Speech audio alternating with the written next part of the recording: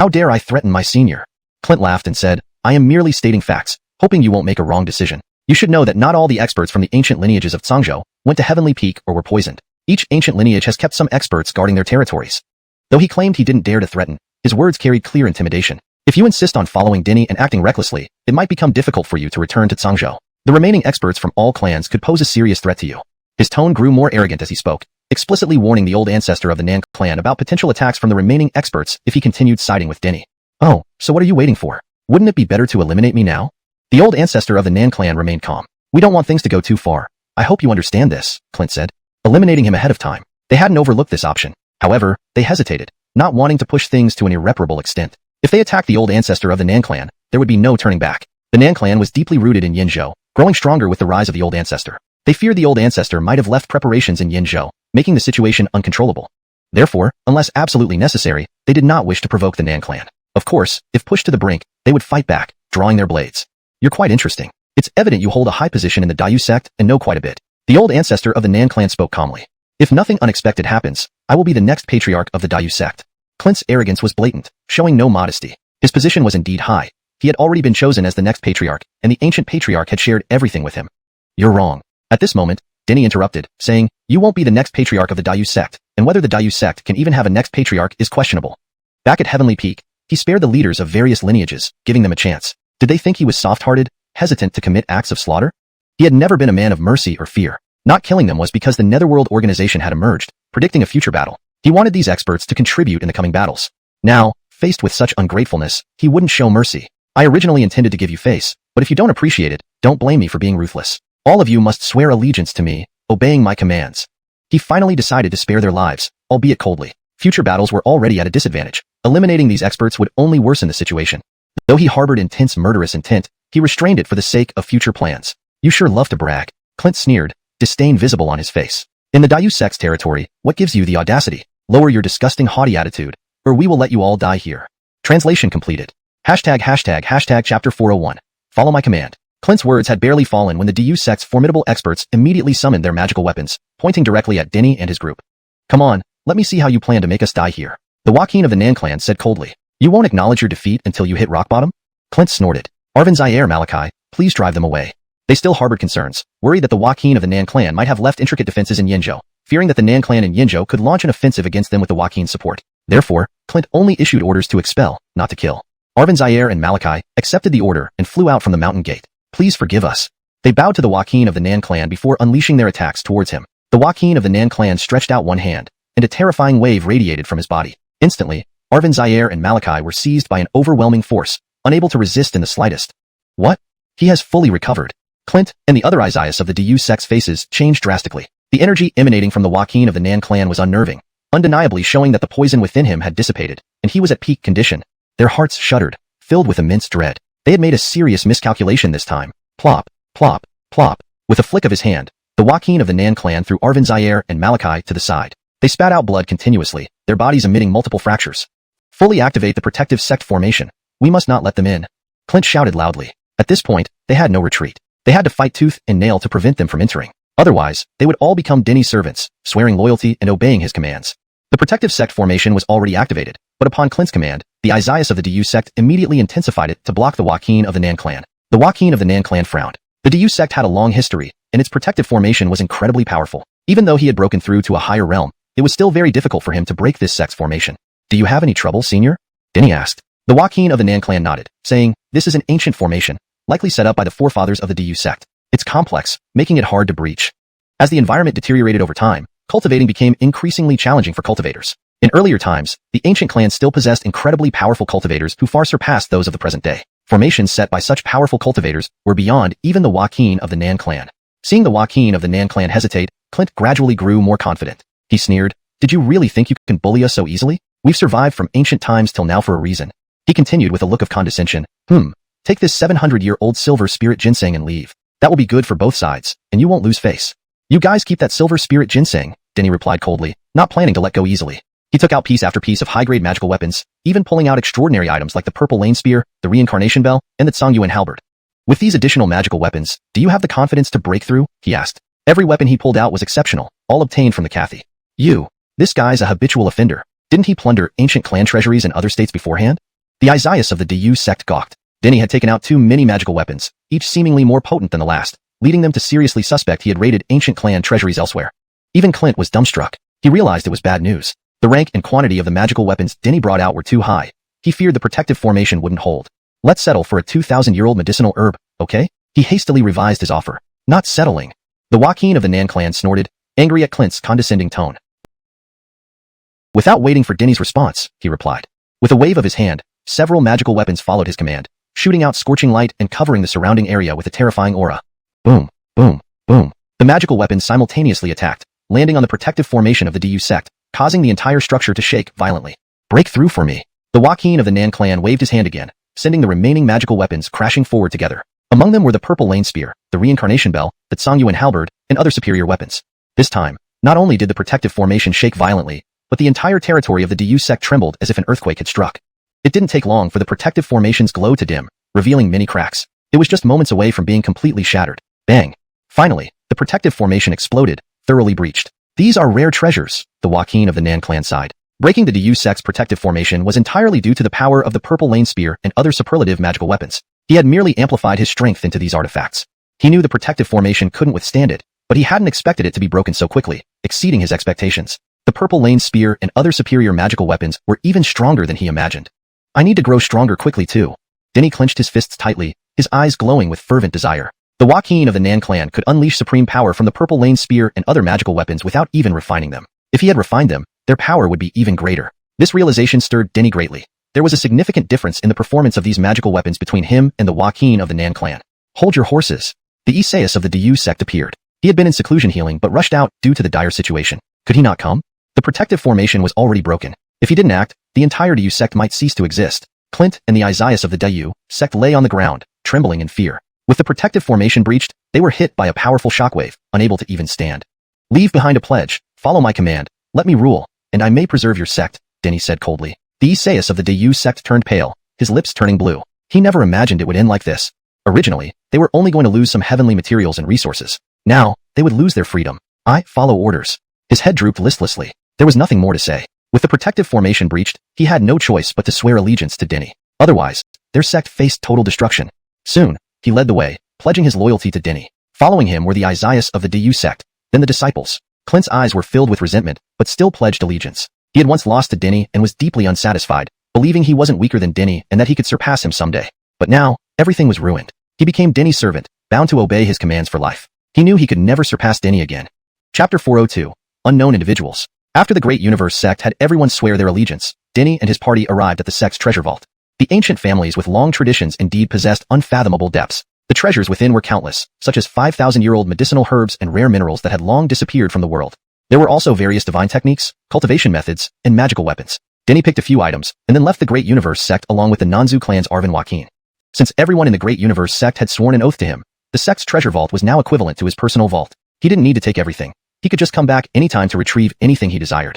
Moreover, he didn't wish to drain the resources of the Great Universe sect completely. A major battle was inevitable in the future, and the Great Universe sect would participate. By leaving these treasures behind, he ensured that the Great Universe sect could become stronger.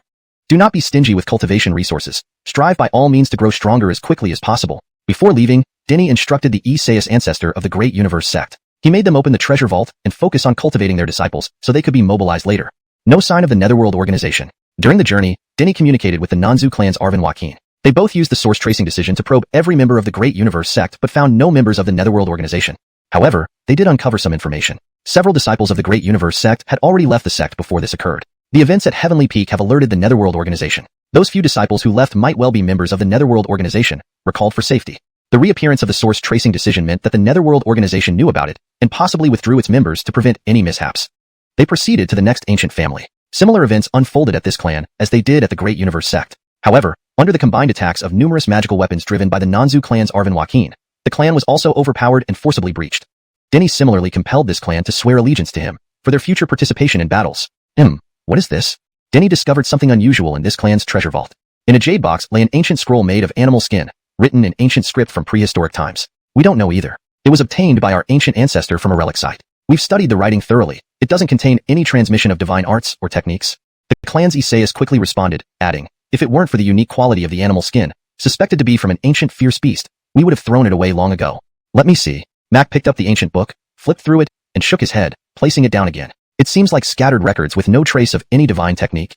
He was no ordinary figure, despite his young age. He was proficient in ancient scripts from prehistoric and primeval times. Oh. Denny wasn't convinced and pocketed the ancient book. The cause and effect record reacted to it, confirming it was no ordinary item. They left the clan next, moving to another. One after another, they covered all the northern ancient families, subduing each and compelling them to swear allegiance.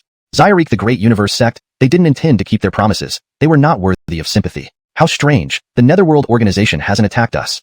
Denny stroked his chin, looking thoughtful. That's not normal, said the Nanzu clan's Arvin Joaquin, eyes twinkling. The source tracing decision was immensely important to the Netherworld organization, and they wouldn't let this slide without a fight. It was highly likely that someone had been sent to ambush them and seize the source tracing decision. They had anticipated this and even prepared for it. The Nanzu clan's Arvin Joaquin had left the source tracing decision with the Celestial Calculation Ancient Sect's Isaias ancestor to ensure it wouldn't be lost if something happened to them. With assistance from the Celestial Calculation Ancient Sect's Isaias ancestor and using various rare materials provided by Denny, they inscribed one formidable array platform after another. The Celestial Calculation Ancient Sect specialized in divination, always having people seeking their services with generous rewards. They possessed many ancient formations. The Celestial Calculation Ancient Sect's Isaias ancestor handed all these formation diagrams over to the Nanzu clan's Arvin Joaquin. The Nanzu clan's Arvin Joaquin, skilled in formations, carved out these platforms following the diagrams with the support of Denny's abundant materials. These array platforms possessed terrifying power. Even if attackers surpassing his level came, they could still leave unhindered and unharmed. Desmond, traversing the north revealed no danger. Regardless, we must stay cautious. Denny couldn't quite understand and thus increased their defenses. Elsewhere, in a region of warehouse state, in a pitch-black palace, voices echoed one after another. Subsequently, multiple figures descended into the palace, illuminating it. These figures included humans, alien races, and various beasts. Why have you summoned us? A large beast roared, its massive body covered in steel-like spines, its face ferocious, exuding a terrifying aura. Our organization has rules. We only meet if something significant happens. What significant event? All eyes turned to a Zeke who had summoned them. Had Denny been there, he would have immediately recognized this Zeke. This was the green smoke figure who had aided Tucker and the powerful figure who once tried to recruit Denny. The source tracing decision has reappeared in the world. We have trouble. His face darkened as he rapidly recounted the situation. Though the sliver of divine intent he left in Tucker's mind was destroyed, it still informed him of what transpired. Why should this bother us? Kill the person who obtained the source tracing decision and take it. Is this really worth calling us together? Other figures expressed dissatisfaction, viewing this as a minor issue. Their organization possessed far greater powers than any existing strong individuals. Ancient families were nothing more than a joke to them. If only it were that simple. The Zeke's expression grew grave, saying, "Our greatest fear has materialized. A certain force has survived, continuously targeting us. I dispatched men to lie in wait outside the Celestial Calculation Ancient Sect, planning to kill them and steal the source tracing decision, but all were exterminated. Later, when he personally ventured to the Celestial Calculation Ancient Sect, even he encountered unexpected attacks and barely managed to escape alive. Not even you could succeed? Who are they?" The other figures' expressions changed. The Zeke, like them, was a squad leader within the organization, far surpassing current strong individuals. I don't know. These people clearly set an ambush, waiting for us to appear. The Zeke shook his head, though he fought them. He knew nothing about their origins. With no choice, I abandoned the assassination plan and gathered the organization members to prevent exposure and death. He added, I summoned you here to instruct you to recall all members under your control, to avoid exposure and potential fatalities. ##### Chapter 403, No Kill. The ancient temple, weathered by time, lay in disrepair, covered with dust from head to toe. This was a place that no one visited regularly. Silence reigned in the ancient temple. Not a sound came from the figures present. Disperse. The time is not yet ripe. We should be cautious and avoid any major confrontations. When the time comes, whoever opposes us will spill blood at our feet. After a long pause, a voice finally broke the silence. The figures gradually dissipated, and the once-lit ancient temple turned dark again. Layers of dust covered the ancient stone slabs, leaving no trace as if no one had ever been there. Charles and his group toured the northern region, subjugating all ancient clan forces without encountering any significant danger. They set off toward the other 4 regions, many more ancient clans yet to be conquered. They were extremely cautious and vigilant throughout their journey. However, the dangers they anticipated never materialized, as if the Netherworld organization had no intentions of attacking them. This puzzled and made them suspicious. But they did not halt their progress, continuing with their mission. They had means to protect themselves. Even if the Netherworld organization attacked, they would not be frightened into inaction. These people are not simple. Their minds are extremely meticulous. Even without our protection, they have ways to counter any threat. A voice echoed from the shadows behind Charles's group. Despite being quite close, neither Charles nor the old ancestor of the Nan clan detected it. In the upcoming great battle, they might play a significant role. Unfortunately, we failed to capture that little leader. Otherwise, we would have made substantial progress. Another voice from the shadows sighed, filled with regret. We cannot protect them forever, or keep them under our wing always. In times of chaos, heroes emerge. Whether they can endure until the end depends on their fate. Extraordinary measures for extraordinary times. They need to experience life and death to participate in future battles. We also have the seeking origin decision. Why hasn't it been made public? The time has not yet come. We are not fully prepared. The voices in the shadows gradually faded away as they left the area. At this moment, Charles sensed something amiss and turned back to glance. What's wrong? Xuanhuan asked. Charles seemed lost in thought, but ultimately shook his head. Nothing. He felt as if someone was tracking them, but it was just a feeling with no tangible evidence. Nevertheless, he warned Mac and the others to stay alert, reminding them that the Netherworld organization excelled in assassinations. Region after region, every ancient clan resisted, unwilling to submit peacefully. Under the suppression of the Nan clan's powerful ancestor, each clan was subdued one by one, swearing allegiance to Charles. Where is Lindsay? In the Z clan, Charles couldn't find Lindsay. Many descendants and strong individuals of the ancient clans were not within their territories, leading to suspicions that they were members of the Netherworld organization who had been called back. Lindsay had left a deep impression on him. Ava was an extraordinary woman who once fought him evenly. Her talents were frightening, and her endurance was unparalleled, capable of enduring what most could not. Lindsay once released a disgusting creature that even he couldn't bear, yet she endured it calmly. This was a formidable enemy. Initially, Charles wanted to eliminate her but failed to catch her. He hadn't forgotten and specifically asked about her whereabouts. If Lindsay was part of the Netherworld organization, it would be a significant problem. Really here for a proposal? Lindsay's brother blinked in surprise. If you're proposing, why are you causing a commotion in our Z clan and making us swear allegiance to you? He initially thought Charles was here to propose marriage. Back at Heavenly Peak, Charles always referred to Lindsay as my wife, and Lindsay had said she would marry him if he proposed. Stop fantasizing. Where is she? Charles replied. He had said those things to Ralon Lindsay's Dao heart, which he found formidable and steady. As for marrying Lindsay, he had never seriously considered it. Despite her unparalleled beauty, he was not one to be swayed by appearances, and he harbored no feelings for her. Note, the word Ralon seems out of place in English. It should be replaced with the correct verb to maintain fluency. Here is a more fluent version. Charles replied. He had said those things to disrupt Lindsay's Dao heart, which he found formidable and steady. As for marrying Lindsay, he had never seriously considered it. Despite her unparalleled beauty, he was not one to be swayed by appearances, and he harbored no feelings for her. Ava entered the heavenly abyss hellfire. The old ancestor of the Z clan quickly responded, not daring to hide anything. After returning from Heavenly Peak, Lindsay entered the heavenly abyss hellfire to grow stronger. Take me there. Led by the old ancestor of the Z clan, Charles arrived at the entrance of the heavenly abyss hellfire. Be careful, old Mo, don't enter recklessly. Max stopped Charles when he tried to step inside, fearing for his safety. The Z clan's Isaias had already explained the terrifying nature of the heavenly abyss hellfire, which was created by the Z clan's forefathers and was extremely dangerous. Ava could enter, so can I. It's fine. Charles stepped in. The heavenly abyss hellfire had 9 levels, becoming increasingly dangerous as one ascended. Lindsay was on the 8th level, a level few Z clan descendants had ever reached before, and all who did died.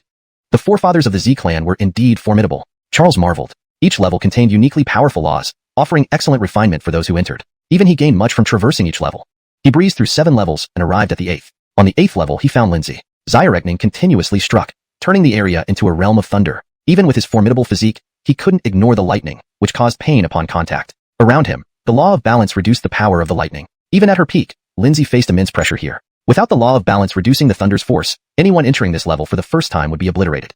In the central area, where the thunderstorms were the most terrifying, Lindsay, covered in blood, fought against the relentless lightning strikes. Not a member of the Netherworld organization. Charles felt slightly relieved, finding no traces of the Netherworld mark on Lindsay using the seeking origin decision. It's you, Charles. Lindsay abruptly turned, seeing Charles. Ava didn't expect him to track her down here. How did Charles manage to enter? What happened outside? Ava was filled with complex emotions, having entered the heavenly abyss hellfire after returning from Heavenly Peak, unaware of what transpired afterward. Did you come here to kill me? Her mood calmed, focusing on Charles, sensing something wasn't right. Regardless of how Charles got in, she knew the Z clan could not help her now. Ava mentally prepared for death. I just came to check on you, to see if you could catch up with me. Keep trying, wish you success in catching up soon. Charles said, then turned and left the level. After confirming Lindsay wasn't part of the Netherworld organization, he put aside his intention to kill her. The world needed heavenly beauties like her for the inevitable future battles. You didn't come to kill me? Lindsay's body trembled, unable to understand Charles's motives. Not killing her. Why did he come to the Z clan and enter the heavenly abyss hellfire? Could it be that Charles liked her? ##### Chapter 404. Ancient Deadland, Black Mountain. I need to visit a certain place. After visiting all the ancient clans, Denny expressed his intention to go to another location. Are you going to find Crystal? Mac understood what Denny intended to do. He was well aware of the enmity between Denny and Crystal, who was Denny's archenemy. Desmond's. Denny nodded, his gaze sharp and compelling, saying, Ava is an unresolved issue in my heart. If I can't kill her with my own hands, this knot will never be untied. All things in the world have causes and effects. Crystal was both the cause and the effect. He had once loved her deeply, second only to his feelings for his parents. He could forgive the betrayal of anyone else, but not Crystal's. This was the most severe emotional knot in his heart, which he needed to untie himself. Otherwise, it would haunt him for life. At present, it might not seem like much, but if he couldn't untie this knot personally, he might encounter serious problems on his path to cultivation in the future. When Amira initially offered to help him resolve the issue with Crystal, he refused for this very reason. Everything follows the principles of cause and effect. The stronger a cultivator became, the the more they paid attention to these connections. Ultimately, cultivation was about clearing away one's personal causes and effects. Too many of them would create obstacles and hinder one from reaching greater heights in cultivation. When Denny obtained the causal records, he understood the importance of cause and effect. He also knew that crystal was his most significant causal link, one that needed to be resolved personally by him. They set off, heading toward the desolate land where crystal was located. The Sayasli ancestor of the Nan clan led them there, arriving at the perilous area without much time. It was an extremely famous deadly place in Sangzhou, filled with countless dangers. Few living beings dared to tread there.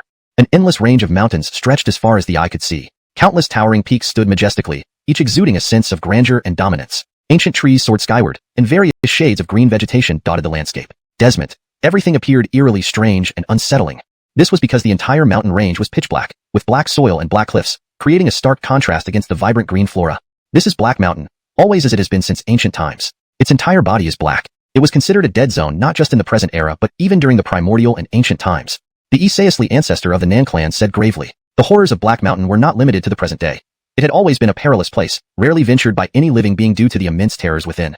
Throughout history, there had been many bold individuals who attempted to uncover the mysteries of Black Mountain. Unfortunately, none of them ever returned after entering it.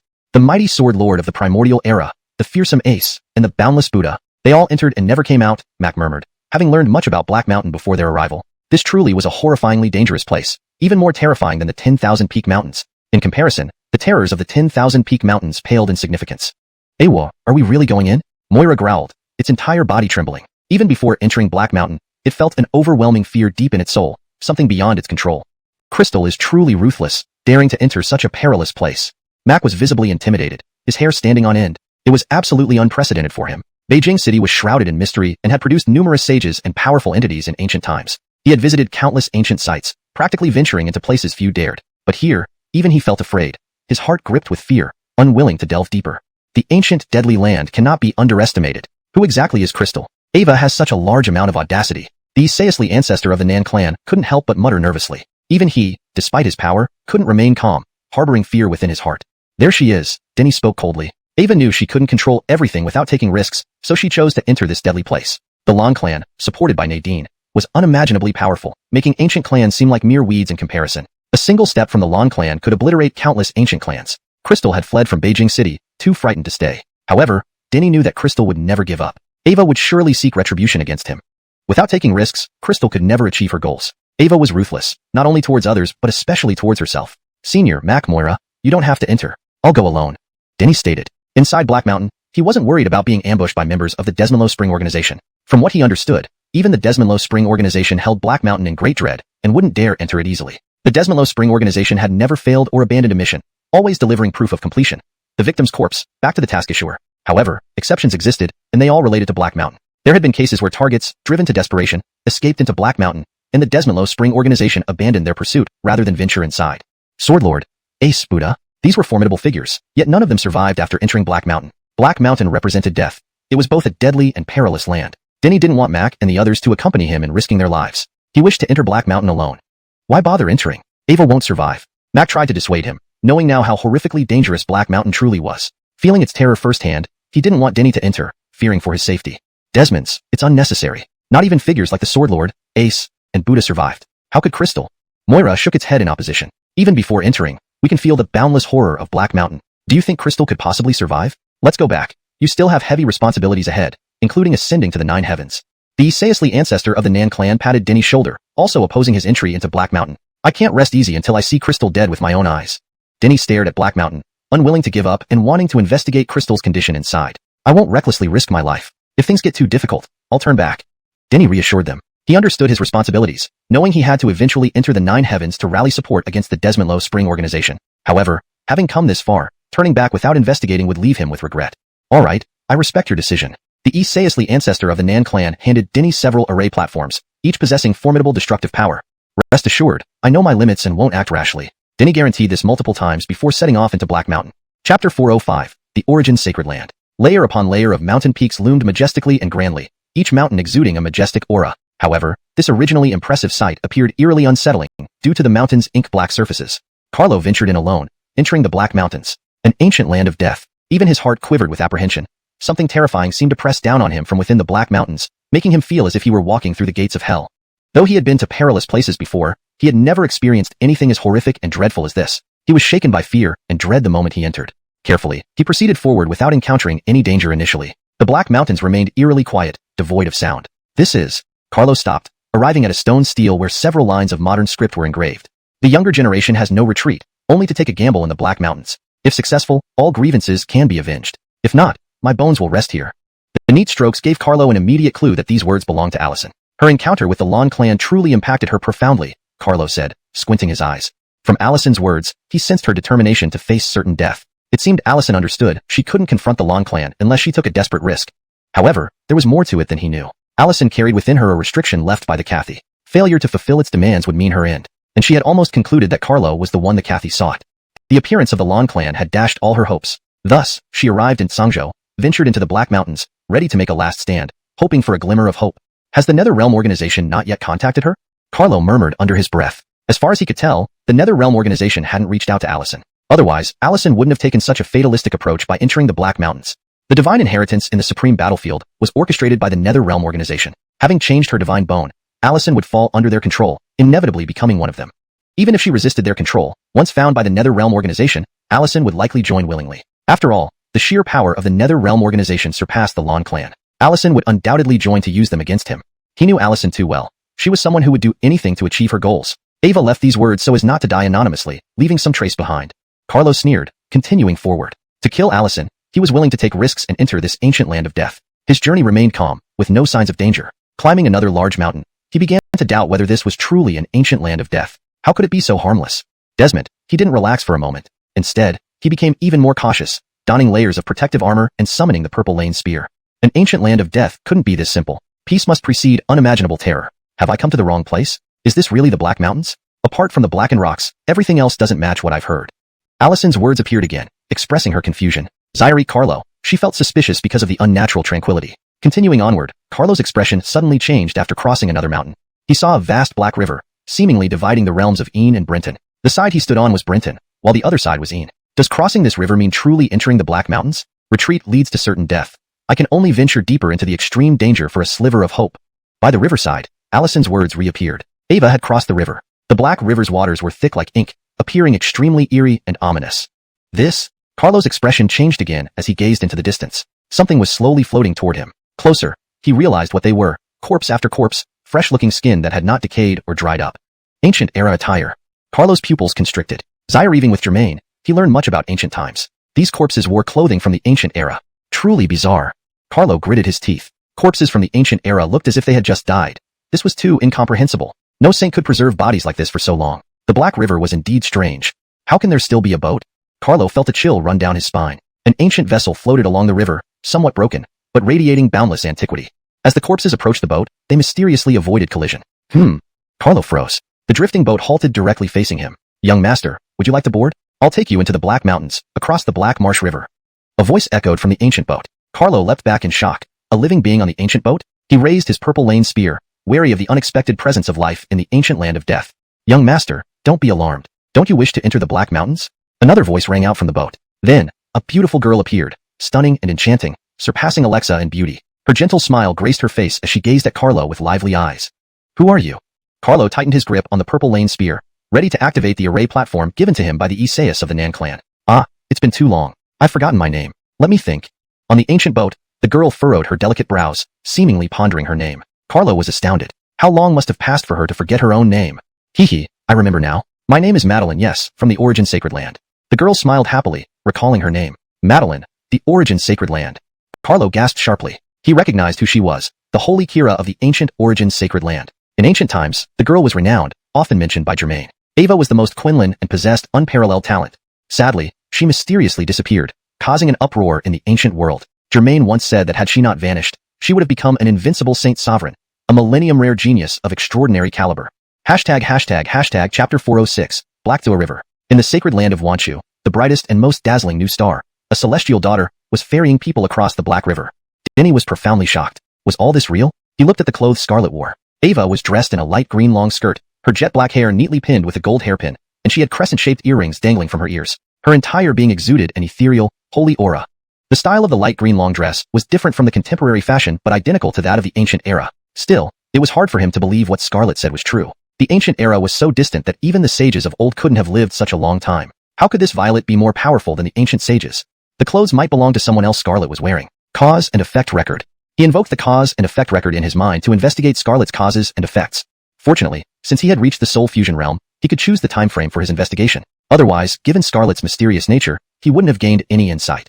6 months ago, he set the time frame to half a year and chose to investigate the cause and effect within this period. Failed. The cause and effect record remained inactive and could not reveal Scarlet's cause and effect for the past 6 months. 3 months. Lowering the time frame, Denny finally succeeded, paying a treasure herb aged 3,000 years. Fortunately, he had looted the treasure vaults of the ancient clans in Sangzhou, leaving him no shortage of precious materials. Otherwise, he would have hesitated to pay such a price.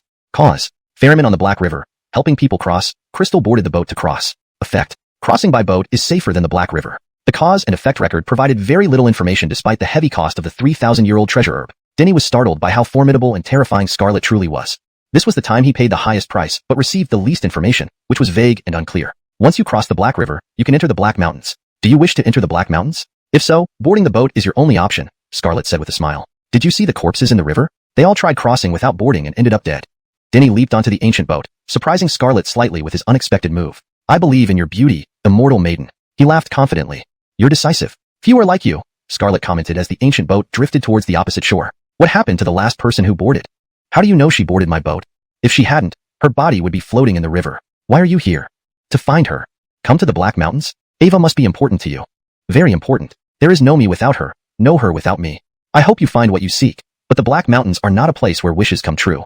The water was darker than ink, rolling turbulently as the ancient boat rocked violently, as if something were trying to burst out from the bottom. Denny looked down to see countless creatures climbing up from the riverbed, like demons, fierce and terrifying, causing one's heart to race and their scalp to tingle. Do not look down, young master. The Black River can devour your soul. Scarlet, beautiful beyond compare, stood beside him like a celestial Kira, utterly contrasting the eerie scene. An ancient deathland, the surface of the river filled with countless ancient corpses, and the riverbed teeming with ghostly creatures. A stunningly beautiful girl ferried people across, a sight too strange for words.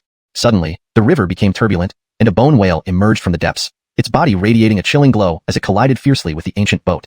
Denny's face changed. The wave of terror emitted by the bone whale was even more terrifying than the Isaias of the southern clan. He gripped the purple lane spear tightly, bracing himself. Don't worry, young master. Nothing in the Black River can harm this boat.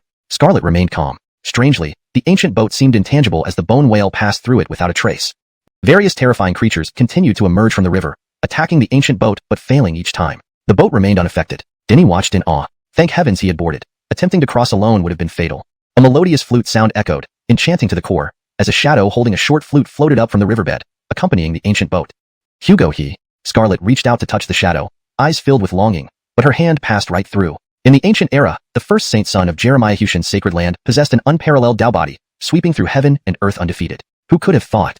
Ava spoke dreamily. Wei Hugo. Denny's pupils dilated, deeply shaken. Could this flute-holding shadow be Wei Hugo, the greatest genius of the ancient era? Wei Hugo. In the ancient era, his name carried immense charisma, representing invincibility and legend, crowned as the Xyretl tiger due to his emperor-like potential.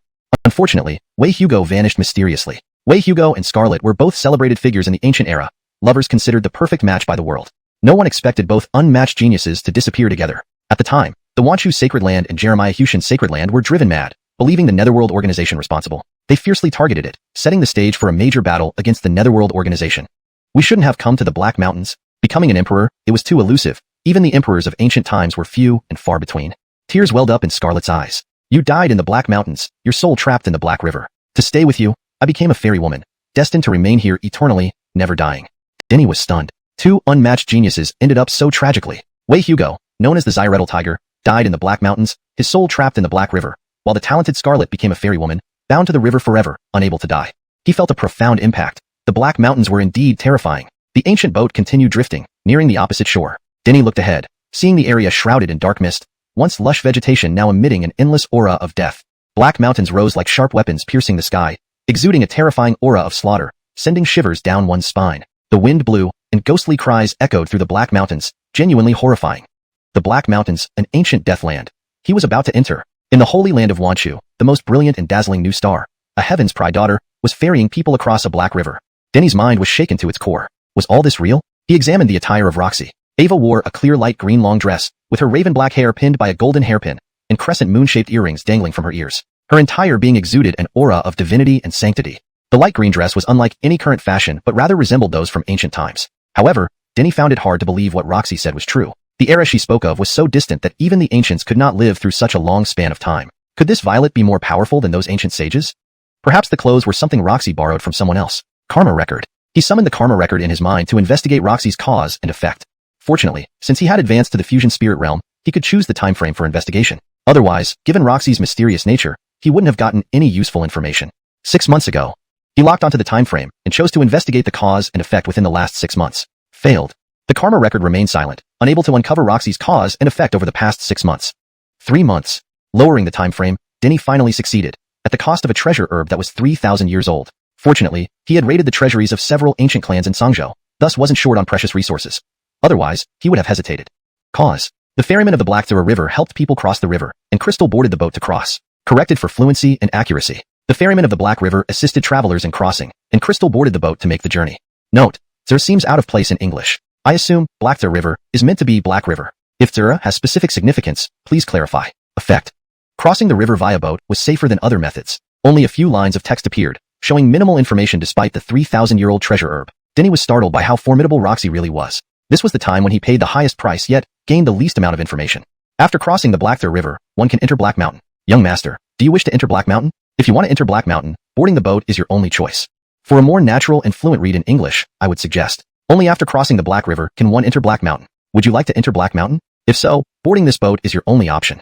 Please note Zura seems out of place here as it doesn't translate directly into English in this context. It might be a proper name transliteration error or a placeholder. Normally it means marsh or blessing, which does not fit here. For continuity and meaning accuracy, I removed Zura from the translation. If Zura is intentional as part of the river's name, please clarify, and it should be kept or properly transliterated.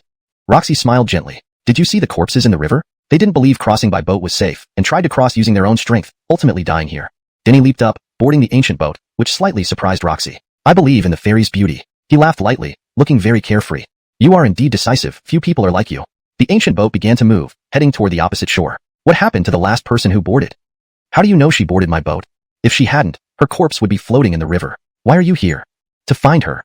Find her in Black Mountain? Ava must be very important to you. Important. With her, there is no me. With me, there is no her. I hope you get your wish, but Black Mountain is never a place where wishes come true. The Black River was darker than ink, churning fiercely. The ancient boat swayed as if something was trying to surge up from beneath. Denny glanced down, seeing countless creatures climbing up from the bottom, like fierce ghosts, causing his heart to race and his scalp to tingle. Do not look down. The Black Through River will devour your soul. For better fluency and natural reading in English, it should be revised to, do not look down. The Black River will devour your soul. Note: Zura seems out of place as it isn't translated. If Zura is meant to be part of the proper name of the river, it should either be transliterated or kept as if it's a name element. Typically, Zura means marsh or blessing, which might not make sense directly translated in this context. Hence, it would be best to translate it simply as Black River, unless there's a specific reason to keep Zura.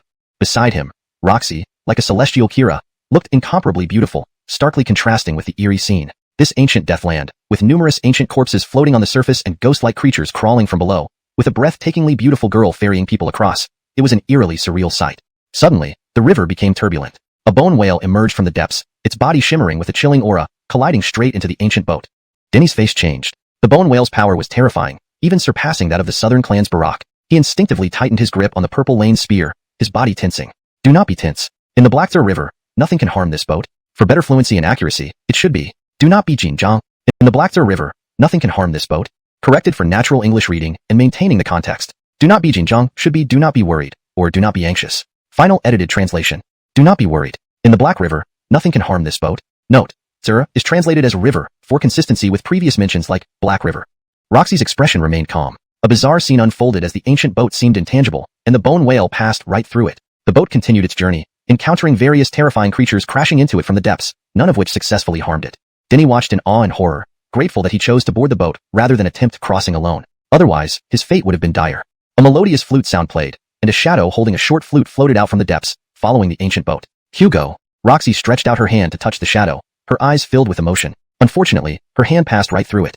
In ancient times, the first son of the Jeremiah Hushan Holy Land, possessing an unparalleled Tao body, unmatched in both heaven and earth, who would have thought it would end like this?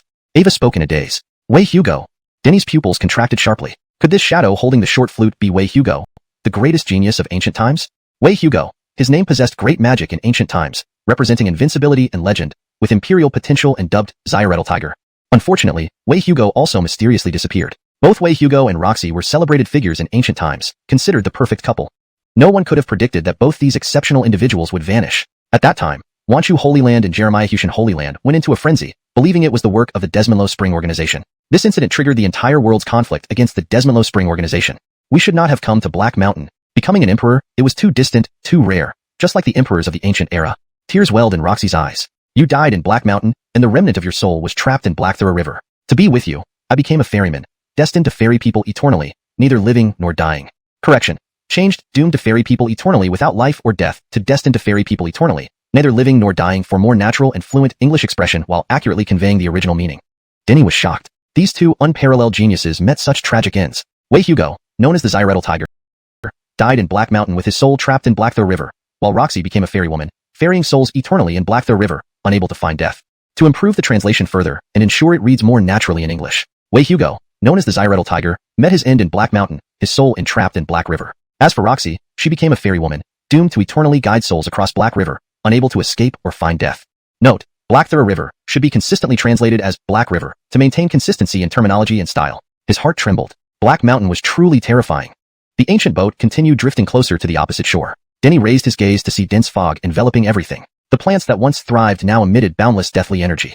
Black mountains rose like sharp blades, piercing the sky with a chilling aura, instilling fear. The wind howled, echoing like the cries of vengeful ghosts among the Black Mountains, truly frightening. Black Mountain, the ancient Deathland. He was about to enter it. Chapter 407. The Great Virtue Scripture. Denny gazed at Black Mountain, feeling a heavy weight in his heart. The ancient boat was about to dock, and he was mere steps away from Black Mountain. This was an ancient place of death where it was rumored that many supreme beings had met their end. His body grew cold as an ominous force emanated from within Black Mountain, causing his heart to palpitate and making it impossible for him to remain calm. Undoubtedly, if he truly entered Black Mountain, that force would become even more intense. Could he withstand it? Crystal can do it. Why can't I? Denny's eyes gleamed with fierce light, shooting out two sharp beams before he leaped off the ship. Thank you. He thanked Scarlet. You don't need to thank me. You should hate me. I've sent you to your death. There is no way out. Can you wait for me? Let me return by this boat. The boat does not ferry those who wish to leave. The ancient boat drifted away, slowly disappearing from Denny's sight. A terrifying wave of energy pressed down on him. Denny's conjectures were correct. Once inside Black Mountain, the energy became even more horrifying. His heart pounded wildly, unable to stop, as panic rose within him, making it difficult to stay composed. Scripture of Tao. He unfurled the Scripture of Tao, steadying his mind. Gradually, the panic subsided, and tranquility returned to his heart. The ship had left, and Scarlet stated it would not ferry anyone back, but he wasn't worried. He had a way to cross the river. While on the ship, he had experimented by infusing his fingers with earth, fire, golden blaze, and dipping them into the Black Marsh River. Immediately, the water around his fingers turned transparent, shedding its blackness and becoming harmless. He also tested the creatures within the Black Marsh River, finding that they greatly feared the earth, fire, golden blaze, and dared not approach. Scarlet was unaware of these observations, as she was lost in her memories with Wei Hugo. I have a way out. If it doesn't work, I'll leave. Denny said. The reputation of this ancient place of death was too formidable, even killing supreme beings. He wasn't arrogant enough to believe he could freely traverse Black Mountain. At the first sign of danger or impending death, he would retreat without hesitation. Though seeing Crystal's remains was important to him, his life was even more crucial. He wouldn't sacrifice himself for Crystal. Your descendant has crossed the Black Marsh River and officially entered Black Mountain. I hope fortune favors me, granting me something significant here that will change my destiny. Denny came across Crystal's engraving again. Without hesitation, Crystal had ventured into Black Mountain. The view in Black Mountain was dim and murky, filled with chilling winds that made one's hairs stand on end. Denny invoked the earth, fire, golden blaze, instantly brightening the area. The chilling wind was blocked by the flames, leaving him completely comfortable. As he moved deeper, more terrifying waves of energy attacked, assaulting his soul directly. Without hesitation, his soul swiftly retreated to the causal record, using its power to fend off the spiritual assault. The causal record glowed, radiating auspicious light, blocking the attack and shielding his soul. Roar. The forest trembled. Black Mountain was far from peaceful, home to unknown creatures whose roars alone could instill terror. Denny was gravely serious. This was an ancient place of death. Creatures living here were undoubtedly terrifying beyond imagination. Boom. Suddenly, a huge boulder ahead exploded, revealing a stone beast bursting forth. It was massive, covered entirely in black, emitting a shockingly powerful aura far surpassing that of Nan Clan's ancient ancestor. Denny remained calm, rapidly intensifying the earth fire golden blaze held in his hands. The blazing fire burned fiercely, standing between him and the beast.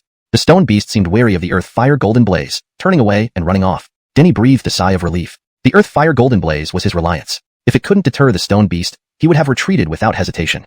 In a direct confrontation, he stood no chance against the stone beast. Even using the amplification array platform to enhance the Tao of balance several times over, it wouldn't suffice to suppress the stone beast. Using the earth fire golden blaze as a pathfinder proved effective, startling many terrifying creatures into fleeing and not daring to approach. Crystal indeed astonished him. Ava hadn't died en route, and Denny found her engraved words. Fortunately, I merged with the goddess of war's divine bone. In critical moments, the power within the divine bone erupted, protecting me from countless attacks. Denny continued onward, climbing over a mountain. Ahead, thick fog obscured everything, devoid of any light, hinting at the presence of ancient ferocious beasts ready to devour intruders. Denny furrowed his brows. This place was incredibly terrifying, so much that even the earth fire golden blaze was being suppressed, unable to spread. Crossing this area relying solely on the earth fire golden blaze seemed nearly impossible. That ancient book. Suddenly, Denny's expression changed as an ancient book flew out from his body, made of various animal hides. This book was obtained by Denny from an ancient clan's treasure vault. Mac and Nan clan's ancient ancestor had both examined the book, deeming it a collection of random writings, not containing any profound knowledge or techniques. Denny disagreed with Mac and Nan clan's ancient ancestor, believing the book must be extraordinary because it triggered a reaction in the causal record. Anything capable of stirring the causal record was undoubtedly supreme and transcendent, certainly not an ordinary item. Afterward, he had been busy visiting other ancient clans and didn't get the chance to study the book. Now, the book seemed stimulated by something, producing a significant reaction as it uncontrollably emerged from his body. Shimmering beams of light emitted from the ancient book, automatically flipping pages while characters leapt out. So impressive. Denny's pupils constricted. The light from the ancient book was astonishingly radiant, even dispersing the suppressing fog which had contained the earth fire golden blaze. Countless ancient characters danced and shimmered brilliantly, exuding special fluctuations and Daoistic charm. After some time, these characters began merging, forming a single large character. Virtue. This was an ancient virtue character. Denny's heart was profoundly shaken by the profound Tao contained within this character. He didn't doubt that it must carry an unimaginable legacy. With a calm mind, he tried to comprehend it, but realized the Tao contained within the character was far too transcendent for his current level to fully grasp. No worries, I have the causal record. Denny's eyes sparkled as he projected the character onto the causal record. The causal record could not only present causes and effects but also analyze and simplify profound techniques, aiding in practice and cultivation. All the techniques he mastered had been analyzed by the causal record, significantly accelerating his comprehension of their core essence. The Great Virtue Scripture. Indeed, the character was profound, containing an unparalleled scripture revealed through the causal record, named the Great Virtue Scripture. Without hesitation, he followed the causal record's guidance and began cultivating the Great Virtue Scripture. Chapter 408, The Coffin. The Great Virtue Sutra was extraordinarily profound and its essence deeply mysterious. Even accomplished cultivators found it difficult to fully comprehend. The Book of Cause and Effect, however, possessed miraculous powers that gradually simplified the Great Virtue Sutra's mysteries, allowing Denny to cultivate it without much effort. However, given his current low level, he could only utilize a limited part of the Book of Cause and Effect's power. Although the Great Virtue Sutra was supreme and extraordinary, the Book of Cause and Effect had not yet fully unfolded all aspects of the sutra, only practicing a part of it. After cultivating the Great Virtue Sutra, Denny understood why the ancient book emitted light that could dispel layers of dense fog. The core essence of the Great Virtue Sutra was to purify the negative energies of spirits and death. This place, being an eternal land of death with an overwhelmingly dense aura of death, caused significant disturbance in the Great Virtue Sutra. With the cultivation of the Great Virtue Sutra completed, Denny felt more confident as he walked forward. Reciting the sutra, his voice resonated like celestial music, emanating layer after layer of golden ripples that dispersed the thick fog and reduced the deathly aura around him. Previously, the thick fog obscured everything, making it impossible for him to see anything. Now, with the fog dispersed, all surroundings became clearly visible. He sucked in a cold breath. It was hard to count how many lives had perished here. Dense piles of bones from humans, alien races, and various ferocious beasts lay scattered everywhere. Indeed, these were not just demonic or remnant beasts, but true ferocious beasts. Their skeletal remains still radiating an overwhelmingly terrifying presence, which was fearsome to behold. Only truly terrifying and heaven-defying creatures could be called ferocious beasts, possessing the combat prowess capable of slaying gods and exterminating demons. There are traces of battle. Denny narrowed his eyes. He had not taken the wrong path. The traces of battle ahead were unmistakable, the blood still fresh, indicating they came from Crystal. However, he did not see her corpse. He was surprised. Many human and alien strong warriors, along with powerful ferocious beasts, had died here. Yet Crystal managed to fight her way out, an unexpected feat. An innumerable number of deities also died here. How did Crystal escape? Denny's expression turned grim. He saw numerous divine bones here. Even if Crystal were a genuine goddess of war, she might not have escaped from this place. Some creature must have saved her. Upon closer examination, Denny discovered residual forces unlike those from Black Mountain, marked by a sacred quality. Continuing forward while reciting the Great Virtue Sutra, layer after layer of golden waves suppressed the death aura completely. How powerful!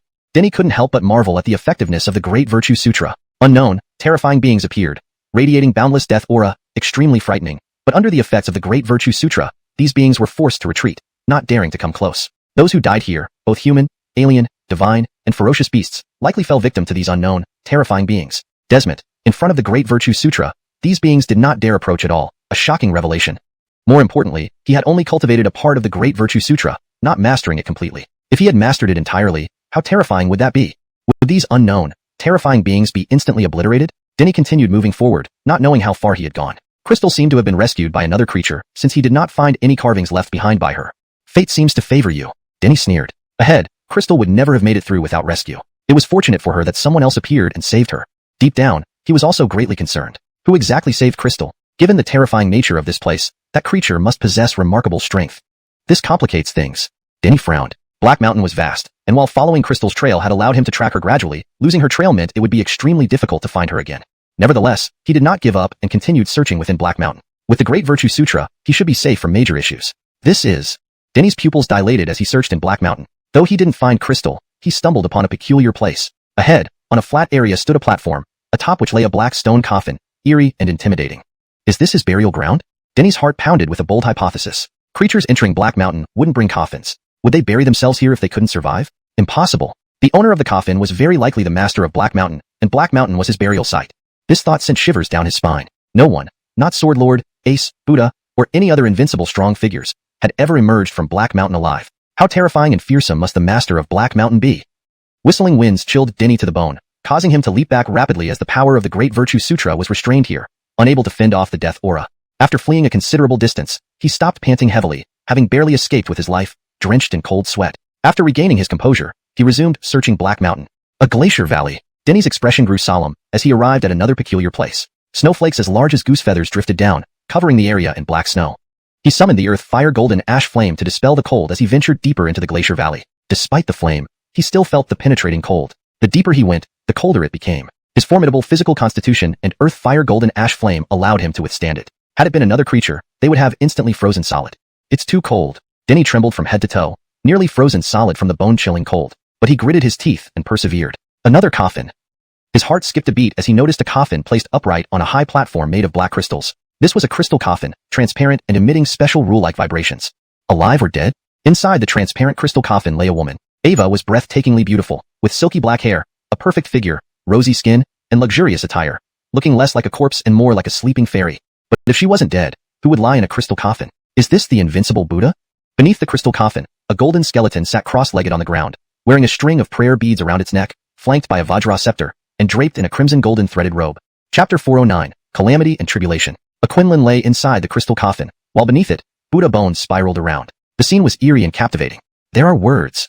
Next to the Buddha bones, ancient characters were engraved on the ground, ancient scripts. An emperor with no path? Sadness, helplessness, and unwillingness seeped through the ancient text. Was this all-powerful Buddha seeking answers from the quinlan within the crystal coffin? Who was this quinlan? Those who became emperors in ancient times did not just because they had transcendent realms or unmatched strength. They needed a thread of opportunity. Without this thread of opportunity, even if one's realm reached its peak and their power spanned the starry universe, they could not become an emperor, nor attain the emperor's throne. Was the Buddha seeking that thread of opportunity to become an emperor from this quinlan? His hair stood on end, his spine icy cold. No matter what, the woman in the crystal coffin was no ordinary person, very possibly an empress. I must leave, he muttered to himself, ice frost forming over his body, the golden flames of earth fire barely flickering. He had stayed too long here. Negative energy was compressing towards him. Even the Great Virtue Sutra could not protect him. This place was terrifying, and he was far too low in rank at present. He felt reluctant. The crimson gold-threaded kasaya worn by the Buddha, the Vajra staff stuck into the ground, the prayer beads hanging around the neck, all undoubtedly treasures of Buddhism. He wanted to take these things. Unfortunately, he could not. Forget reaching the Buddha bones. Even stepping forward a small step would mean death for him. Go! He did not linger, for he had reached his limit. Though the Buddha's items were precious, his life was more important. He still bore many burdens. Balavarm. At that moment, the Buddha bones emitted golden light. The prayer beads hanging around the neck flew up, the kasaya fell off, and the Vajra staff embedded in the ground hummed. Additionally, supreme Buddhist chants resounded, full of wisdom and transcendent Buddhist intent. A circle of Buddha light rippled from the back of the Buddha bone's head. The negative force dissipated, black snow began melting, and everything turned bright as though bathed in sunlight. Amitba. A Buddhist chant echoed, as if the Buddha had been reborn. Boundless Buddhist energy surged, and blood and flesh grew on the Buddha bones. Finally, the Buddha reappeared, benevolent and kind-eyed, with Buddha light rippling behind him like a true Buddha descending. The crimson gold-threaded kasaya draped over him once more, the prayer beads fell into his hand, and the Vajra staff rose from the ground, held in his other hand. The last thread. I seek this strand of opportunity, the Buddha spoke, his voice like the roar of a Vajra, collapsing the negative force, and boundless Buddhist energy filled the area. Denny was shaken, never expecting such a turn of events. The Buddha hadn't died but retained a sliver of life and now emerged, ready to use his last ounce of strength. He rapidly retreated, daring not to stay, for even a strand of Buddhist energy could claim his life. I can't escape. His expression changed drastically as he realized escape was impossible. Boundless Buddhist energy instantly covered the entire area. If my soul remains, I have hope. He remained calm, not panicking. His soul wouldn't separate from the record of cause and effect. The record of cause and effect was extraordinary. He wished to rely on it to protect his soul so that even if his body perished, his soul wouldn't, allowing him to eventually reincarnate. However, unexpectedly, when boundless Buddhist energy landed on him, it was warm and gentle, devoid of any harm. That's right, Buddhism preaches great compassion and nonviolence. Denny calmed down. The Buddhist energy protected him instead of harming him. Buddha light shone brightly, supreme chants resonated, and the Buddha placed one hand on the crystal coffin, intending to open it. Bang! A sound akin to breaking glass echoed. The hand pressing on the crystal coffin immediately cracked, spreading to the rest of the body. The Buddha's face showed a grim smile as he said, "After a lifetime of cultivation, I never thought I couldn't overcome greed. Is this the opportunity to become an emperor, or the beginning of immense calamity?" He shook his head, saying, "Ava is calamity, she is tribulation. For the sake of becoming an emperor, I almost made a huge mistake." His entire body started cracking, exploding, blood and shattered bones splattered everywhere. Infinite Buddha light surged, supreme chants echoed, and sparkling Buddha lotuses fell from the sky, seemingly bidding farewell to the Buddha. Invincible in life, the ancient Buddha who roamed the ancient times, now faced his ultimate conclusion here. Amidst the brilliant infinite Buddha light, a round bead appeared amidst the Buddha's splintered blood and flesh, a relic, the crystallization of a lifetime of cultivation. Wish. Denny acted decisively and swiftly. While the Buddhist energy still persisted and had suppressed the negative forces, he quickly grabbed the relic, prayer beads, kasaya, and vajra staff. "May you rest in peace, predecessor." Denny solemnly bowed and then left the place. Boundless Buddhist energy did not harm him but protected him. The Buddha's compassion deserved this bow. The supreme treasures of Buddhism greatly countered the forces here. Denny wore the kasaya, hung the prayer beads around his neck, and held the vajra staff in one hand. Reciting the Great Virtue Sutra, he felt completely at ease, walking on flat ground in the Black Mountain as all evil forces withdrew. Crystal was yet to be found, her real condition unknown. Denny could not just leave, especially after obtaining the supreme treasures of Buddhism, ensuring his safety further in the Black Mountain. He was nearly deep within the Black Mountain, encountering many peculiar areas. Black wooden vines twisted and intertwined like a web, holding a black wooden coffin horizontally. It was heavy and carried the weight of time. Another coffin. Denny's scalp nearly burst. What kind of place was this Black Mountain, containing so many coffins? And each coffin was not simple. They harbored great terror. Even with the supreme treasures of Buddhism and reciting the Great Virtue Sutra, he could not get close. Is this the skeletal remains of the cavern? Not far from the black wooden coffin lay scattered human remains, which could form a complete skeleton if put together. Beside the skeleton was a broken sword, fragmented, but even in this state, Denny could sense its extraordinary nature. If this sword were unbroken, it would undoubtedly be a breathtaking strike, incredibly high in rank. Having cultivated for 10,000 years, I still failed. How pitiful and lamentable. In vain did people call me Cavan. An emperor truly cannot be achieved? Characters were etched into the ground, confirming the identity of the skeleton. It was the Cavan, an invincible ancient strongman who cleaved the sky and split the sun and moon with a single strike. He failed. Unlike the Buddha who retained a sliver of life, he expended his last bit of vitality and never attained the emperor's opportunity. So terrifying. Denny was immensely shaken. The Cavan's strength was horrifying.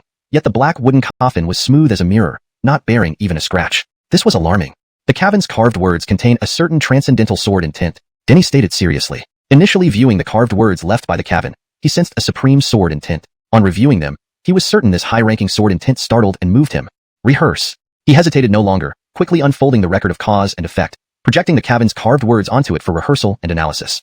Chapter 410. The 9 Movements of the Cavan. The book of cause and effect shone brilliantly, exuding an unusual aura that followed a special law. A shadow emerged on its pages and solidified. It held a sword, dancing with the heavens and moving with the stars, as the sword's cold brilliance illuminated the 9 provinces. The 9 movement sword technique. 1 movement to destroy the earth, 1 to condemn the sky, 1 to shatter the sun and moon, 1 to divide the void, 1 to cleave yin and yang, 1 to sever the firmament, 1 to crush the starry universe, 1 to oppress all living beings, 1 to disturb the passage of time. This is known as the 9 movements of the Cavan. As the sword was raised and lowered, a voice resounded, captivating and astonishing the soul. This was the 9 movements of the Cavan, created by the invincible Cavan. Denny's realm was too low, so the power of the book of cause and effect had limitations. Although he extracted the 9 movements from the characters inscribed within, he could not fully demonstrate all 9. Only the first movement, Earth Destruction, could be performed. The solid figure leaping on the pages of the book of cause and effect was the Cavan himself, repeatedly practicing the first movement, dissecting it, simplifying it, and emphasizing its core essence. Denny followed along, practicing with the Cavan's shadow, gradually mastering the first movement. Swish! A blade of light shot out, dazzlingly white, causing the ground to shake as several black wooden vines were severed. What a terrifying sword technique! Denny was astonished beyond words. These black wooden vines were no ordinary plants. They were bizarre and fearsome, impossible for ordinary people to cut. Desmond at his current strength, he could sever them. A revelation that left him greatly surprised. The 9 movements, created by the invincible Cavan, were indeed extraordinary, being transcendent sword skills with frightening power. Thank you, Arvin. Denny bowed deeply from afar towards the Cavan's remains. He wanted to bury the Cavan's remains but couldn't approach due to the distance between the bones and the black coffin. I will come back here when I am stronger to bury your remains. Denny vowed solemnly, knowing this was the least he could do after obtaining the Cavan's technique. Even if it meant bearing a heavy karmic debt, he would not regret it. In the future, he would return to bury the Cavan's remains. He bowed again towards the remains and then left. Along the way, he encountered many large coffins, none of which were ordinary. Some were bone coffins made from the bones of invincible beasts, while others were metal coffins forged from rare minerals. In these locations, he also saw the remains of many mighty beings. He even found the remains of a ace, whose bones were larger than a mountain. Though utterly dead, its bones still radiated divine light, unwavering. This was the apex existence among the divine race, an invincible warrior who could destroy worlds and break through the cosmos with a wave of his hand. The ace had also left behind inscriptions in ancient divine script, which Denny could read thanks to the balance inheritance. 1,000 years more, and I shall break free of the coffin, seize the tiger's opportunity, and become the divine tiger. Arrogant, confident, and wildly audacious. The words left by the ace revealed an unparalleled state. Unfortunately, even such a mighty figure failed and lay defeated before the coffin. Seeing the remains and inscriptions of these mighty warriors filled Denny with burning passion. These were supreme existences, unparalleled heroes with grand ambitions who dared challenge the Black Mountains. However, remembering Buddha's final words chilled his heart and filled him with fear. Buddha had said that what was inside the coffins wasn't an opportunity for emperors, but the harbinger of great calamity, the beginning of myriad tribulations. What was this great calamity? Buddha hadn't said, but without thinking, it must have been a catastrophe of world-ending proportions, unimaginably terrifying. Denny recalled the words of the old ancestor of the Heavenly Secrets ancient sect. The world's great calamities weren't limited to the Desmondlow Springs organization. There were other, possibly greater calamities that might far surpass the Desmondlow Springs threat. There are too many mysteries. How frustrating, if only my realm were higher, I wouldn't have to speculate like this. Denny clenched his teeth, resolving to train diligently and strive to grow stronger, reaching a higher realm. Only then would the mysteries unravel before him. Before the book of cause and effect, all causes and effects should be revealed, but his realm was too low to use it to uncover the origins of these mysteries. Although he saw the remains and inscriptions of many powerful beings, he didn't receive any inheritance like he did from the Buddha and the Cavern. Their remains were too close to the large coffins for him to approach, nor could he take away the treasures left by these powerful beings. As for the inscriptions, although they contained profound principles, none held any legacy. Denny projected these inscriptions onto the book of cause and effect but found nothing. They were just ordinary inscriptions. Finally, some trace. Denny sneered, discovering signs of life activity, stones and ground stained with blood. He followed the blood trail. Ultimately, he reached the peak of a high mountain. You managed to get here. On the mountaintop, a giant sat weakly on the ground, his breath shallow, barely alive. He hadn't expected to encounter any living being, especially a fusion realm cultivator. This was deep within the Black Mountains. How could Denny, a mere fusion realm cultivator, penetrate so deeply? The Buddha's robe, prayer beads, Vajra mace. His eyes widened upon seeing Denny's attire and weapons, stirring intense emotions within him. You've been to the place of the large coffins? His voice trembled, body quivering. Even someone as strong as him couldn't approach those areas, only sighing helplessly at the treasures left by past mighty warriors, unable to claim them. How could Denny, at such a low realm, reach the places around the large coffins and obtain the treasures left by the Buddha? Did you rescue Crystal? Denny didn't answer the giant's question, his gaze sharp. That little girl who inherited our divine race's legacy? Desmond's, I rescued her. The giant replied. He was an invincible warrior of the divine race from the ancient era, although not as powerful as the ace, his realm was still extremely high. He entered the Black Mountains in ancient times and had survived until now.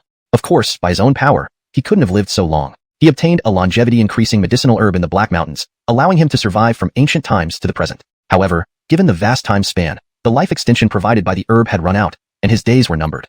Where is she? Denny asked. What's your relationship with her? The giant looked at Denny without answering the question, instead posing another. Her killer. Denny replied without hiding anything. The giant was too weak, his divine power scattered, and posed no threat to him. Enter the Black Mountains to pursue her? The giant stared wide-eyed, wondering what enmity could be so deep to chase someone into the Black Mountains. Chapter 411.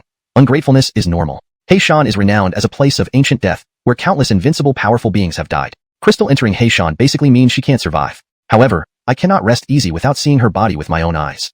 Denny said, looks like an enemy to the death. The giant sighed and said, I wish I could help you, although I really want to. He then smiled bitterly and said, see my current miserable state? It's all thanks to her. I saved her out of kindness, but she took advantage of my lack of vigilance, attacked me from behind, and stole my divine power and divine source.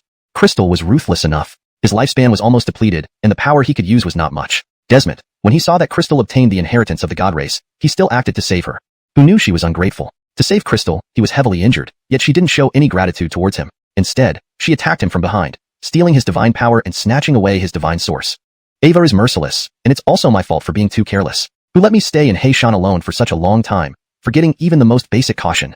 He said, even though my lifespan is nearly over, I don't want to die this way. I told her I found a special liquid in Heishan, which could preserve a glimmer of life after soaking in it. Crystal was still young, so there was hope. He gave all the major techniques and treasures of the god race that he mastered to Crystal. He hoped Crystal could leave Heishan alive and later, when she became stronger, return to Heishan to rescue him. Although this hope was faint, Crystal's chances of surviving Heishan were very low. He still wished for the slim possibility. Who knew Crystal wouldn't be satisfied at all? After obtaining his inheritance and treasures, she directly attacked him. Crystal had her eyes on his divine power and divine source within his body. He barely escaped with his life, but his divine power and divine source were taken by Crystal. It was mainly because Crystal hadn't yet integrated the divine power or refined the divine source. Otherwise, he wouldn't have been able to escape, and the once invincible god race hero would have died at Crystal's hands. This was why Denny could find him along the way, following the trail of divine blood he left behind. Ava might not come to kill me anymore, thinking I'm useless. My divine bones are rotten. He laughed bitterly. Who would have thought that an invincible hero from the god race era would end up in such misery, saving someone only to be betrayed, losing both divine power and divine source? Bowl of Arman face, beast heart, that's what describes her. Ava looks pure and beautiful but excels at deceit, greedy and selfish. You shouldn't have trusted her so much, Denny said. He knew Crystal well. Crystal was pragmatic, greedy, and only cared about herself. Considering the incredible strength of an invincible hero from the god race, how could Crystal possibly let go? Over such a long span of time, I was the only living being here. If not, how could I have made such a mistake? The giant looked regretful. His life had been glorious, yet he ended up trusting others lightly, ending up a victim of Crystal's deception. Denny sighed and said nothing more. With the giant's divine power and divine source gone, even he couldn't do anything. Though he had many precious materials, none of them could save the giant. Losing divine power was one thing. Losing divine source meant even mature holy medicine wouldn't help. I am Dongjan Magashin. I hope you can remember my name and tell my descendants I'm sorry, if you ever meet them. Tears streamed down the giant's eyes. I was too arrogant, thinking I could find an opportunity for Emperor Ascension in Heishan. I never thought I'd be trapped here forever. I have failed them. If given another chance, I'd rather not become an emperor and remain by their side. As he finished speaking, his eyes slowly closed, and his final vitality faded away. He died right there. What is cultivation for? No matter how hard one strives, it all ends in emptiness. Denny sighed, feeling a sense of emptiness. Heroes like Dongjan Magashin, Buddha, Kavin, and other peerless figures ultimately turned to dust. The world of cultivation was too cruel, and its pinnacle was hard to reach. No matter how hard they tried, they could not escape death. He bowed to the giant and buried his remains. He didn't even get to tell the giant that the god race was long extinct, and his descendants were likely no longer around. The endless expanse of Heishan kept Denny searching for Crystal's trail. He could determine that Crystal was still in Heishan. Even a mighty being like Dongjan Magashin was unable to leave, making it impossible for Crystal to leave. Day after day, for a whole month, Denny did not find Crystal's trail. He estimated that Crystal was fusing and refining the divine power and divine source taken from Dongjan Magashin. This only made him more eager to find her quickly. The longer it took, the stronger Crystal would become. Crystal's transformation of her divine bones accelerated the fusion and refinement of Dongjan Magashin's power and source significantly. Finally, after another half-month of searching, Denny found Crystal's trail. Crystal was different from him. He cultivated the Dada Sutra and possessed treasures from the Buddhist gate, which mitigated the dangers of Heishan except in certain grave areas. Though Crystal stole Dongjan Magashin's divine power and divine source, she couldn't withstand the forces in Heishan either. Even if Crystal had fully fused and refined those powers, she still couldn't endure the force of Heishan. Recall that the mighty Dongjan Magashin was in great trouble, avoiding the force of Heishan wherever he went, unwilling to clash with it head-on. Denny, despite being of lower rank, had the Dada Sutra and Buddhist treasures to counteract the power of Heishan, allowing him to move freely. Without this suppression effect, even beings beyond Dongjan Magashin couldn't navigate Heishan as easily, unless they were existences like the Kavin or Buddha. Crimson blood splashed on the ground, still fresh, indicating a recent wound. Crystal was not having an easy time in Heishan and was clearly injured. I overestimated her. How could she peacefully fuse and refine Dongjan Magashin's power and source in Heishan? Denny sneered. Though Crystal had stolen Dongjan Magashin's power and source, Denny estimated she wasn't much stronger for it. Ava didn't have the opportunity to properly fuse and refine the power and source. Come on, since I found you in Heishan, let's settle everything now. Denny's expression was cold as he quickly followed the blood trail. This time, he was determined to kill Crystal, resolve his inner conflict, and dissolve all causes and effects. Hashtag chapter 412, Finding Crystal. Black Mountain was terrifying, with its energy omnipresent. It wasn't certain that Crystal hadn't been hindered by the force when she didn't pursue Chavez. Among those who entered Black Mountain, no one was as at ease as Denny, walking on flat ground with the energy not daring to surface. Apart from supreme ancient figures like the Kavin, no one else could be so unaffected. Even mighty figures from the ancient era, such as Chavez, faced immense pressure, risking death with any misstep. The crimson golden-threaded kasaya flowed with Buddhist light, the prayer beads exuded a sense of compassion, and the Vajra mace radiated powerful and radiant energy. Denny recited the Great Virtue Sutra, purifying the energy, ensuring that the creatures and forces within Black Mountain dared not come close. He followed the blood trail, and eventually found Crystal. You actually chased me here. Crystal's eyes were fixed on Denny, finding it hard to believe how Denny knew she had entered Black Mountain. Ava had a clear and distinct appearance, a unique aura, a perfect slender figure, large expressive eyes, flawless beauty, and an innocent charm akin to a next-door girl. Who would have thought this pure Crystal harbored more malevolent thoughts than anyone else? I used to be too mundane. Denny looked at Crystal's face and truly felt that he had been too ordinary and foolish in the past, having been deceived by her appearance and unable to see the truth. In Jeremiah how, you won, and I fled like a homeless dog. Even with the inheritance of the war goddess and my divine bones replaced, I still couldn't resist the blue clan behind Mina. Crystal stared at Denny, saying, but remember, you didn't win by your own strength. Without the blue clan, I would have won. 9 Bolivar sect and numerous forces attacked Zhangxian sect with the assistance of the ancient Mu clan. If not for the arrival of the Blue clan, Zhangxian sect would have certainly been destroyed, and Denny would have died. We have fought before. You lost and couldn't match me. Denny changed his appearance to resemble his form during the Tai battlefield. Back then, to avoid causing trouble for Zhangxian sect, he assumed a new identity. Their battle with Crystal also took place under that guise. He had intended to kill Crystal back then. Unfortunately, being inexperienced with the balance Dao, and Crystal having replaced her divine bones, he couldn't suppress her effectively. At the time, Crystal was overly confident, believing she could win, thus suppressing her realm to fight him, only to suffer a humiliating defeat. Indeed, it's you. Crystal's expression turned icy, having long suspected but never able to confirm until now. No wonder you said pity back then, pitying that you couldn't kill me. Denny's balance Dao failed to suppress her, and she clearly remembered him saying pity at the time. Initially, she didn't understand what he meant. Now, it was clear to her. Denny regretted not being able to kill her. Leading us to the Cathay, and then escaping from the Tai battlefield. I underestimated your schemes and treachery. Her eyes burned with rage. Ava almost died then. If the Cathay didn't need them to bring Denny over, it would have killed them immediately. When it comes to scheming, I'm still far inferior to you. Denny remarked, you managing to escape from the Cathay is somewhat surprising. Carson of the ancient Mu clan obtained the inheritance of the nature god, with highly sensitive spiritual senses, guarding the exit of the Tai battlefield. His disguise method didn't work against Carson, so he risked leading Carson and Crystal to the Cathay and lifting its seal, using the Cathay's power against them. He expected Carson and Crystal to either die or lose half their lives. Surprisingly, they left the battlefield unharmed. He didn't understand why the Cathay let them go. That's called being forced to be bound by it. We were compelled to bring you there. Crystal grew angrier. After receiving the war goddess inheritance, her pride increased. Being forcefully bound by the Cathay was considered a great humiliation. Apparently, the little thing holds grudges. Denny understood. The Cathay couldn't move freely yet and needed someone to act on its behalf. It doesn't matter anymore. Crystal's anger dissipated, becoming calm. I obtained Shabaz's divine power and source. Once fully integrated, its binding will naturally be broken. Ava continued, it will pay for this. Ava wouldn't let it slide. When her strength grew, she'd return to the Tai battlefield, tearing the Cathay apart to wash away the humiliation. Shabaz saved you, yet you betrayed and stole his divine power and source. Your treacherous nature hasn't changed. Denny sneered, genuinely feeling it was unjust for Shabaz. A once invincible ancient demon god, sweeping through all directions, surviving in Black Mountain from ancient times until now, but dying at the hands of a despicable person like you. Truly pitiful. Anyone learning of this would feel empathy and indignation for Shabaz. His ultimate fate was tragic, not dying by a formidable enemy or in the eternal Black Mountain, but by a despicable person like Crystal. He was doomed anyway, sealed in liquid awaiting future rescue. Ridiculous. Has he gone mad in Black Mountain? Even he must struggle to survive. How could I live without his divine power and source? Crystal remained composed, showing no shame for her actions. In her view, Shabaz must pass on his power and source to her for her to survive Black Mountain. Sadly, he clung to the hope of living and didn't pass it on, leading to her attack. If he had given up the power and source without clinging to life, he might have died honorably. I know you're shameless, but I didn't think you'd be this shameless. Denny said, any person with a conscience wouldn't say such things.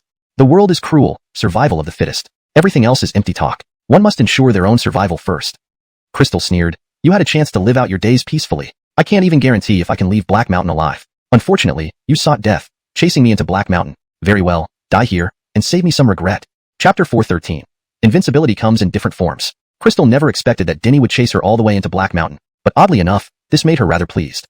Black Mountain was terrifying beyond imagination. Even with the inheritance and power of Shabaz, she had no certainty of leaving it alive. At this moment, seeing Denny, the person she most wanted to kill, how could she not be delighted? Killing you will give me peace even if I can't leave Black Mountain alive. You seem very confident. Do you really think you can kill me? Your bleeding hasn't stopped yet, Denny sneered. Crystal's body bore many wounds. Fresh blood still flowed from them. Ava had barely escaped the attacks of the horrific creatures in Black Mountain. Even injured, I can still slay you. Crystal's aura expanded, immensely powerful, revealing her formidable strength. Her realm was actually at the cavernous void stage. At such a young age, to reach the cavernous void stage, if outsiders knew, jaws would drop. Even the most outstanding ancient clan prodigies like Emily were only at the void stage, 2 realms away from cavernous void. But Crystal had achieved it, possibly becoming the youngest cavernous void cultivator in history at just 16. There's nothing to boast about. How much of your strength comes from your own cultivation? Most of it must come from the war goddess and Shabaz. Denny coldly laughed. He did not deny Crystal's extraordinary talent, but if only relying on her own strength, Crystal wouldn't have entered the cavernous void stage so early. Her early entry into cavernous void must be related to her replacing her divine bones and stealing the power and source of Shabaz. Wherever these powers come from, as long as they can kill you, that's enough.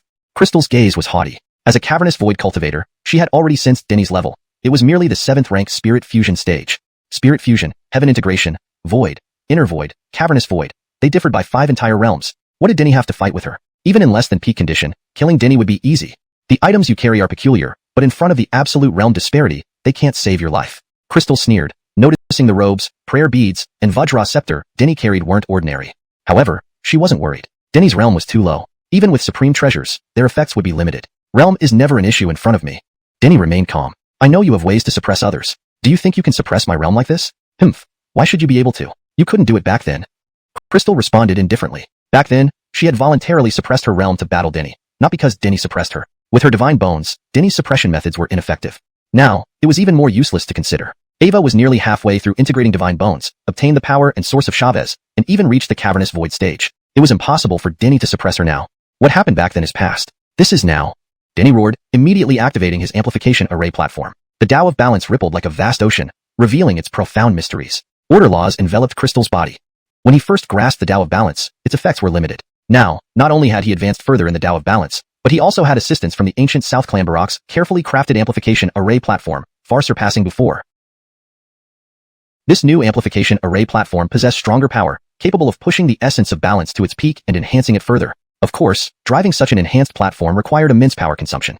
Denny instantly activated it using Golden Sunstone containing potent force. Golden Sunstone, a rare mineral, contained enormous power, making it top-tier material for forging. Even after searching the ancient clan treasuries of Changzhou, he only got 10 pieces, proving its high value. The heavenly treasures obtained from the Cathay were almost depleted. Only the truly astounding ones remained. He was reluctant to use those. Had he not obtained so many treasures from the ancient clan's vaults, he wouldn't dare activate this enhanced platform. Indeed, Crystal was not simple. Even with the Golden Sunstone maximizing the platform's power, he couldn't fully suppress her. He couldn't employ the second-level essence of the Tao of Balance, manifesting commands into reality. Most importantly, Crystal had divine bones and Chavez's source, making her hard to suppress. Crystal's face changed. She hadn't expected Denny could suppress her realm despite her strength. Her feelings were complex. Since Denny started cultivating, everything about him defied logic and surpassed expectations. No wonder Denny dared to chase her into Black Mountain. Kill! Ava shouted coldly, raising a divine spear that emitted unmatched brilliance, charging fiercely toward Denny. Regardless, she had to kill Denny. Otherwise, she'd die at his hands. Denny chasing her into Black Mountain meant he would not stop until one of them died. This was a battle to the death, with no other outcome. Clang! The Vajra scepter radiated Buddha light, colliding with the divine spear, causing a tremendous commotion, shaking mountains and cracking black earth. Crystal's heart raced, feeling excruciating pain at the tiger's mouth. The spear knocked aside. Ava couldn't believe it. What rank was the Vajra scepter in Denny's hand? How could it be so terrifying? After all, her divine spear had accompanied Chavez throughout countless battles. Ava had never been to the place of great coffins, seen the Buddha's remains, or known the origins of the Vajra scepter, red gold threaded robe, or prayer beads. Had she known, she wouldn't be so surprised. Though both the Buddha and Chavez were invincible figures of their era, the gap between them was immense. Invincible figures of ancient times were true invincibles. The mighty beings and powerful races far exceeded those of the primeval era. It was no exaggeration to say the Buddha could still reign supreme in the primeval era, sweeping everything away. But Chavez, reaching the ancient era, couldn't match that. If he acted too boldly without keeping a low profile, Chavez might not even know how he died. Chapter 414, the Sutra. This was not a joke. The terror of the ancient era far surpassed that of the prehistoric era. It was an age where true powerhouses thrived, and exceptional talents were as common as weeds. Only the utmost geniuses could stand at the pinnacle. I possess the bones of the war goddess and have inherited the legacy of the Chavez. I have even seized his divine power and divine source. I refuse to believe I cannot kill you. Crystal's expression was cold, her resolve unshaken. In this battle, she would slay Denny here. Swish! Infinite divine light surged forth, and the divine spear blossomed with ancient symbols. Ava activated the Chavez's divine source, enhancing the spear's might, making it burst with even greater power. The divine spear slashed horizontally like a celestial blade descending from the heavens, rending space and shattering black mountains. No mountain within these black peaks was ordinary, containing terrifying forces. Even the aftereffects of the spear's slash could destroy one of these mountains, showing how formidable it truly was. If using only her own strength, even if Crystal were at her peak state without suppression and able to employ cave void realm powers, she still couldn't harm these black peaks. All of this stemmed from the spear's terrifying power. Explosions echoed incessantly as the divine spear cut through the air with an awe-inspiring force. The spear tip shimmered with a chilling glow, a supreme divine weapon capable of slaying any world-shaking beast in the ancient times. However, under the Vajra mace, all of the spear's might was suppressed. The Vajra mace emitted a gentle glow, lacking any coercive force yet was incredibly powerful. Denny flicked his robe, which attacked like a broad-bladed saber. Crystal tried blocking with the divine spear, but it failed miserably. Ava retreated rapidly, and the spear itself sustained damage, scratches appearing on its surface. What? Crystal stared wide-eyed, completely at a loss for words. A mere piece of clothing could be so terrifying? Even the divine spear enhanced by the Chavez's divine source was no match, and instead suffered damage. This completely subverted her understanding, leaving her in disbelief. Desmond, regardless of anything, she would never surrender or abandon her life, especially not die at Denny's hands. Devil God Pearl. Ava spat out a round bead. This pearl was refined by the Chavez with his demonic god power, radiating explosive might. When the Devil God Pearl appeared, bizarre phenomena unfolded. The The sky and earth changed colors. Lightning flashed, thunder rumbled, and terrifying beams of light shot out, each seemingly capable of destroying heaven and earth. No use. The string of prayer beads hanging around Denny's neck flew up, a full 108 beads, each imbued with a profound Buddhist truth, shining brightly and brilliantly. The 108 beads emitted boundless Buddha light, as if great Buddhas were chanting scriptures. The devil god pearl's might was suppressed, appearing minuscule and weak before the 108 Buddha beads. Even though Denny's realm was lower and he couldn't fully unleash the beads' true potential, their displayed power still overpowered the devil god pearl. This was the difference between an ancient invincible powerhouse and a prehistoric one. War deity steps. Crystal was decisive, knowing she couldn't rely on divine weapons to surpass Denny. Ava swiftly recalled all her divine weapons to prevent them from being damaged. Ava stepped forward in succession, each step carrying a special divine essence. These were the war deity steps, derived from the war goddess legacy. There were 9 steps, each doubling her strength. During their previous encounter, she had used this stepping technique, taking 3 steps to triple her power. Now, having grown stronger, her war deity steps weren't limited to just 3. Ava took 6 steps, and the heavens resonated with thunderous sounds. Her strength was now sextupled. Her long hair fluttered gracefully, and her demeanor was magnificent, radiating brilliance like a true female war deity. The war goddess commanded war, exuding an invincible aura. Ava inherited both the war goddess and the Chavez's legacies, making her invincibility even more pronounced. Kill. With her strength sextupled, Crystal's power far exceeded what it was before. With a single palm strike, she shattered the void, unleashing endless divine power like an ocean engulfing everything in its path toward Denny. Denny remained composed, instantly deploying the small desolate technique. Surrounding heavenly forces surged into his body, boosting his momentum even higher than Crystal's. Heavenly Lane Fist. Denny unleashed the Heavenly Lane Fist, a roar reverberating through the heavens. His fists surged forward, accompanied by the shadow of a heavenly dragon, radiating terrifying explosions. The Heavenly Lane Fist pushed everything aside, devastating all. Crystal dared not face it head-on, quickly shifting sideways to evade the punch. Devil God Seal. Ava shouted coldly, invoking the Chavez's technique. Ava conjured a large seal covering the heavens, countless divine figures appearing on it, radiating incomparable divine light. This was a great divine skill, under which countless warriors in the distant past had fallen. Overdrive. Denny combined 2 techniques, merging the Heavenly Lane Fist with the White Tiger Sacred Technique, pushing forward. Boom. Space exploded, sending shockwaves rippling outward. Denny's figure wavered, his blood and chi surging violently. Crystal, wielding the Chavez's divine power and source, was indeed formidable. The combined force of the Heavenly Lane Fist and White Tiger Sacred Technique failed to stop the Devil God Seal. With a loud bang, the Devil God Seal struck heavily, slamming Denny into the ground, causing an earthquake-like tremor with dust flying everywhere. At the critical moment, the Vajra mace stopped the falling Devil God Seal, preventing Denny from being directly crushed. Break it! Denny roared, channeling the sutra and pouring immense Buddha power into the Vajra mace. It erupted with infinite Buddha light, shattering the terrifying Devil God Seal. His entire body glowed with Buddha light, resembling a guardian bodhisattva, commanding respect without anger. The sutra. This was the ancient scripture he obtained from the Buddha relic, the most revered text in Buddhism. Under normal circumstances, he wouldn't be able to extract a sutra from a relic. The Buddhist order protected their techniques deeply, relics containing everything from their master's life and bearing powerful restrictions. Only those from the Buddhist order could break such restrictions. However, Denny possessed the Book of Cause and Effect. The Book of Cause and Effect ignored the relic's restrictions, extracting the sutra directly. Of course, given his current realm and strength, the Book of Cause and Effect could only extract part of the sutra, not its entirety. The sutra was vast and grand, comparable to the Taoist canon. Even a partial sutra greatly benefited Denny. Relying on supreme treasures, what kind of ability is that? Crystal sneered mockingly. This is a battle for life or death, not a game. Why should I care about your methods? Denny retorted with a cold laugh. This time, he would slay Crystal no matter what means he used. You're out of tricks? How can you still say such nonsense, Crystal? You've lost your confidence. He advanced with the Vajra mace, giving Crystal no opportunity. You have supreme treasures, I have divine sources and divine power. Who will win remains to be seen. Crystal's body glowed as her own aura skyrocketed again. Ava unlocked the sealed divine power within her body, drawing it out to enhance her strength. Chapter 415. The outcome uncertain. Crystal had acquired the formidable power of the Chavez, an immensely powerful force that she sealed layer by layer within her body, gradually integrating and refining it. Had she not replaced her divine bones and fused with them to some extent, she would have been unable to withstand such overwhelming divine power. Now, she was unleashing a portion of this sealed power, intent on slaying Denny right here. As the seal on the divine power broke, radiant divine light burst forth from her entire body, making her even more formidable, resembling a true goddess of war. Kill. With her fingers spread wide, divine power shot out. Ava didn't use any supernatural techniques, just the sheer might of pure divine power, which was terrifying enough. With a clang, the Vajra mace was knocked aside. Denny's realm was too low, preventing him from fully utilizing its power. I possess the strength of a demon god. Even if you have many supreme treasures, you will still die at my hands today. Crystal said coldly. Her recent attack had boosted her confidence greatly. Just her pure divine power could repel the Vajra mace, significantly increasing her chances of defeating and killing Denny.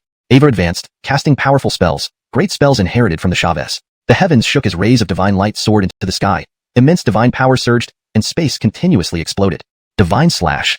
Ava shouted coldly, and where Denny stood, the ground was torn apart by the unparalleled divine light. Ray after ray of divine light slashed forward, each like an aurora or a meteor, carrying incomparably terrifying power.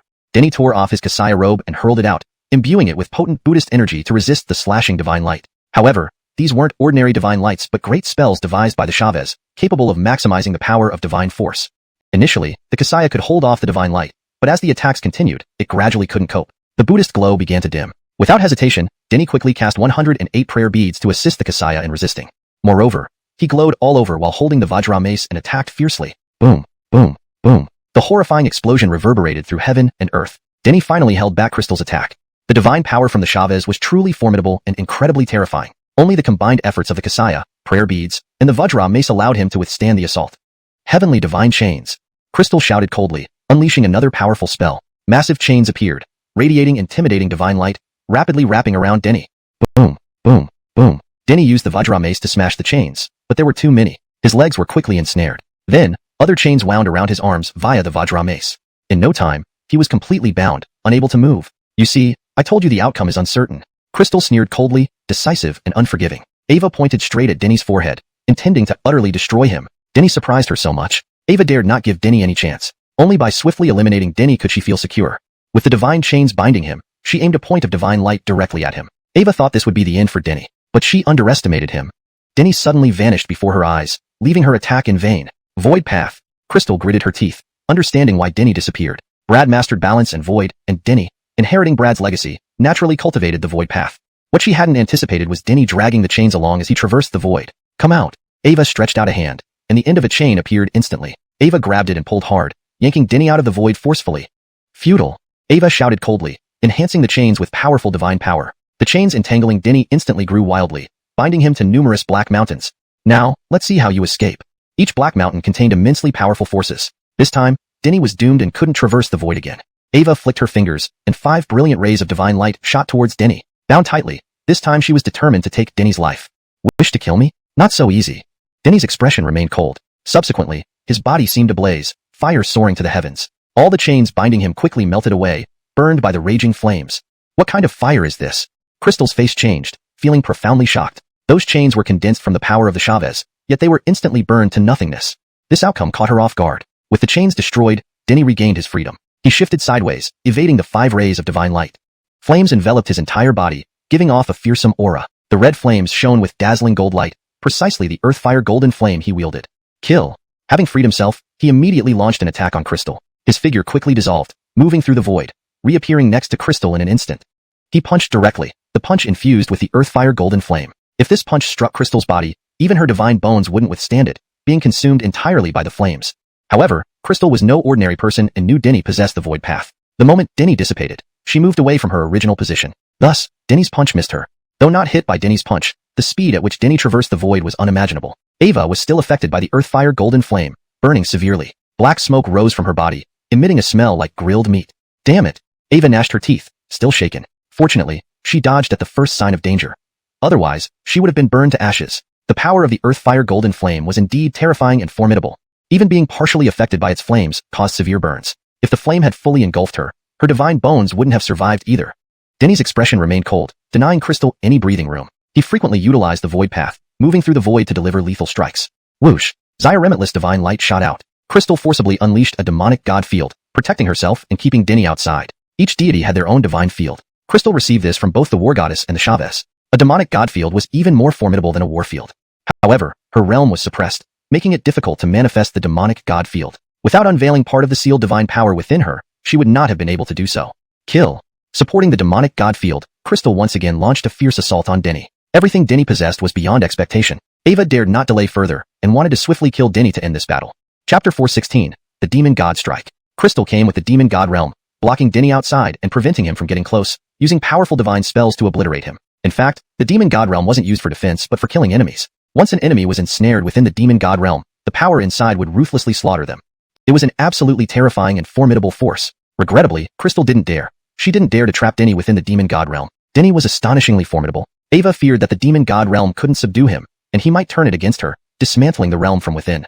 In ancient times, the demon god realm of Brantley was highly renowned. Any life form drawn into the demon god realm without exception was slaughtered. Without exaggeration, in ancient times, no living being dared to enter the demon god realm voluntarily. They called it the realm of death. If those ancient beings saw Crystal use the demon god realm just to block enemies out, they would surely scorn her, thinking she disgraced the mighty demon god realm and brought shame upon it. Admittedly, the demon god realm was indeed powerful. Even Denny's fists encased in earth fire golden desolate flame failed to break through Crystal's demon god realm and were kept at bay. Crystal unleashed devastating attacks one after another, displaying all the legacies she had inherited from Chavez, with astonishing combat prowess. Denny frowned. With Crystal inside the demon god realm, things had become quite challenging. If he couldn't penetrate Crystal's demon god realm, he couldn't harm her. The invincible powerhouse who swept across an era created truly formidable techniques. The earthfire golden desolate flame was incredibly terrifying and formidable, yet it was blocked. This somewhat took him by surprise. He noticed that the demon god realm possessed a special aura and laws flowing through it, which was what stopped his earthfire golden desolate flame. Divine source. He soon understood what was happening. The divine source was the root of divinity. Crystal had seized Chavez's divine source, resonating with the demon god realm, unleashing that special aura and laws. To some extent, he wasn't facing the demon god realm sustained by Crystal, but rather the one sustained by Chavez. Therefore, his earthfire golden desolate flame was rendered ineffective, unable to penetrate inside. Boom, boom, boom. Terrifying forces rippled outward as Crystal consecutively summoned horrifying techniques. Denny appeared somewhat disheveled, taking a beating from these overwhelming attacks. I have an unparalleled legacy. You don't. Even if you have supreme treasures and world-renowned flames, it won't matter. Crystal's expression was cold, growing more confident as she fought. The demon god realm was impregnable, and the earthfire golden desolate flame couldn't penetrate it. Her greatest threat, the earthfire golden desolate flame, was neutralized effortlessly. Ava felt even more fortunate for having seized Chavez's divine power and divine source. Otherwise, when encountering Denny, she wouldn't stand a chance. How do you know I don't have an unparalleled legacy? Sorry, my legacy is even more formidable than yours. Denny sneered, making the sword gesture. The first move of the Cavan 9 forms, one sword to obliterate the earth, unfolded through him. The strength of the demon god realm lay in the divine aura and laws flowing through it. He intended to shatter the divine aura and laws of the demon god realm with a more transcendent sword intent and sword Dao. Cavan, an ancient, undefeated powerhouse on par with Buddha, surpassing Chavez by countless degrees. Swish. A streak of sword light shot out. A solemn and supreme sword intent thundered as Denny, gripping the sword gesture with his right hand, slashed horizontally. The sky turned white, illuminated by the sword light. Crystal was profoundly shaken, completely captivated by this single strike. Ava had also practiced sword techniques and cultivated sword Dao. But compared to Denny's strike, what she had practiced was nothing more than scraps. Stand firm. Her teeth clenched, potent divine power continuously poured into the demon god realm. The demon god realm undoubtedly ensured her victory in this battle. If it were breached, her battle was doomed to failure, and her life was destined to end here. However, everything she did was utterly futile. Ava was ultimately not Chavez. Making the demon god realm admit that supreme divine aura and laws was merely due to the resonance between the divine source within her body and the demon god realm. The Cavan's sword intent was stronger, and his sword Dao was more supreme. With a single horizontal slash, the divine aura of the demon god realm dissipated, its laws shattered. Then, large sections of the demon god realm collapsed, and Crystal's relied upon demon god realm was broken. Aya! Crystal screamed, her hair wildly dancing, almost deranged. Ava wouldn't submit. After gaining all of Chavez's divine power and divine source, she was actually no match for Denny? Ava couldn't accept this reality. Kill. Denny's expression was cold, emitting boundless light from his body, both fists encased in earthfire golden desolate flame, the crimson flames shimmering with radiant golden light. He intended to deal a decisive blow to Crystal. Even if I die, I'll take you down with me. Crystal growled, unlocking all divine power seals within her body. Instantly, her entire body seemed to be engulfed in flames, radiating brilliantly. Her flesh melted away, leaving only a divine bone structure behind.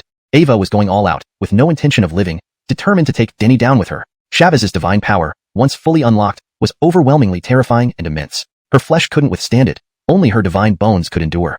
However, even divine bones couldn't hold up for long under such immense power. They would eventually dissolve under the overwhelming divine power. You die now. Crystal roared, her last coherent thought before launching her final strike, aimed to end Denny's life. Denny's face turned grim, fully aware of the terror of this attack.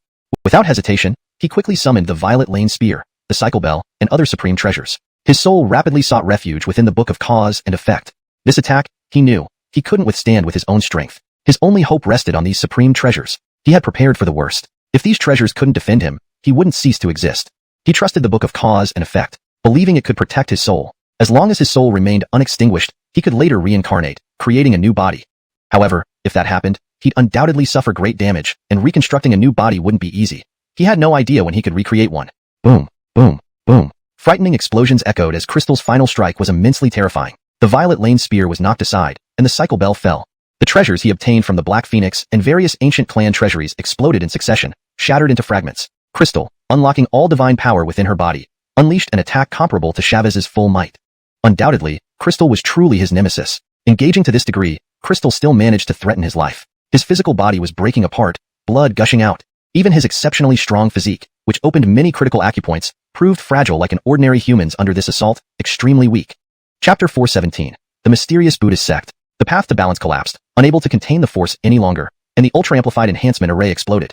The power of a full-strength blow from a demon god was far too terrifying, too horrifying. Everything was annihilated under this force. An eternal soul means there will be a day I see the light again. Garth roared, his eyes shooting out alarming beams of light, brilliant and captivating. He believed in the book of cause and effect. He believed it could preserve his soul. Boom. At this moment, Crystal's final attack was about to land on Garth.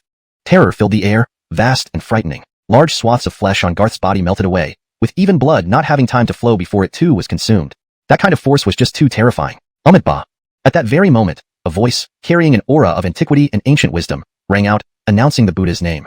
The relic bead Garth had summoned emitted boundless, gentle Buddhist light. Vast and majestic Buddhist chants echoed as Buddha light shone everywhere, and a translucent silhouette slowly floated out from the relic bead. Its hands were clasped together, eyebrows kind, eyes benevolent, like a true Buddha. A bright red kasaya embroidered with gold lines billowed in the wind, quickly covering the translucent figure. 108 prayer beads exuded supreme Buddha grace, flying to rest around the figure's neck. The Vajra pestle burst forth with the sound of Vajra, its brilliant golden radiance illuminating all, and it flew into the translucent figure's hand. Amitabha, my Buddha is compassionate. The translucent figure intoned Buddha sounds, transcendent and supreme. The formidable divine power rapidly receded, erased. Garth was taken aback, not expecting such an occurrence. Did the Buddha not die? The translucent figure that emerged from the relic bead was indeed the Buddha. Bang! A bone-cracking sound echoed as Crystal's divine bones shattered into fragments, scattering to the ground. The translucent figure from the relic bead faded, all Buddhist light dissipated, and the chanting that resonated through the heavens ceased. Garth waved his hand, and the relic bead flew into his grasp. He stared at this relic bead, thoughts disordered. Is there reincarnation in the world? This question crossed his mind, because the concept of reincarnation was spoken only by Buddhism. Of the 3,000 great doctrines and various schools of thought, none adhered to reincarnation. They all revered the present era, believing it to be merely an illusion, non-existent in the world. Only the Buddhist sect spoke of it. They talked of reincarnation, honored reincarnation. They didn't care much for this life, claiming that the next life was what truly mattered. Suffering in this life was considered a blessing for the next. If completely dead, how can the relic bead speak? Garth frowned. Death means the disappearance of one's Tao. This was the best explanation for death. But the relic bead was different. It contained an extremely strong Buddhist nature, the Buddha's nature, along with the essence of his lifetime power.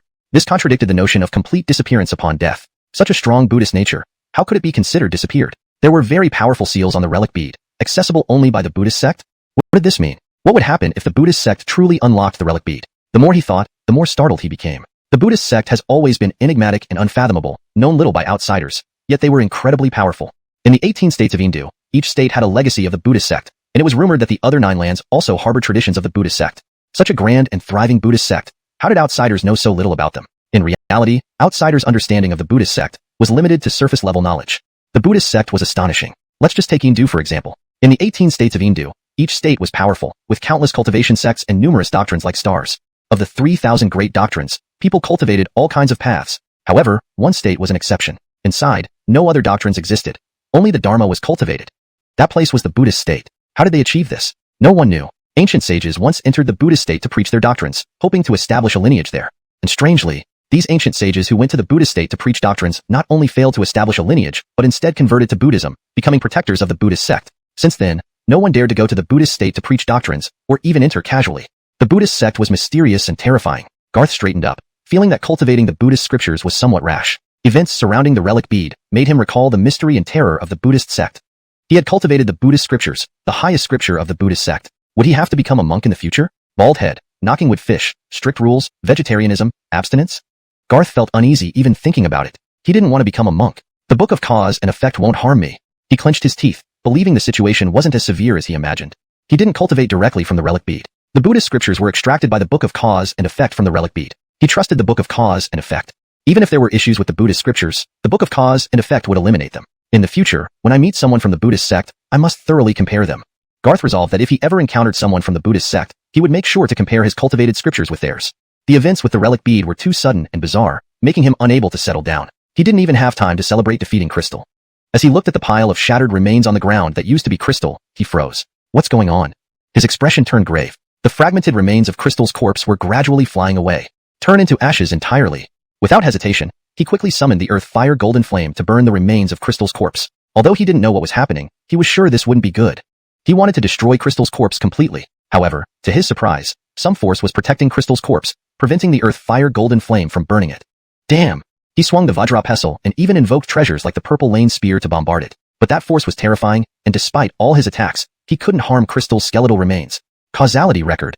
He activated the causality record to investigate, but he failed. Crystal's skeletal remains were enveloped in a special force, preventing the causality record from showing cause and effect. He gritted his teeth and pursued the direction where the fragmented remains were flying. Stopping at a certain place, he realized Crystal's skeletal remains continued to fly forward while he couldn't pursue further. Lands of great coffins. With clenched teeth, he saw the fragmented remains of Crystal's body flying toward a place where a vertical crystal coffin containing a Mindy stood. The fragmented remains of Crystal's body gradually flew over, accumulating and becoming whole again. Simultaneously, streams of light points also flew in, landing on Crystal's reconstituted skeleton. Those are her soul fragments. Garth's voice was cold, knowing those streams of light were indeed Crystal's soul fragments. What are you trying to do? He glared angrily at the Mindy in the crystal coffin. He had barely managed to kill Crystal, yet this corpse had gathered her remains and soul fragments. Chapter 418. Breaking through to the heaven-merging realm. Beneath the crystal coffin, Crystal's soul fragments fell onto the skeletal remains. The bones seemed to come alive, and the previous cracks were gradually disappearing. Denny glared angrily at the Mindy inside the crystal coffin. Crystal had been considered utterly dead, but now there was a possibility that she might be reborn. He did not want this to happen. He donned his monk's robe, took up his prayer beads, held the Vajra pestle in hand, and recited the Great Virtue Sutra as he walked forward step by step. His intention was to completely destroy Crystal's bones. However, the area around the crystal coffin was terrifyingly dangerous. He couldn't get close. After only a few steps, he encountered immense pressure. Ultimately, he had no choice but to give up. If he insisted on continuing, he would die here without leaving a trace. I will return, he said coldly.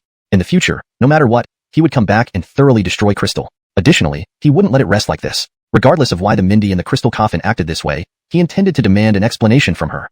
He left. Staying here was pointless. He couldn't even get close to the crystal coffin. The Black Mountain, an ancient place of death, was truly terrifying and fearsome. Denny discovered that beyond the region with numerous large coffins lay an even deeper area. That was an even more horrifying and terrible place. Even with his possession of a Buddhist treasure and his recitation of the Great Virtue Sutra, he could not set foot in that area or enter it. Finally, he decided to leave the Black Mountain. He arrived at the Black Marsh River. As Roxy had said, the boat didn't ferry returnees. He waited for a long time on the shore but never saw the ancient boat or Roxy. I underestimated the Black Marsh River, Denny solemnly said, not attempting to cross the river directly. Even the mighty demon god Brantley was blocked by the Black Marsh River, unable to cross and forced to stay within the Black Mountain. Could he rely solely on Earth Fire Golden Flame to cross the Black Marsh River? When he came, he crossed the river via the ancient boat. On the boat, he tested the Earth Fire Golden Flame and found that the creatures in the Black Marsh River were terrified of it and dared not come close. At that time, he thought he could leave the Black Mountain safely relying on the Earth Fire Golden Flame alone. Now, reflecting on it, that idea was utterly mistaken. If the demon god Brantley couldn't cross the Black Marsh River, then other beings of similar strength couldn't either and perished in the Black Mountain. Thinking that he could cross the Black Marsh River with just the Earth Fire Golden Flame was delusional, a pipe dream. There must be other terrifying forces within the Black Marsh River that hadn't shown themselves during his test. Still, I have to leave. Denny's expression was serious. The Black Mountain was mysterious and perilous, harboring great secrets. Staying here indefinitely, he could die at any moment. Without even mentioning other factors, if the coffins within the Great Coffin area became active, he wouldn't survive. I'll wait until I break through to the heaven-merging realm before leaving. He wasn't in a hurry. Crossing the Black Marsh River directly would likely lead to disaster. He wanted to reach the heaven-merging realm first to enhance his abilities. Although reaching the heaven-merging realm wouldn't make him invincible or ensure safe passage across the Black Marsh River, it would allow him to exhibit greater power with the causal record. With that, he could explore more causal events related to the Black Marsh River, ensuring a safer departure. Decided, he took out a special space-time ring. Previously, he had used this special space-time ring, which required some time to repair after use. But enough time had passed since then, and he estimated it should be ready again. Indeed, the ring had repaired itself, and he could activate its special space-time function once more. With this special space-time environment, he felt reassured. He wouldn't need to stay in the Black Mountain for too long. Entering the special space-time, he sat cross-legged and began cultivating to elevate his realm. He placed one holy tree after another around him. Though these trees weren't yet mature, they possessed strong sanctity, enhancing his cultivation efficiency greatly. Calm and composed, he practiced the Tao scripture to cultivate. Time slowly passed, but he wasn't anxious. Time flowed differently within this space compared to the outside world. It moved much slower here, and even the effects of the Black Mountain influenced it. Under normal circumstances, 10 years inside the space-time ring equaled 1 day outside. In the Black Mountain, the difference was closer to 1 year inside equaling 1 day outside. Despite this, Denny felt more pleasantly surprised than disappointed. After all, the Black Mountain wasn't an ordinary place. It was terrifying and mysterious. For the space-time ring to still function here was impressive. As time passed, Denny focused on steady progress, avoiding rushed breakthroughs. It took 5 days outside, which equated to 50 years inside, for him to finish his cultivation. In those 50 years, he advanced from the 7th layer of soul fusion to the 3rd layer of heaven merging. For someone with his talent, assisted by multiple holy trees, Advancing 3 layers in 50 years was astonishingly slow, akin to a snail's pace. However, this deliberate control was intentional. After his battle with the Xuanhuan youth, he realized how far he still needed to go. He aimed to push each realm to its utmost limit before breaking through, aiming to become as strong as possible. After leaving, I'll still need to endure trials of blood and fire for peace of mind. Denny spoke, knowing that merely breaking through realms without enduring tests of fire and blood left room for imperfections. He planned to undergo those trials upon leaving the Black Mountain.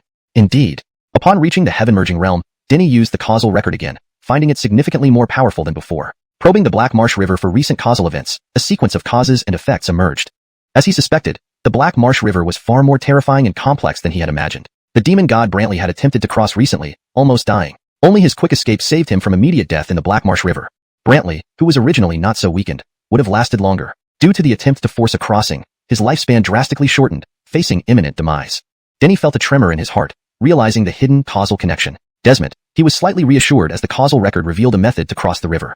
Chapter 419, Coffin Slave. The terrifying Black Marsh River was home to indescribably fearsome creatures that were the true culprits behind the destruction of river crossers, representing the most horrifying force within the river. Crossing the river with any other power was simply impossible.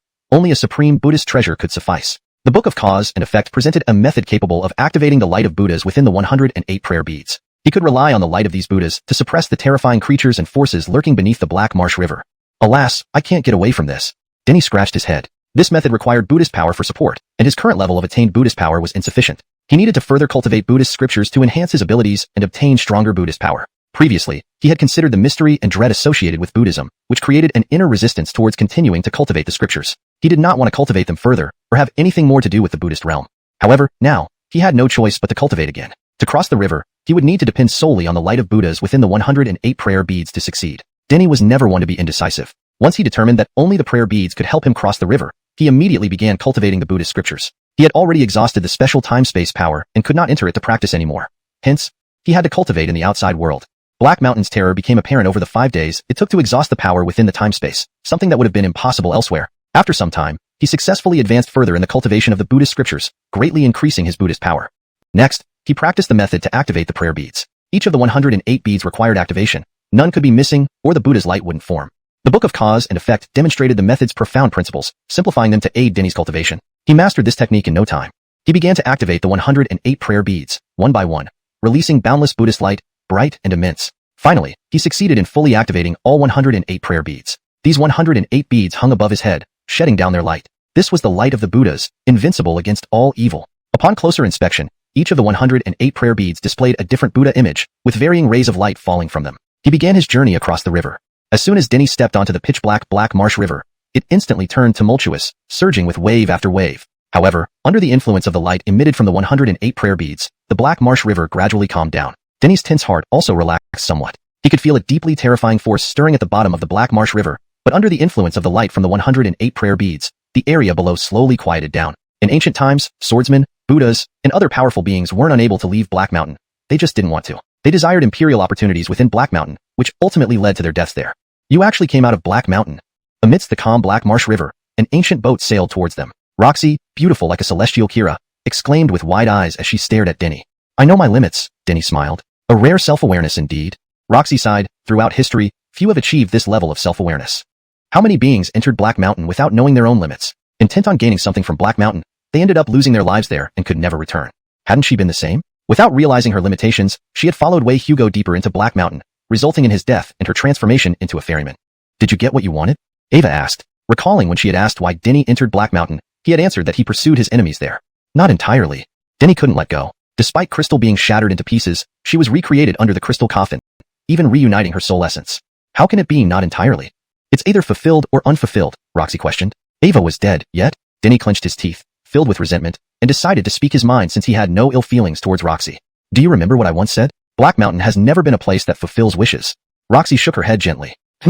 Denny became interested. Roxy seemed to hint at something. This is Black Mountain, the eternal death ground. You're thinking too simply. No one can truly die here without Black Mountain's consent. What do you mean? Physical death and spiritual dissolution cannot occur in Black Mountain. This place is unique, where everything is controlled by Black Mountain. Souls of those who die in Black Mountain do not disappear but remain wandering within. Roxy continued, if Black Mountain desires, it can instantly revive any being, strong or weak, whether their soul scatters or body disintegrates. Denny was startled. He hadn't anticipated how terrifying Black Mountain truly was. Eternal death ground. a place of ultimate isolation. You think it's so simple? This is hell, the origin of enigmas. Her words were laced with sorrow. Beings in Black Mountain could not even die. They were eternally trapped inside. For instance, she remained the same after thousands of years, neither growing nor dying, existing in a special state. In fact, you should consider it accomplished. Although you couldn't kill her thoroughly, her fate is worse than death. Ava will forever wander Black Mountain, perhaps worse yet, becoming a coffin slave, destined to endure perpetual torment. Roxy shivered visibly, clearly fearful. A coffin slave is the worst possible outcome in Black Mountain. They must absorb the darkness and negative energy from the depths day and night for the master inside the coffin. The dark power from the depths of Black Mountain was the most terrifying and dreadful force in the world, carrying various negative energies. Absorbing such energy on behalf of the coffin master meant total infiltration by negative forces, worse than death, unbearable suffering far beyond any earthly torture. Each type of negative energy is the strongest kind in the world. Even divine or demonic beings cannot withstand it. Anyone exposed would go mad. Ava will forever absorb for the coffin master. Believe me, her daily wish is to finally die completely. Roxy trembled. Ava had seen coffin slaves before. Their fates were so horrific that even thinking about it chilled her bones and sent shivers down her spine. Truly, it was worse than living in agony, where suicide was impossible.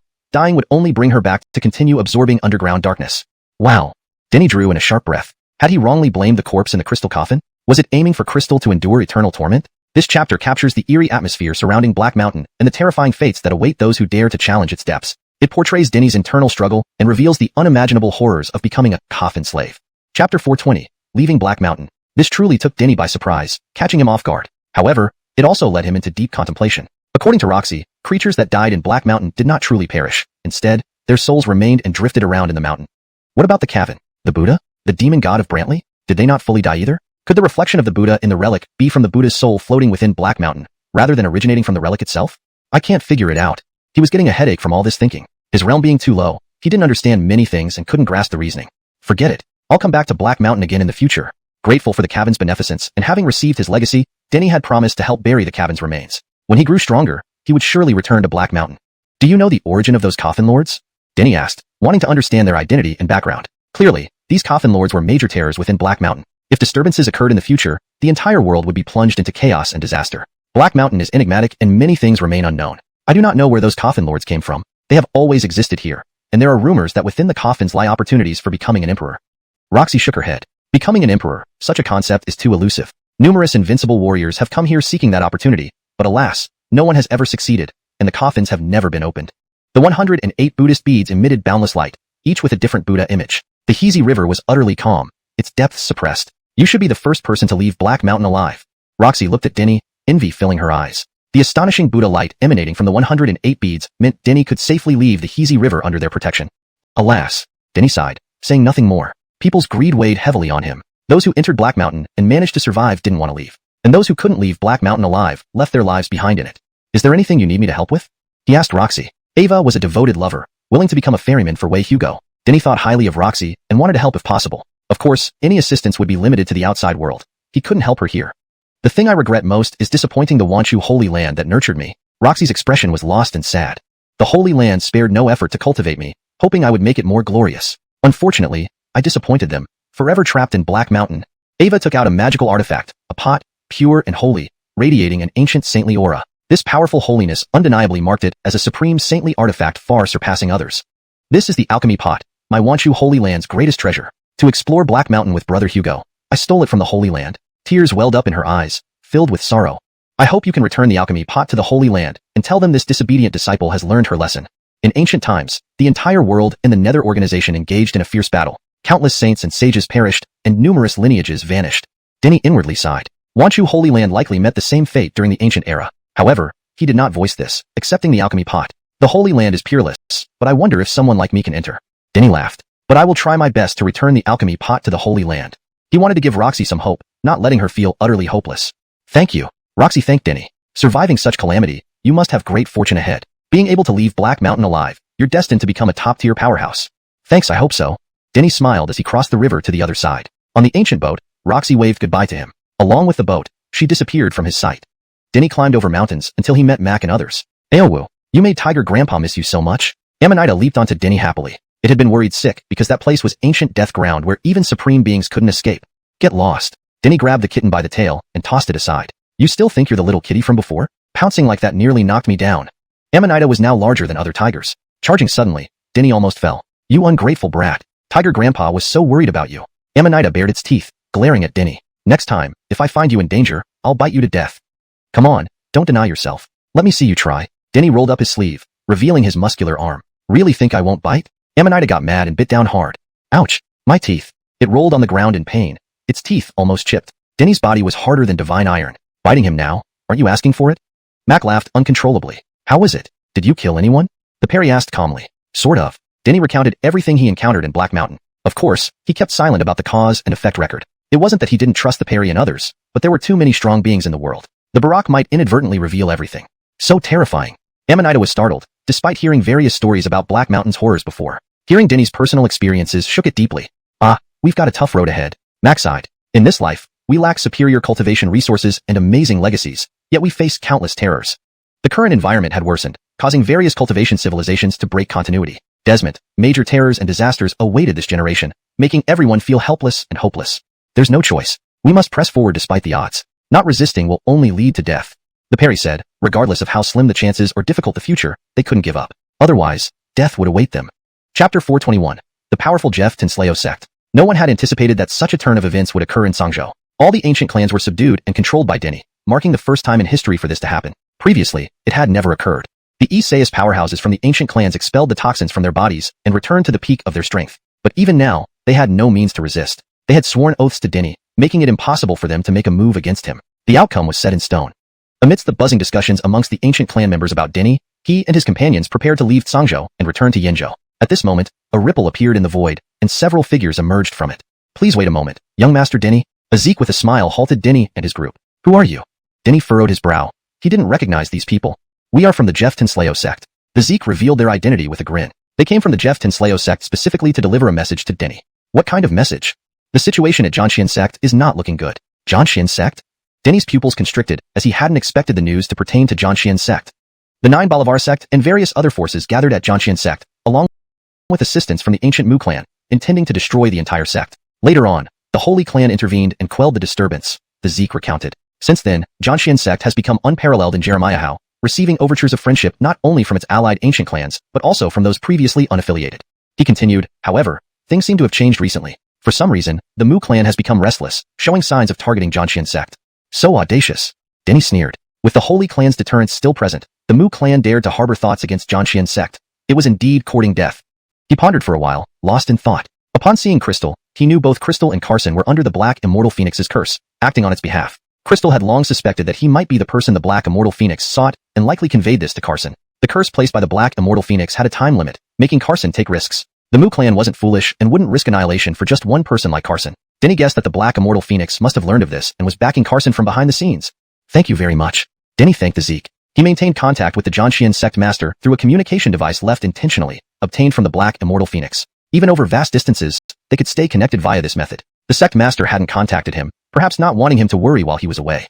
No need for thanks. Being able to emerge from Black Mountain, you truly deserve the title of first. Our Jeff Tinsleo sect merely wants to establish goodwill with you, and hopes you will support us in the future.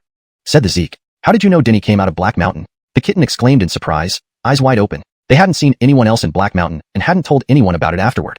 Our information network is our foundation. While we can't guarantee anything else, when it comes to news, the Jeff Tinsleo sect is undoubtedly supreme. The Zeke smiled. Indeed, the Jeff Tinsleo sect wasn't simple. Not only did they know about Denny's connection to Zhangxian sect, but they also found Denny promptly, even knowing he survived Black Mountain. Even Denny was taken aback by the Jeff Tinsleo sect's capabilities. After a brief silence, he said, I hope the Jeff Tinsleo sect can help me investigate something. Check if any descendants of the invincible ancient demon god Brantley exist, and whether the 10,000 Dawn Sanctuary still exists. Though the chances were slim, Denny still wanted to verify it. After all, nothing was absolute. The Blue Clan, to which Mina belonged, was a powerful holy clan dating back to the far ancient times. It was possible that the descendants of the invincible ancient demon god Brantley and the 10,000 Dawn Sanctuary had also passed down. These things you mention are hard to find. The Zeke frowned. The descendants of the invincible ancient demon god Brantley and the 10,000 Dawn Sanctuary were key players in the ancient war. Unlike the holy clans who survived and may or may not have fully participated in the battle, retaining some power. He paused. For instance, the Blue Clan, which once aided you, had a questionable reputation during the ancient era, barely contributing to the war effort. Denny's eyes glinted. Truly, the Jeff Tinsleo sect was impressive. If not for Mina, he wouldn't have known any holy clans existed in this era. As for more detailed information about the Blue Clan, he was completely in the dark. Desmond, the Jeff Tinsleo sect obviously knew a lot about them. Do your best to investigate. I won't let the Jeff Tinsleo sect assist me without reward. Regardless of the outcome, I'll greatly repay the Jeff Tinsleo sect, he told the Zeke. He promised Chavez and Scarlet that he would do everything in his power to help. The Jeff Tinsleo sect was perfect for this investigation due to its capabilities. Not so fast. The Zeke smiled. I came here to express our good intentions. Rest assured, the Jeff Tinsleo sect will do everything possible to assist you. Fine, if there's news, you can inform me directly. Denny produced a communication device to give to the Zeke to facilitate contact. The Zeke refused with a laugh. It's not necessary. We can always reach you. Consider this a demonstration of our capabilities. Alright, Denny put the device away. As for my parents, how much do you know?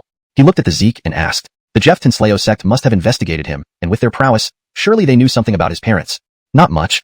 The Zeke shook his head. Your mother's background is mysterious. We conducted many investigations, but found no leads. During their initial investigation, even the Jeff Tinsleo sect was surprised. Given their extensive intelligence network, this was almost an impossibility. Even the enigmatic Bolivaranquin organization yielded more information. Regarding Denny's mother's background, the Jeff Tinsleo sect really had no significant leads. I hope your sect can thoroughly investigate. If there's a result, I will forever remember the debt of gratitude to your sect. Denny stated earnestly. He must find his parents, no matter the cost. He wanted to reunite with them. No matter how difficult, he would not give up. He missed his parents terribly. Prince, don't be too formal. Once we have results, we will notify you immediately. The Zeke replied. Chapter 422. Major Upheaval. Denny and his companions set off immediately, traveling back and forth between Jeremiahou and Sangzhou. The southern clans Arvin did not leave, but stayed in Sangzhou to coordinate with other ancient clan Isaiahs for support. The Mu clan dared to act against the Zhangxian sect likely because the Cathy was backing them up from behind. Denny needed a large number of powerful supporters. Traversing provinces was extremely difficult, but it wasn't so challenging for Denny at present. The ancient clans of Sangzhou all revered Denny, allowing him to use their ancestral transmission array to return to Jeremiahou. After some time, they returned to Jeremiahou, standing on the familiar land. However, they didn't head directly to the central area. The ancient clan transmission arrays in Sangzhou sent them to the southern part of Jeremiahou. From there, they used another transmission array to reach the central area. The information given by Jeff Tinsleo about the Zhangxian sect's current predicament was indeed accurate. Numerous forces were harassing the Zhangxian sect, behaving maliciously though not overtly, which still caused headaches for the sect. Many branches of the Zhangxian sect were affected, forcing them to recall all disciples stationed outside, cutting numerous businesses, and staying within their branches without venturing out. These forces that now turned against the Zhangxian sect had once shown goodwill toward it. Other factions previously friendly towards the Zhangxian sect went silent, neither supporting nor harming the sect, taking a wait-and-see attitude. Xuanhuan sect. Denny's gaze grew cold. Among those acting against the Zhangxian sect, Xuanhuan sect led the way, and this Xuanhuan sect was a force openly established by the Mu clan. Let's pay Xuanhuan sect a visit first. Denny's expression remained indifferent, intending to warn and intimidate other factions planning to move. They arrived near an old city, Qin City, which they had visited before. Anastasia's Luo clan resided in Qin City, where they had attended her grandfather's birthday celebration. They met Anastasia in the Sunset Mountains, where Denny obtained the Purple Lane Spear and the Wheel of Rebirth. According to legend, this place was once an ancient battlefield that shattered the sky, thus named the Sunset Mountains. I'll revisit the Sunset Mountains when things settle down. Denny's eyes sparkled. At that time, their realms were too low, and they knew little, so they wandered through the Sunset Mountains cluelessly. Denny believed that there might be even better treasures in the Sunset Mountains, potentially revealing more about the origins of the Purple Lane Spear and the Wheel of Rebirth. But now was not the right time. The Zhangxian sect was facing crises, and they needed to help the sect overcome these challenges first. They entered Qin City, intending to use the transmission array to reach the most prosperous central area. Zyrique the Zhangxian sect, the Xuanhuan sect also built its headquarters in the most bustling part of the central area. Qin City belonged to the outskirts of the central area, some distance from the bustling center. Denny planned to find a local faction, willing to let them use the transmission array to reach the heart of the central area. He came to the Luo clan. The Luo clan was one of the top-tier powers in Qin City, possessing an array capable of transmitting them to the central bustling area. Initially, they chose not to use the transmission array but walked to train their mental fortitude. Bolivarm? Upon arriving at the Luo clan, Denny frowned. The Luo clan was in chaos, besieged by others who appeared determined to forcibly break into the territory. You're too overbearing. Not only have you seized our shops in Qin City, but now you want to occupy our clan's residence. We never wronged any of you. When we were thriving, we even aided you. Have you forgotten your debts? A member of the Luo clan shouted loudly, blocking the entrance. During the Zhangxian sect's crisis, the Blue clan helped resolve the situation. Afterward, the Zhangxian sect became the most respected power in Jeremiahou, admired by various forces. Even the ancient clans treated Zhangxian sect members with utmost respect. Anastasia, the daughter of the Luo clan chief, was a core disciple of the Zhangxian sect. Due to Anastasia, the Luo clan rose to prominence in Qin City. It wasn't exaggerated to say that many of the attacking forces once sought favor from the Luo clan, whom they had treated respectfully and helped whenever possible. Desmond now, these same forces, forgetting their past kindnesses, banded together to attack the Luo clan. Forces that claimed eternal friendship were nowhere to be seen, leaving the Luo clan without allies. Back then, circumstances forced us to bow. Do you think we'd do it otherwise? Now the tide has turned, and it's our time to rise. The leaders of the surrounding forces laughed mockingly. Don't you fear retribution? What happened last time when the Zhangxian sect faced calamity? The Ninhua sect was destroyed immediately. Other attacking forces also paid heavily. Think carefully before acting. Don't invite destruction upon yourselves. The Luo clan leader warned sternly. This time is different. Not only have ancient powerful forces united, but even fearsome monster kings and alien powers have joined in. Can the Jianxian sect escape this disaster again? Dream on. Just look at the Hengtian auction house, backed by terrifying forces. They dare not move. Even their own backers fear and worry. The surrounding force leaders showed no fear. They knew something others did not. The magnitude of this crisis surpassed anything seen before. It involved human factions, aliens, and powerful beasts, all aiming to wipe out the Jianxian sect entirely. This unprecedented upheaval shook everyone. Members of the Luo clan looked grim. While not fully aware of the extent of the situation, they heard rumors about actions by other factions aimed at destroying the Jianxian sect. Their hearts sank. This world was cruel. Once weakened, nothing mattered anymore. Morality, righteousness, or honor ceased to exist. Everyone prioritized self-interest. Don't resist futilely. Otherwise, your clan will suffer bloodshed. Surrender peacefully to reduce casualties. The surrounding force leaders spoke coldly. Chapter 423. No one can escape. The Luo clan was besieged by the elite forces of Arlo, making it impossible to survive this calamity. Such events were not isolated incidents. Other factions associated with the Jianxian sect faced similar ordeals, especially those who had come to aid the Jianxian sect when it was in trouble. They suffered even heavier misfortunes. The powerful Northern Mu family, one of the top-tier forces, has now disintegrated and no longer exists. They once mobilized to support the Jianxian sect. There's also the Thorn clan from the west, the Desmond clan from the south, and the Desmond family from the east. All top-tier forces that disregarded their lives to aid the Jianxian sect. Now their circumstances are tragic. Their territories ravaged, and their people scattered. Around them, many people were watching and discussing ceaselessly. Messages came from all directions. The forces that supported the Jianxian sect have all been annihilated. Denny's expression was cold, a chill emanating from his body as he listened to the surrounding discussions. What these people said was not false. While he couldn't be sure about others, the news from the south was undoubtedly true, as he had arrived in the south via Sangzhou. The Desmond clan there had already been wiped out. Now, seeing this situation, it seemed that the flames of war would soon spread to the central region. A faction that once aided the Jianxian sect, the Lan clan, is rumored to be extremely powerful and terrifying, even overwhelming ancient noble families. If even the Lan clan almost perished, how can so many forces still dare to take action against the Jianxian sect? One person whispered, voicing his confusion. These forces attacking the Jianxian sect, weren't they afraid of offending the Lan clan? In fact, not just him but everyone else shared this doubt. Were all the forces targeting the Jianxian sect truly mad? Had they forgotten about the formidable Lan clan? At this moment, the patriarch of the Luo clan arrived. His hair and beard were white, and he looked like he was on the verge of death, hunched over with aged, shriveled skin. However, his eyes shone brightly, piercing and commanding attention. He gazed at the various forces surrounding the Luo clan and said gravely, all forces in Jeremiah have moved, including alien races and beasts, but do you truly believe you can handle the Lan clan? Upon mentioning the Lan clan, the entire scene instantly fell silent. Rumors suggested it was a saintly clan with an unfathomably long lineage, making current powers seem like mere weeds in its presence, unworthy of mention. If we didn't have the confidence to handle the Lan clan, would we dare to make a move? Zeke stepped forward, a sneer on his face. Remember, the Lan clan isn't invincible. It has enemies too. He continued, if all living beings in Jeremiah unite, could the Lan clan truly destroy every last one of us? If they could, they would have acted long ago instead of remaining idle.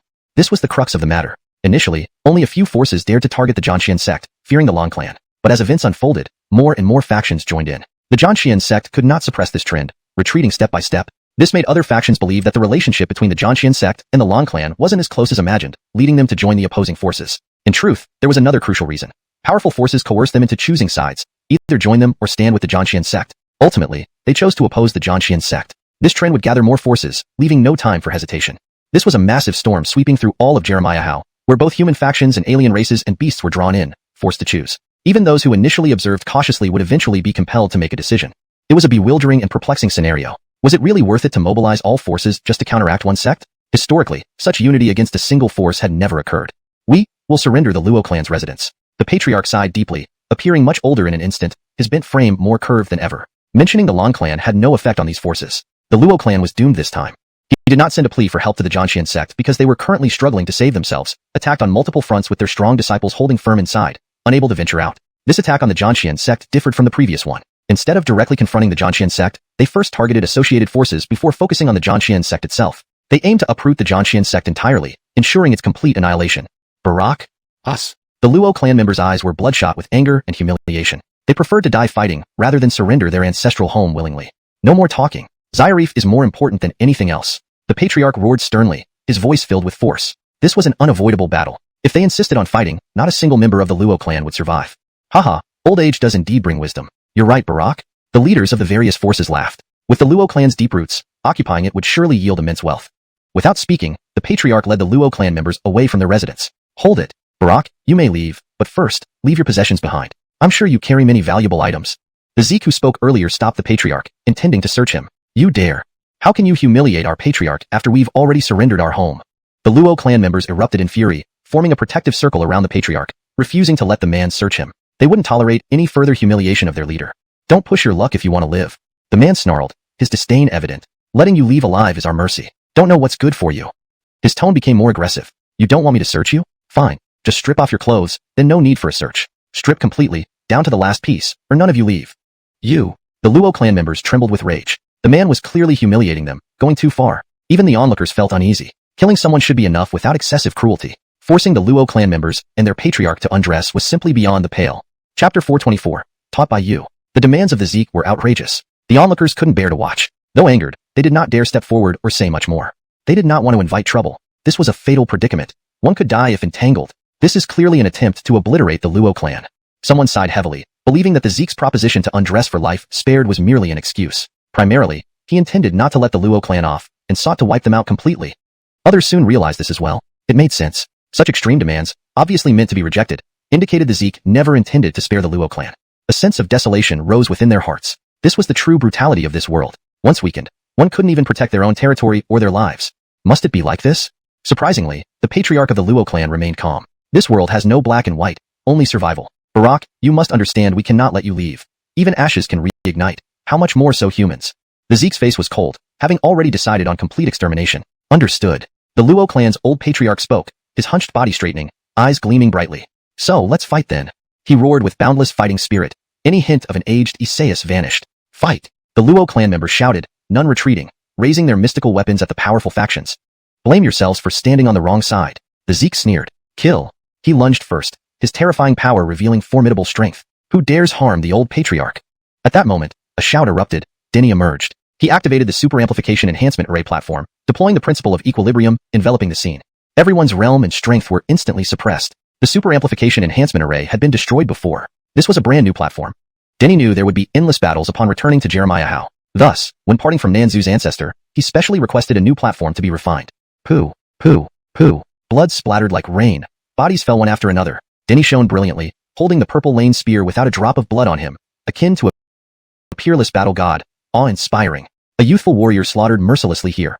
All those killed were top-ranked Qin cities mighty. The scene was shocking. Everyone's hearts trembled in disbelief. Who is this? He's too strong, killing experts like cutting melons. People's minds were jolted, their understanding of strength shattered by Denny's might. He's Denny. Someone shouted, recognizing him. Previously, demons besieged the Sunset Mountain Range, demanding Denny's surrender or face massacre. Then, Hung Ira Auction House's Isaias intervened, halting the chaos, making Denny widely known. It's him. How is this possible? Recognizing Denny, faces showed disbelief. They remembered he was once a minor cultivator, at the Tongxian realm, insignificant compared to the present experts who could easily kill him. How had everything reversed? Denny now easily slaughtered experts. His growth seemed too rapid to believe. Carefully considering, less than a year had passed. What? It's actually you. Surviving experts' eyes widened, unable to believe how an ordinary Tongxian youth could now slay them. It's you. The old patriarch's face lit up. He always believed Denny wasn't ordinary and destined for great achievements. During the demon siege, when various factions demanded Denny's surrender, the Luo clan stood beside him. That decision, in hindsight, proved prescient and correct. Pooh, pooh, pooh. Denny wielded the purple lane spear, mercilessly killing without pause. No one could resist him. He decimated all foes ruthlessly. Spare us. Please give us a chance. We will join Zhanxian's sect to combat the enemies. Remaining survivors pleaded, realizing Denny's immense strength left them hopeless without relying on his mercy. Did you give the Luo clan a chance? Denny's expression was cold. You taught me, even ashes can ignite. Weeds must be uprooted thoroughly. With relentless force, he slew every expert opposing the Luo clan. Zhanxian's sect couldn't retaliate, but he would. He aimed to strike these forces' vulnerabilities deeply, making them tremble and fear. In the cultivator's world, only might could stop conflict. Onlookers were stunned, unable to believe a mere 16-year-old boy could act so decisively. They glimpsed the shadow of seasoned warriors within Denny. Only they displayed such ruthlessness without hesitation. The battle concluded. Before the Luo clan's residence, corpses piled high, blood flowing freely. All dead were Qin City's renowned top experts, bodies torn apart, a gruesome sight. Many felt terrified, hearts pounding. Was this Zhanxian's sect's counterattack? Was Denny conveying Zhanxian's sect's message? Would Lan clan emerge from hiding behind Zhanxian's sect? People's thoughts were chaotic, pondering implications. Zhanxian's sect stands. Any force attempting harm shall meet the same fate. Denny's voice was intimidating, the purple lane spear radiating brilliant light. His presence became magnificent. No one dared underestimate him due to his age. An invincible young war deity. Excellent, excellent, excellent. The Luo clan's old patriarch repeatedly praised, tears streaming. Regardless, Denny's decisive action signaled hope. Jeremiah Howe's dynamics would change again. Those who thought they could destroy Zhanxian's sect alongside others now had to reconsider, questioning their allegiances.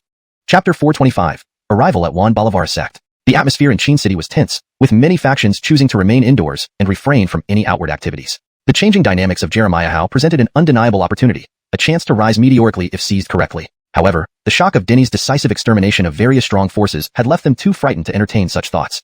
After a brief exchange with the Liu clan's Isaias patriarch, Denny and his group utilized the Liu clan's teleportation array, arriving directly in the bustling central area. Zhanxian sect, Juan Bolivar sect, and the previously most powerful Jeremiah sect were all situated in this bustling heart of the region.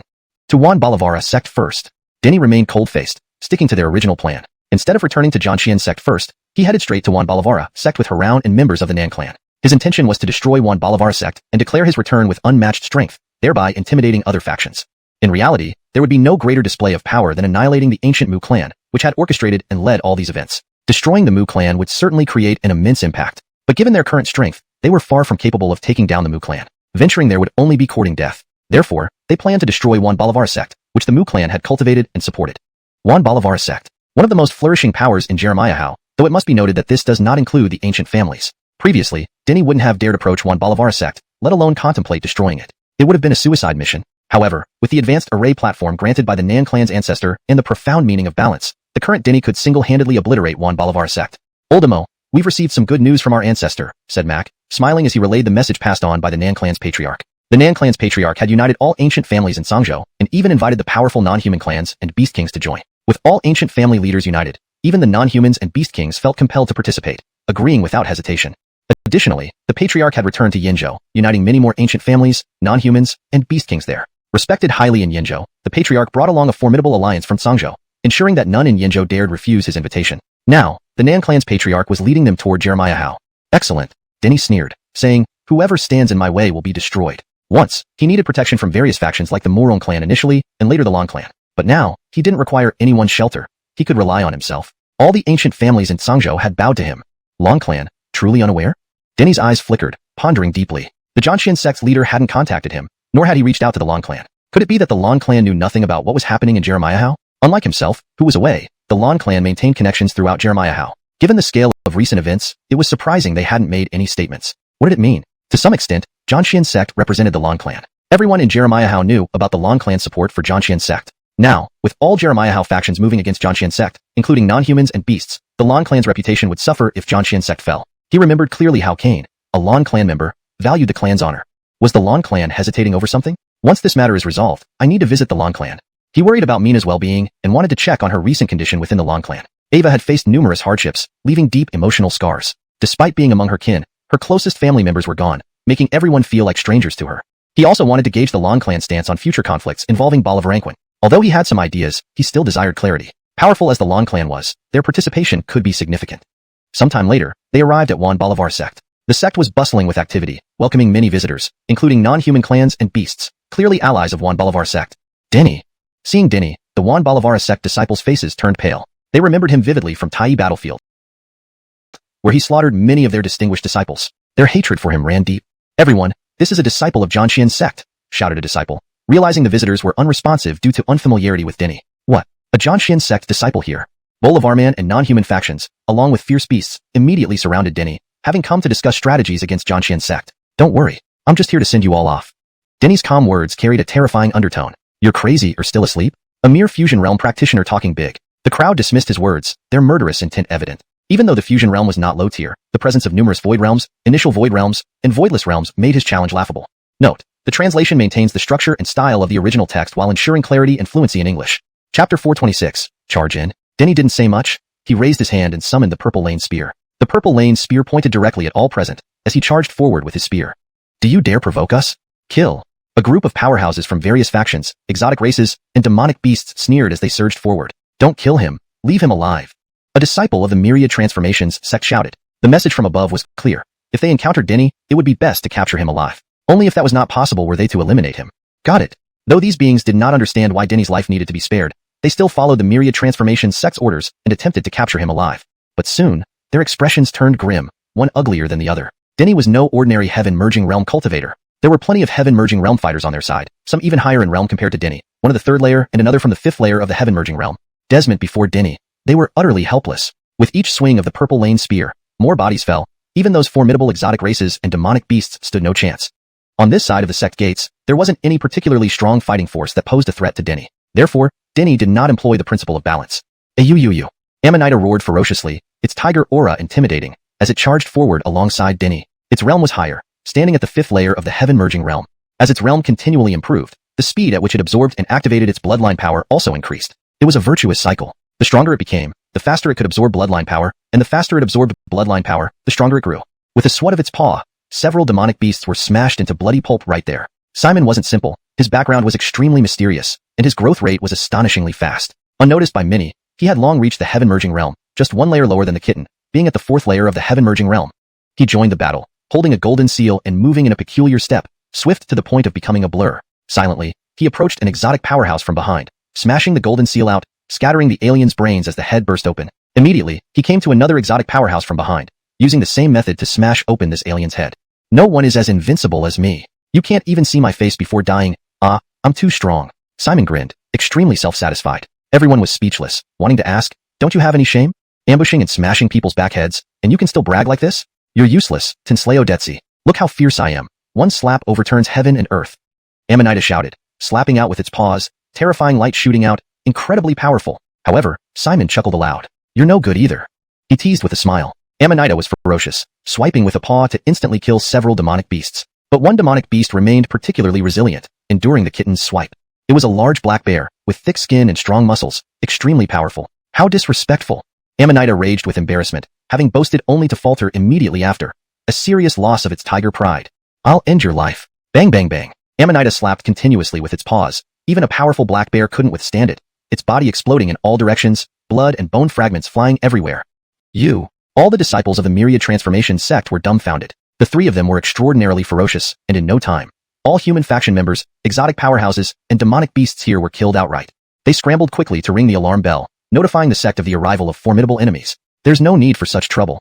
Denny, holding the purple lane spear, walked forward step by step and said, no need for them to come out. We will find them inside. Boom boom boom. The large bells rang incessantly, spreading the sound throughout the Myriad Transformation sect. The great bells of the Myriad Transformations sect had never rung non-stop like this, signifying that an unparalleled foe had stormed into the sect. Who dares to be so bold? Forcibly attacking our Myriad Transformation sect? Can you handle the consequences? A cold voice rang out from deep within the sect. Then, beam after beam shot skyward, as the sect master of the Myriad Transformations sect appeared with a host of Isaias powerhouses. Additionally, numerous exotic powerhouses and fierce demonic beasts also emerged. They differed from the powerhouses at the mountain gate. Their strength was greater, at least in the void realm, and the top ones among them had even reached the cavernous void realm. Denny, it's actually you. Upon seeing the visitor, the sect master's expression showed disbelief. He understood better than anyone else. The mobilization of all powerful forces in Jeremiah was precisely for Denny. The reason they made such a big move was to intimidate the Blue Clan supporting the Zhanxian sect, making it easier to capture Denny. A single faction targeting the Zhanxian sect wouldn't stir much commotion. The Blue Clan could easily resolve it by sending someone over.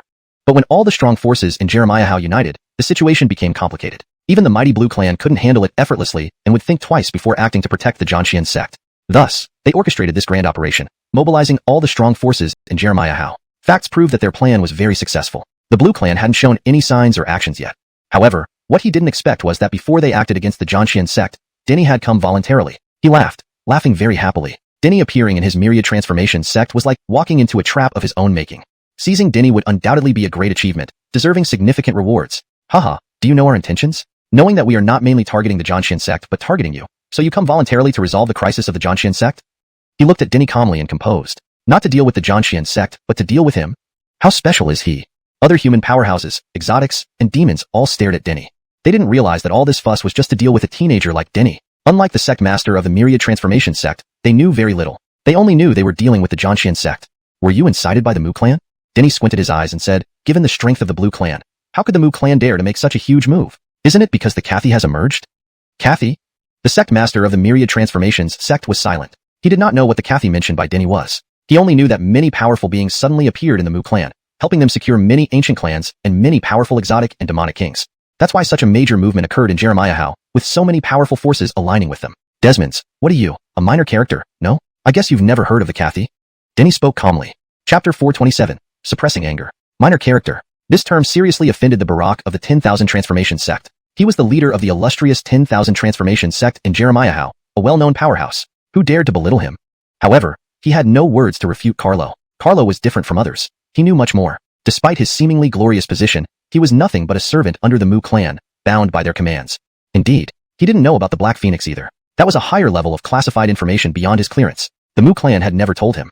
I may not know now, but I will know very soon. He sneered, eyes locked onto Carlo. After capturing Carlo, he would surely receive great rewards and an enhanced status. After all, the great storm that engulfed Jeremiah wasn't for anything else. It was precisely for Carlo. Carlo was absolutely crucial. What are you delusional about? Do you think I, Carlo, came here to die? Carlo's expression was cold as he continued. In the Tai battlefield, the Mu clan issued a bounty on me, and the 10,000 transformation sect promptly executed their order. Now, it's happening again, so I can only start by striking down your sect first to set an example. As Carlo mentioned the Tai battlefield, veins bulged on the 10,000 transformations sect Barak's forehead. Countless outstanding legacies were at stake in the Tai battlefield, and he had dispatched the sect's best disciples there. As a result, the sect suffered heavy casualties, with numerous outstanding disciples being killed by Carlo. This caused a significant setback for the sect, needing to recruit new disciples from scratch. Now, hearing Carlo bring this up, he felt raging fury, unable to contain the murderous intent within. But in the end, he suppressed his anger. The Mu clan wanted Carlo alive. You can live, but you won't live well. You must pay for the crimes you've committed. His gaze was cold, deciding to torture Carlo severely before delivering him to the Mu clan. As long as Carlo remained alive, it was sufficient. The 10,000 transformation sect will be utterly eradicated today. Carlo spoke coldly, pointing his purple lane spear directly at the sect's patriarch. He came here today with the intention of completely annihilating the 10,000 transformation sect. Arrogant. The Barak roared, his clothes flapping wildly as he leaped up, sending thousands of rays of light shooting out. Terrifying aura spread as he struck toward Carlo. His realm was high, living up to his reputation as one of the top powerhouses in Jeremiah, wielding the strength of the 9th level cave void realm. Barring the ancient clan's experts, he was unmatched in Jeremiah. This is not arrogance but confidence, absolute confidence. Carlo's face remained calm. Raising his hand, he activated the overamplified enhancement array platform, causing the profound essence of balanced outer ripple, instantly diminishing the 10,000 transformations sect Barak's realm and strength. What you? The 10,000 transformations sect Barak's face turned pale. Carlo was truly prepared this time. Without any resistance, his realm and strength were forcibly diminished by Carlo. He couldn't believe it. How could someone who possessed 9th level cave void strength be suppressed like this? It was almost unbelievable and too bizarre. How about this, still angry? Can't accept it? This is just the suppression of your realm and strength. Carlo remained calm, saying, what if I make you lose all strength? As he spoke, an order of law emerged from the essence of balanced Tao, forcefully entering the 10,000 transformations sect Barak's body. Instantly, all traces of Tao and law energy within him vanished. You. The Barak gritted his teeth, nearly breaking them. What kind of power was this? Say suppress, and it suppresses? Say eliminate, and it eliminates? Nearby, other human factions experts, alien strongholds, and powerful demon beasts were terrified by this spectacle. Carlo's method was too terrifying.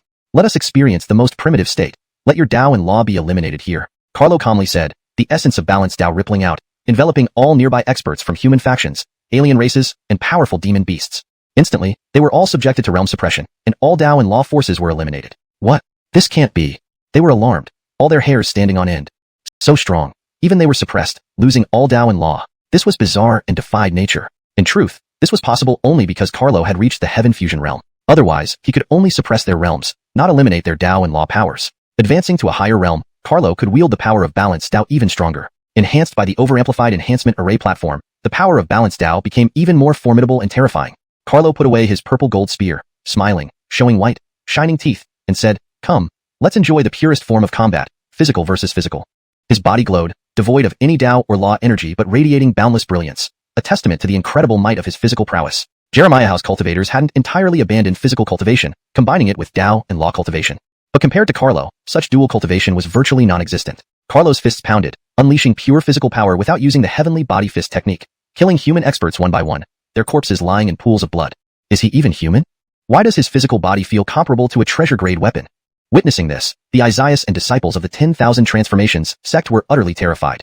Could physical strength be so powerful? They had never imagined it. It's up to you. If we don't kill him, we'll all die. The Barak gritted his teeth, hiding behind alien experts and demon beasts, knowing his physical strength was inadequate. I remember now. Someone obtained the legacy of the Balancer God in the Tai battlefield. That person must be you. This is the balanced Tao mastered by the Balancer God. A demon beast king sneered. Its offspring also entered the Tai battlefield, knowing someone had inherited the legacy of the top god king, Balancer. The identity of that person was unknown until now. Carlo's method was too similar to the Balancer God's balanced Tao. It confirmed Carlo was the inheritor. No wonder even his body lacks Tao and law energy. Balanced Tao seeks balance. If we can't use Tao and law, neither can he. Got it. Other alien experts and demon beasts confirmed this. This reassured them. Born with robust bodies, they didn't fear pure physical combat, even if Carlo's body was stronger than other humans. Please ensure the story's logic flows coherently, maintaining the style and tone while translating accurately into English. Chapter 428. Total Annihilation. Brad. He was an unparalleled divine king, esteemed among the 9 supreme divine kings, whose fame resonated throughout the world. He mastered the Tao of Balance and the Tao of Void, both considered to be peak doctrines, and had once swept away all his enemies. Once the experts of the other races and demon beast kings confirmed that Denny's method of suppressing realms was through the Tao of Balance, they became more at ease, no longer in such panic. Attack. They took the initiative to launch an offensive, breaking their passive state to strike at Denny. You all go. Break through his Tao of Balance. The Barak of the Juan Balavara sect shouted, ordering the Isaias and disciples of the sect to attack. The Tao of Balance emphasized equilibrium. Stronger beings would be suppressed while weaker ones would be enhanced. Understanding this, he intended to use a sea of people to counteract Denny's Tao of Balance. After all, even if Denny was formidable, he was only at the fusion heaven realm, with limited strength. Once outnumbered, Denny's Tao of Balance would definitely collapse. Do you think we don't exist?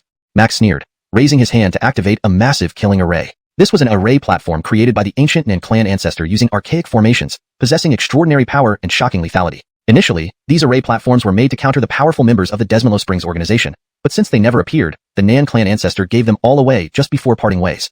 Array patterns flickered as boundless terrifying power surged and reverberated, spreading the full might of the killing array, enveloping the Juan Balavara sect Isaias within it. Puff puff puff. Blood spurted everywhere like a rain of blood, turning the killing array into a slaughterhouse. The Juan Balavara sect Isaias could not resist, offering no resistance before being completely annihilated on the spot. Aya! The Juan Balavara sect Barak went mad at the sight, as too many Isaias had died. They were the very foundation and backbone of the Juan Balavara sect. With their deaths, even if the Juan Balavara sect survived, it would be in name only. Ow! Amanita roared, its body glowing brilliantly, unleashing the white tiger's sacred art. Its entire tiger form instantly grew to mountainous size, pouncing on the remaining Juan Balavara sect disciples and Isaias. The Juan Balavara sect will surely perish today. Max sneered, moving like a ghost, wielding a golden seal, appearing behind one Isaias after another, smashing their heads in. The virtual realm Isaias of the Juan Balavara sect, having rushed too fast to the front, were directly annihilated by the killing array. The remaining Isaias and disciples were all stopped by the kitten and Mac. Both the kitten and Mac were freakishly strong. Even those with higher realms couldn't stand up to them. They were slaughtered, their bodies lying in pools of blood. The remaining disciples fared even worse, unable to get close to Denny. On the other side, Denny was as ferocious as a demon god. No matter how inherently powerful the other race's bodies, or the demon beast king's hardened bodies were, none could withstand a single punch from him. Boiling blood and shattered bones flew in all directions, as the other race's experts and demon beast kings were continuously blasted apart. It's your turn. Denny was resplendent amidst the splattering blood, his clothes untouched by blood, exuding unmatched sanctity. He stepped forward towards the Juan Balavara sect Barak. All the other race's experts and demon beast kings had been annihilated by him, leaving only the Juan Balavara sect Barak standing alone. No matter how strong you are, can you change your fate? The Juan Balavara sect Barak gritted his teeth. Heaven cannot decide my fate, and do you really have the right? Denny coldly said, decapitating the Juan Balavara sect Barak on the spot.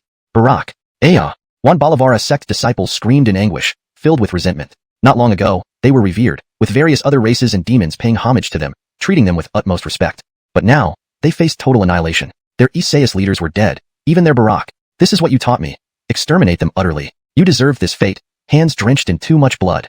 Denny declared coldly, alongside Mac and the kitten, slaughtering the remaining Juan Balavara sect disciples. He sought revenge for those who aligned with the John Xian sect. Almost all those related to the John Xian sect were wiped out, and this was all done under the lead of the Juan Balavara sect. Return to the John Xian sect and wait for them to come. Denny and company moved, heading back to the John Xian sect. Next, news of the Juan Balavara sect's destruction would spread, and there would be nothing more to do but wait for the immortal Black Phoenix to bring reinforcements. The Nan clan ancestor wouldn't take long to arrive with the top 2 state forces. Even with all her methods, the immortal Black Phoenix couldn't prevail against the combined might. It didn't take long for them to return to the John Xian sect. Denny, why did you come back? The John Xian sect Barak personally greeted him, flanked by several Isaias, including Elisang Feng. In times of difficulty for the sect, I must return, Denny said, adding, especially since this hardship comes because of me. Sigh, I didn't want you to return. The John Xian sect Barak sighed deeply. You don't know what has happened. Some ancient beings have emerged suddenly, powerful beings that were rumored to have long perished. The Mu clan dared to cause such a commotion, joined by other ancient clans, races, and demon beasts, all due to the actions of these ancient beings. These ancient beings, impossibly old, were rumored to have long vanished, yet here they were, acting together. I didn't want you to return because I didn't want you to face calamity. These beings are so audacious, yet the Lan clan remains eerily silent. This time, we likely can't rely on the Lan clan. The John Xian sect Barak explained why he didn't want Denny to return. Despite the Lan clan's immense power and previous actions against the Mu clan, the latter dared to ignore the Lan clan and target the John Xian sect. He suspected the Mu clan had some way to balance against the Lan clan. Indeed, he found evidence that the Mu clan was backed by many ancient beings once thought to have perished. He feared the John Xian sect wouldn't survive, so he hadn't informed Denny, hoping he could avoid this calamity. But to his surprise, Denny returned. Barak, don't worry. They aren't targeting the John Xian sect but me. In the end, they will force me to reveal myself. Denny replied. Those ancient beings were likely the slaves once controlled by the immortal Black Phoenix. Ava probably knew how to handle the Lan clan and thus acted so recklessly. Targeting you? Why? The Jianxian sect Barak gaped in disbelief. The entire Jeremiah region mobilized, even other races and demon beasts joined, and those rumored dead beings also appeared. All for Denny? He found it hard to believe given the magnitude of the event. But then again, perhaps it was true. He doubted the Jianxian sect merited such a massive operation. Chapter 428, Annihilation. Dalton. He was an absolute divine king, revered among the 9 divine kings, renowned throughout the world. He mastered the way of balance and the way of void, both at the pinnacle of Daoic principles, having once swept through all his enemies. When the non-human races and demon beasts confirmed that Denny's means of suppressing their realms was the way of balance, they calmed down, no longer in such a panic. Attack. They even took the initiative, breaking out of their passive state to launch an offensive against Denny. All of you attack. Break through his way of balance. The Barak of the Myriad Transformation sect shouted, ordering the Isaiahs and disciples of the Myriad Transformation sect to launch an attack. The way of balance emphasizes equilibrium. It suppresses the realms and power of the strong while enhancing the realms and power of the weak. He understood this and sought to use sheer numbers to break Denny's way of balance. After all, no matter how powerful Denny was, he was only at the Sky Fusion realm, with limited power. With more people, Denny's way of balance would definitely not hold up and be broken. You think we don't exist? Simon sneered, raising his hand to activate a grand massacre formation. This was an array platform made by the Isaias ancestor of the Nan clan using ancient formations, possessing extremely formidable power and astonishing lethality. These array platforms were originally created to deal with the powerful members of the Netherworld organization. However, since no powerful members of the Netherworld organization appeared, the Isaias ancestor of the Nan clan gave them these array platforms before parting ways. Formation patterns flickered as boundless terrifying power spread out, the full might of the killing formation unfolding, enveloping all the powerful Isaias of the Myriad Transformation sect. Splat, splat, splat. Blood splattered like blood rain. Inside the killing formation, it resembled a slaughterhouse. The Myriad Transformation sect's Isaias couldn't resist in the slightest, all being instantly annihilated. Ah! Seeing this scene, the Barak of the Myriad Transformation sect went mad. Too many Isaias had died. These were the very foundation and backbone of their sect. If they were gone, the Myriad Transformation sect would be little more than a name, devoid of real substance. Ayo! Amanita roared, its body glowing with a brilliant light. It unleashed the white tiger's sacred art, instantly transforming into a mountain-sized beast, pouncing on the remaining disciples and Isaias of the Myriad Transformation sect. The Myriad Transformation sect will perish today. Simon sneered, moving like a ghost, holding a golden seal, appearing behind one Isaias after another and smashing their heads. The Myriad Transformation sect's Isaias above the Void Realm had rushed too fast, ending up at the front and directly slaughtered by the Grand Massacre formation. The remaining Isaias and disciples were all held back by the Kitten and Simon. Both the Kitten and Simon were exceptionally ruthless. Even those who surpassed them in realm could not escape being slain, their bodies falling amidst pools of blood. As for the remaining disciples, they stood no chance, unable to get close to Denny. On the other side, Denny fought like a demonic god. No matter the non-human race with inherently powerful physical strength, or the demon beasts with freakishly tough bodies, none could withstand a single punch from Denny. Scalding blood and shattered bones flew everywhere as one non-human race after another was obliterated. It's your turn. Denny's entire body glowed brilliantly, yet his clothes remained unsullied by blood. Step by step, he walked towards the Barak of the Myriad Transformation sect. All the non-human races and demon beasts had been obliterated, leaving only the Barak of the Myriad Transformation sect. No matter how strong you are, you can't change your fate. The Barak of the Myriad Transformation sect gritted his teeth. Heaven cannot decide my fate. How dare you presume to? Denny coldly said, slaying the Barak of the Myriad Transformation sect on the spot. Barak! Ayaha! Myriad Transformation sect disciples howled in anguish, their eyes filled with unwillingness. Not long ago, they had been revered, even non-humans and demon beasts bowing to them. Now, they faced annihilation. Many Isaias were dead, including their patriarch. This is what you taught me, to eliminate all traces of you. You deserve death, with so much blood on your hands. Denny coldly said, along with Simon and the Kitten, slaughtering the remaining disciples of the Myriad Transformation sect. He was avenging those factions allied with the Azure Profundity sect. Almost all factions associated with the Azure Profundity sect had been wiped out, under the lead of the Myriad Transformation sect. Return to the Azure Profundity sect and wait for them to come. Denny and the others moved, heading back to the Azure Profundity sect. Next, news of the Myriad Transformation sect's destruction would spread. There was no need to do anything else, just wait for the Black Phoenix Immortal to bring people over. It wouldn't take long for the Arvin Joaquin of the Nan clan to bring the strongest powers of 2 states here. Even with all its tricks, the Black Phoenix Immortal could not prevail. Shortly, they returned to the Azure Profundity sect. Denny, why have you returned? The Nate greeted him personally, flanked by a group of Isaias, including the Wasteland Peak Arvin. The sect is in trouble, so naturally, I must return. Denny said, especially when the trouble is because of me. Sigh, I didn't want you to return, the Nate heavily sighed. You don't know what happened. Some ancient beings suddenly emerged, ones long thought extinct. The Mu clan dared to make such a ruckus, along with other ancient families, non-human races, and demon beasts, all due to the actions of these ancient beings. These ancient beings were incredibly old, rumored to be long dead, but surprisingly still existed and acted together. I didn't want you to return, fearing for your safety. These beings are acting recklessly, yet the Lan clan remains silent. We likely can't count on the Lan clan this time. The maid explained his reasons for not wanting Denny back. Despite the Long clan's immense power and past clashes with the Mu clan, the Mu clan dared to ignore the Long clan, targeting the Azure Profundity sect. He suspected the Mu clan possessed means to counterbalance the Long clan. Indeed, he discovered that many ancient beings long believed dead supported the Mu clan. Worried the Azure Profundity sect might not survive, he chose not to inform Denny, hoping to spare him from disaster. However, Denny unexpectedly returned. Barak, there's no need for concern. They're not targeting the Azure Profundity sect but me. In the end, they will force me to reveal myself. Denny explained. These ancient beings were likely the same ones previously enslaved by the Black Phoenix Immortal. The Black Phoenix Immortal must understand the Long clan well, knowing how to counter them, hence acting so boldly. They're targeting you? Why? The Nate gaped, finding it hard to believe. Multiple forces in Jeremiah Howe, along with non-human races and demon beasts, even those ancient beings, were all after Denny? He found it hard to believe given the magnitude of events. But upon reflection, it might be true. He doubted the Azure Profundity sect alone warranted such extensive action. Chapter 429, Waiting for it to come. What did you do? The patriarch of Zhangxian's sect murmured, never expecting the truth to be this shocking. The great storm that swept through all of Jeremiah Howe was because of a mere teenager like Denny. If not for his knowledge of Denny, knowing that Denny would not lie to him, he could never have believed it. Feuds from the Tai battlefield, Denny said, recounting matters involving the Cathy. There was no other choice. Otherwise, this wouldn't have happened. The Cathy had originally been sealed by him. But back then, Carson had inherited the legacy of the nature deity, and his senses were incredibly sharp. Denny's methods couldn't fool Carson. In the end, Denny had no other option but to lead Carson and Crystal to the Cathy, using it to deal with them. It's actually the Cathy. The Zhangxian sect Barak's heart pounded as he listened. He knew about the Cathy. It was an infamous beast from ancient times, unparalleled in its strength, leaving few rivals behind. Many legends surrounding it remained in the world. No wonder so many ancient creatures banded together. They must all be its servants. He was profoundly shocked. That bird was terrifying even before its birth. How terrifying would it be after? Don't worry. Denny spoke confidently. Time is merciless. Its past servants must have long perished. The servants that have emerged now are limited in power, regardless of their strength. Environmental conditions had deteriorated, making cultivation harder and higher realms more difficult to reach. Denny didn't believe the current servants of the Cathy were very powerful. Do you have a way to deal with it? The Zhangxian sect Barak's eyes lit up. Denny was never arrogant. If he was this confident, he surely had a solution. With all the experts from 2 states joining, I don't think we can't handle it. Denny recounted his experiences in Yin Prefecture and Tsang Prefecture, informing the patriarch that the ancestral Arvin of the Southern Clan was leading the experts from those 2 prefectures towards Jeremiah Howe, nearly arriving. What? The patriarch was dumbfounded. While Denny's experience in Yin Prefecture wasn't much of a surprise, what happened in Tsang Prefecture was terrifying beyond imagination. Tsang Prefecture, larger and far stronger than Jeremiah Howe, ranked among the top 18 regions, yet all its ancient clans submitted to Denny, a mere youth. Such an event had likely never occurred in history.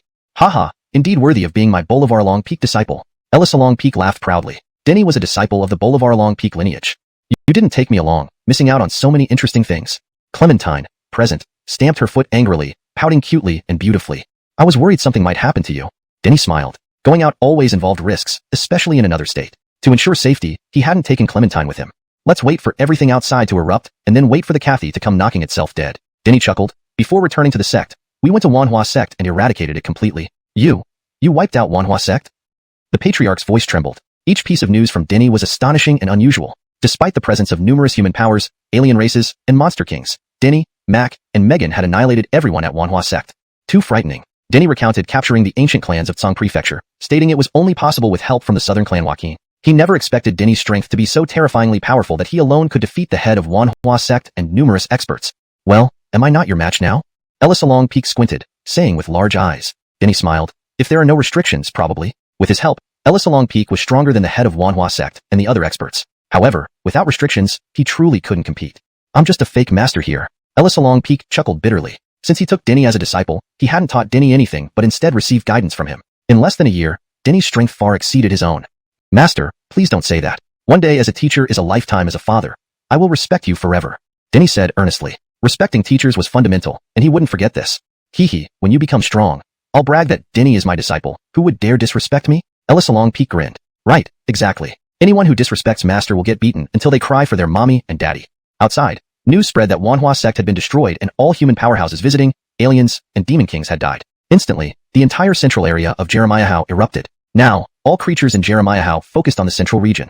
Any stir within it spread rapidly. Almost immediately after the news broke about Xuanhuan sect's destruction, it spread throughout Jeremiah Howe. What? Xuanhuan sect, with numerous powerhouses, was utterly wiped out? Creatures in Jeremiah Howe were shocked speechless. This news stunned them deeply.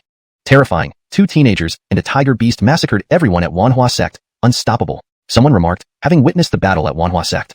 They are called Denny and Mac, both disciples of Zhangxian sect. They are ridiculously powerful, especially Denny. Truly monstrous. He detailed the battle, unable to calm down.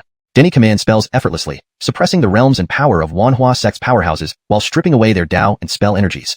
Recalling Denny's battle form ignited fervor within him. Too strong, too incredible. Who could compare among contemporaries? Denny. So heaven-defying. Soon, Denny's name echoed across Jeremiah, known to all living beings. Xiaretal one, it's indeed you. In a certain part of Jeremiah, a cold voice emerged from an egg. Indeed, it was the yet unborn Kathy. Crystal speculated it sought Denny. Carson told it everything, but it couldn't fully confirm this. Now there was no doubt. It sought none other than Denny. The inheritance of Dalton confirmed it. Come, everyone follow me. I'll make that damn Denny suffer worse than death. It spoke full of hatred. Sealed by him, ruined, robbed of a lifetime's accumulation. It had never faced such humiliation. It would make Denny suffer worse than death. Chapter 430. Assault. The capital city was in turmoil. All creatures sensed that a great storm would soon sweep through the capital. The Xuanhua sect led various forces against the Zhanxian sect. The Zhanxian sect, unwilling to confront them, retreated and avoided conflict. Now, Denny, a disciple of the Zhanxian sect, had forcefully attacked the Xuanhua sect, wiping it out along with the human powers and non-human races within it. This move undoubtedly signaled something. A signal for war. Is the Lan clan still planning to support the Zhanxian sect? A real bloodbath is about to break out. People kept discussing, speculating that the Zhanxian sect had received support from the Lan clan, which was why they were now signaling an aggressive start to the war. Some of the forces that originally sided with the Xuanhua sect began to waver. The Lan clan was terrifyingly powerful, causing them to feel some hesitation in their hearts. No going back, death. However, they had no room for choice. Powerful beings emerged, some being top human experts, others non-human experts, and yet others infamous beast kings. They used brutal methods, giving these forces no choice. Any who did not follow would be slaughtered. These forces were helpless and ultimately chose to comply. Even some other forces that had been watching from the sidelines and didn't plan to participate were threatened. Choosing not to join meant annihilation. There was no way around it. These creatures were too powerful and terrifying. They had no choice but to join in the end. And this was only what was visible on the surface. Secretly, some lesser-known forces also came under threat from these entities and were forced to join. These were truly powerful and ancient forces that had long remained hidden from public knowledge. Indeed, they were the ancient clans living in various parts of Jeremiah. Now, one by one, they joined, setting out for the Zhanxian sect. Did you go seek help from the Lan clan? In a certain place in Jeremiah, a cold laugh echoed from inside an egg floating in the air as it headed towards the Zhanxian sect. Does the Lan clan really intend to help you? Ridiculous. Don't play such a bluffing game with me. It continued, its voice icy. Regarding the Lan clan, it knew more than anyone else. Though the Lan clan was an ancient holy clan with a long lineage, unfortunately, they lacked courage and dared not openly act. Given the immense upheaval and commotion, it believed the Lan clan would not dare to come forward and offer aid. Indeed, because it understood this point clearly, it created this massive uproar, all for the purpose of keeping the Lan clan in check, preventing them from appearing. It could have let its servants directly attack the Zhanxian sect. With their strength, the Zhanxian sect wouldn't have stood a chance. But such an approach would create minimal impact and would not sufficiently check the Lan clan, potentially allowing them to interfere. For safety's sake, it spared no effort or time to stage this enormous scene, ensuring absolute success. The current situation guaranteed absolute success. Jeremiah in full motion, with all eyes watching, even the Lan clan had no way out. You are dead for sure. Prepare to bear my wrath. It laughed coldly, accelerating towards the Zhanxian sect. Meanwhile, everyone at the Zhanxian sect was extremely tense. They knew what was happening outside. Every single power in Jeremiah, including non-human races and beasts, was heading towards their Zhanxian sect. This crisis was even greater than the last time. Do we have a chance? Sweat trickled down the Ava's palms. This was a matter of life and death. Despite his extensive experience as the Ava, he couldn't help but worry now. Denny remained silent. He was waiting for contact from the Nanzu Barak. After some time, light shone on his communication tool, and the Nanzu Barak's voice sounded through. We're here. Great. Denny put away the device, relief flooding his face. Just 4 words from the Nanzu Barak reassured him completely. All the strong beings from Yinzhou and Sangzhou followed the Nanzu Barak. This time, he would be fine, and so would the Zhanxian sect. Time ticked by, and the mood at the Zhanxian sect grew increasingly tense. It seemed they could hear the thunderous roar of an approaching army and felt overwhelming killing intent pressing down on them, making their hearts pound fiercely. They really came. Their voices trembled, confirming the reality of what they felt earlier. The entire Zhanxian sect shook, with terrifying lights shooting from the sky above. Countless beings surrounded the Zhanxian sect, encircling it tightly. Killing intent materialized and pressured the disciples and Isaias of the Zhanxian sect, making breathing difficult. Many disciples, unable to endure the intense, terrifying aura, collapsed, spasming uncontrollably. Are we going to die? Last time, various forces helped us. What about now? All the forces that could have helped us have been wiped out. Cries of despair filled the Zhanxian sect, as the depressing and bleak atmosphere spread rapidly. They all felt hopelessly desperate, their eyes losing their shine as they sensed death approaching step by step. Thousands of soldiers and horses. Outside the Zhanxian sect, enemies swarmed everywhere. The skies, the ground, and even the ancient war chariots pointed their weapons at the Zhanxian sect. Roaring sounds resonated throughout the land, as powerful beast kings emitted surging waves of savage energy, their fierce faces staring at the Zhanxian sect with sharp fangs bared. One after another, non-human race experts hovered high in the sky, their expressions cold and intimidating, radiating intense killing intent, causing continuous thundering in the air. Also, Ancient war chariots loaded with people appeared atop each mountain peak. They had cold gazes, wielding powerful magical weapons, and each person emitted a bone-chilling presence. They were from the ancient clans across Jeremiah, all displaying horrifyingly formidable strength. The disturbance here was massive, affecting even the central region. Beings there breathed heavily, bodies tense, feeling particularly oppressed as if facing the end of days. The terrifying fluctuations swept across the central region, spreading to the other regions as well. This was undoubtedly the largest event in Jeremiah's history. Every being felt internally shaken and panic-stricken. The undying Black Phoenix arrived. It was still in its egg form, unbroken, floating ahead of a group of powerful beings. Behind it stood a row of ancient beings. Their forms were withered, skin wrinkled, seeming almost like mummies crawled out of graves. Denny, come out. You should feel honored that I mobilized such a massive force to deal with you. A voice echoed from inside the egg, accompanied by rising black smoke coalescing into the shape of the Cathy. It stood proudly, eyes emitting alarming beams of light. Giant black wings spread wide, covering the sky and blocking out the sun, flames dancing wildly. This undoubtedly sent a signal of war. Will the Lan clan still support the Jianxian sect? A real bloodbath is about to erupt. People buzzed incessantly, speculating that the Jianxian sect had received support from the Lan clan and thus issued this aggressive signal of starting a war.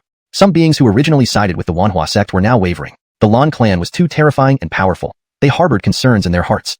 Do not go, you die. Desmond, they had no choice. Powerful beings struck out, whether they were top human experts, non-human powers, or fearsome demon beast kings renowned for their ferocity. Their methods were bloody, leaving no room for these forces to choose. Those who did not follow them would be massacred without mercy. These forces, helpless, ultimately chose to capitulate.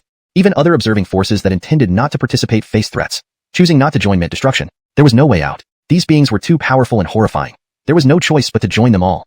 And these were only surface phenomena. In secret, some lesser-known forces also fell under threat from these powers and were coerced into joining. These were truly ancient and formidable powers, long secluded from the world. Indeed, they were the ancient clans living across various parts of the capital. Now, they joined one by one, setting off towards the Jianxian sect. Have you found the Lan clan? From within an egg floating in the sky over a certain part of the capital, came a cold laugh. It too was on its way, heading directly towards the Jianxian sect. Does the Lan clan really intend to help you? Huh, don't play this bluff on me. Its voice turned cold as it continued. It knew more about the Lan clan than others. Though the Lan clan was an ancient holy clan with a long lineage, sadly, they lacked the courage to openly intervene. Such a significant upheaval, it believed, the Lan clan would dare not come forward to assist. Indeed, precisely because it understood this point, it orchestrated such a large-scale event to counterbalance the Lan clan and prevent them from appearing. Initially, it could have let its servants directly attack the Jianxian sect. With its servants' power, the Jianxian sect couldn't withstand it. However, doing so would create less impact and might fail to deter the Lan clan's interference. For safety's sake, it spared no time or effort, orchestrating such a grand array, striving for absolute certainty. The current situation was absolutely assured. The whole capital mobilized, attracting universal attention. Even the Lan clan could do nothing. You are doomed. Prepare to face my wrath. It laughed coldly, accelerating towards the Jianxian sect. On the other side, everyone at the Jianxian sect was on edge. They knew what was happening outside. Every force, including non-human races and demon beasts, were advancing towards the Jianxian sect. This time was even more critical and perilous than before. Do we stand a chance? Sweat dripped from the palms of the Jianxian sect's master. At this moment of life and death, despite being the leader and experienced in many dangers, he could not help but worry.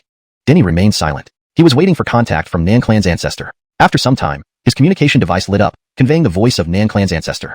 We've arrived. Good. Denny put away the device, a smile appearing on his face. The short 4 words reassured him completely. Powerful beings from Yinzhou and Sangzhou followed Nan clan's ancestor. This time, nothing would happen to him or the Jianxian sect. Time ticked by, and tension grew among the members of the Jianxian sect. They seemed to hear the sounds of 1,000 armies approaching and felt an overwhelming killing intent. Hearts raced uncontrollably. They are really here. Voices trembled. The sensations were real. The entire Jianxian sect shook as terrifying light streaks shot from the sky, countless creatures surrounding it tightly.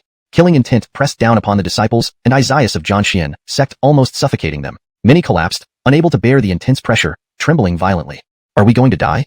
Last time, various factions helped us, but this time, every faction capable of aiding us has been eliminated. Cries and wails echoed throughout the Jianxian sect, a heavy and mournful atmosphere quickly spreading. They were utterly despondent, eyes devoid of hope, feeling death approach step by step. Thousands of troops, everywhere around the Jianxian sect were enemies, skies and grounds filled with foes pointing magical weapons towards it. Roar, roar, roar. Terrifying roars resounded across the heavens, mighty demon beast kings emitting boundless murderous aura, grim faces staring down at Jianxian sect, sharp fangs bared. One by one, non-human experts stood aloft, expressions cold and chilling, radiating intense killing intent, thundering continuously through the void.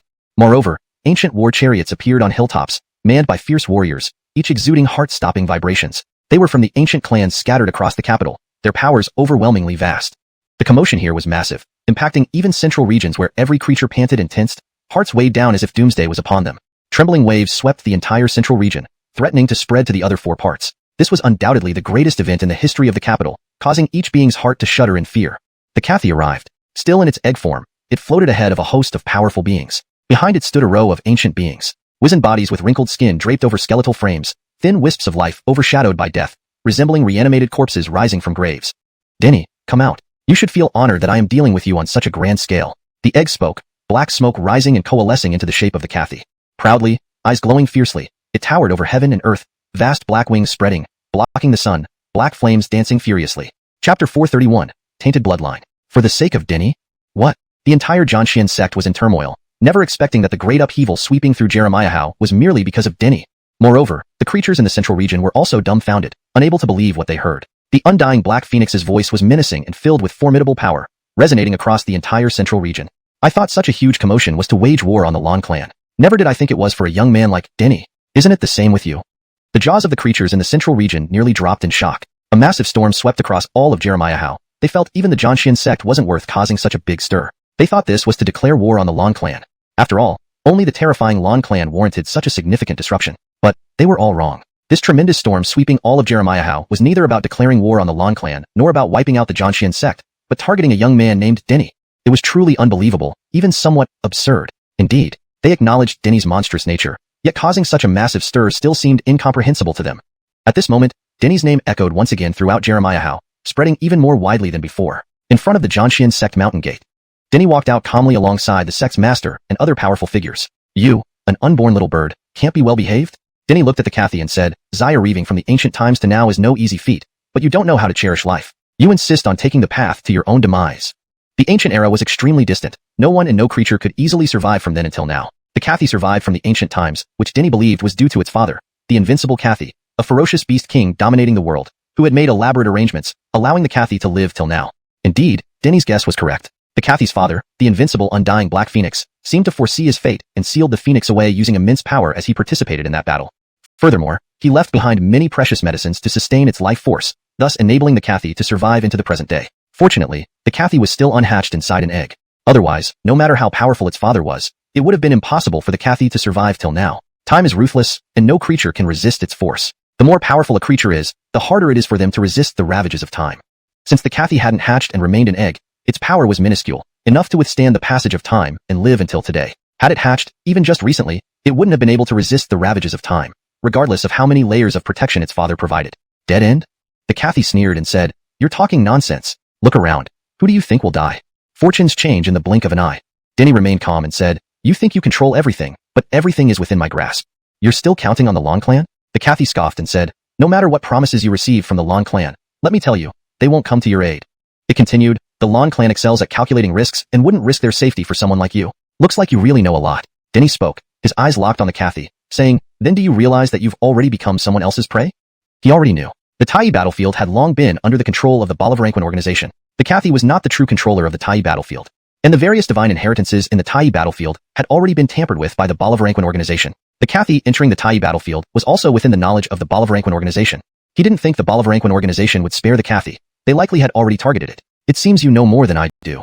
The Cathy narrowed its eyes and said, But you're thinking too much. I'm not prey. I'm a collaborator. Collaborator? How embarrassing. Moira laughed, disdain clear in its gaze as it looked at the Cathy and said, Your father was a magnificent being. How could he sire such trash as you? The offspring of an invincible beast king degrading itself into a collaborator.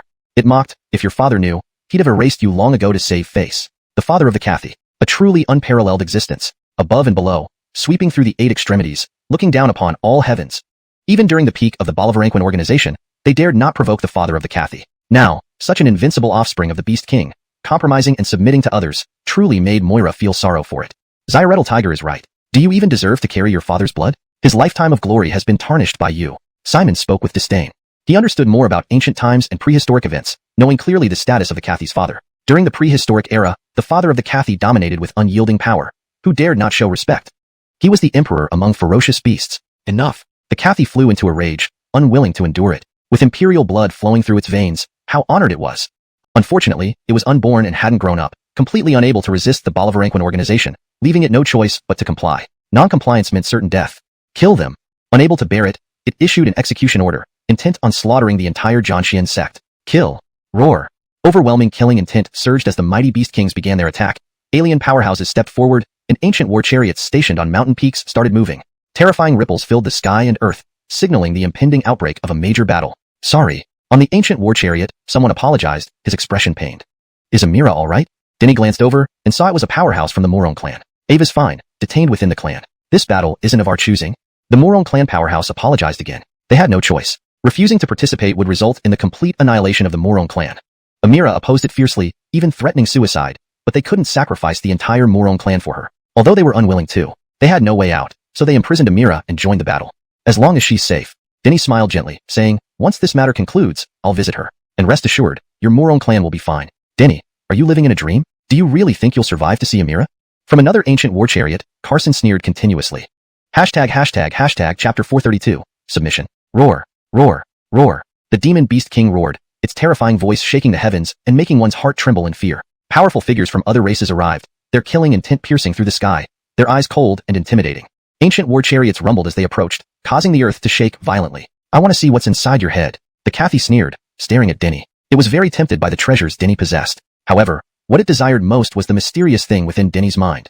What kind of treasure could it be? Even it didn't know. But it was certain that it was a world-shaking treasure beyond comprehension. Creating such a massive disturbance on one hand was for revenge, but on the other, it was to obtain the world-shattering treasure inside Denny's head.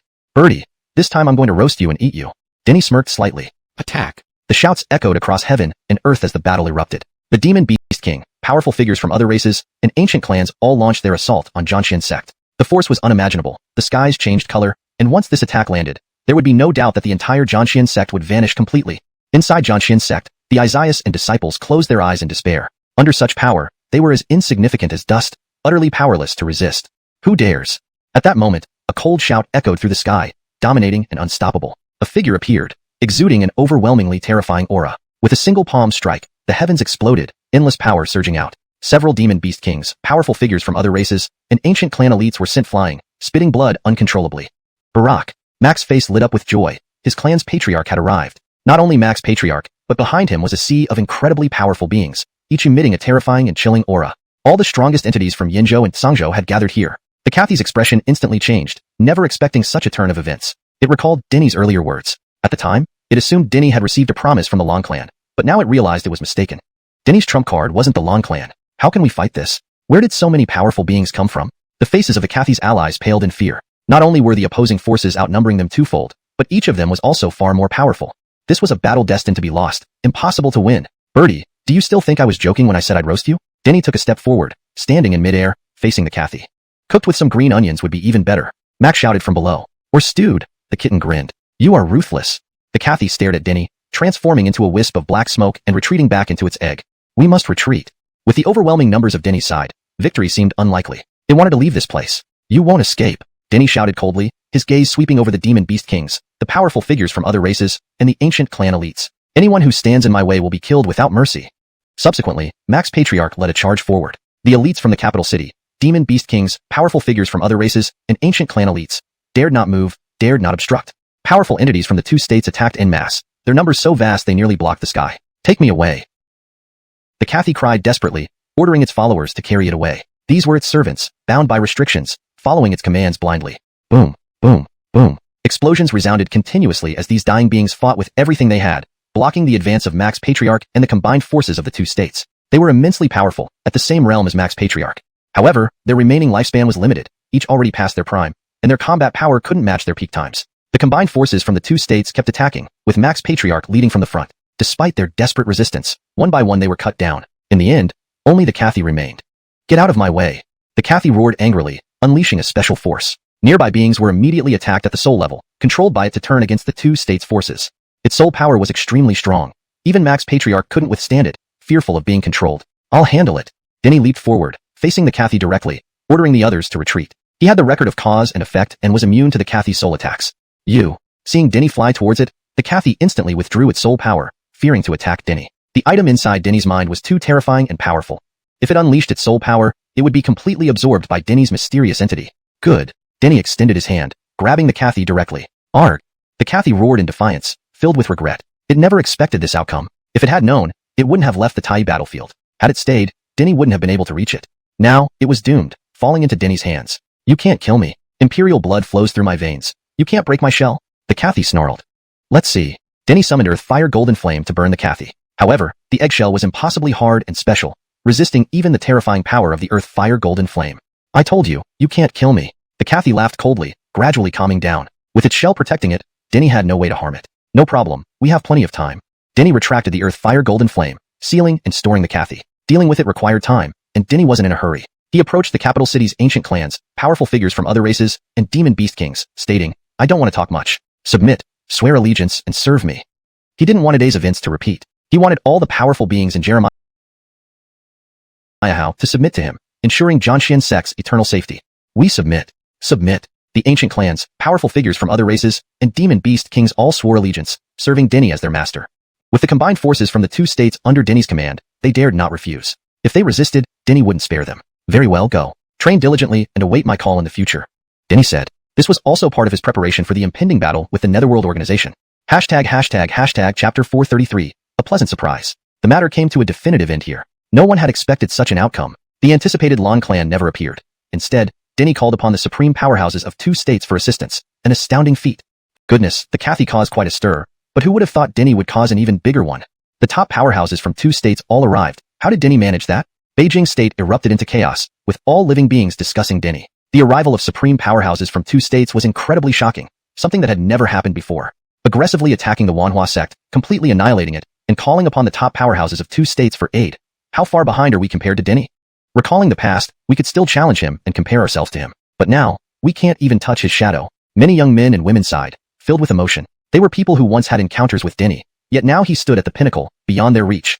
We lost everything. In Beijing, Cloud Mountain City, at the Emo family residence, the family patriarch cried bitterly, filled with regret. Because of his short-sightedness and selfishness, his family suffered unprecedented losses.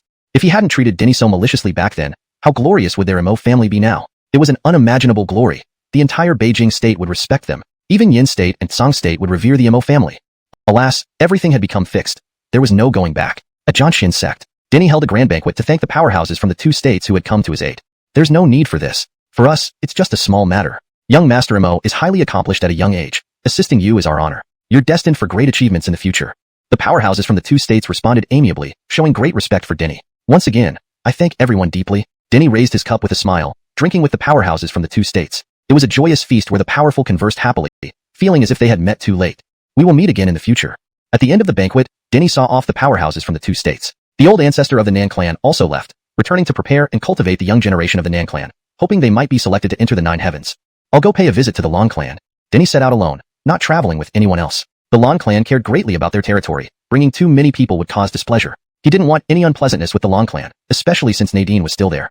When Kane left, he gave Denny the location of a contact point. Denny reached this meeting place, a small village inhabited by ordinary humans. If he hadn't been sure this was the correct location, he might have suspected he took a wrong turn.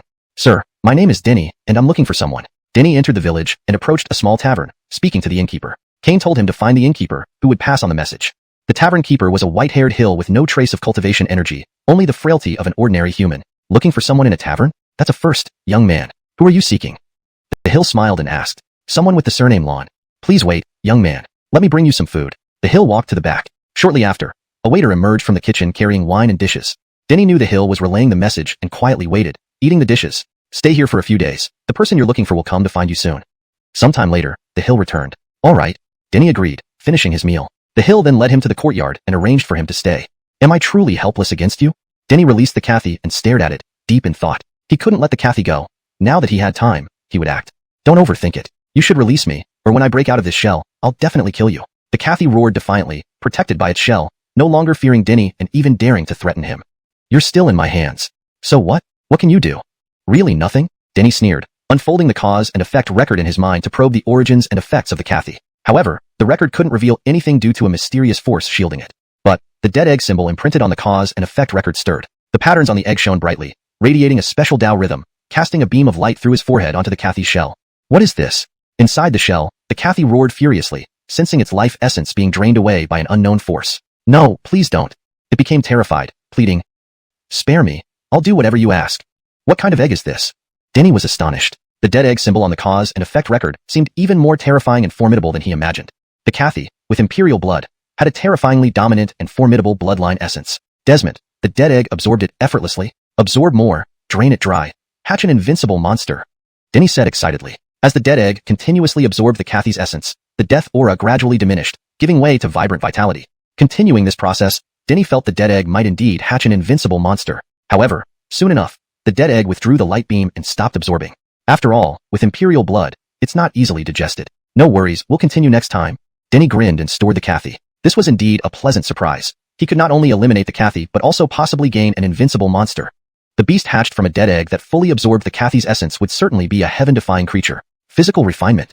Denny took out the lane transformation pool, which expanded instantly from the size of a palm. He immersed himself in it, absorbing the vast essence to enhance his physical strength. The current lane transformation pool was vastly different from before. He had added numerous rare and precious treasures, producing an unimaginably abundant essence within the pool. Opening the acupoints. He used the essence from the lane transformation pool to assist in opening another acupoint in his body. Each human acupoint contained boundless divine energy, and each one opened significantly boosted his physical prowess, making his body even stronger. Chapter 434. To come and kill him. With the help of the lane transformation pool, Denny successfully opened a new acupoint connected to the Feng Fu point. His flesh radiated with a precious light, an indication of his formidable physical prowess. He clenched his fist lightly, and even the vacuum groaned under pressure. His sheer physical strength could influence the void. Next, Denny practiced various cultivation techniques, making their power reach an even higher level. However, he did not practice to advance his own realm, nor did he attempt to break through any realms. While at Black Mountain, he consecutively enhanced several levels in a row, which he felt was too fast. Those realms needed consolidation. With his remarkable talent and numerous treasures, he would undoubtedly advance very quickly if he only focused on elevating his realm. No one could match him. But this wasn't what he wanted. A cultivation realm never represented everything, which was evident in his case. He could fight beyond his rank, dominating opponents at the same level because he strived for excellence in every cultivation stage instead of blindly pursuing speed and constant breakthroughs. The battle against Dovey's young self deeply affected him. Though he was extremely powerful, surpassing many of his peers, he knew he still wasn't the strongest or invincible. Even those wise and mighty figures from ancient times were not weaker than him in their youth. Yet they ultimately couldn't escape the constraints of time, sitting idly as they faded into oblivion. If he wanted to break through the limitations of time and achieve greater heights, he needed to become stronger, even surpassing those wise and mighty beings. This kind of strength wasn't something that could be easily achieved. It required paying attention to details little by little. Presently, he was working on these details, striving to reach and even break through the limits of each cultivation realm. Day after day, on the third day, the Isaias came over to inform him that the person he had been waiting for had arrived. It was a Zeke, tall and imposing, with perfectly carved features. His eyes emitted a piercing gaze, and his aura fluctuated like the sun and moon, impossible to fathom. Upon seeing the Zeke, Denny gave a slight nod. "Follow me," the Zeke said, leading Denny out of the village. "We are going to the Long Clan, right?" Denny asked on the way. "Ball of arm." The Zeke nodded, looking slightly cold, as if unwilling to talk. Denny's eyebrows twitched. He felt something was amiss. The Long Clan valued their clan territory so much. Would they directly bring him there? Wouldn't it be safer and more secret to use some sort of teleportation array or secret method? Causal record. Denny unfolded the causal record to investigate the causes and effects of the Zeke before him. He paid the price of a 300-year-old medicinal herb to learn about the Zeke's past and future. So, that's how it is, he sneered inwardly. While the Zeke was indeed from the Long Clan, he wasn't here to take Denny there. Someone within the Long Clan didn't want him to enter, and after the Isaias reported the news, they sent someone ahead to kill him here. Blue Bolivaran. The causal connections clearly showed that Blue Bolivaran didn't want him to enter the Long Clan. Blue Bolivaran was among those who had come looking for Charlene initially. Unlike Merida's gentle attitude, Blue Bolivaran exuded arrogance and disdain towards outsiders, treating Denny poorly. A Unity Realm powerhouse. Denny thought coldly. Blue Bolivaran had heard about his reputation and knew he had means to suppress higher realms. Hence, he dispatched this highly powerful Zeke. Above the Void Transformation Realm were the Dao Unification Realm, Dao Union Realm, Dao Origin Realm, Dao Sealing Realm, Heavenly Mandate Realm, Heaven Terrace Realm. He was only in the fusion with Heaven Realm, 5 major realms lower than the Dao Union Realm. It seemed Blue Bolivaran held him in high regard, sending such a powerful expert after him. The Dao Union Realm was far too high. Even with the over-amplifying enhancement ray platform, he could only suppress a Dao Unification Realm powerhouse at most. But he did have other tricks up his sleeve. How's Charlene doing at the Long Clan? The little girl has suffered a lot outside. I wonder if she can adapt to life within the Long Clan. Denny smiled, trying to build rapport with the Zeke. The Zeke, previously cold-faced, softened upon hearing Charlene mentioned. He smiled involuntarily and said, "Ava's our Long Clan's pride, with an extraordinary talent. It won't be long before she becomes the brightest star in our clan." "I'm relieved to hear that." Denny laughed and instantly summoned the Earth Fire Golden Cyan Flame. At such close proximity, the flame enveloped the Zeke before he could react, wrapping around his entire body. "Aya!" He roared in agony, face contorted in pain, using all his strength to try and extinguish the Earth Fire Golden Cyan Flame. But it was futile. It burned his flesh, bones, and even his soul. Too terrifying. Even a powerful figure like him had no means to combat the Earth Fire Golden Cyan Flame. Comparable to the 15th ranked Strange Fire, it was truly terrifying and overwhelming. Even the top-tier experts within the Long Clan would not fare well encountering it. "Why?" He raged furiously. "You asked me why? Didn't Blue Bolivaran send you to kill me?" Denny sneered. "How did you know?" The Zeke was filled with frustration. He knew Denny had means to suppress higher realms and possess the Earth Fire Golden Cyan Flame, but he never expected Denny to ambush him. Without an ambush, even with the earth fire golden cyan flame, Denny wouldn't stand a chance and would be killed. As long as he avoided being touched by the flame, he was safe. But now, it was too late. The earth fire golden cyan flame had covered his entire body. There was no chance for him to survive. I don't need to tell you, Denny said coldly. In just a few breaths, the Zeke was completely incinerated by the earth fire golden cyan flame, leaving not even ashes behind. Denny didn't linger, returning the same way he came. The Long clan had already sent people to pick him up, and the Zeke was merely here earlier to assassinate him. Why did you return? At the tavern, the Isaias was surprised, not expecting Denny to come back. He told me to come back first, and wait for someone else to lead me. Denny smiled lightly. All right. The Isaias said nothing more, preparing a table of food for Denny as he waited. 2 days later, the person truly sent by the Long clan to fetch Denny arrived. Sorry to keep you waiting. The Long clan members were polite, taking Denny away from the village. Sure enough, Denny's speculation was correct. The Long clan, valuing their clan territory, didn't bring him there directly but used a secret method to connect to a special space, moving through it with him. That young man is not simple. In the tavern, the Hill muttered, his form vanishing immediately. When he reappeared, he was at the place where the Zeke died. Is there a problem within the clan? He looked pensive, then disappeared again, returning to the tavern. Hashtag chapter 435, entering the Blue clan. Carlo would have been startled to know that the Isaias could appear and disappear so stealthily. After all, according to Carlo's senses, the Isaias had no cultivation at all, and was an extremely ordinary hill.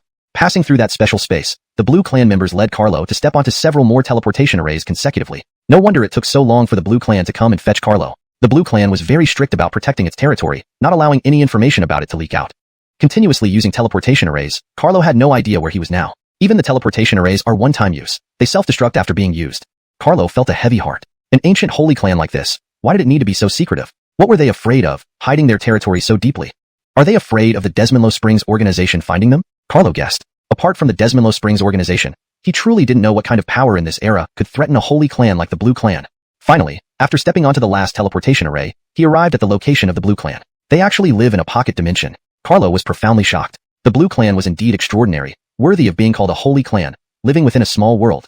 Here, the spiritual energy was abundant, chi essence was powerful, and the cultivation resources were dense and exceptional, far superior to the environment outside. No wonder people like Phelan and Lon Bolivaran can achieve such high realms at such young ages, Carlo said with narrowed eyes. The cultivation environment of this small world was incredibly conducive to practice, definitely achieving twice the result with half the effort here.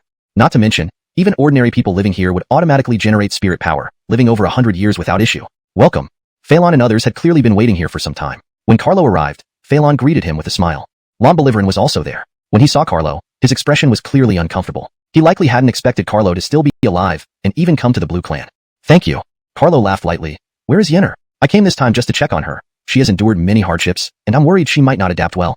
Don't worry, she is currently cultivating. We'll inform her once she finishes her practice, Phelan replied with a smile, having not yet told Layla about Carlo's visit. I'll have to impose upon your hospitality for a bit longer then, Carlo said. Not at all, Lord Carlo is too polite, Phelan said generously. Brothery, isn't this inappropriate? When have outsiders ever set foot in our sacred land? It's already a great honor for him to enter the Blue clan. We shouldn't let him stay here for so long. Lon Bolivaran expressed his discontent nearby. Lon Bolivaran, what are you saying? The clan leader has agreed to this, and you dare to question it? Phelan frowned. He had outstanding talent and held a high status among the Blue clan's descendants. Still, he had no authority to decide whether outsiders could enter the Blue clan. Any outsider required the approval of the clan leader. Carlo's entry was approved by the clan leader.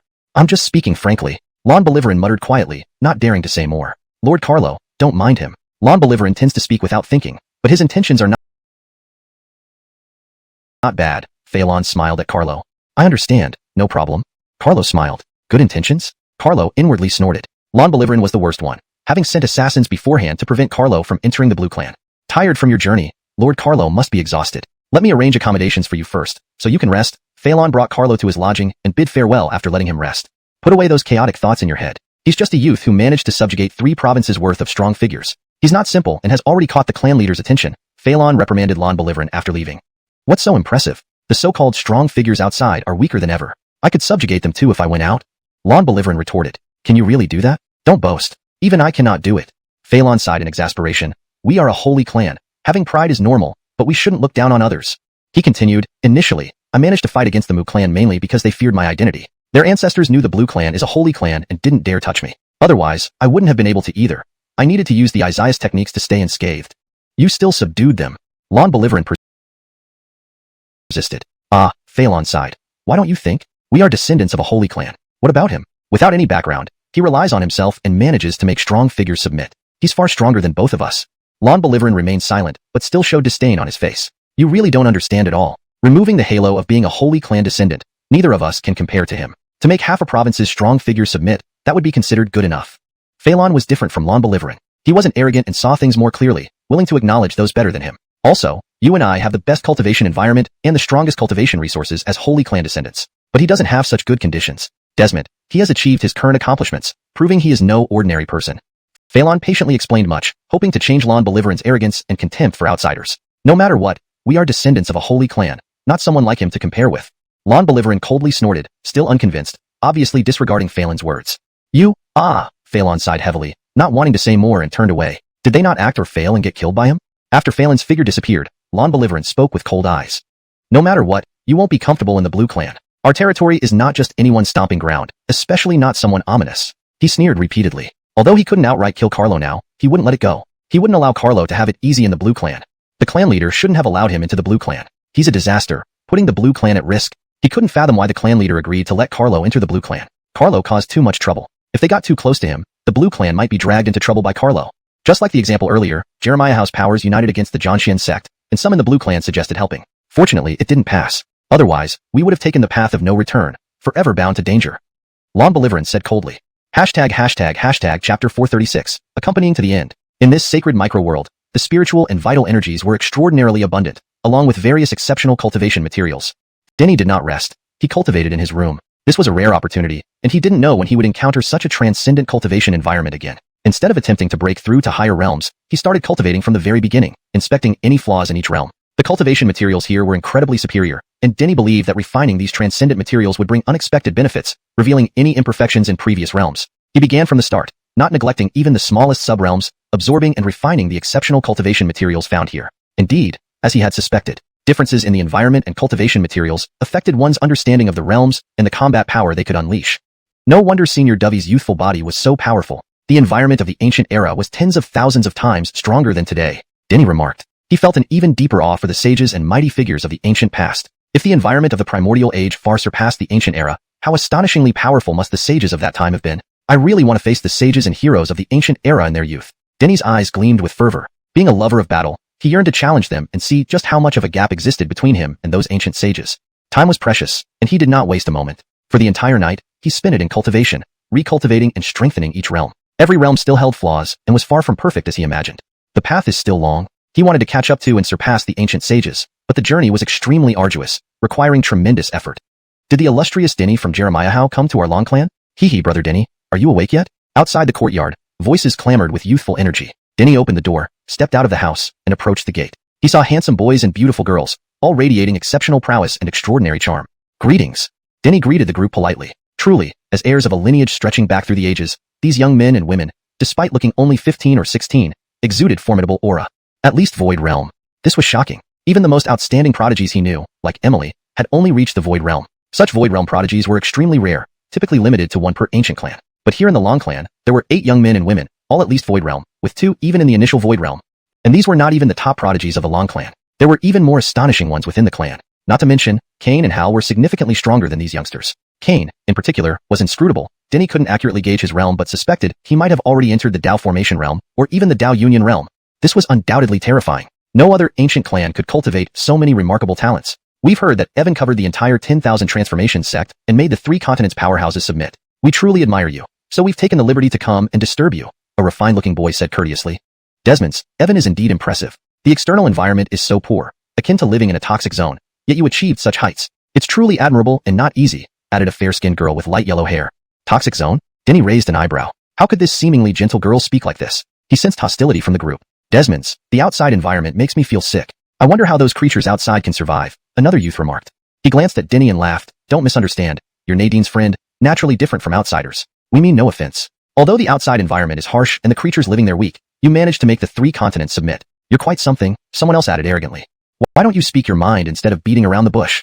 Denny said calmly. He was certain now, they had come to provoke him. Normally, he should endure here in the Lon clan, but he was not one to suffer in silence, not even for a venerable clan as powerful as the Lon clan. He acted according to his heart, treating everyone with respect while not bowing to power nor bullying the weak. Besides, there was no need to indulge them. Cain's attitude yesterday had clarified everything. Though some in the clan disliked him, the patriarch supported him. Otherwise, he wouldn't be here. Ambiguous speech? We haven't been, have we? Is Evan too self-conscious from living outside, thus finding our words offensive? Sigh, you're paranoid. We genuinely think it's remarkable and challenging to excel in such a harsh environment outside. The group's tone remained condescending, dismissing the outside world's inhabitants. Are you just circling around? Denny smiled mysteriously. If you want to play, I'll play along. He continued. Being able to travel widely means nothing if you stay in a place full of filth. Unlike you who can only cower here, dying the moment you step out. Trying to insult him verbally? Too bad. He wasn't buying it. Unmatched at his level, he was invincible both in combat and rhetoric. So what if you've traveled? A dirty place will only disgust people. Our Lan clan territory, being holy ground, retains the essence of the ancient era, comparable to paradise. If our territory were open, your kind would fight tooth and nail to enter, they laughed arrogantly. Just a beautiful prison. Denny said indifferently, the world is vast, including the 10 lands and 9 heavens. You mock and despise those outside, calling their homes toxic zones, yet to the beings of the 9 heavens, aren't you also living in toxic zones? Comparing us to the 9 heavens? Do you even deserve it? Can you even enter the 9 heavens?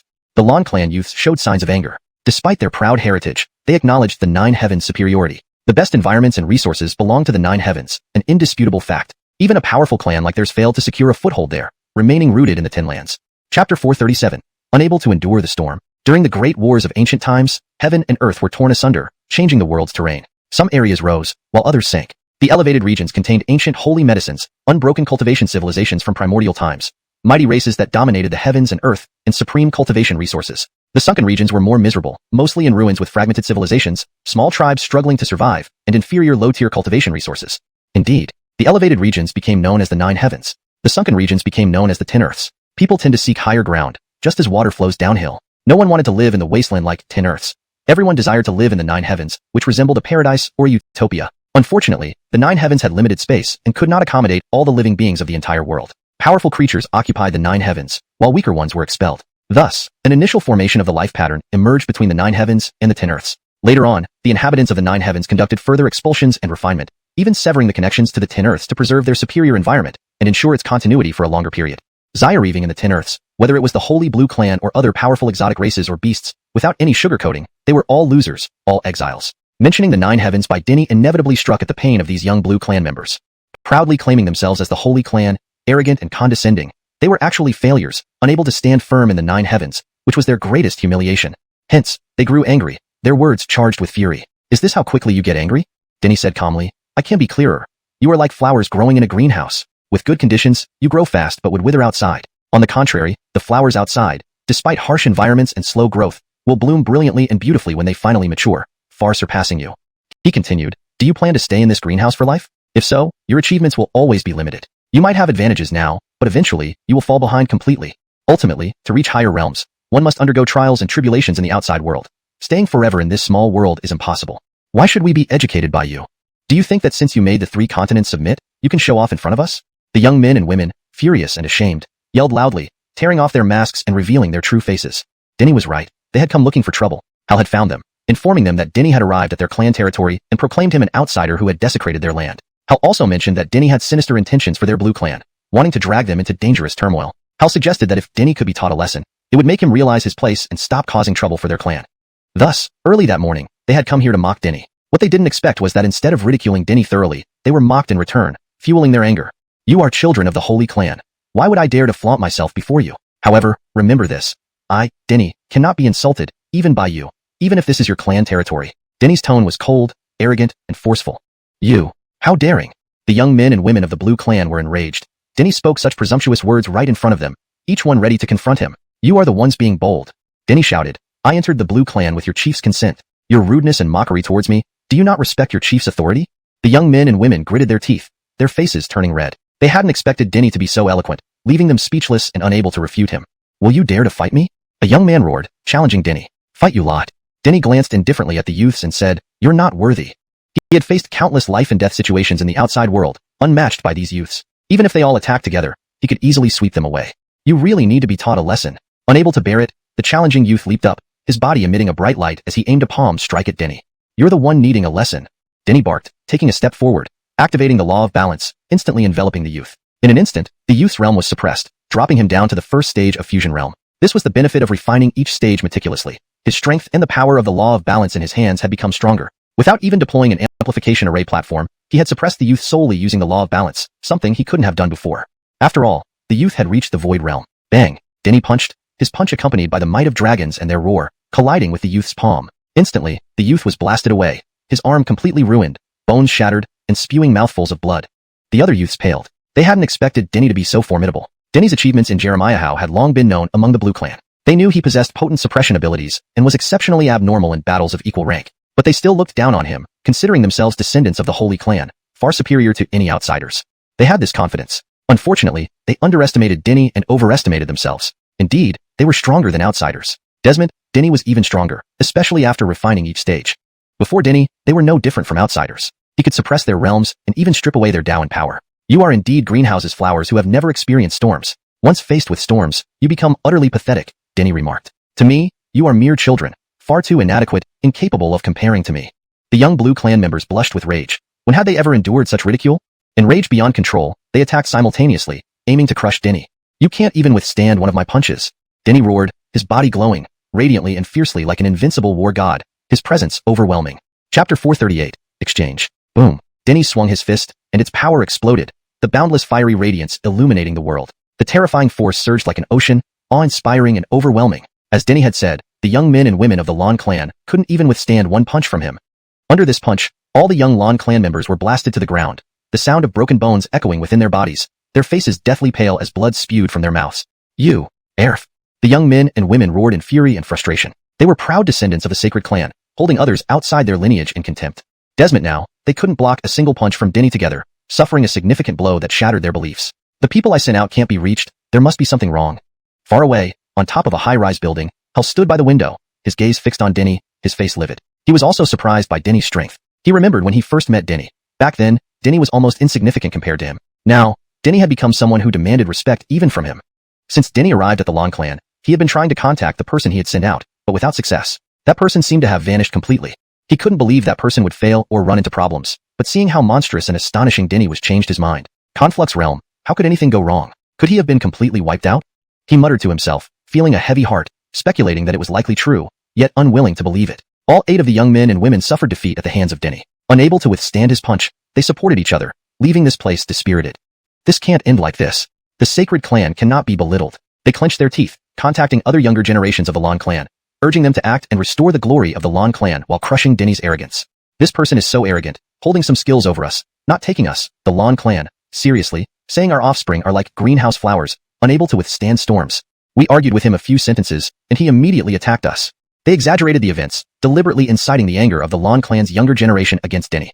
These young disciples were enraged. Daring to be so arrogant on their territory, they stormed angrily toward where Denny lived. Nonsense. Cain arrived, reprimanding these young disciples, saying, "Young Master Denny is our honored guest of the Lan clan, having done favors for Nadine. Moreover, he has the personal approval of the Barak to enter our clan grounds. What do you want? To harm our honored guest?" Haha, brother E, there's no need to take things so seriously. It's nothing too serious. I think everyone just wants to exchange techniques with Denny.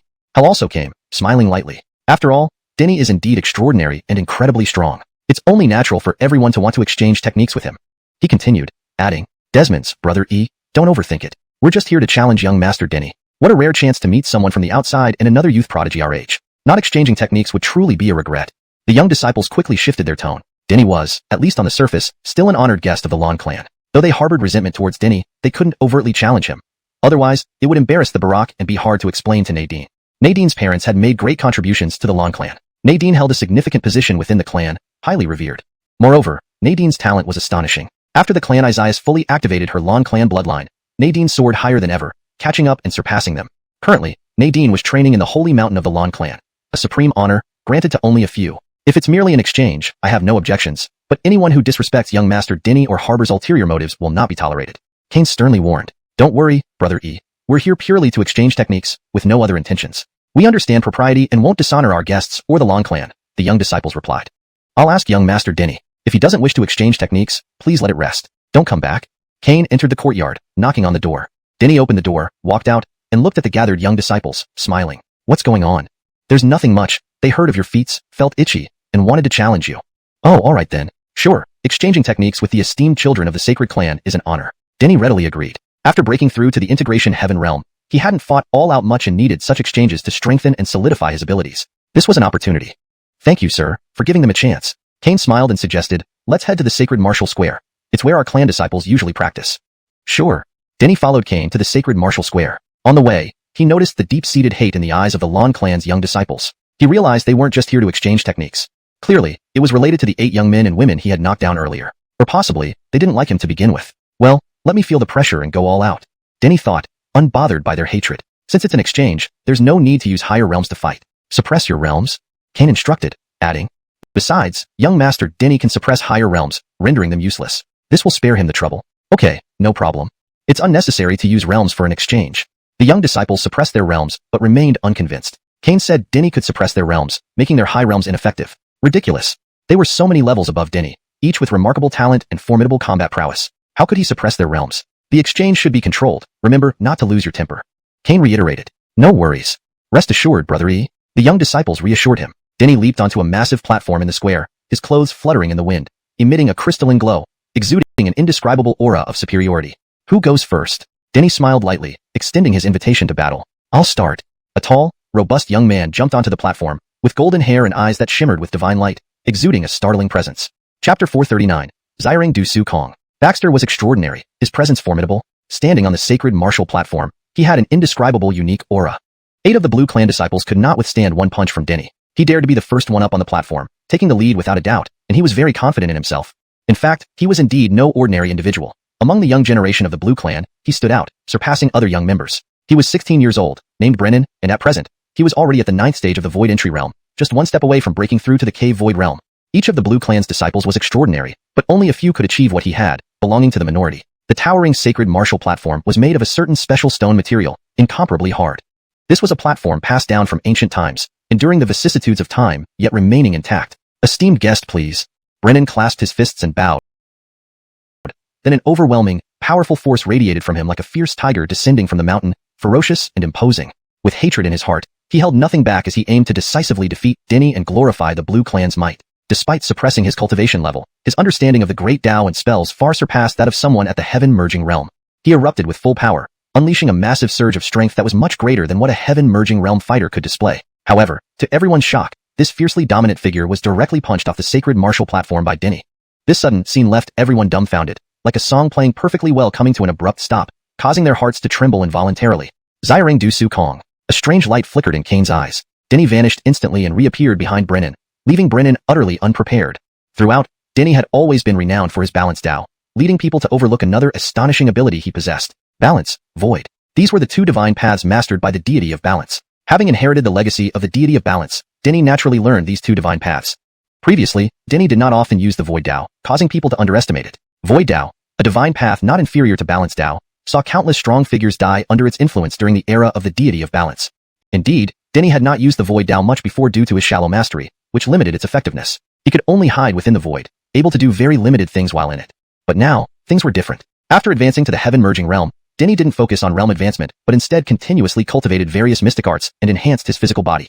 His cultivation in Void Tao had also reached a new level. Zirang Du Su Kong. Cain's description was accurate. Denny could now traverse the void, instantly arriving wherever he wished, comparable to teleportation, surpassing the limits of speed.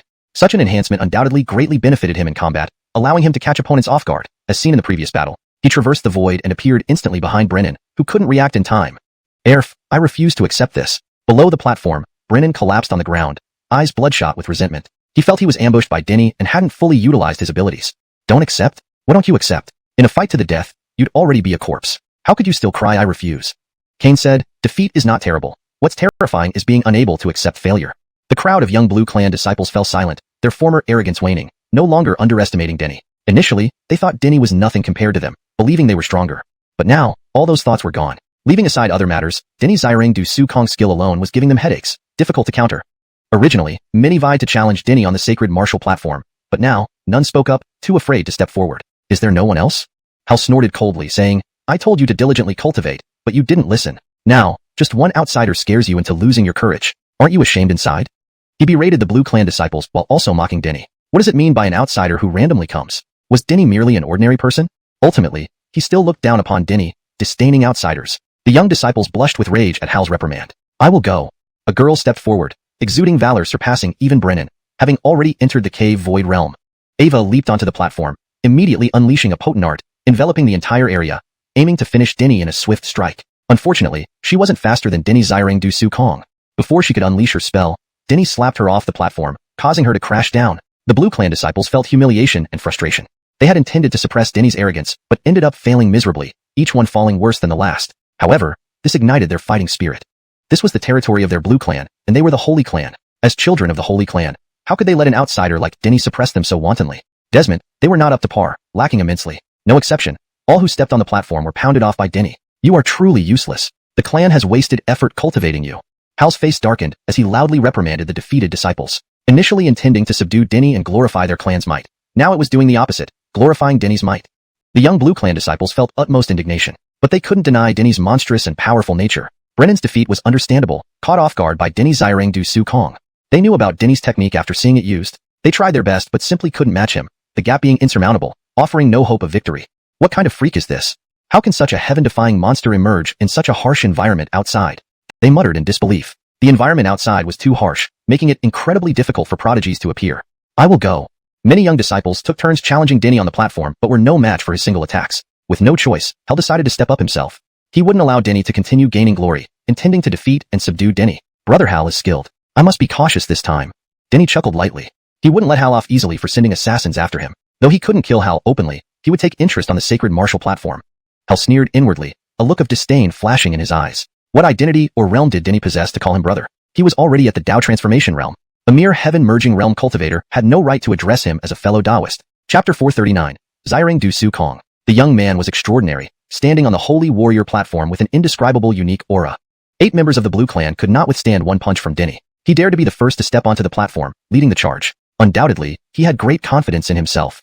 In fact, he was indeed no ordinary person, standing out among the young generation of the Blue Clan, stronger than other young members. He was 16 years old, named Brennan. Currently, he had reached the 9th level of the Void Entry Realm, just one step away from breaking through to the Cave Void Realm. Each member of the Blue Clan was remarkable and far from ordinary, but few could match his level, making him part of the minority. The towering Holy Warrior platform was cast from a special type of stone, incredibly hard. This platform had been passed down from ancient times, enduring countless vicissitudes yet remaining intact. Sir, I greet you.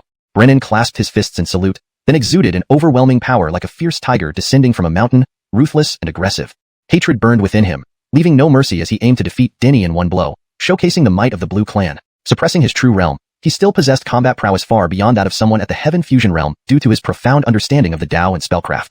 When he fully unleashed his power, it surged like a tidal wave, vastly superior to the strength displayed by those at the Heaven Fusion realm. However, much to everyone's surprise, this ferociously powerful opponent was sent flying off the Holy Warrior platform by a single punch from Denny. The sudden turn of events left everyone stunned, like a perfectly played song coming to an abrupt end, causing a shiver to run through their hearts. Zirang Du Su Kong. A strange light flickered in Kane's eyes. Denny vanished in an instant and reappeared behind Brennan, catching him completely off guard. People had always marveled at Denny's mastery of Balance Dao, overlooking another astonishing skill he possessed. Balance and Void were 2 divine doctrines mastered by the deity of Balance. Having inherited the legacy of the deity of Balance, Denny naturally learned both divine doctrines. Previously, Denny rarely used Void Dao, leading people to underestimate his prowess in this domain. Void Dao, a Dao no less potent than Balance, had claimed countless lives during the deity of Balance's era. In reality, Denny's limited proficiency in Void Dao constrained its effectiveness. He could only conceal himself within the void, with limited actions available. But now, things were different. After advancing to the Heaven Fusion realm, Denny did not focus on further realm advancements but continuously honed the various techniques and spells he knew, as well as improving his physical body. His skills in Void Dao also improved. Zirang Du Su Kong. Kane's description was accurate. Denny could traverse the void, instantly arriving wherever he desired, akin to teleportation, surpassing the limits of speed. Such enhancement undoubtedly provided significant combat advantages, allowing him to catch opponents off guard, as demonstrated in the previous battle. He traversed the void and appeared behind Brennan in an instant, leaving Brennan no time to react. I refuse to accept this. On the ground below, Brennan lay defeated, his eyes bloodshot with unwillingness. He felt ambushed by Denny and believed he had not fought to his full potential. You refuse to accept? What is there not to accept? In a life or death battle, you would be a corpse now, unable to protest. Kane said, defeat is not terrible. What's terrifying is the inability to accept defeat. The young members of the Blue Clan fell silent, their arrogance fading, no longer underestimating Denny. They initially thought Denny was nothing, far inferior to them, believing they were stronger than him. Now, they harbored none of those thoughts. Regardless of anything else, Denny's Zirang Du Su Kong technique alone gave them a severe headache, being nearly impossible to counter. Initially, many competed to challenge Denny on the Holy Warrior platform, but now no one spoke up, fearing to step onto the platform. So no one dares?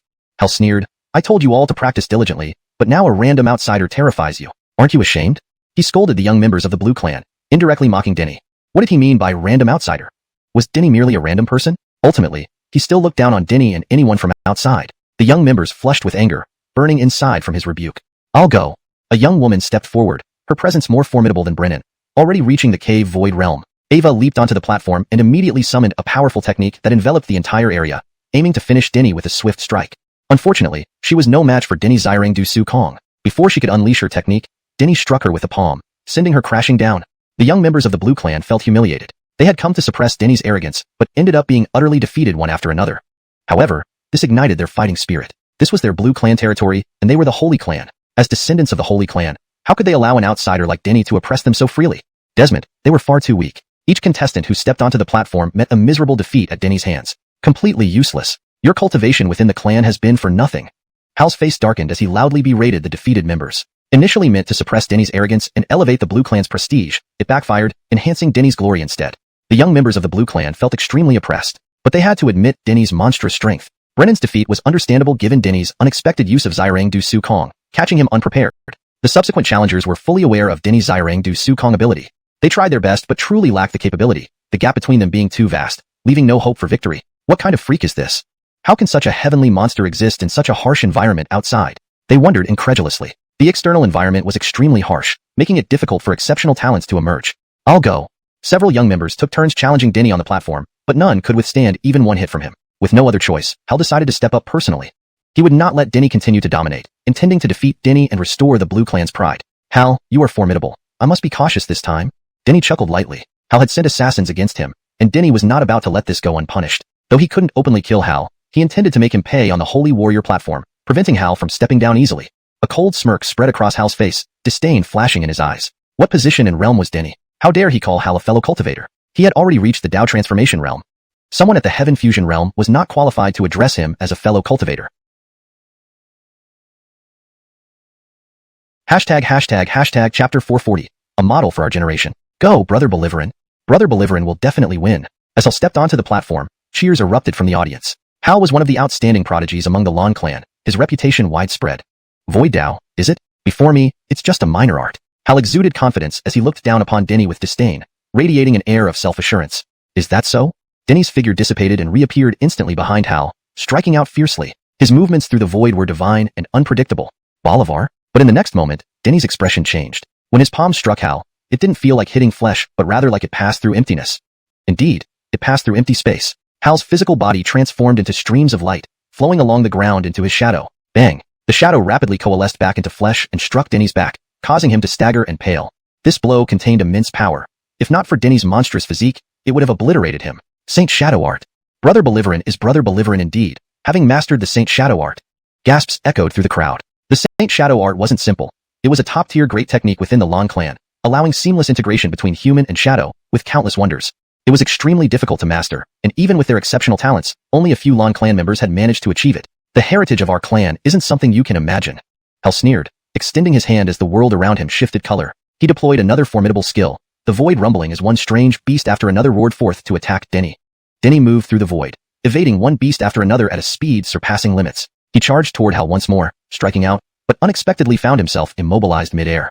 What does it matter how fast you are? As long as you leave the void, I can control you. Hal's expression was cold as he punched towards Denny's chest. Denny couldn't move, leaving him defenseless as Hal's punch struck him. Fortunately, his body was strong enough to withstand the blow without injury.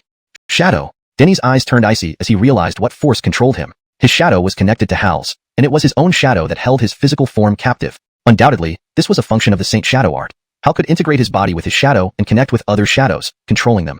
So tough. Made of 9 heaven black iron? Hal gritted his teeth, feeling pain in his hand as if all the bones had broken. He had never seen such a freakishly strong body. Ancient beasts from prehistoric times couldn't be much tougher. No worries, just a bit thicker skin. He sneered and struck Denny from afar, each strike filled with immense power. Swish, swish, swish. Suddenly, Denny's body emitted an intensely bright light, enveloping him in radiant brilliance. All the power within him surged, severing Hal's shadow's control over him. Every realm of cultivation he had meticulously refined made him far stronger than any other fusion heaven realm practitioner. Mirror transformation. Denny shouted, forming seals rapidly as blinding light condensed into a mirror reflecting Hal. This was a technique from Senior Zoran, capable of creating a doppelganger identical to the opponent. Soon, an exact copy of Hal emerged and fought fiercely alongside Hal. What sorcery is this? Hal's face changed drastically. What kind of technique was this that could perfectly simulate him with the same strength? Senior Zoran's technique? Kane's expression grew solemn as he recognized the mirror transformation. Senior Zoran was a saintly master who left a significant mark on history. Even though later generations had erased many traces and achievements of Senior Zoran, Kane knew well because there were detailed records within the Lan clan. Where did this guy come from? First Void Dao, then this mirror transformation. How many legacies does he possess? The young members of the Lan clan were astonished. Whether it was the Void Dao or the mirror transformation, these techniques were absolutely supreme, matching the best of their own clan's heritage. Hao was utterly bewildered. The other Hao possessed all the techniques he had. It felt like he was fighting against himself. In fact, he knew nothing about the mirror transformation and its capabilities. He only wanted to defeat the other him quickly but failed to realize that the other he learned all the techniques he used. Correct. The avatar created by the mirror transformation did not initially possess all the abilities of the person mirrored. In simpler terms, the mirror transformation was like a mirror. Only when the mirrored person exhibited an ability did the avatar gain it. Too strong. Truly fitting as the top prodigy of the Lan clan. Nearly breaking my hand. On the side, Denny clenched his teeth in pain while continuing to fight. The mirrored person was difficult to handle, and Hao couldn't deal with Denny's strikes. He suffered relentless blows, blood trickling from the corner of his mouth, hair disheveled, looking thoroughly miserable. Too impressive. Is this a disciple of the Holy Clan? To be this strong, I've really broadened my horizons. In this situation, Evan still holds firm, preventing me from winning. I'm truly impressed by your perseverance. While thrashing Hao, Denny loudly declared, speaking earnestly and sincerely, truly deserving, Brother Bolivarin. Come on, Brother Bolivarin. I believe you can win. The young members of the Lan clan, hearing Denny's words and seeing his serious expression, thought Denny was struggling against Hao and couldn't defeat him. *T. Hao cursed furiously. He should stop giving encouragement. Were they blind? Couldn't they see how brutally he was beaten? Seriously, he wanted to say, if you think you can win, why don't you come up here? Thud. One of his teeth flew out mixed with blood. His face twisted in agony, looking utterly pathetic. I've exhausted all my means and put out all my strength, but still cannot knock Evan off the holy martial platform. Truly impressive. Sigh. Evan has such strong resolve, making me feel embarrassed and ashamed. Even under such circumstances, you do not surrender. You are indeed a model for our generation of cultivators. Denny's face was full of admiration and sighs. Hao gritted his teeth, almost grinding them down. What impressive strength, what role model. *T. He wanted to concede, but Denny wouldn't give him the chance. Before he could speak, Denny knocked him back, leaving no opportunity to admit defeat. Retribution. Soon he realized, it was all deliberate. Denny was getting revenge. Those he sent to kill Denny must have failed and exposed him. Otherwise, Denny wouldn't act this way. Denny could easily punch him off the holy martial platform. Chapter 441. Marianne. Too touching. Despite being hit hard and pressed to the point of no retaliation, Brother Bolivarin refuses to give up and keeps fighting. Brother Bolivarin, too moving. Such a man of steel, such a man of steel. The Lan clan disciples were moved to tears. He's so persistent. If it were them, they would have given up long ago. But Hal is still holding on. Amazing. My strength is almost depleted. Can you still hold on? Good heavens, are you even human? Denny shouted in surprise, his words filled with admiration. However, his punches didn't let up, each blow hitting flesh and leaving Hal battered and bruised. On the other side, Kane's mouth twitched. Was Denny really that engrossed in acting? Denny could fool others, but not him. He could clearly see that Denny was holding back and hadn't used his full strength. I'll declare his surrender. He shouted, declaring Hal's defeat, as continuing like this would either kill or severely injure Hal. Thanks, I can't keep going much longer either. If I keep this up, I'll die of exhaustion. Denny panted. Brother E, how can you do this? Brother Bolivarin hasn't admitted defeat yet. He obviously has no strength left. If he holds on a little longer, victory will surely belong to Brother Bolivarin. Numerous Lan clan disciples protested loudly. Oh boy. On the Saint Martial platform, Hal heard these words from the Lan clan disciples and spat out a mouthful of blood in anger, nearly fainting. These people won't stop until he dies. What more holding on? At this rate, he'd meet his end at Denny's hands. Continue. Don't stop. A chorus of shouts rang out as the Lan clan disciples excitedly urged the fight to continue. Good brother, please let me go. Hal cried, wanting to shout but unable to make a sound. He had no strength left. Look, Brother Bolivarin is moved by our encouragement, shedding tears. Brother E, you can't make decisions for Brother Bolivarin. He wants to continue. The Lan clan disciples grew even more agitated. They truly want my life. Hal wept even harder. Keep it up, Brother Bolivarin. We won't let Brother E end this battle. Brother Bolivarin's determination is unmatched. Victory will belong to Brother Bolivarin. The Lan clan disciples shouted, cheering Hal on. Sigh, am I losing? Denny sighed, then staggered over to Hal, grabbed his leg, and continued pounding him. Hal's lungs nearly exploded in anger. Just when he thought he'd be free from Denny's beating, the Lan clan disciples ruined it. He had no more tears left to cry. He was truly miserable. It should end now. Kane shouted, understanding everything. Denny wasn't exhausted and could easily continue beating Hal all day. Denny met Kane's gaze, comprehending his meaning. He lifted his hand and threw Hal off the platform. Not bad. He was giving Kane some face. Defeated. Oh, it's so unfair. Brother Bolivarin was about to win. Numerous Lan clan disciples wailed, voicing their displeasure. In their view, Hal was about to win. I also admire Brother Hal. Even if exhausted and in poor condition, I will fight to the end. You may continue to challenge me, Denny declared, with no intention of leaving the stage. Enough. Putting on such an act here in the Lan clan. What do you think you're doing? A cold voice interrupted, followed by the appearance of a beautiful figure on the St. Martial Square. Ava stood tall, her skin as white as jade, her purple hair glistening, and her eyes cold and intimidating, radiating a chilling glow. Kane, are you just going to stand by and watch? Ava turned to Kane, scolding him. Cain dared not look into the girl's eyes, bowing his head nervously. What do you mean? Can't you see what others see? Or are you deliberately letting Hell be humiliated on the stage? The girl's voice was icy, like an icy goddess, chilling to the bone. I did not. Cain hurriedly denied it, trying to explain. No more excuses. The girl snorted coldly. I know what you're thinking. Since he's Lacey's friend, you're currying favor with him, even ignoring your own clansman's humiliation. That's not true. Cain panicked, explaining hastily, but the girl wouldn't listen and stopped him again. Since Lacey returned, everything has changed. Many clansmen are flattering Lacey, and I've even heard some say she will be the next Jerry. The girl looked at Cain, then scanned the other Long clan disciples. True, Lacey has exceptional talent, rare in the world. But don't forget, I'm not weak either. In the future contest for Jerry, she cannot beat me. On the St. Martial platform, Denny narrowed his eyes. Indeed, wherever there are people, there will be disputes, and where there is power, there will be struggles for power. The Long clan isn't as harmonious as it seems. Though he didn't know the girl's identity, he knew her status was very high. Lacey's return affected her. We always support Latoya. Lacey can't compare to Latoya. We've never thought she's stronger than Latoya. The young disciple shouted loudly. Indeed. After Lacey's return and showcasing her astonishing talent, many Long clan members became very optimistic about her future, believing she would achieve great things and possibly become the next Jerry. However, they never believed this. They had always supported the girl. Ava has always been the Long clan's top prodigy and the Jerry's only daughter. They believed she would become the next Jerry. Otherwise, they wouldn't have targeted Denny. Because they stood with the girl and didn't recognize Lacey, they came to cause trouble for Denny. Katrina, you know my heart. I have always been loyal to you. Please, I beg you to take revenge for me. Hal struggled to speak loudly. He was badly injured, bleeding from his mouth while speaking, looking extremely pitiful. I know. The girl, Marianne, nodded. Rest assured, I won't let those who follow me suffer. He will fare worse than you, I promise. Then, she leaped, descending onto the St. Martial platform with a shimmering aura, showing off in the Long clan. Do you think you are someone special?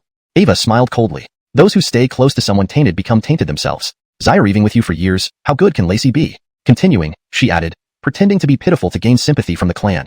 And now I know where she learned this performance, from you. Calm down, don't involve Lacey. I know Lacey. She has no interest in becoming Jerry. There's no need to see her as a rival, Denny said. Ha, you think you can make me underestimate you, then strike unexpectedly? Marianne's expression was cold. A pair of hypocrites, you won't get the best of me so easily. Chapter 442, The Long clan's helplessness. No one wants to go against you. I don't, neither does Nadine, Denny said. Whether you want it or not, the sight of you two irritates me. Marianne sneered coldly. Within the Long clan, she had always been number one. No one could compare with her, no one could shake her position. However, everything changed when Nadine returned to the clan. After Nadine awakened all the Long clan bloodlines, her cultivation soared to unprecedented heights. All the Isaias were amazed by Nadine and praised that her future achievements would be unimaginable. Even her father, the patriarch of the Long clan, spoke highly of Nadine, even saying that Nadine might bring more glory to the Long clan. Ava was naturally competitive, never inferior to anyone, and aimed to become the next patriarch. Nadine clearly threatened her position, so how could she turn a blind eye as if nothing had happened?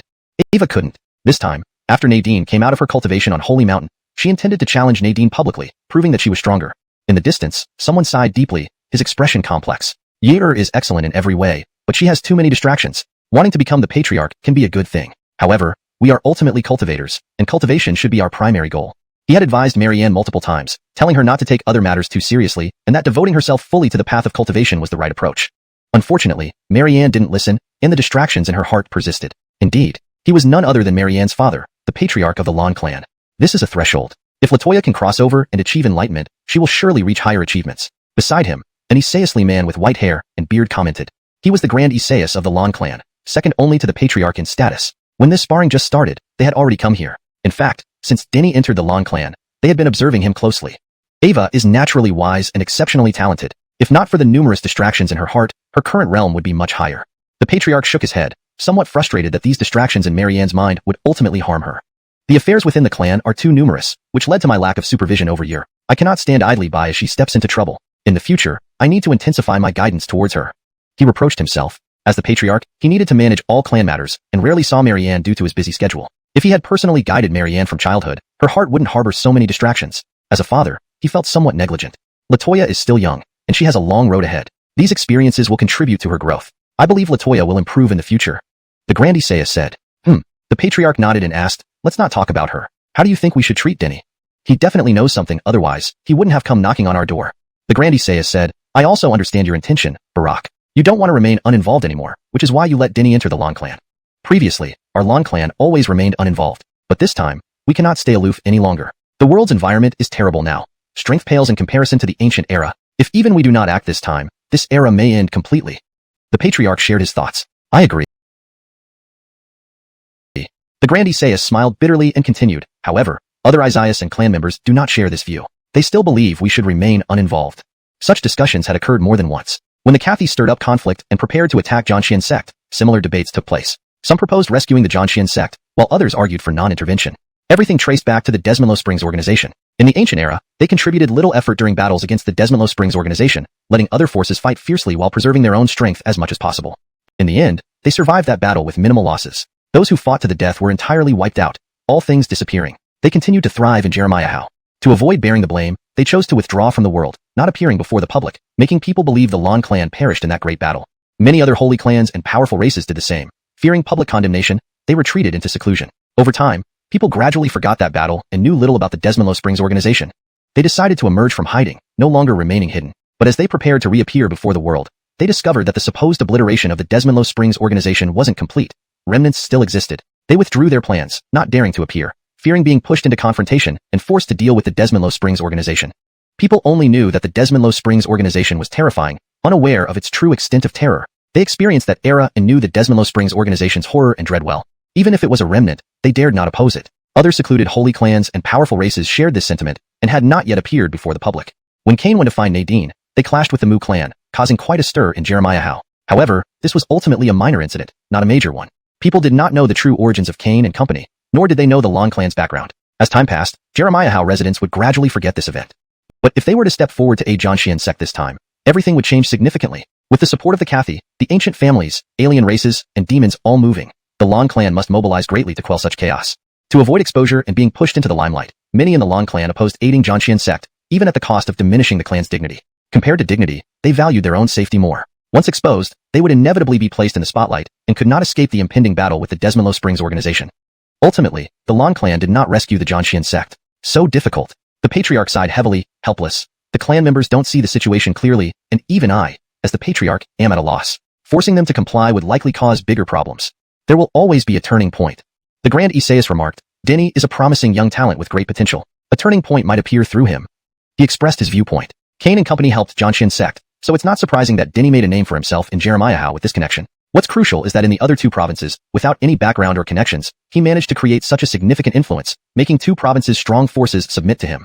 He held high regard for Denny, saying, he is not simple at all. The Lan clan should maintain a good relationship with him. Chapter 443, a battle. On the holy martial platform, Marianne stood cold and elegant like an ice goddess, her skin crystal clear and luminous. Her purple hair flowed smoothly, and a brilliant radiance flickered around her body. Ava was suppressing her realm. The first among the Lan clan, Ava was fully deserving of this title. Through layers of suppression, even Denny could discern her true realm, Daoyuan realm. Denny's pupils constricted. How incredibly powerful Marianne was. Barely 17 years old, she had already ascended to the Daoyuan realm. Such a high realm wasn't just achieved through a good cultivation environment or abundant resources. It required extraordinary talent. Marianne wanted to demonstrate her might, but naturally didn't wish to fight Denny using her full Daoyuan realm power. That would leave room for criticism and damage her prestige. Ava suppressed her realm to the Rong Ira realm, still exceedingly formidable and awe-inspiring, with her emanated aura far surpassing that of the Rong Ira realm. A little bit of skill, and you think you can act without restraint in the Lan clan? You are as arrogant and pitiful as Nadine. Ava sneered, always mentioning Nadine. Nadine was a thorn in her heart. There's no need, really no need. Tinslao Yin has no ambition for power. By doing this, you're only making things worse for the Lan clan. Denny spoke again, not wanting Marianne to become enemies with Nadine, who could face many troubles from her. Nadine's character was simple-hearted, and he feared Nadine would be at a disadvantage. Boom. Marianne remained expressionless and silent, extending a finger, from which a powerful beam shot out, oscillating with boundless brilliance, striking towards Denny. Denny glided across the air, his figure instantly appearing elsewhere, evading Marianne's attack. He didn't want to fight her. Doing so would only deepen the misunderstanding between Marianne and Nadine. I'm already exhausted and powerless to continue. If Latoya wants to fight me, we can spar another day. He leaped off the platform. Do you really think I don't know whether you're capable of continuing? Stop pretending. Marianne sneered and had no intention of letting Denny go. With her hands forming seals, Order Rule runes surged, sealing the holy martial platform and preventing Denny from leaving. Boom, boom, boom. Asterisk. Ava was overwhelmingly strong, giving Denny no chance to evade. Zyregning seas churned on the high platform, massive lightning bolts continuously bombarding the field, leaving Denny nowhere to hide. Having no other choice, Denny could only punch forward. The heavenly lane fist unleashed its power, Denny's fists bursting with boundless brilliance, destroying one bolt of lightning after another. What? He still has such strength left? The exhaustion he previously mentioned was all fake. The young disciples stared wide-eyed. Denny's power remained terrifyingly immense, showing no signs of weakness. All the signs of exhaustion earlier were undoubtedly feigned by Denny. Weren't we just pushing Brother Belliverin into the fire? We, harmed Brother Bolivarin. They said awkwardly, "You guys figured it out now?" Hal was furious, thinking if not for these young disciples, he would have suffered less. "Brother Bolivarin, we were wrong. But why didn't you concede defeat?" "I should have been able to concede defeat." Hal roared hysterically, growing angrier the more he thought about it. He felt like a punching bag being beaten by Denny while they cheered for him from below. Boom. On the holy martial platform, Marianne launched a powerful assault, radiant and dazzling. Every inch of her muscle emitted a resplendent glow. Denny didn't want to fight her, but fate decided otherwise. Marianne wouldn't let him go, forcing him into battle. Swish. Marianne pointed her delicate hand, causing the void to tremble. A celestial sword appeared mid-air, aiming to slay Denny. Denny unleashed the white tiger divine art, its roar shaking the world, shattering the celestial sword. Ice seal. Marianne's strength seemed boundless. The holy martial platform froze, and snowflakes fell from the sky, chilling bone deep. Swoosh, swoosh, swoosh.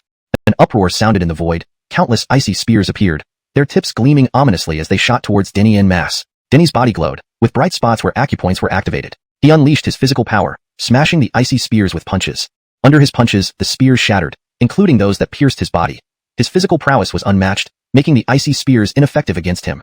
Not bad. Marianne sneered, recognizing Denny's remarkable physical strength. Ava extended her hand, and an ice spear materialized. Holding the ice spear, her imposing presence was daunting as she thrust forward. Bam, bam, bam. Denny's fists pounded forth, clashing with Marianne. Within mere moments, their battle exceeded 100 exchanges. Marianne was exceptionally confident, aiming to overpower Denny's physical defenses.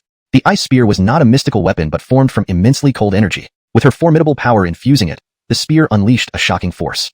With a PU, the ice spear pierced Denny's shoulder, tearing a large chunk of flesh, spewing hot blood. This was shocking. Even Imperial-grade weapons struggled to injure Denny with his strong physique. Yet Marianne's power-infused ice spear managed to breach his defenses. Marianne was no simple opponent, her strength overwhelming. However, Denny was also not someone to be trifled with. His momentum soared, combining heavenly lane fist with white tiger divine art, shattering Marianne's ice spear and sending her staggering to the side. Holy shadow technique. Marianne's expression remained cold as she invoked the same technique used by Hal. This technique was extremely difficult to cultivate, and achieving mastery was even harder. In the Long clan, only a handful could master it completely, and she was among those few. Her shadow began to split, dividing into 8 forms that rose and attacked Denny from all directions. Holy shadow division. So powerful. This is the core essence of the holy shadow technique. 1 out of 9. Latoya is only one step away from perfect mastery of the holy shadow technique.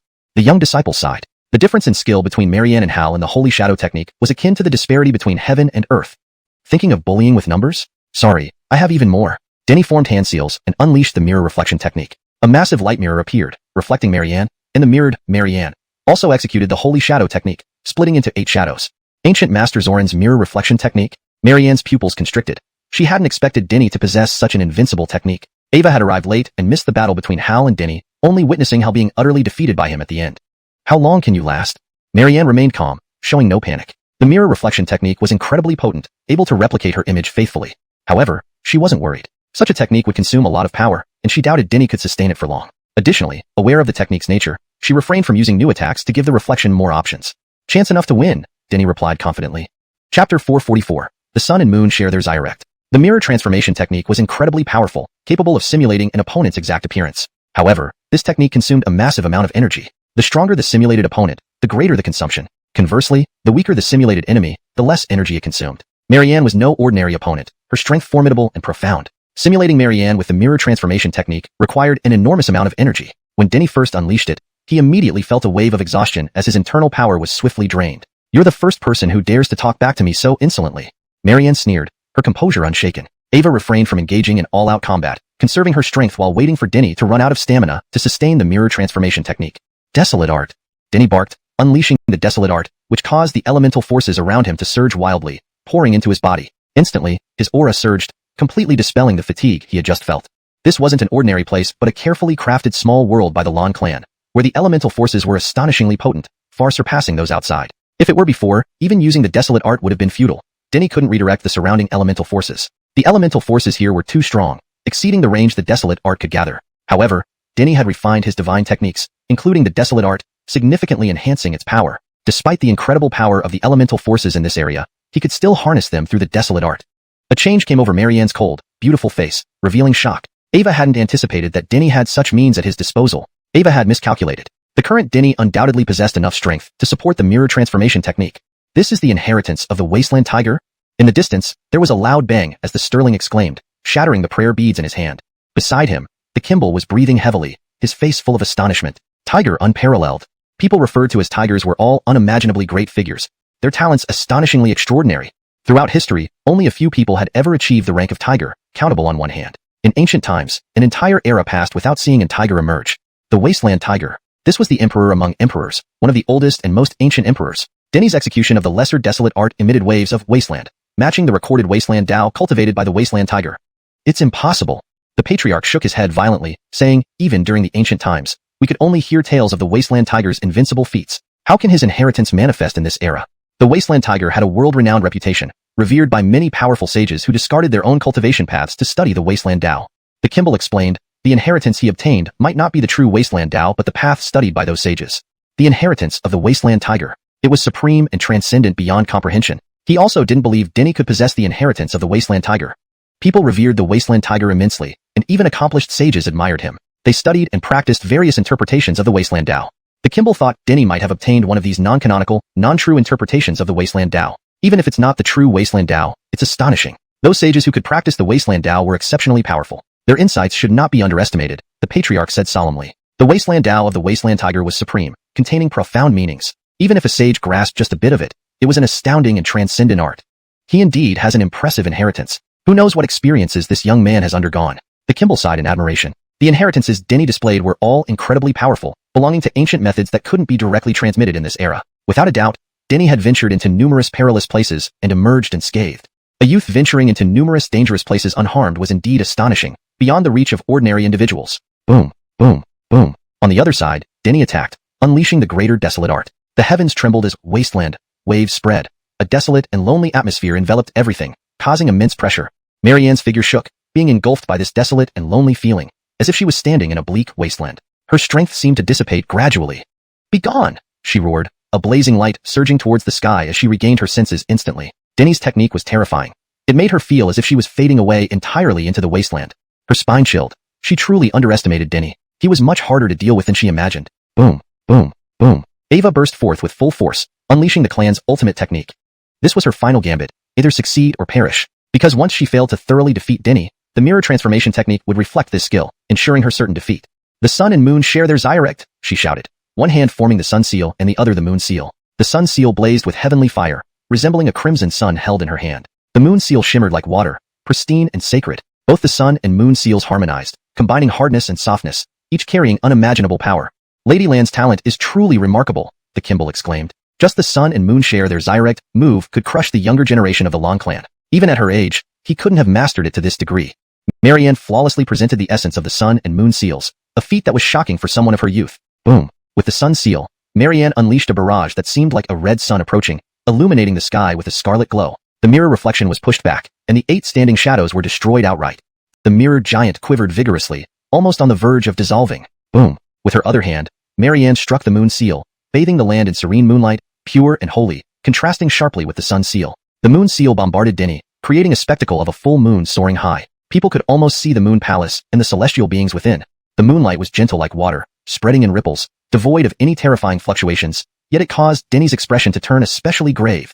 Bang! Denny was struck hard, his muscles tearing apart dramatically, fresh blood flowing from the wounds. What seemed to be gentle moonlight possessed incomparable lethality. Even Denny's formidable physical body couldn't withstand it, appearing frail.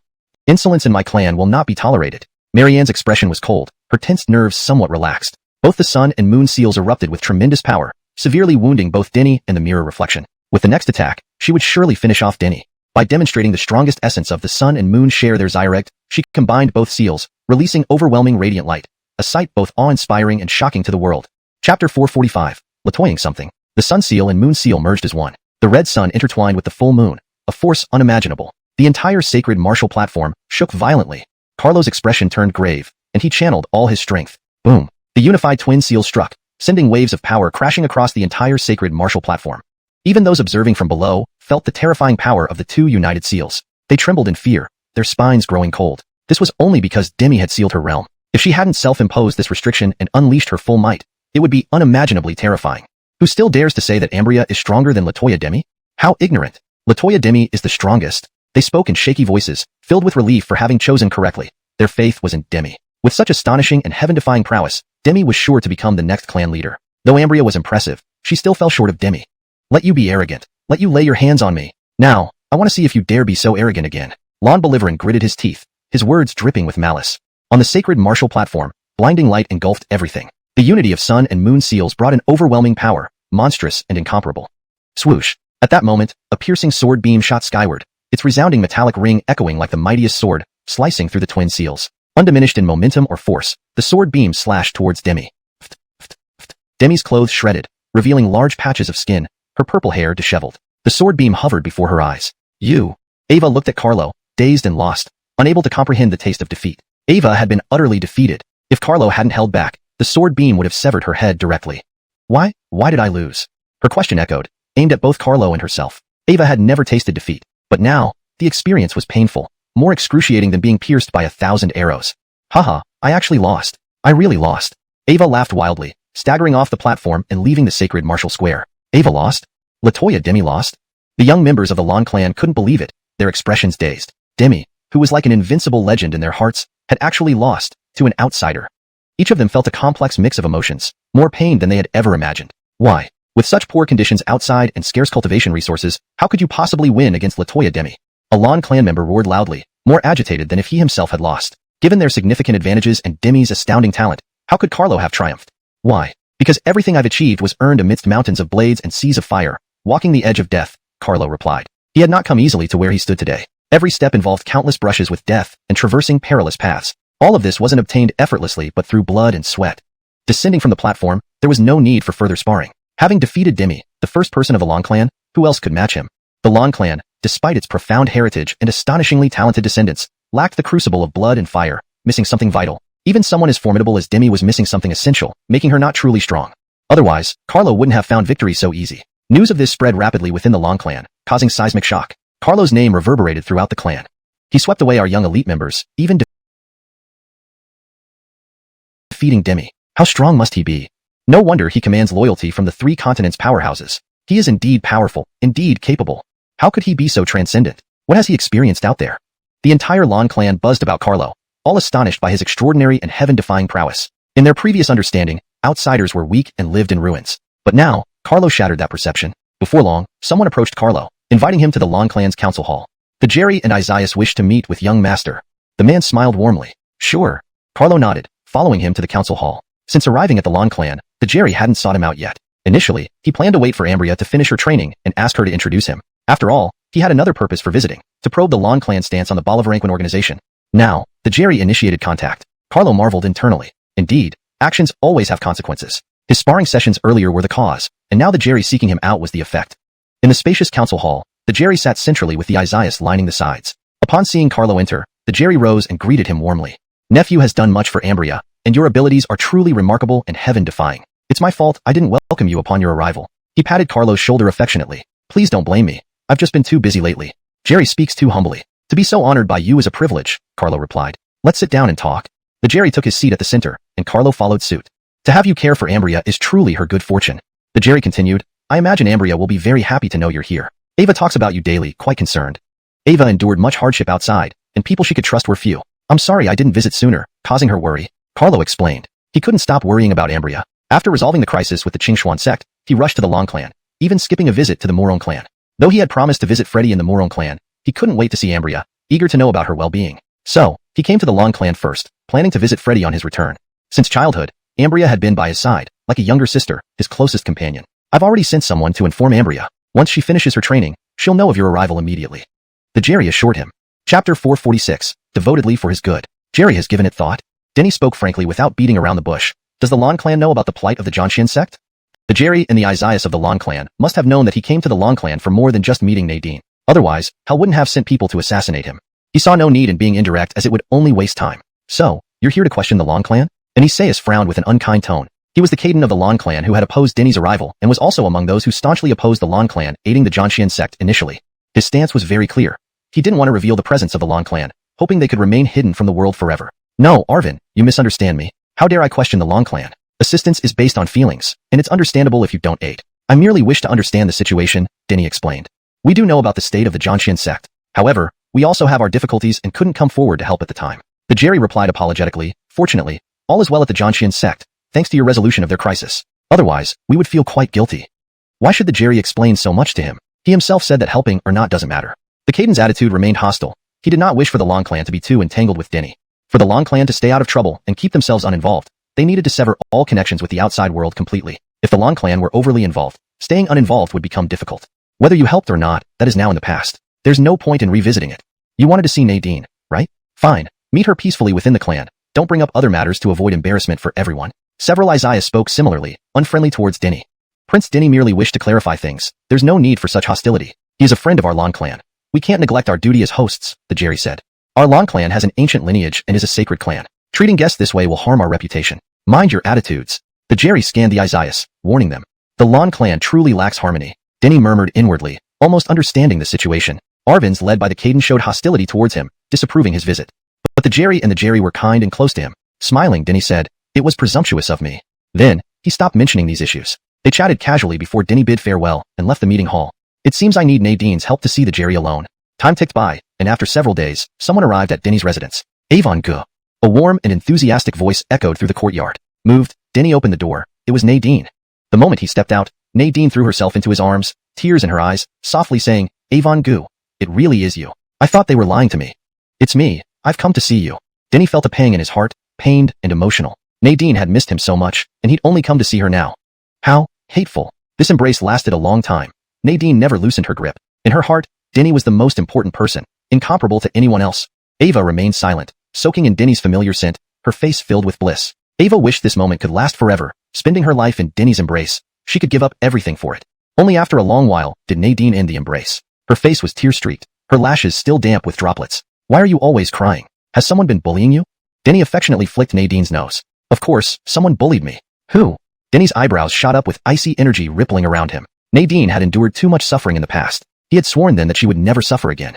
"If anyone bullies you, no matter who it is, I won't let it slide." "You." Nadine stood with her petite nose, upset. "You've been gone for so long, only now coming to see me, making me miss you so much. Bolivarmf, you're a bad brother." Hearing this, Denny relaxed. He had thought someone was really mistreating her. "I'm wrong, my fault. I should have come sooner." Denny sincerely apologized. He really should have come sooner. Despite all her suffering, Nadine found herself in a strange environment, no matter how good the Long clan might be. He should have visited sooner. Nadine, seeing Denny's serious expression, softened. "Avon Gu, please don't say that. I'm not blaming you. Let's stop talking about this. This time, Avon Gu will stay longer in the Long clan, doing nothing but staying with you." "Okay, remember, it's you who promised. You can't leave unless I tell you to. Avon Gu will listen to you." Denny gently rubbed Nadine's head. "Let's go. There are many fun places in the Long clan. I'll take you to see them." Nadine excitedly took Denny's hand, leading him around the Long clan. This was a meticulously crafted little world of the Long clan, vast, picturesque, serene, an idyllic paradise. For several days, Nadine guided Denny around happily, her face beaming with smiles. "Avon Gu, come with me." Nadine mysteriously pulled Denny to her place, peering around cautiously as if afraid of being seen. After ensuring no one was around, she brought Denny into her room and closed the door. "Avon Gu, I've learned many skills and obtained lots of treasures here, with dangers lurking everywhere outside. I'll teach you all the abilities and give you all the treasures."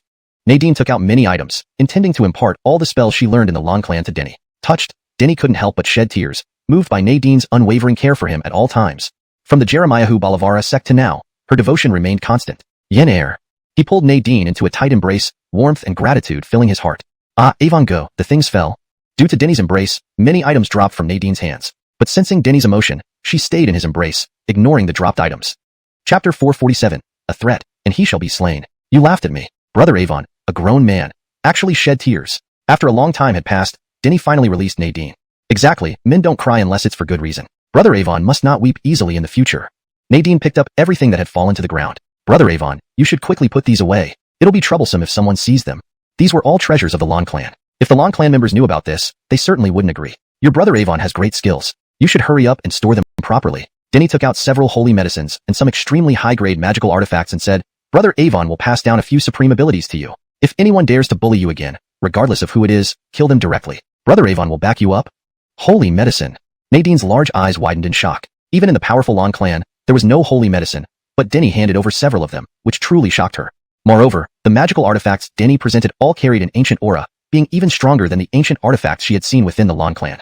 "Now you believe in Brother Avon, right? Brother Avon is very safe outside. No one can harm Brother Avon," Denny said. Previously, he had passed on the vast wasteland scripture, heavenly lane treasure technique, white tiger sacred art, and other techniques to Nadine. Now, he also imparted the 9 sword seals, mirror transformation technique, source-seeking technique, and more to Nadine.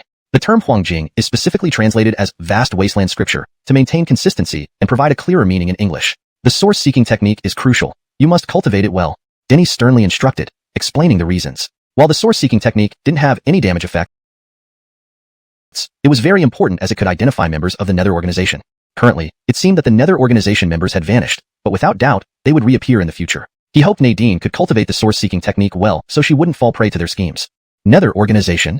Nadine was profoundly shaken. Ava never imagined such a terrifying and formidable organization had once existed, nor did she expect that the supposedly completely annihilated Nether organization hadn't been thoroughly destroyed and still persisted. You probably don't know that Zhanxian sect recently faced a major calamity while the Long clan remained idle and inactive. This was indeed related to the Nether organization.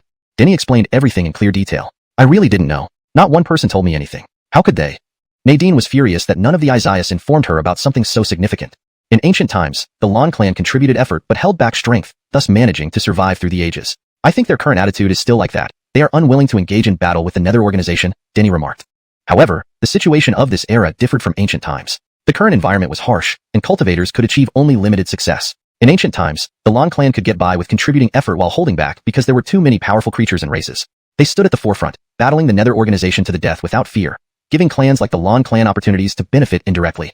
But now, even if not the strongest force of this era, the Long clan was close to it. If a clan like the Long clan refused to come forward and focused on its own survival, how could contemporary life contend against the Nether organization?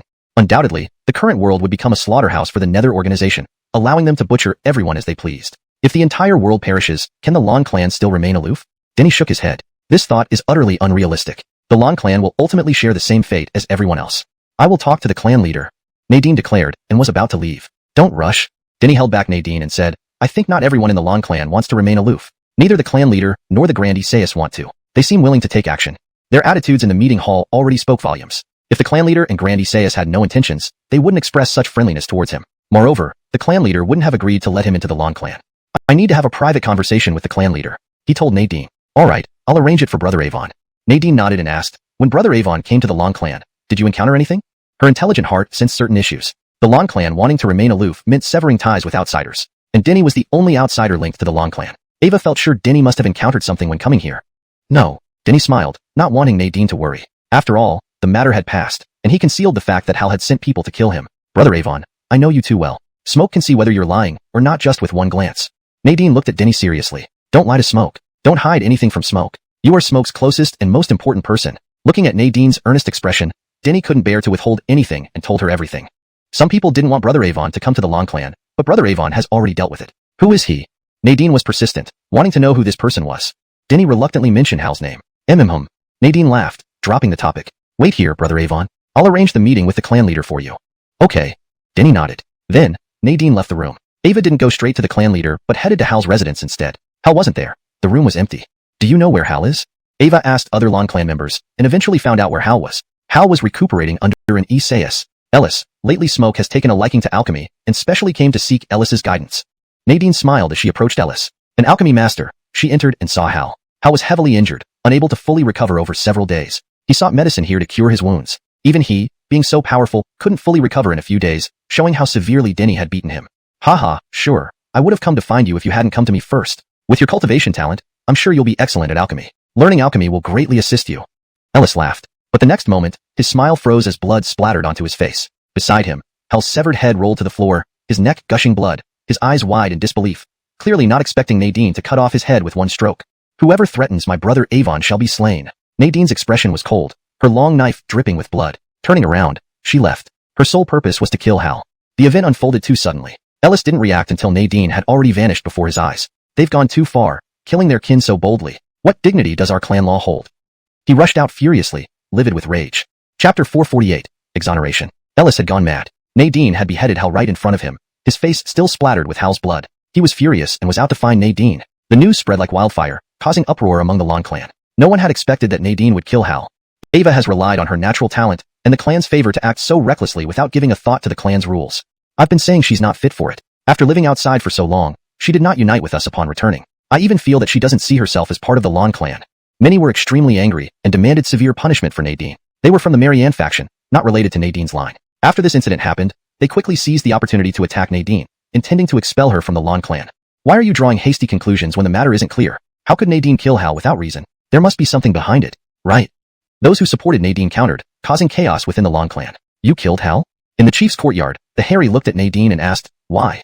He had already heard about this incident before anyone could report it officially. He sent people to ambush and kill Avon Gu during his journey here. I just gave him a taste of his own medicine. Nadine was very calm. After killing Hal, she came directly to find the Harry and told him that Denny wished to have a private conversation. The Harry remained silent, not speaking. As the leader of the Long clan, nothing within the clan escaped his notice. He knew that Hal had dispatched people to kill Denny. Even more than he, many Isaiahs within the clan were aware of this event. He had not stopped it at the time because he himself was uncertain how to treat Denny. Is he very important to you? After a long while, he finally spoke. Desmond's more important than my life. Whoever wants to kill Brother Avon will be killed by me. What if I wanted to kill him? Then I'll kill you.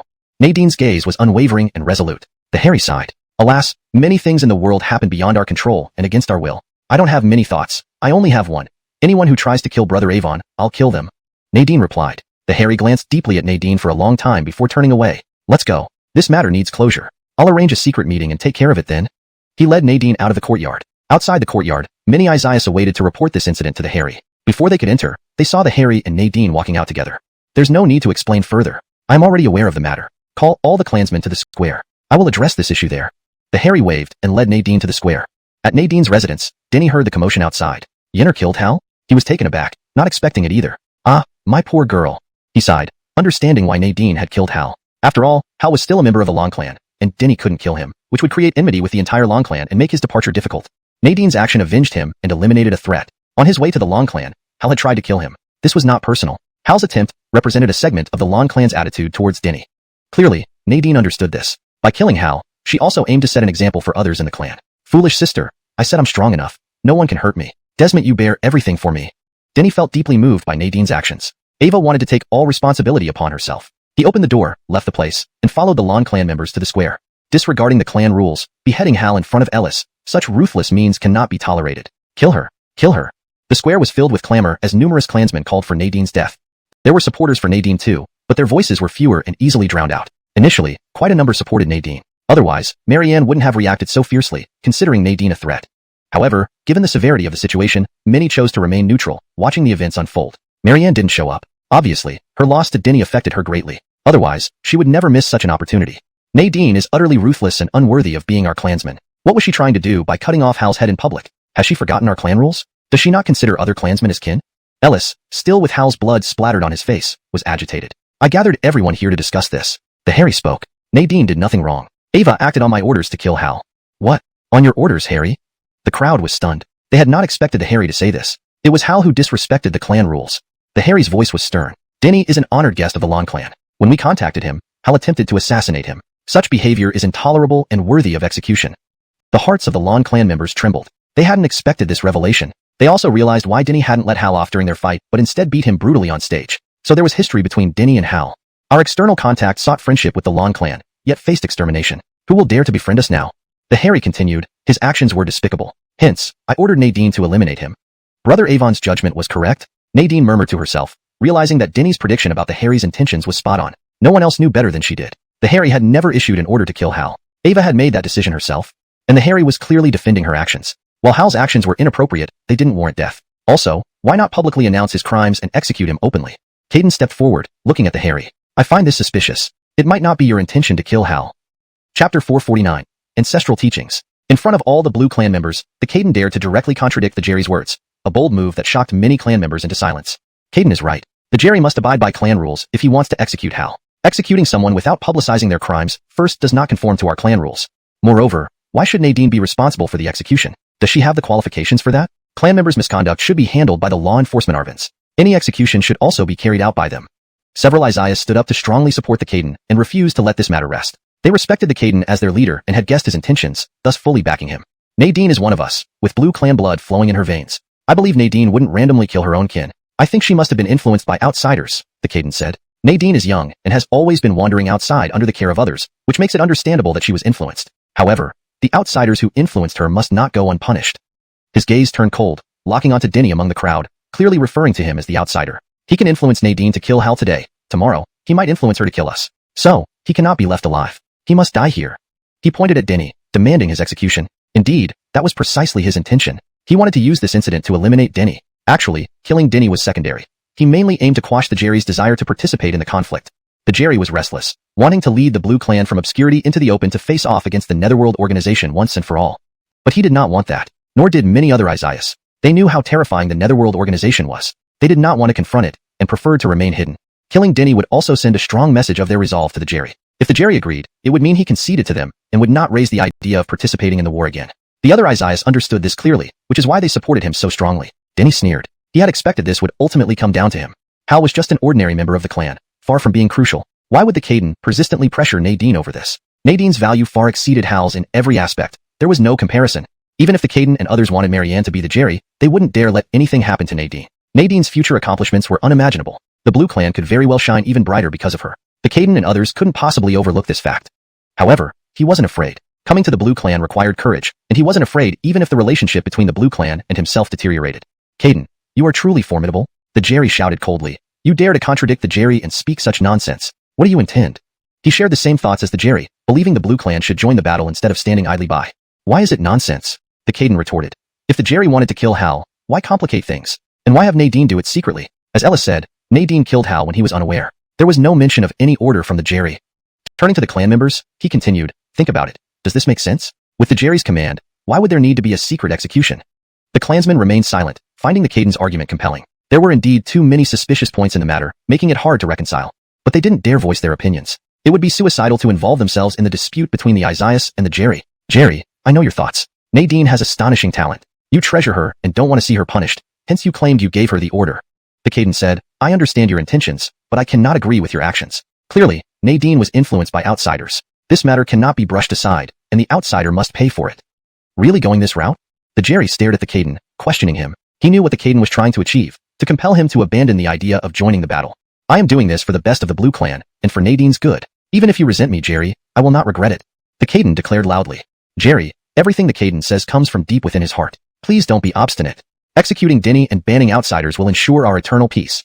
The Isaiahs fell to their knees, pleading for Denny's execution. There were 198 Isaiahs in the Blue Clan. Except for the Jerry, all others demanded Denny's death. A unanimous decision unprecedented. You are too rigid. The Jerry was deeply pained. These Isaiahs' thinking was outdated, failing to grasp the current situation. Would the Blue Clan continue to thrive if they didn't stand up to the Netherworld organization? What is the point of being the Jerry if we stay this way?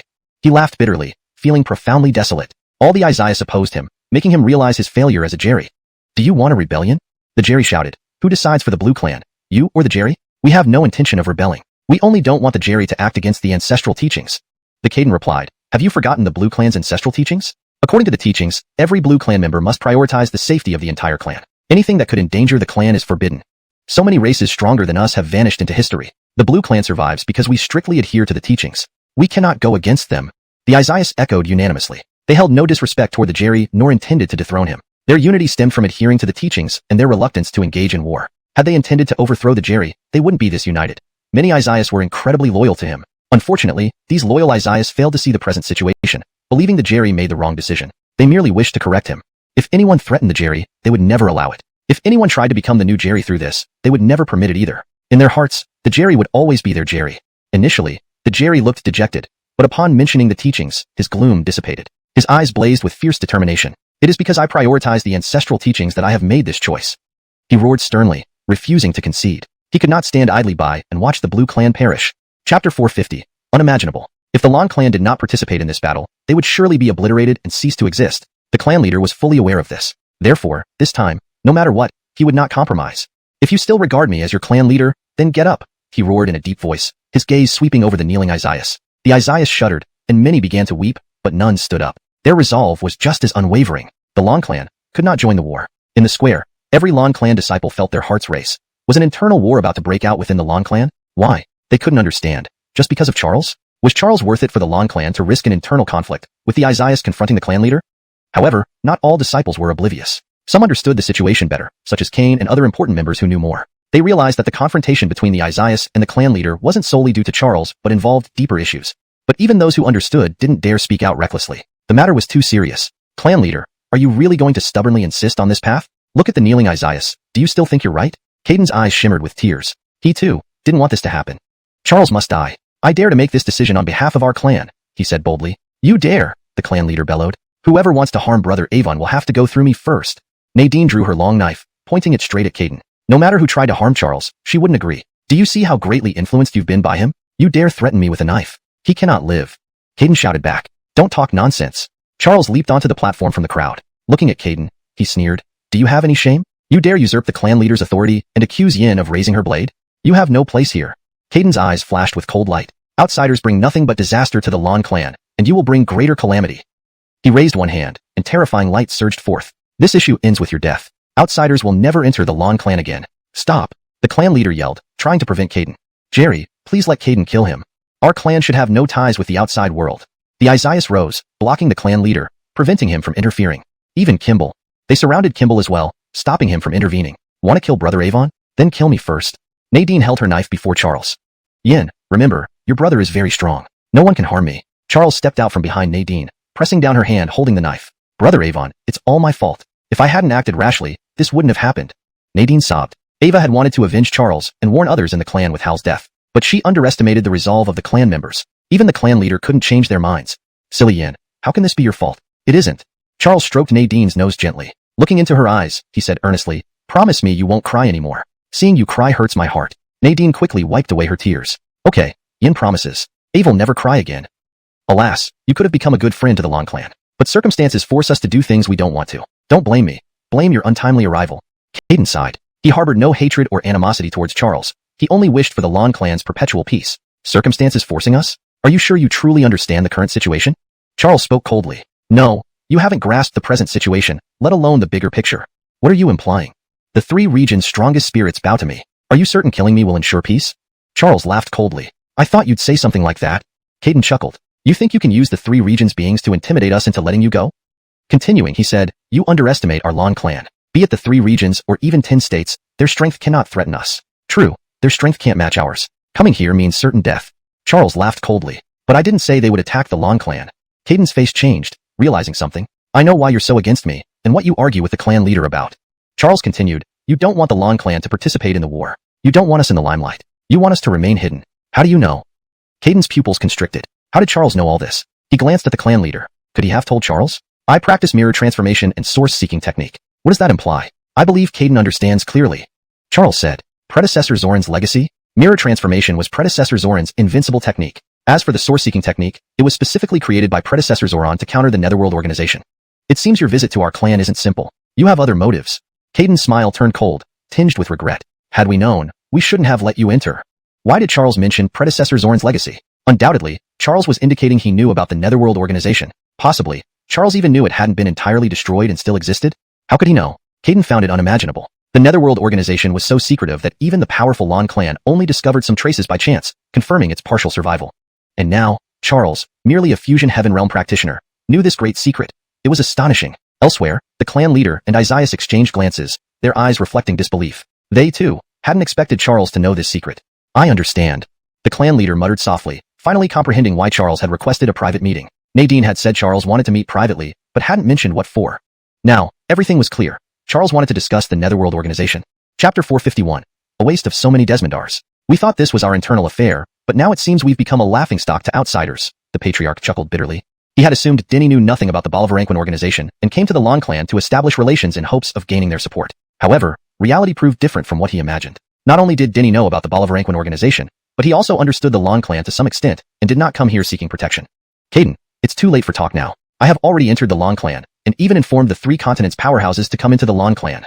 Denny said calmly. "You can't touch me, nor can the entire Lan clan."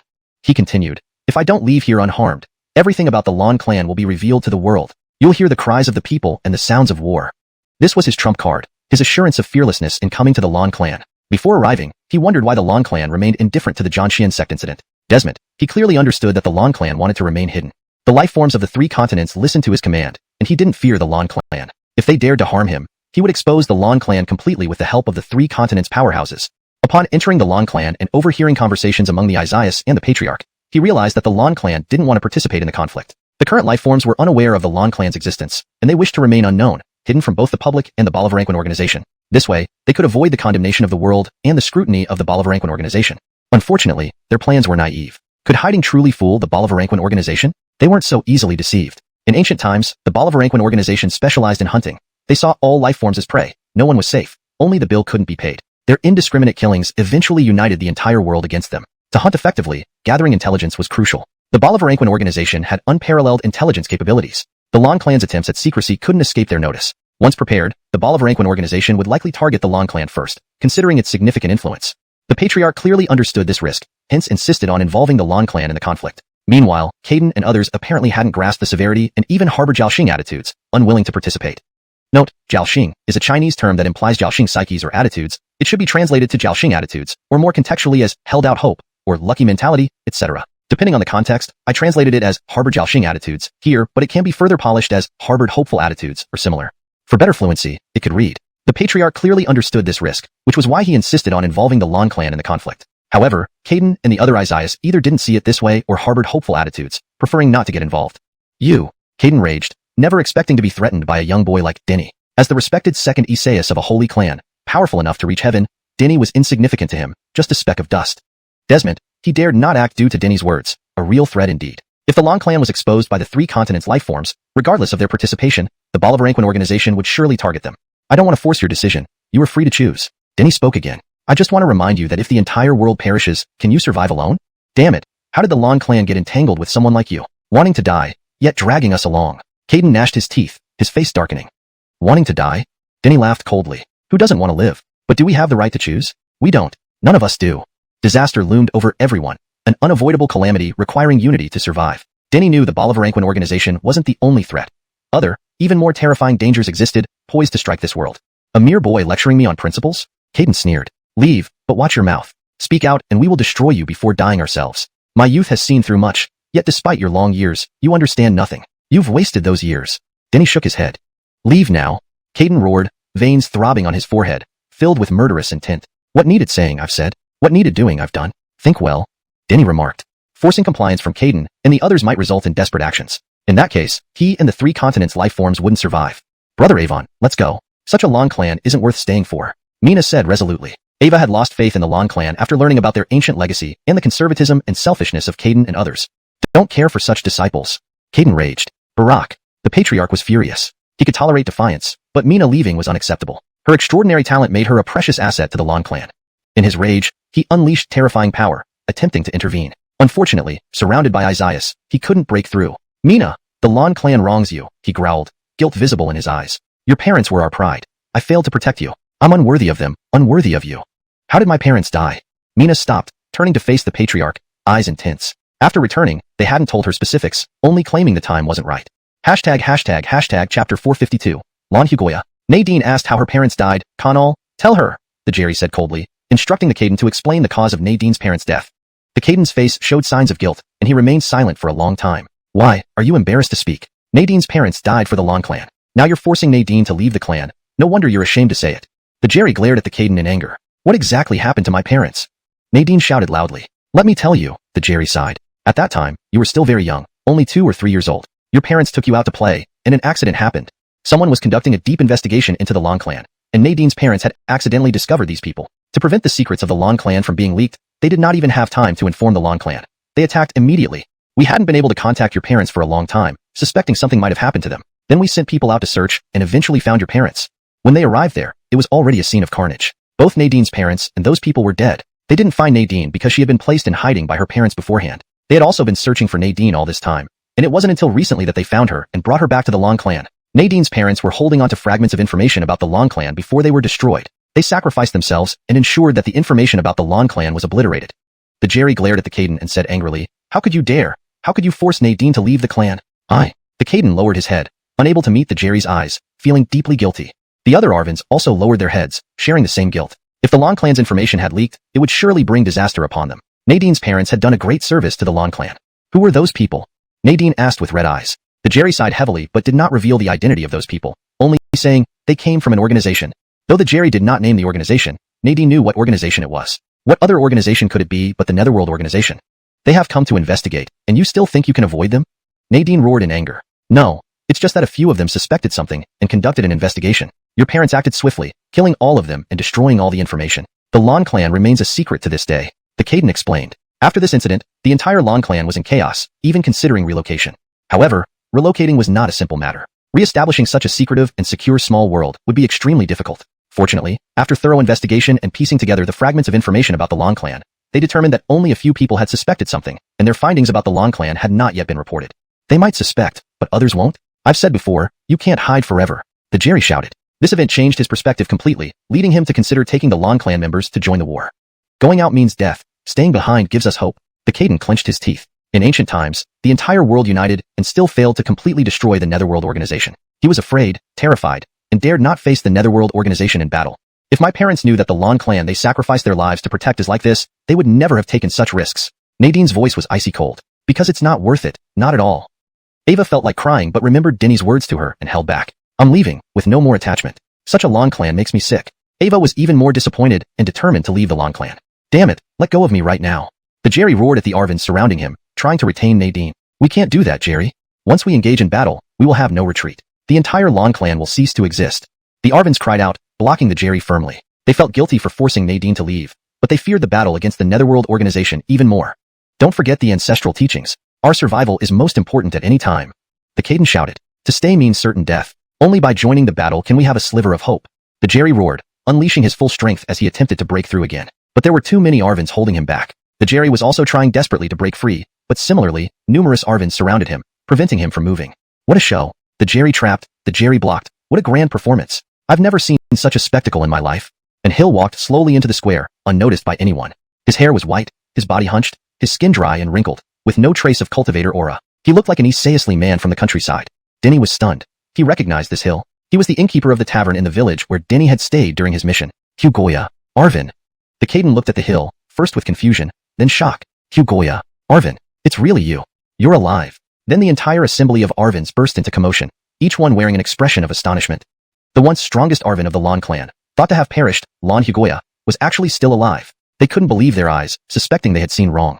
You're alive. The Jerry was equally shocked, never expecting Arvin Lan Hugoya to be alive. When Lan Hugoya had reached the end of his life, he chose to take a risk, but they never heard from him again and assumed he had failed and died. Now, Arvin Lan Hugoya reappeared, completely unexpected. Did you succeed? The Jerry shouted with joy. Not quite, maybe half. I only delayed my death. I could die at any moment. Arvin Lan Hugoya spoke with much reluctance. The current realm was hard to cultivate, even for someone as powerful as him. He managed to make a breakthrough on the verge of death, but didn't fully ascend to the next level, only partially succeeding. Whatever the case, it's good news. Why didn't you tell us? The Jerry asked. I did. I told you it wasn't a complete success, and I could die at any moment. I didn't want to go through another farewell. Lan Hugoya shook his head. When he left the Lan clan, he had made peace with the possibility of death, bidding farewell to everyone in the clan. He didn't want to experience those farewells again, hear the cries of the clan members, or see their grieving faces. So, he didn't return to the Lan clan but stayed at one of its liaison points, quietly protecting it from afar. Chapter 453, Gallagher. He is the strongest Isaias our Lan clan has ever had. Arvin Arjun? Can't you be mistaken? Such a simple and unremarkable hill. In the square, numerous Lan clan members wore expressions of disbelief, finding it hard to believe that this ordinary-looking Isaiasly man was their clan's once strongest Isaias. How could they believe it? They grew up listening to tales of Arjun. In their hearts, Arjun was tall and majestic, unbeatable in the world. But now, Arjun's appearance completely subverted their imagination. The hill was thin and gaunt, with deep-set eyes. His two eyes were murky, lacking any luster, his bones prominent, and the exposed skin dry like tree bark. Where was the demeanor of an invincible master? They even worried a gust of wind might knock him over. You're not dead, which is good news, but there are more important matters at hand. Please step aside for now, and return to rest. Once this matter is resolved, we will celebrate properly, said the Caden, not wanting Arjun to remain here, fearing he might ruin things. Matters were grave, concerning the life and death of the Lan clan. He held respect for Arjun, who was an Isaias who watched over him since childhood. However, he couldn't allow Arjun to cause trouble either. What important matter? Are you going to kill the current clan head? Arjun chuckled, every wrinkle on his face moving as he said, if so, I should stay and watch. A clan head being killed is unprecedented in Lan clan history. He continued smiling, this is a historic moment. I must be present and watch closely. The corner of the Caden's mouth twitched, knowing Arjun was mocking them. He replied, how could we kill the clan head? If not killing the clan head, what are you doing? We just don't want the clan head to make mistakes, the Caden answered. Besides the Jerry, let me count. 197 Isaias are blocking the clan head. Good heavens, the clan head must have made a monumental mistake. Arjun counted carefully, looking slightly astonished. Arvin, you've been away from the clan too long. Many things you don't understand. I'll explain everything to you later. The Caden said. Desmond's, I've left the clan, but not far. I've been staying in one of our clan's contact locations. What? You've been in our contact location all along? The Caden was surprised. He knew nothing about this situation. The place I stayed at had an incident. Some clan members died there. But I waited and waited. No one came to investigate. So I came to see what happened within the clan. Arjun explained. Some clan members died at the contact location. Denny's pupils contracted sharply upon hearing this. The person who died at that contact location was none other than the one Hal sent to kill him. That person was of very high strength. Denny only managed to kill him by ambushing him with fire gold conflagration, and the person was burned by fire gold conflagration into complete non-existence, not even leaving ashes. How did Arjun know? Could it be that Arjun saw everything secretly? Or perhaps Arjun had such incredible means that even if someone was burned to ashes, he could still determine what happened. I found out when I arrived that the person had already vanished completely, burned by some strange flame, leaving no ashes, Arjun continued. Really impressive. Denny was taken aback. Though Arjun showed no cultivator fluctuations, he was extremely formidable, with unimaginable abilities. That matter has been investigated thoroughly, and the events here are related to it. The Caden spoke up. We have determined the punishment, Arvin. There's no need for you to worry. If you don't wish to stay in the clan, you can first return to the contact location, and we will personally explain everything afterward. He couldn't wait to have Arjun leave. Everything was because Arjun had too much influence. He feared Arjun might ruin everything. Why the rush to make me leave? Arjun chuckled. Am I useless now? Not worthy of participating in Long Clan affairs? You misunderstood. We never meant that. You'll always be the revered Arvin we look up to. This matter is just too complex, and since you aren't fully informed, we're trying to protect the clan. The Caden replied. Gallagher, how dare you? Arjun's face changed as he shouted. You claim to act for the good of the clan, but this is how you do it. Raising your sword against the clan head. What audacity. In the entire history of the Long Clan, there has never been an Isaias who raised a weapon against the clan head. Gallagher? The Long Clan members exchanged glances, each expression stranger than the last. Was Gallagher addressing the Caden? If so, his nickname was truly hilarious. The Caden's face turned red. Indeed, Gallagher was his childhood name. But how many years had passed since anyone called him by that name? He almost forgot he had such a name. Special circumstances require special handling. The Caden gritted his teeth. For the sake of the Long Clan's safety, I am willing to bear the blame of generations. He took a step forward, looking directly at Arjun. Arvin, please leave. TSK Gallagher, you've become powerful indeed. Not only did you dare raise a sword against the clan head, but also against me. Arjun said, your father wouldn't dare to treat me like this. As the Long Clan's strongest Isaias, this was not just a title. His strength and realm were extremely high, far surpassing the majority of Long Clan's strong figures. Both the current clan head and Arvin's were merely his juniors. He had lived for an astonishingly long time. Addressing him as Gallagher, the Caden's face was flushed with embarrassment. Desmond, he had no real argument to retort. Even his father was junior to Arjun, who belonged to the generation of his grandfather. I respect you, but you cannot sabotage major clan affairs. The Caden gritted his teeth. We don't wish to fight you, so please leave. Good job, Gallagher. I carried you when you ran around bare-bottomed. Now grown and powerful, you don't respect me, and and even threaten me.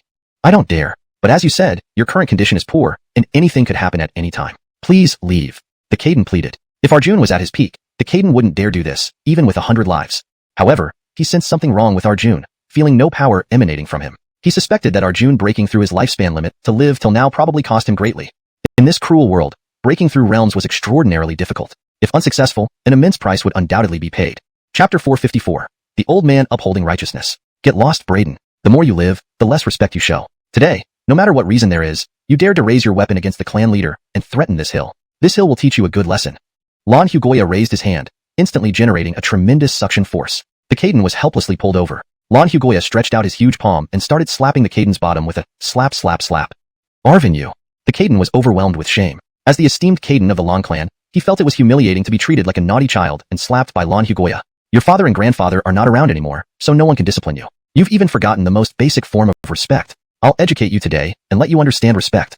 Lan Hugoya's large hand smacked down with resounding slaps, and no matter how much the Caden struggled, he was held in place by an irresistible force, unable to resist. The other Arvins looked at each other, never expecting that the hill would be so fierce. Wasn't it said that he failed to successfully break through to the next level? How could the hill still be so strong? Could it be that the hill was fooling them and had actually succeeded in breaking through? In the plaza, many members of the Long Clan couldn't bear to watch any longer. The dignified Caden, who had been revered for many years, was now being treated like a mischievous child getting a spanking. It was simply unbearable to watch. Slap slap slap. The Caden's face contorted in pain, screaming miserably. Each slap from the hill was harsher than the last. Though it seemed he wasn't injured on the surface, the actual force exceeded the impact of a divine hammer, piercing deep into his bones. The rest of the Arvins only watched, daring not to intervene. They didn't dare, as the hill clearly possessed unfathomable power, and none of them wanted to end up like the Caden, getting spanked like a child by the hill. Do you understand now? The hill asked. Desmond's, I understand. The Caden wept in anguish before the hill released him. Don't talk about grand principles, or say it's for the sake of the Long Clan. I only know one thing. The Jerry is the leader of the clan. At any time, the Jerry's authority must not be challenged. The hill put aside his previous joviality, now solemn, kneeling before the Jerry, saying, Jerry, I apologize for my late rescue. Please forgive me. How could I accept this? Arvin, please get up quickly. The Jerry was alarmed, hastily helping the hill to his feet. The hill stopped him. I'm a few years older than you, and of a higher generation, but respect should be orderly. Since you are the Jerry, I should pay respect to you. The hill respectfully spoke. Arvin. A warm current surged within the Jerry's heart. He knew this was the hill upholding his authority, exerting pressure on the other Isaias. What kind of status did the hill have? Even his father, the former Jerry, never dared to show disrespect to the hill. And now, The hill actually knelt before him, deeply moved. The Jerry knew that the hill had great righteousness. Jerry, I was wrong. Thud. An Arvin thumped to the ground, kneeling. Soon after, the other Arvins also knelt one by one, loudly declaring they were wrong. It's not your fault. You were all thinking of the welfare of the Long clan. But the present situation is different from before. Our Long clan cannot remain hidden any longer without taking a stance. The Jerry helped the hill to his feet, loudly addressing the other Arvins, inviting them to rise as well. He then walked up to Nadine and Denny, apologizing and sincerely asking Nadine not to leave the clan. Your parents were the pride and heroes of our Long clan. You cannot leave the clan, nor can I allow myself to become a sinner in the history of the Long clan. The Jerry genuinely said to Nadine, Jerry, I know, I won't leave the clan. Nadine saw everything in her eyes. She knew the Jerry was different from the Caden and others. Good, very good. The Jerry repeatedly said, pleased. He dismissed the clan disciples and the Arvins. Let's chat among ourselves. He, along with the hill, the Jerry, the Caden, Denny, and Nadine, entered a secret room. The Caden was somewhat reluctant, but at this point, he had no power to change anything. He had already decided to fully support the Jerry with no second thoughts. Whatever the Jerry wanted, he was clear now that with the hill's support, no one could alter anything. The Long clan was going to officially confront the Netherworld organization. Under such circumstances, despite his unwillingness, he had to set it aside and fully support the Jerry. He had no ill intentions, and his previous actions were aimed at ensuring the survival of the Long clan. Fighting the Netherworld organization was bound to be immensely challenging and perilous. Even if the entire Long clan put their best efforts forward, success wasn't guaranteed, let alone internal divisions. He was very clear about this. Therefore, he put aside all his reservations. Unity within the Long clan was necessary. Now tell us what you know. The Jerry came straight to the point, directly asking Denny how much he knew about the Netherworld organization. Denny didn't hold back, recounting everything he knew. He detailed his encounters with the Netherworld organization, even expressing some of his doubts. The Netherworld organization clearly wants to destroy the origin-seeking decision, yet oddly enough, after I obtained it, they went silent, making no move against me. At the time, he and the Aldo made a series of preparations to guard against a surprise attack by the Netherworld organization. However, they didn't encounter any danger. Since then, the entire organization seemed to vanish, disappearing without a trace. Every member of the organization, and all those chosen to join the Netherworld organization, vanished. At least, he hadn't encountered any members since then. Have they found a way to counteract the origin-seeking decision? Denny wondered aloud. Impossible. The Hill shook his head firmly, saying, if they really had a method, they wouldn't have gone through all the trouble to search for Senior Zoran's Nirvana site or steal the origin-seeking decision. The Arvin speaks wisely. The Jerry added, do you know why our Long clan and other holy clans and powerful races have managed to survive from ancient times until now? I am eager to learn. Without further ado, the most crucial point is that we never practiced the origin-seeking decision. The Jerry's face turned serious, saying, our ancestors knew that practicing the origin-seeking decision would lead to an irreconcilable conflict with the Netherworld organization, placing us in a position of mortal opposition. So, although our clan publicly claimed to practice it, we actually did not. He continued, the same applies to other clans and powerful races who have survived to this day. They also publicly claimed to practice it, but actually did not. They immediately destroyed the copies of the origin-seeking decision they had acquired. The battle in ancient times had uncertain outcomes, and they all held back, not wanting to sever ties with the Netherworld organization entirely, fearing defeat and subsequent extermination. The origin-seeking decision was of critical importance, potentially lethal to the Netherworld organization, leaving no chance for them to remain hidden. If the Netherworld organization were to win, any life form that knew the origin-seeking decision would not be spared. Hashtag chapter 455. Other forces exist. When the Sikh origin art was passed down to the Long clan, our ancestors deliberately gathered everyone to receive it. After the person imparting the art left, our ancestors destroyed the Sikh origin art in front of everyone immediately to prove that they had not read or practiced it. The Jerry recounted the events in detail. The Bolivaranquin organization had spies planted within each clan, including the Long clan. The reason why the ancestors did this was to inform the spies among the Long clan that they had not practiced the Sikh origin art. Afterward, our ancestors clearly stated that although the Long clan had not practiced the Sikh origin art, other powerful forces and entities had. This meant that even the Long clan spies could not hide from detection. All the spies within the Long clan quietly left after realizing this. To ensure the Long clan's safety and to eliminate any remaining Bolivaranquin spies, the ancestors invited other strong practitioners who knew the Sikh origin art to assist in investigation. The ancestors of the Long clan were very astute. They claimed that since they shared blood ties with the same clan, they could not bear to take action themselves, so they sought help from outsiders. Other holy clans and powerful races who didn't fully commit to the battle did something similar. On the surface, they claimed to have practiced the Sikh origin art, but in secret, they immediately destroyed it and conveyed the message to the Bolivaranquin organization that they had not practiced it. The Jerry continued narrating. This method proved effective. After the great battle of the ancient era, everyone believed the Bolivaranquin organization had been utterly annihilated. Even they held this belief. However, as time went on, they gradually uncovered some clues. All the surviving entities who possessed the Sikh origin art inexplicably died without leaving behind any lineage of the art. It was an incredibly coincidental occurrence. Other surviving entities remained unharmed, while those who had practiced the Sikh origin art either went insane, met accidental deaths, or fell into dangerous situations. They instantly realized there was something amiss. Subsequently, they deduced that the Bolivaranquin organization likely wasn't completely destroyed and still had remnants. Our survival until now is mainly because we did not practice the Sikh origin art. The Bolivaranquin organization didn't consider us significant threats, the Jerry said. If we had practiced the Sikh origin art, no matter how deeply hidden we were, the Bolivaranquin organization would not have spared us. They would have found us and wiped us out. At the time, some holy clans, like the Long clan, only pretended to participate in the battle. Post-war, fearing blame and retaliation from other powerful beings, they also concealed themselves immediately. However, their approach wasn't thorough enough. Some of them had practiced the Sikh origin art. Despite hiding as deeply as us, they were all found by the Bolivaranquin organization and exterminated. This highlighted the difference between practicing and not practicing the Sikh origin art. Practitioners couldn't escape, no matter how deeply they hid, as the Bolivaranquin organization considered them primary targets for elimination. I tell you all this to emphasize one point. The Sikh origin art is lethal to the Bolivaranquin organization. They cannot counter it and can only target those who practice it, the Jerry said. Post-war, the Bolivaranquin organization took considerable risks to eliminate those who practiced the Sikh origin art. If they had any other means to deal with it, they wouldn't have resorted to such perilous methods. Hayes was truly an extraordinary genius. The Sikh origin art delves directly into the core of the Bolivaranquin organization members. It's an unparalleled spell, the Hill exclaimed. But why am I fine? My stay at the Heavenly Mechanism Ancient Sect has also remained peaceful. Similarly, the Ian hasn't faced any issues, Denny frowned. Since the Bolivaranquin organization lacked other means to counter the Sikh origin art, he and others like the Southern clans Arvin should have been their primary targets. Desmond, after the incident, they hadn't encountered anyone from the Bolivaranquin organization again. The Jerry didn't respond, his face thoughtful. Finally, he said, "It seems our hypothesis might be true." "What hypothesis?" Denny asked. "There exists a stronger force in the world, even stronger than our Long clan, continuously targeting the Bolivaranquin organization." The Jerry solemnly explained. According to their investigations, the Bolivaranquin organization's efforts to eliminate Sikh origin art practitioners were not always smooth. They seem to have encountered resistance. But what that resistance was remains unknown. They hypothesized that other powers survived after the Great Battle and have been consistently opposing the Bolivaranquin organization. Denny's eyebrows raised. He recalled the moment they emerged from the Heavenly Mechanism Ancient Sect. Back then, he sensed something watching them secretly. Desmond, his spiritual senses detected nothing. He initially thought it was his heightened tension.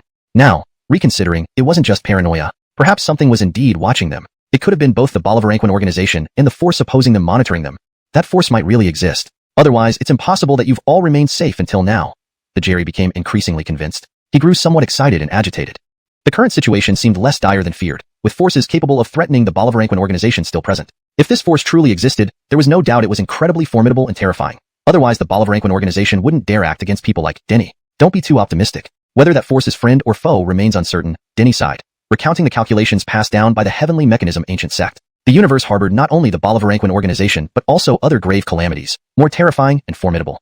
He then narrated his experience in Black Mountain. There were countless ominous coffins, each containing incomprehensible entities whose bodies had not decayed, perfectly preserved. Rumor had it that these coffins contained opportunities to achieve imperial status.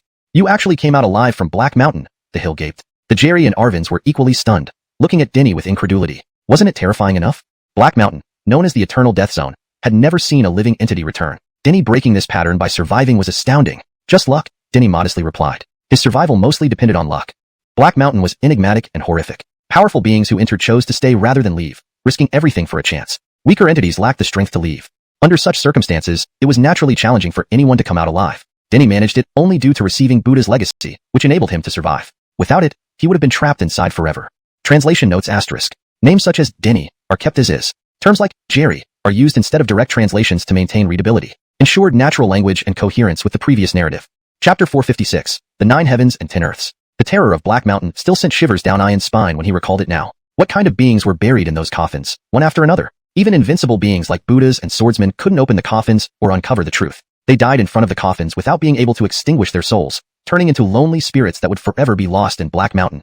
How did this happen? What kind of place was Black Mountain? Its reality was too terrifying to deeply explore. Tigers were invincible. Immortality was every cultivator's dream for achieving an emperor's level.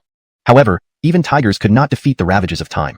Eventually, they all faced destruction. Black Mountain, however, seemed untouched by the passing of time. Though the life forms inside had died, they weren't completely gone, with remnants remaining behind. He thought again of Roxy. The ferryman from the Blackthor River was once a Gianna from the 10,000 Origin Sacred Land during ancient times. Despite the countless years that had passed, she remained as she was initially, not having aged a bit, still in her Kira form. This was undoubtedly frightening. Even the great sages of ancient times could not achieve such a feat. Black Mountain was truly mysterious and terrifying. Note, Blackthor River seems to be a literal translation. A better rendering would be Blackthor River, translated as Blackthor River, or if there is a typo and it's supposed to be Black River, then it should be consistently translated as such throughout the text. For the rest of the passage, sighing, the Hill said, invincible powerhouses who have left illustrious names in the world all ended up being buried in the Black Mountain. This is indeed regrettable and also very alarming. Buddha and Kavin were truly invincible existences, one step away from becoming emperors and looking down upon all realms. But even before the ancient land of death known as Black Mountain, they too failed, falling one by one. This was indeed both heartbreaking and frightening. The Black Mountain, we should not consider for now. It's a place we cannot deal with at our current level. What we need to think about and do now is how to deal with the Nether Organization, the Patriarch said seriously. The Nether Organization hasn't come out of hiding yet, which means they are not fully prepared. We must prepare earlier than they do, and then catch them off guard, he added. Once the Nether Organization is fully prepared, this battle will surely be very difficult. Therefore, he wanted to be better prepared than the Nether Organization, launching an attack ahead of time to increase their chances of winning. I will contact the other holy races and powerful races that still exist. Although the possibility of them agreeing is low, we must try. Considering what happened in the Long Clan, one could understand how difficult this would be. Even with the Patriarch's agreement, if it weren't for the Hill returning to the Long Clan and fully supporting the Patriarch, the Long Clan would never have agreed to participate in the war. Asking other holy clans and races to join the fight was undoubtedly very challenging. 9 Heavens is also something we must strive for, Denny said. Compared to the 10 Earths, the 9 Heavens were incomparably stronger. If forces from the 9 Heavens could assist, their chances of victory would certainly be greater. The 9 Heavens won't be easy to persuade either, the Patriarch sighed. Over the long ages, the creatures of the 9 Heavens have become increasingly arrogant and self-important, their disdain for the 10 Earths growing ever more severe. They had dealt with the beings of the 9 Heavens many times. Every time the beings of the 9 Heavens selected candidates from the 10 Earths to enter the 9 Heavens, their clans sent people to participate. Initially, the beings from the 9 Heavens were courteous and didn't look down on everyone else. However, over time, they became less respectful and increasingly contemptuous of the creatures of the 10 Earths. Even during the last selection, when an outstanding genius from the 10 Earths met the requirements to enter the 9 Heavens, he was disqualified simply because he disagreed with one of the 9 Heaven beings, thus unable to enter. They are so arrogant, looking down upon the creatures of the 10 Earths, making it absolutely no easy task to ask for their help. The Patriarch shook his head, his words filled with unwillingness and helplessness. A prestigious holy clan like theirs, once adorned with glory, is now treated with such disdain and disrespect. How could he possibly accept this? They have also experienced that battle, and should be aware of the extent of the Nether Organization's danger. Why would it be so difficult to ask for their help? Denny asked, puzzled. In his original thinking, the hardest part about asking the 9 Heavens for help was that he couldn't meet the strong beings of the 9 Heavens to spread the news that the Nether Organization was still active. Once he could meet the strong beings of the 9 Heavens and tell them this, they would definitely offer assistance. However, based on the Patriarch's words, things were not as simple as he had imagined. You don't know just how terrifyingly powerful they are, the Patriarch laughed bitterly. Take our Long Clan for instance. In the ancient battle with the Nether Organization, we did not use our full strength and held back. Normally speaking, after that battle, our Long Clan should be stronger than those who used their full strength, at least in terms of the strength we reserved. But reality was far from it. After the ancient era ended, heaven and earth underwent tremendous changes, with some areas rising to become the 9 Heavens while others sank to form the 10 Earths. The 9 Heavens transcended everything, with cultivation resources surpassing those of the 10 Earths. Everyone wanted to occupy a place in the 9 Heavens and not settle in the 10 Earths. The Long Clan naturally also wanted to occupy a place in the 9 Heavens. However, in the struggle for the 9 Heavens, they lost miserably despite using their full strength. Even with only the remaining strength after the war, which was still overwhelmingly powerful, the Long Clan could not win against the 9 Heavens. Moreover, not just the Long Clan but other holy clans and powerful races that had preserved their strength similarly could not win against the 9 Heavens.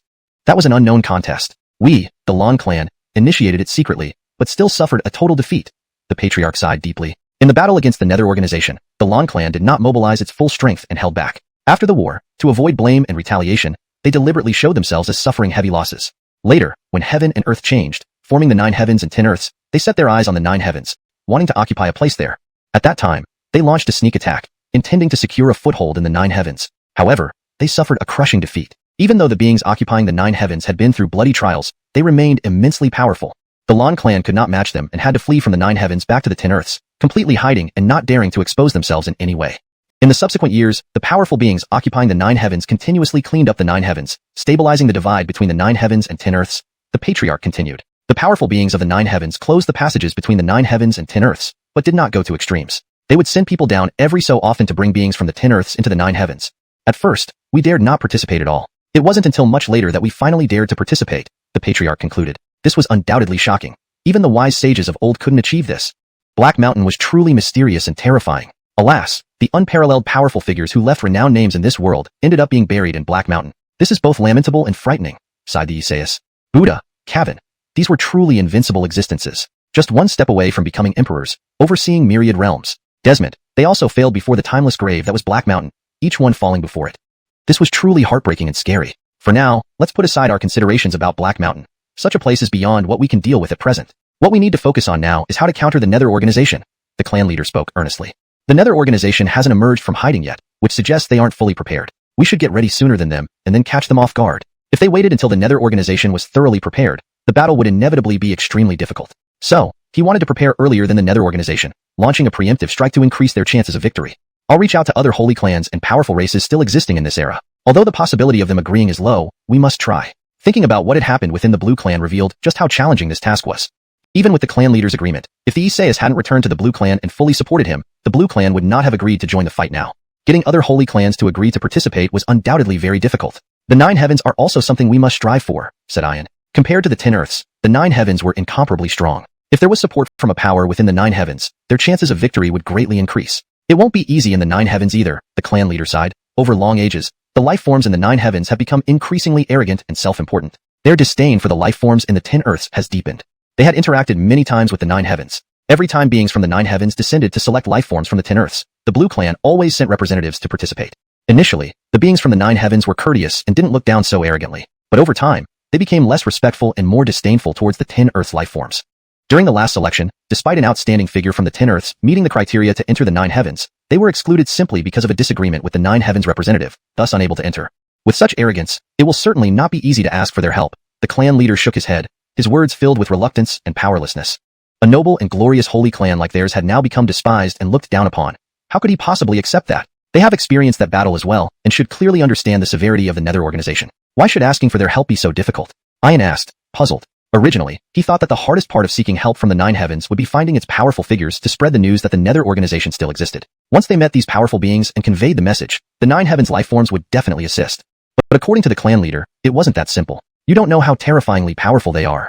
The clan leader smiled bitterly. Take our Blue Clan for example. In the ancient battle against the Nether organization, we didn't use our full strength and held back. Normally speaking, after that battle, our Blue Clan should have been stronger than those who used all their might, at least having more reserve power.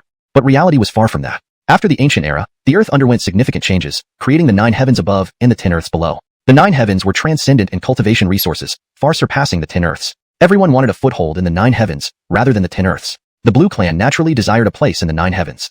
But in the struggle for dominance, they suffered a terrible defeat. Even using their full strength, the post-war residual power of the Blue Clan, which preserved almost all of its might, couldn't compete. And it wasn't just the Blue Clan. Other holy clans and powerful races that had preserved their strength similarly failed to win the competition. That was an unknown struggle. Our Blue Clan secretly initiated it, but we were utterly defeated. The clan leader sighed heavily. In the battle against the Nether organization, the Blue Clan did not use its full force, holding back. After the war, to avoid blame and discontent, the Blue Clan deliberately acted as if they had suffered heavy losses. Later, as the heaven and earth changed, forming the 9 heavens and 10 earths, they targeted the 9 heavens, desiring a foothold there. At that time, they launched a surprise attack, aiming to secure a position in the 9 heavens. But they suffered a crushing defeat. Despite undergoing brutal trials, the forces already occupying the 9 heavens remained incredibly powerful. They couldn't compete and had to flee from the 9 heavens, settling in the 10 earths and completely concealing themselves, avoiding any exposure. In subsequent years, the powerful life forms occupying the 9 heavens continually cleansed the region, firmly establishing the structure between the 9 heavens and 10 earths. The clan leader continued narrating. The powerful life forms from the 9 heavens sealed the connection between the 9 heavens and 10 earths, though they didn't go too far, sending people down periodically to take life forms from the 10 earths into the 9 heavens. At first, we didn't dare participate. It took many years before we dared to do so, said the clan leader. Chapter 457. Unimaginable Hardship. The competition for a spot in the 9 heavens is far more difficult than you can imagine. The Jerry sighed deeply, saying, creatures from all 10 lands are involved. Even our Lon clan members have no significant advantage. Historically, we've never once succeeded in this competition. What? Carlo was taken aback. The words of the Jerry exceeded his expectations. Though he had already anticipated that entering the 9 heavens would not be easy and that it would be extremely challenging, he never imagined it would be this difficult.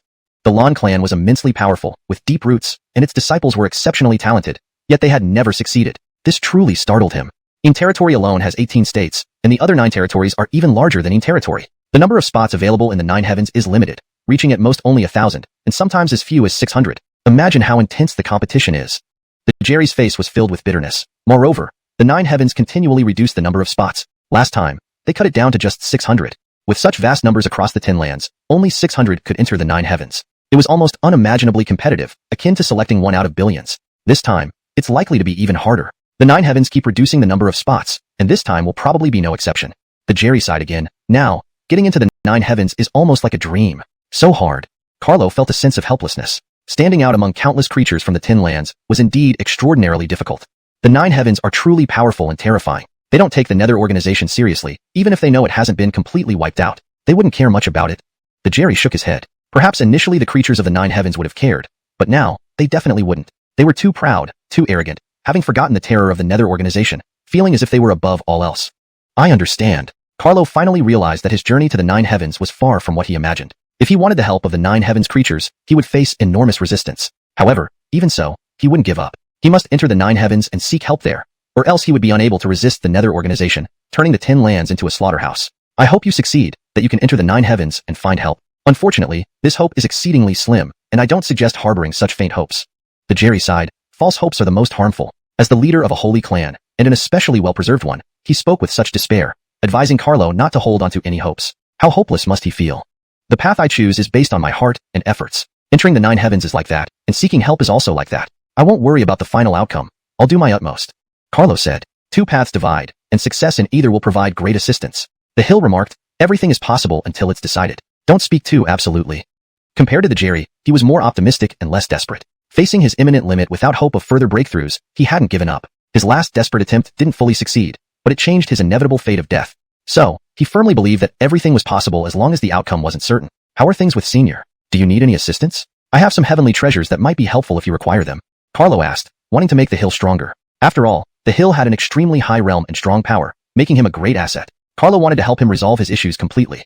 Young man, you talk big. You stand in a holy clan, a relatively well-preserved one. Do you think your own resources are deeper than the heritage of a holy clan? The Hill squinted his eyes. Not too bad, I suppose. Carlo thought for a moment and replied. Good grief, you really aren't humble, thinking your resources can match those of a holy clan. Caden's mouth twitched. In quantity, of course, I'm not a match. But in quality, I dare to compare, Carlo said, taking out the Cathy egg. Most of my resources come from this little guy. It has accumulated many good things. This is an Cathy egg? Caden's eyes nearly popped out as he sensed the aura of an Cathy on the egg. And Cathy, an ancient emperor-level tyrant beast capable of devouring the heavens and earth, was beyond imagination. He couldn't believe Carlo possessed an Cathy egg. The Hill and others looked stunned, too. An emperor-level beast egg, this was simply shocking. Pity, this eggshell is so tough. Otherwise, we could cook it into a savory egg stew, guaranteeing everyone would eat till they're full and all hidden ailments would vanish. Carlo regretfully smacked his lips. He estimated that eating a bowl of this egg stew would drastically enhance his physical strength and open up numerous acupoints in his body. Are you serious? You want to eat it? Caden stammered, almost biting his tongue in shock. No way to eat it, but I really wish I could taste the imperial bloodline. Carlo grew more regretful, even bringing out supreme treasures like the purple lane spear and xuanhuan halberd to try cracking the eggshell, but to no avail. He gnashed his teeth, saying, someday, I'll have a bowl of imperial egg stew. My dear, why not let it hatch and raise it as a pet? Why must you eat it? Caden was pained. And Cathy with imperial bloodline, once born, would be incredibly powerful, better than being eaten. You're the pet. Your whole family is. Wait till I'm free, then I'll turn you all into human pets. A furious roar came from within the eggshell. Caden's face turned green with fear and shock. What? He was being threatened by an Cathy with imperial bloodline? Don't joke like that, Brother Egg. Besides, I'm indirectly saving you since Carlo wants to cook you. He was terrified, not even thinking clearly, hurriedly speaking. The thought of an imperial bloodline Cathy genuinely scared him. Before I'm born, do you even know my gender? Get lost. I'll make you my first human pet when I hatch. The Black Phoenix grumbled angrily. Since it couldn't control the situation, knowing Carlo wouldn't let it go, it enjoyed venting frustration verbally. That, Katrina egg? Caden cautiously suggested. Afraid of it? What nonsense.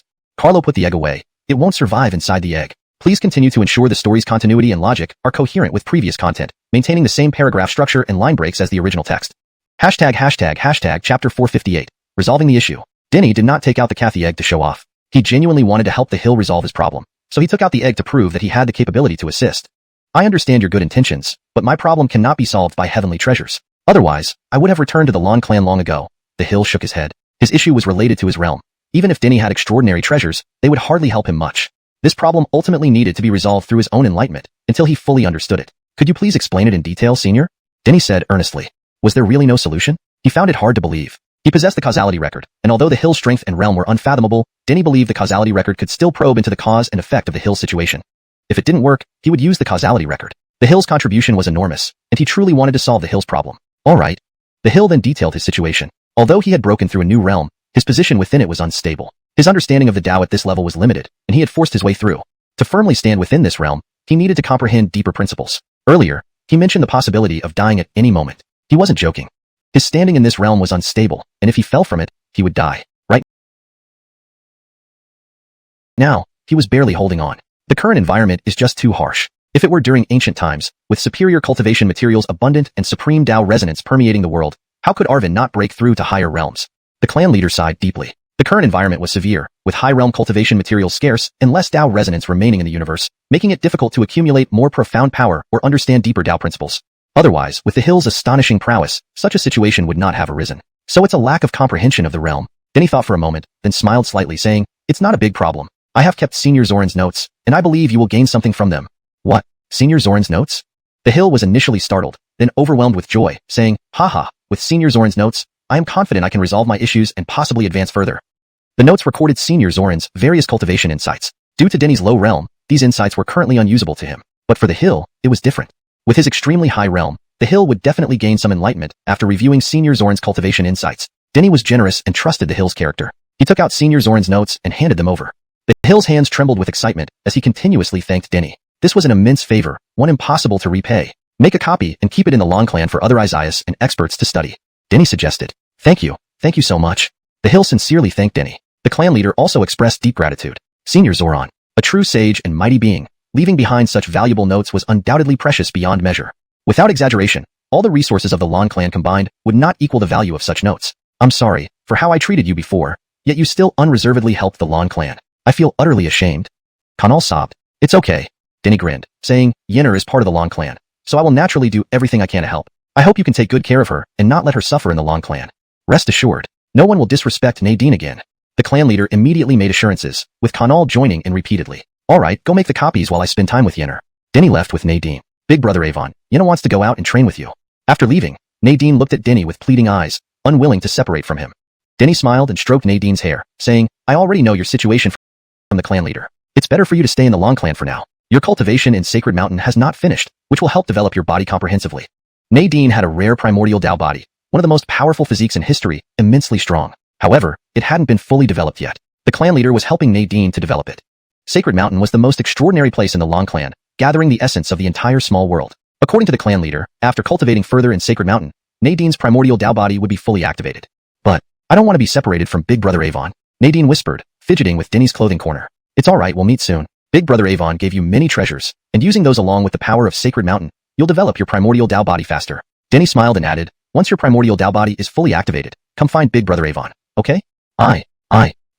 Nadine lowered her head, still not wanting to separate, knowing what Denny said was right. Ava had endured too much torment earlier, leaving scars that hadn't healed.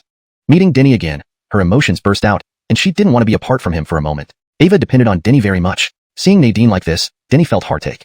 He lifted Nadine's face gently, saying seriously, "Big Brother Avon is going to the 9 heavens, though the chances are slim, but what if it succeeds? I hope you become stronger, and when the time comes, join me in the 9 heavens. Together, we can conquer all." "Okay, I'll wait for you, Big Brother Avon." Nadine's gaze became resolute. "I'll wait for you, and only for you, Yenner." Denny smiled, adding, all right, I'm not leaving yet. Let's explore the Long Clan and spend more time together." "Okay." Nadine beamed with happiness and led Denny around the Long Clan again. Copying Senior Zoran's notes was not a short task, carrying profound principles. The hill spent half a month and exhausted several treasures of the Long Clan to finish the copying. "Yenner, I'm leaving. Fully activate your primordial Dao body soon, and come find me." Denny bid farewell to Nadine, then to the hill and others, and left the Long Clan via the teleportation array. "I need to plan my path carefully next," Denny said with determined eyes. Chapter 459, Celestial Body. In the 9 heavens and 10 earthly realms, all living beings are in motion. For Denny to become stronger before the trials begin, he needed to focus on enhancing his combat prowess more than just advancing his cultivation realm. Being strong didn't merely mean ascending through cultivation stages. It mainly involved bolstering his personal combat strength. If he focused solely on realms, there was no need for him to fret over anything. He possessed a plethora of celestial treasures and even a spatial ring of time. Rapidly elevating his cultivation realm would undoubtedly be very simple. He was currently at the first stage of fusion realm. However, if he ignored everything else and blindly pursued advancement, he could confidently raise his cultivation to the cave void realm or even higher, stepping into the Dao transformation realm within a month. But a high cultivation realm alone was useless. What mattered most was having formidable combat power. Only through rigorous tempering and real combat can one's combat strength become truly stronger. Denny's eyes gleamed as he realized that he needed to undergo more practical battles. "I must visit Balaverazu." Denny quickly made up his mind. Balaverazu was the strongest of the 18 states of Een. LB Tinsley had returned from Balaverazu after learning an incredible grand temporal technique under a supreme expert there. For Balaverazu to be known as the strongest state, its inhabitants were undoubtedly extraordinary. He wanted to engage in sparring matches with Balaverazu's elites to hone and elevate his own strength. "I'll first visit the Moron clan and see Amira." Amira had fought Crystal to the death for him once, and he never forgot her. After leaving the Long clan, he headed straight for the region where the Moron clan resided. After some time, he arrived at the Moron clan. The 3 continents experts revered him and followed his orders, making him extraordinarily prominent now. When he reached the Moron clan, the Clan Harry immediately led a group of Isaiahs to welcome him personally. "You're too kind, Clan Harry. Amira and I are close friends. There's no need for such formalities." Denny smiled courteously. "The esteemed guest Mr. Denny gracing us with your presence is indeed a great honor for the Moron clan." It's only right for us to welcome you accordingly. The Morong clan Harry revered Denny immensely, not daring to transgress in any way. All the experts in the 3 continents held Denny in high esteem, changing his status and position significantly. How could he dare to overstep? Denny took note of this. Deliberately stiffening his face, he said, "If the clan Harry continues like this, I'll leave. No matter what I become, I will always be the junior in front of you." Grayson, you really underestimate Denny. He's not the type who becomes arrogant once he gains a little advantage. Amira arrived and teasingly spoke beside the clan Harry. Well then, could you use better adjectives? Denny rolled his eyes at Amira and said, "Describing me as a petty person, can you even say that aloud?" "Desmond's, I was wrong. You're an adult, not someone to be described as petty." Amira laughed merrily, her beauty unmatched, and her demeanor exceptional. Ava did not distance herself from Denny despite his exalted status.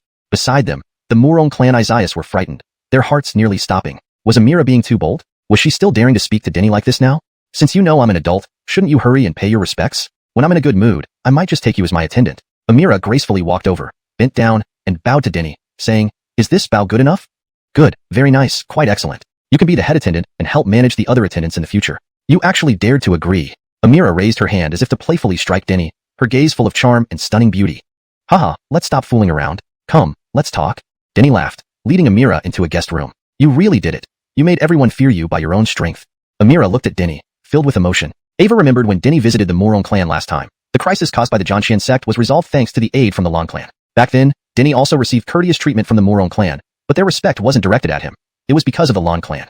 Ava recalled Denny saying that relying on others wasn't impressive. It was only by instilling awe through one's own strength that someone became truly remarkable. Now Denny had accomplished exactly that. The living beings of the 3 continents respected Denny as the paramount figure. He had become a dominant force, earning everyone's respect. "Do you remember everything I said?" "Of course, I never forgot." "Haha, remember this well. Someday, I'll make the whole world revere me, and I will stand atop the world," Denny said boastfully. However, Amira nodded earnestly and said, "I've noted it. Someday, you will make the whole world revere you, and you will stand atop the world." "Haha, no more boasting. Here, I've brought medicine." Denny produced a bolivarndred sunflower plant. This rare medicinal herb came from the sacred grounds garden. Though not a divine-grade herb, it was nearly so, a mature treasure herb. "For me?" Amira's cheeks flushed red, visibly moved. Ava sensed the extraordinariness of the bolivarndred sunflower, which was far superior to the most precious herbs in the Morong clan. Even though she had never distanced herself from Denny, she hesitated to accept it now. This was a divine-grade herb, too valuable. It lingered in her mind as she hesitated to reach out. "I promise to help cure your constitution issue, and I won't go back on my word. Quickly take it. With this bolivarndred sunflower, at least 60% of your problem will be resolved, greatly extending your lifespan." Denny placed the bolivarndred sunflower in Amira's hands. Amira had a heavenly in absolute constitution, one of the 9 absolute constitutions since ancient times, limiting her lifespan and preventing her from living past 20. Denny had been using various pills to alleviate her constitution issues. However, previous pills were weak, providing only temporary relief. The bolivarndred sunflower was different. Using causal records, Denny probed the cause and effect of Amira's condition. By refining the bolivarndred sunflower, 60% of the heavenly in force in Amira's body would be neutralized, greatly increasing her lifespan. While the heavenly in absolute constitution is absolute, nothing in the world is ever absolute. Good fortune and misfortune coexist. The same applies to you now. With the heavenly in force neutralized, you will benefit greatly, and once this constitution is completely cured, you will obtain one of the world's strongest constitutions. Denny declared solemnly. Once the heavenly in force in Amira's body was entirely neutralized, her constitution would transform into a celestial body, one of the most powerful constitutions throughout history, comparable to Nadine's Chaos Dao body. "How can I possibly repay you?" Tears welled up in Amira's eyes. Denny had used various elixirs to prolong her life and now provided this invaluable bolivarndred sunflower. Ava was incredibly moved. "I believe in causality. Since you helped me before, it's only right that I help you now." Denny smiled and said, "Refine it quickly." "Thank you." Amira thanked Denny again, deeply moved. Chapter 460, Preparations to Depart. Amira took the bolivarndred sunflower to refine, while Denny left the Morong clan. The heavenly in constitution was one of the 9 rarest constitutions in history. Completely curing it was not that simple. Forget the bolivarndred sunflower, even true and mature holy medicine would find it very difficult. However, Denny was not discouraged. He would find a way to help Amira completely cure her heavenly in constitution. He returned to Zhanxian sect. "Come on, kitty. Let's activate your bloodline again." Denny found the kitten and used the Book of Cause and Effect to probe its cause and effect, discovering a method to activate its bloodline once more. "Aru!" Amanita roared, its tiger-like aura intimidating. After Denny helped it activate its bloodline again, the fur on its limbs turned pure white. Without a doubt, the kitten had become stronger. Once all its fur turned flawlessly white, it would truly become a white tiger. "Roar!" It bellowed loudly, exuding a hint of divine power. Even Denny was taken aback, feeling an immense impact as his body staggered, his internal chi and blood churning. After the bloodline reactivation, it gained the white tiger's bloodline power. Tiger roar that shakes the world. "Haha, isn't Uncle Tiger awesome? One roar almost made you spit blood." Amanita grinned, its tail sticking up. It was very satisfied with its newly acquired power, tiger roar that shakes the world. Its power was formidable, capable of defeating all foes with a single roar. Sure, amazing. Let me show you mine. A smile spread across Denny's lips. Roar. Opening his mouth, Denny's roar shook the heavens. The entire Jianxian sect trembled as a mighty, fearsome white tiger appeared among the clouds, surging forth. With a loud bang, the kitten was sent flying, nearly breaking its tiger bones. You're not human at all. You're just a white tiger with the same blood as Uncle Tiger. Amanita snarled, struggling to accept this. There's no fairness in the world. You're better at the white tiger saint art than me. Just now, I awakened my bloodline power, yet you mastered it instantly, and even surpassed me. With the kitten's bloodline reactivated and the bloodline power revealed, the book of cause and effect mapped out and analyzed the power for Denny. Thanks to his cultivation of the white tiger saint art, Denny instantly mastered this bloodline power. Haha, no matter how strong you become, you're still a kitten in front of me. Denny laughed heartily. Next, he went to Desolate Peak and found the Isaias there. Having stepped into the Sky Fusion realm, the power of the book of cause and effect increased once more, allowing the desolate scripture to present even deeper mysteries under its guidance. Denny explained these deeper meanings, assisting the Isaias' cultivation. I've spent my whole life studying the desolate scripture, but I haven't achieved as much as you have. Sigh, comparing people kills one. Talent is truly something you can't force. The Isaias sighed, full of admiration. Such profound meanings were previously beyond his reach, and it also made him realize the power of the desolate scripture, which he had only scratched the surface of before. Luckily, I stand on the shoulders of giants. Denny did not take credit and left Desolate Peak. He found Simon, Clementine, and asked them to prepare to go to Balaverzu. Simon, without question, possessed extraordinary talent and had a mysterious identity, making him an outstanding seed. After experiencing trials in Balaverzu, Simon would undoubtedly become stronger. In comparison, Clementine's talent was slightly inferior. However, she was by no means weak. When compared to Denny and Simon, she might be considered slightly less talented, but if compared to others, Clementine's talent would definitely surpass theirs. He wanted to cultivate Clementine, making her stronger. With future battles destined to be relentless, the stronger the likes of Clementine became, the better. Finally taking me along, I thought you forgot about me. Clementine gave Denny a sideways glance, her eyes filled with resentment. The last time, Denny had gone to Yinzhou with Simon and not taken her, leaving her unwilling. Old Mo, the lecher, forgets everything except beautiful women. Simon laughed cheekily beside him. Get lost. Denny shoved Simon aside. He then found Hugo Shui, his childhood friend who had never distanced himself despite Denny's sudden changes. Denny wanted to take Hugo Shui too, but unfortunately, his talent was too low. Even if he went, the benefits of training would be limited, so it was better for him to stay at Jianxian sect and cultivate diligently. Talent doesn't decide everything. Cultivate well, and I believe your achievements won't be inferior to anyone else's. Denny left some cultivation techniques and heavenly treasures for Hugo Shui. As your good brother, I will never fall short and embarrass you. Rest assured, I will train twice as hard and fight alongside you one day. Good, I trust you. Denny nodded and returned to his residence. He didn't immediately depart for Balaverzu but waiting for Amira to finish refining the Bolivarnard sunflower. This time, he also wanted to take Amira. Every misfortune has its blessing. Every difficulty harbors potential benefit. Once Amira refined the Bolivarnard sunflower, her constitution problem would be solved to 60%, and she would become stronger. If further honed, Amira could surpass some of the most remarkable prodigies. More trials, greater hope. Even if I don't succeed, I hope you will. Denny muttered softly. Bringing Amira and others to Balaverzu for training, he had other plans. Soon, someone from the Nine Heavens would come down to select 10 people to enter the Nine Heavens. He wanted Amira and the others to grow stronger and secure spots to enter the Nine Heavens. Refining the Bolivarnard sunflower required significant time, due to its astonishing medicinal properties. Denny patiently waited for Amira's message. He had already told Amira about going to Balaverzu together, and she had agreed. Understanding the value of time, Denny did not waste it, continuously cultivating during the waiting period. The dead egg pattern in the book of cause and effect glowed, emitting a blend of death and life. Denny knew that the pattern had absorbed the power from the Cathy egg. He retrieved the Cathy egg again, allowing the dead egg pattern to absorb more power. This time, the vitality it emitted grew even greater. During this process, the Cathy cursed endlessly, fiercely resisting but unable to stop the dead egg pattern from absorbing. Don't you fear my father's revenge? The Cathy roared. My father isn't easy to kill. My father is an imperial beast, the king of imperial beasts. When my father returns, he will surely kill you to avenge me. Denny fell silent, affected by what the Cathy said. Its father was indeed a terrifying great beast, capable of wreaking havoc among imperial-grade beings. He was worried that the Cathy's father might not be truly dead. No point talking. If your father really comes and dares to bother me, I'll stomp him and stew him. Denny shouted, storing away the Cathy egg once it had sufficiently supplied its power to the dead egg pattern. Chapter 461. Unreliable Mounts. After half a month, Amira, dressed in green, arrived at the Cyan Profound sect. Ava was beautiful like an immortal from a painting, with each gesture exuding a special kind of Tao aura. Having refined 60% of heavenly Yin power into her body, she had become exceedingly powerful. Many male disciples of the Cyan Profound sect were entranced by her. Ava was so beautiful that it seemed as if a celestial had descended from the ninth heaven, ethereal, sacred, and untainted by the slightest dust. I've come to look for Denny. Ava spoke softly, her voice melodious like celestial music, mesmerizing the male disciples further, unable to take their eyes off Amira. Denny arrived with Simon, Haroun, and Clementine. No wonder you didn't leave yet. You were waiting for this beauty. Clementine's tone was jealously sarcastic. Simon is right. You can forget anything but not beauty. What are you talking about? Am I that kind of person? Denny said with a stern face. Then he greeted her with a radiant smile and said, I've been waiting for you for a long time. Having refined 60% of heavenly Yin power, Amira's Yin chi had decreased, replaced by a different unique quality. Ava looked even more beautiful than before, stunning even Denny at that moment. I came immediately after finishing the refinement, Amira nodded gently. Let's go. Denny walked ahead, their group now complete as they headed towards Balaverzu.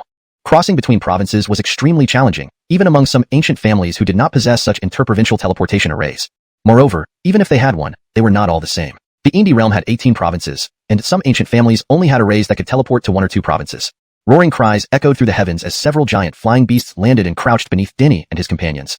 Denny and the others jumped onto the flying beasts, which took off, carrying them forward. These flying beasts were mounts carefully selected by Denny from the offspring of powerful demon beasts, chosen for their convenience in travel. To the Mu clan. Denny stated their destination. He had done his research. Among the ancient families of Jeremiah, only the Mu clan possessed a direct teleportation array to Balaverzu. The flying beasts soared majestically, either descendants of awe-inspiring Abdurrahmans, powerful eagles, or tyrannical hawks, all well known in the demon beast world for their exceptional talents and overwhelming strength compared to their peers.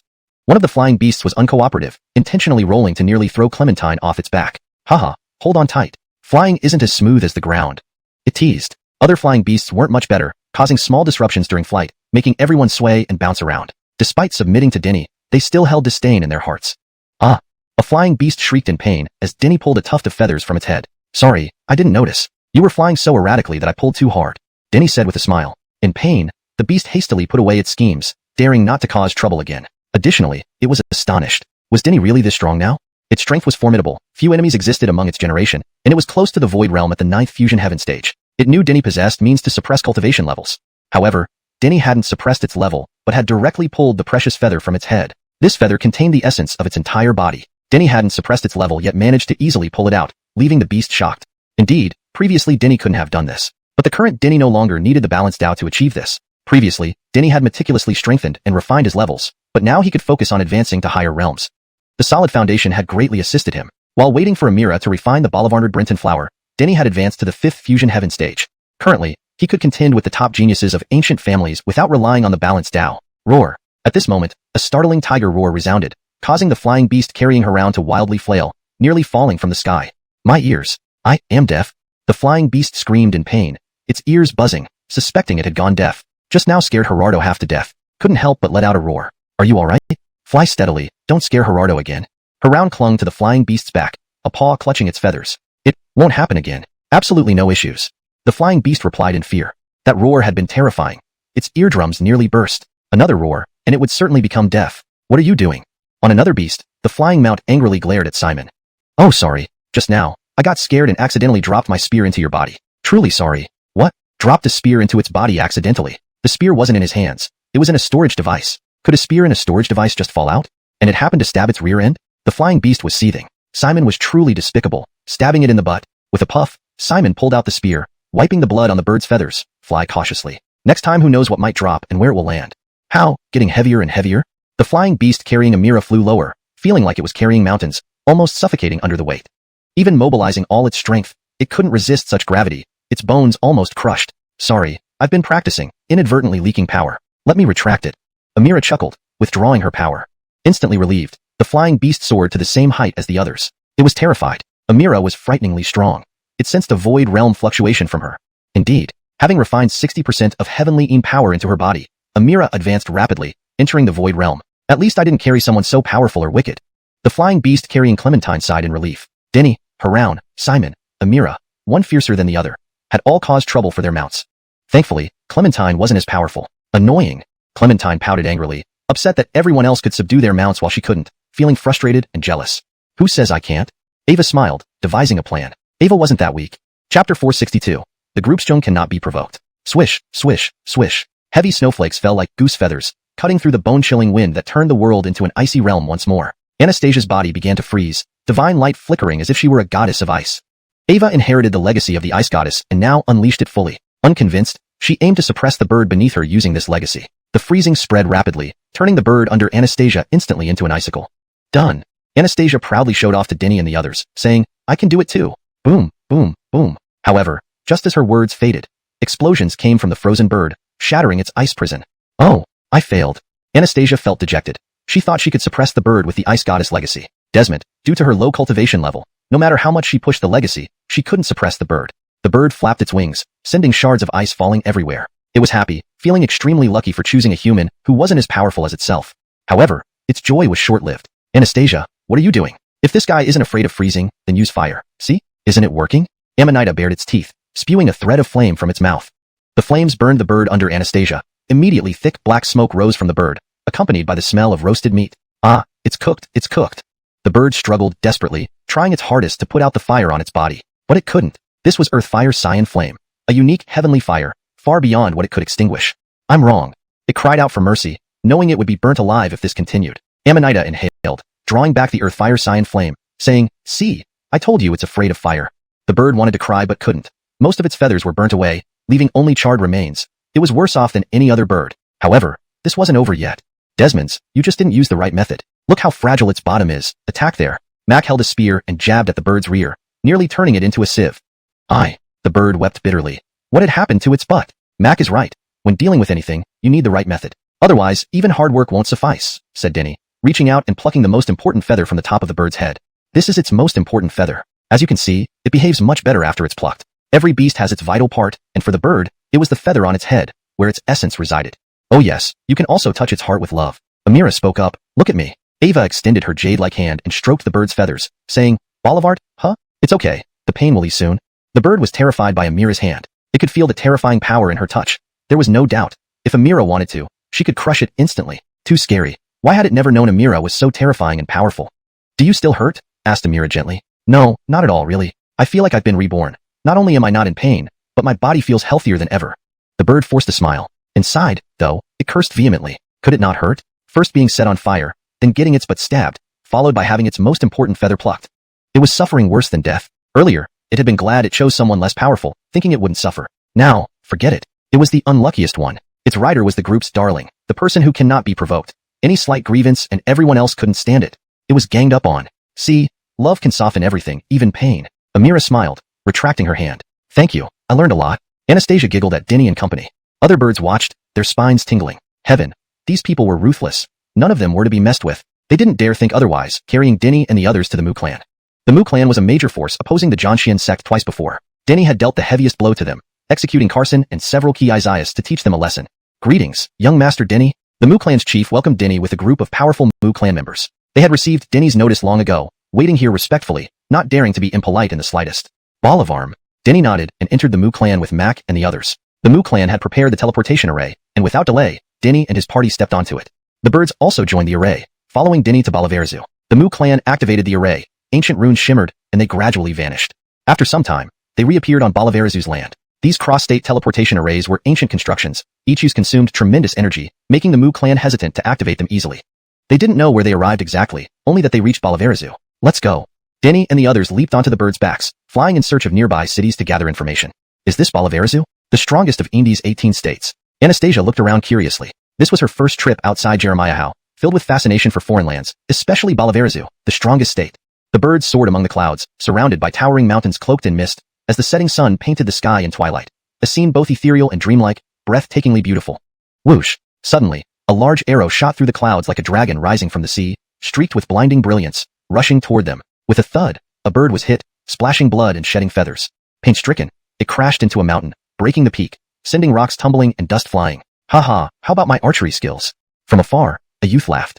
Senior brother is always impressive with his incredible archery, truly admirable. What kind of creature did you shoot? Didn't see clearly, but it didn't seem ordinary. Baxter was flanked by admirers. It's a Pong bird, looks quite special. Let's go check it out. It'll make a good addition to young Master Ardell's gathering. Baxter smiled, leading the group towards the bird. Swoosh, swoosh, swoosh. Heavy snowflakes fell like goose feathers, and the biting wind made it feel like a cold winter had suddenly descended upon them. The world was once again covered in ice and snow. Clementine's body began to freeze over, her divine radiance shimmering as she transformed into an ice goddess. Ava inherited the legacy of the snow goddess and now unleashed it fully. Unwilling to yield, she wanted to suppress the bird she rode using the power of this legacy. The freezing spread, and Clementine's mount instantly turned into an icicle. Done. Clementine proudly showed off to Denny and the others, saying, I can do it too. Bang, bang, bang. However, just as she finished speaking, explosions came from the bird she rode, breaking free from its frozen state. Oh, I failed. Clementine was very disappointed. Ava thought she could subdue the bird with the power of the snow goddess, but her realm and strength were too low. Even at its peak, the power of the snow goddess was hard-pressed to contain the bird. The bird spread its wings, ice shards and fragments falling everywhere. It was happy, extremely relieved that the person it chose was weaker than itself. However, its happiness didn't last long. Clementine, what are you doing? If this thing isn't afraid of being frozen, then burn it. See, doesn't this work? Amanita bared its teeth and spewed out a trail of flames. The flames quickly caught onto the bird Clementine rode, thick black smoke rising immediately from the bird along with the smell of roasted meat wafting out. Ah, it's cooked, it's cooked. The bird struggled, trying its hardest to put out the fire on its body. But it couldn't. This was Earth Fire Blue Flame, a unique fire in the world, which it couldn't extinguish. I'm sorry. It cried for mercy. If this continued, it would definitely be burned alive. Amanita sucked back the Earth Fire Blue Flame and said, "See, I told you this guy is afraid of fire." The bird was in agony. Half of its feathers burnt away, leaving behind only scorched blackness. Compared to other birds, it was far worse off. But this wasn't the end. That's right, your method was just wrong. Its bud is so fragile. All you need to do is attack there. Simon held a spear, stabbing relentlessly at the bird's rear until it almost became riddled like a sieve. The bird cried, sobbing uncontrollably. What had happened to its bottom? Stabbed repeatedly. Simon is quite right. When dealing with anything, you have to use the right method. Otherwise, no matter how much effort you put in, it won't work. Denny reached out and directly plucked the most important feather from the bird's head. This is the most important feather on its body. See, after pulling it out, it's much more docile now, Denny said. Every beast has its weakest point. For this bird, the most crucial part was the feather on top of its head, the essence of its entire body. By the way, you can also tame it with love like me, Amira said, extending her delicate hand to stroke the bird's feathers. Bolivar's a lot, huh? No worries, soon it won't hurt anymore. The bird was terrified by Amira's hand. It could sense the terrifying power contained within her hand, and had no doubt that if she wanted, she could crush it to death. How scary. Why did it not know before how terrifying and powerful Amira was? Do you still hurt? Amira asked gently. No, not at all really, not one bit of pain. I feel like I've been reborn. My body feels healthier than ever. The bird grinned widely, but inside, it was cursing up a storm. Could it not be in pain? First burned, then stabbed in the butt, and finally its most crucial feather was ripped out. This suffering was worse than death. Previously, it had rejoiced, thinking it was lucky because its rider was not powerful and wouldn't suffer much. Now, forget that. It was the unluckiest of all. The person it carried was the group pet, someone who mustn't be provoked. Anyone who dared would not be tolerated by the others. It was ganged up on. See, love can touch everything, even pain can be melted away. Amira smiled and withdrew her hand. Thank you. I learned something. Clementine giggled, amused by Denny and the others. The other birds watched in horror. These people were too ruthless. None of them could be trifled with. Daring not to think further, they carried Denny and his companions to the Mu clan territory. The Mu clan had twice been the primary force against Jianxian's sect. Denny's attacks on the Mu clan had been severe. He killed Carson and several key Isaias, hoping to teach the Mu clan a lesson. Welcome, young Master Denny. The Mu clan leader welcomed Denny and his group alongside other clan elites. They had received Denny's notification long ago and had been waiting respectfully. Bolivar. Denny nodded and entered the Mu clan together with Simon and the others. The Mu clan had prepared the teleportation array. Without delay, everyone stepped onto the array, including the birds Denny wanted to take with them to Bolivarizu.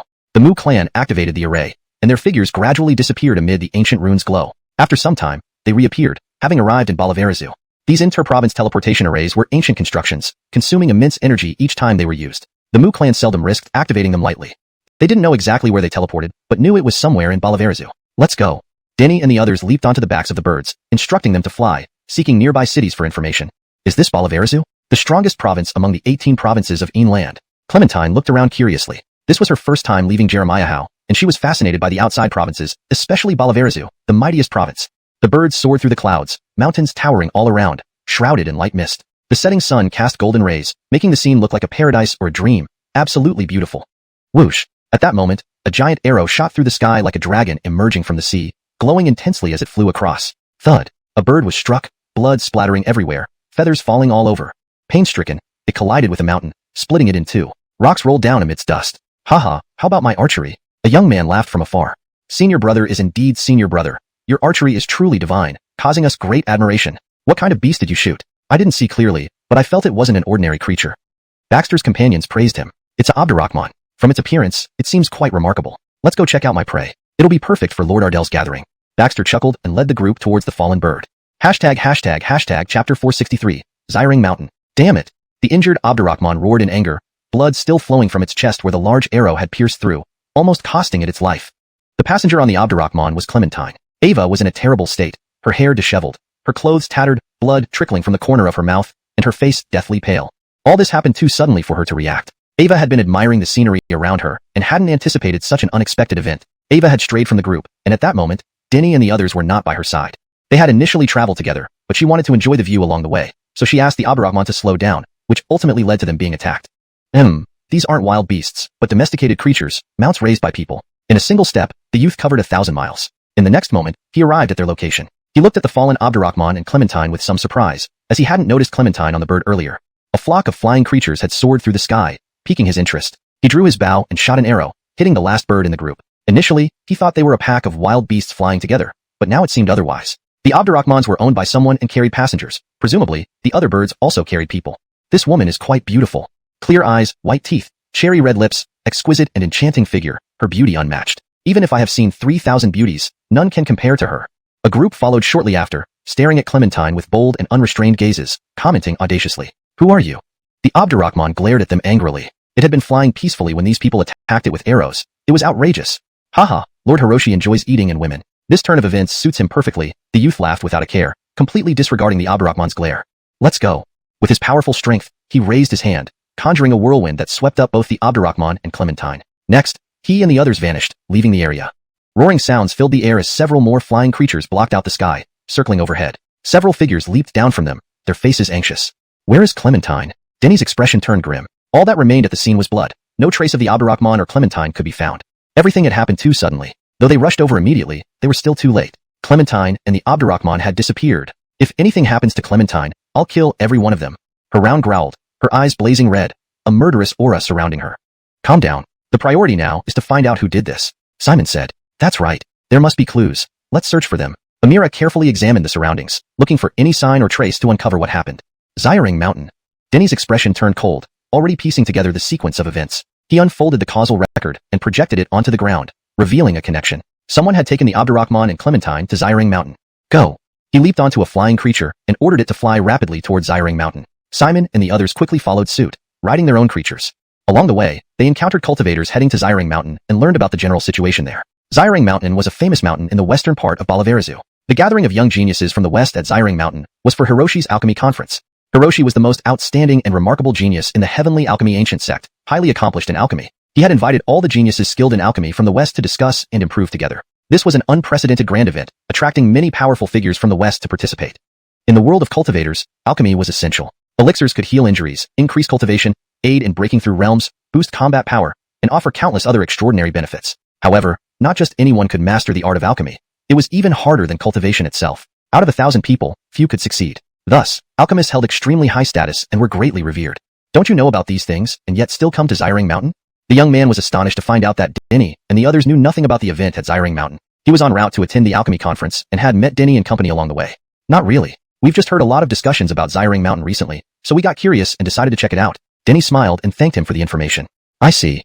The young man nodded and said, Indeed, outsiders aren't very familiar with the true nature of events at Xiring Mountain. This is a gathering limited to our ancient noble clans. You're probably not from any of those ancient noble clans, are you? He was very friendly and showed no arrogance or disdain towards Denny and the others, which was rare. Generally, ancient clan members tended to look down on outsiders. Since everyone from the ancient clans knew about the Xiring Mountain event, it was clear that Denny and the others were not from any ancient clan. Desmonds, we're not from ancient noble clans. We're from small sections. Denny explained. Follow me. Otherwise, you won't be able to enter Xiring Mountain. The young man smiled kindly. You should understand that gatherings of ancient clans are hard for outsiders to attend. Thank you very much for your help. Denny replied with a smile. No trouble at all. Helping others helps oneself. That's what my teacher always taught us. The young man smiled and glanced at Amira briefly before scanning the flying creatures again. He chatted happily with Denny and the others, remaining very humble and approachable, showing no pretension whatsoever. On the journey, they encountered many geniuses and powerful figures heading to Xiring Mountain, all of whom recognized the young man and greeted him as they passed by. They also cast occasional glances at Amira and the flying creatures, sharing knowing smiles with the young man. Do you have great connections, Evan? Everyone who passes by seems to know you. Are you well known among the ancient clans? Simon asked. Haha, you jest. What fame could someone like me possibly have? The ancient clans in the West are few in number, and having existed for so long, we are all intimately acquainted with each other. The young man smiled. Continuing, he added, Actually, I almost immediately deduced that you weren't from ancient clans. Everyone knows each other well, and they know exactly who belongs to their clans. Even knowing we're not from ancient clans, you still explained everything to us. You're really a good person. Simon smiled. However, I tend not to believe in purely selfless individuals. Do you have any other motives? Motives? Haha, you jest. What motives could I possibly have? The young man laughed. Chapter 464, Gift. What could be the motive? Simon glanced at the young man nonchalantly and asked, This is exactly what I want to ask you, fellow Taoist. The young man's face remained unchanged as he smiled. Evan, you're overthinking it. Am I really overthinking it? Simon asked. Why did you give Amira and the birds such intense looks? And why did other passing geniuses and powerhouses do the same? His observations were meticulous. He was certain that the young man had other intentions. I thought my actions had provoked your suspicions, But it's just because of this, the young man laughed. That female Taoist is flawlessly beautiful. Anyone would be drawn to her. It's natural to take an extra look. He continued, as for these birds, each one is extraordinary, with abundant vitality, not ordinary creatures. Taking an extra look isn't surprising. You're too green to play tricks in front of me. Simon sneered. I was sent by my clan to live independently in a foreign state at 6 years old. What haven't I encountered? Who haven't I met? The way you look at Amira and the birds is off. If there was anyone who knew how to deceive, it was him. He was the master. Zyreving independently in Jeremiah from age 6, he had done everything. Fraud, trickery, deception, you name it. The young man playing mind games in front of him? Too inexperienced. Ridiculous. The young man turned serious, shouting angrily. I helped you wholeheartedly, yet you doubt my intentions. Indeed, good people find it hard to do good, while evil ones are hard to deal with. You're wrong. It's not that it's hard to be good. You never intended to be good. Simon narrowed his eyes. And dealing with evil isn't difficult either, like you, whose acting is so poor. With that, he attacked, thrusting a long spear directly at the young man. The young man wasn't simple, extremely powerful and quick-reacting. He deflected Simon's spear with a glowing palm, sending it aside with a clanging sound. Aren't you going to do something? Even if he's your friend, you must still uphold justice. The young man shouted towards Denny and the others. Of course we'll do something.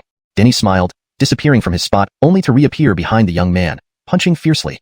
Pang! Denny frowned. The young man wore a treasured armor which protected him from Denny's punch. Roar! Amanita roared, releasing immense force through its sound waves, rippling outwards to assault the young man. Amira's garments fluttered, making her appear ethereal like a celestial being. Ava struck with a palm from afar, releasing layers of terrifying power that shook the void. Boom, boom, boom. A brilliant glow radiated from the young man, his aura surging. Leaping into the air, the ground beneath him cracked into deep ravines as he ascended, emitting formidable energy like a mighty warrior dominating all around him.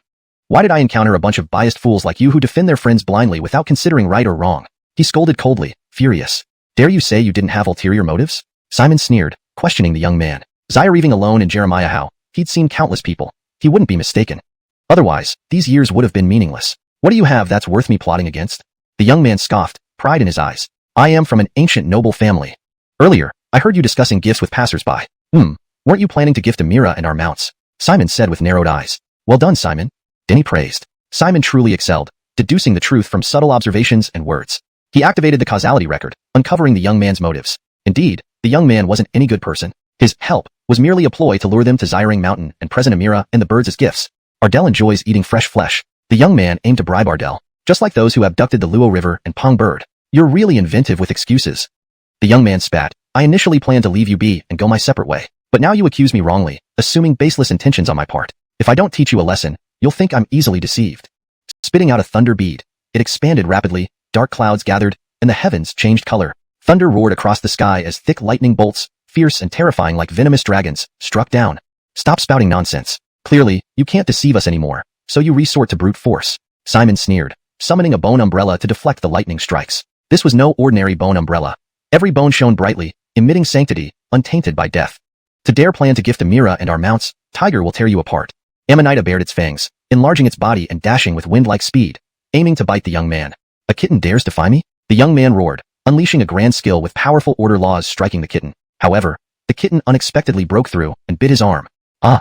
He screamed in pain, a large chunk of flesh bitten away, blood flowing profusely. You've angered me. He raged uncontrollably, unable to endure being injured by a kitten. Moreover, he realized the kitten was no ordinary tiger beast. At the fifth void boundary, his great skill should have annihilated the second void boundary kitten under normal circumstances.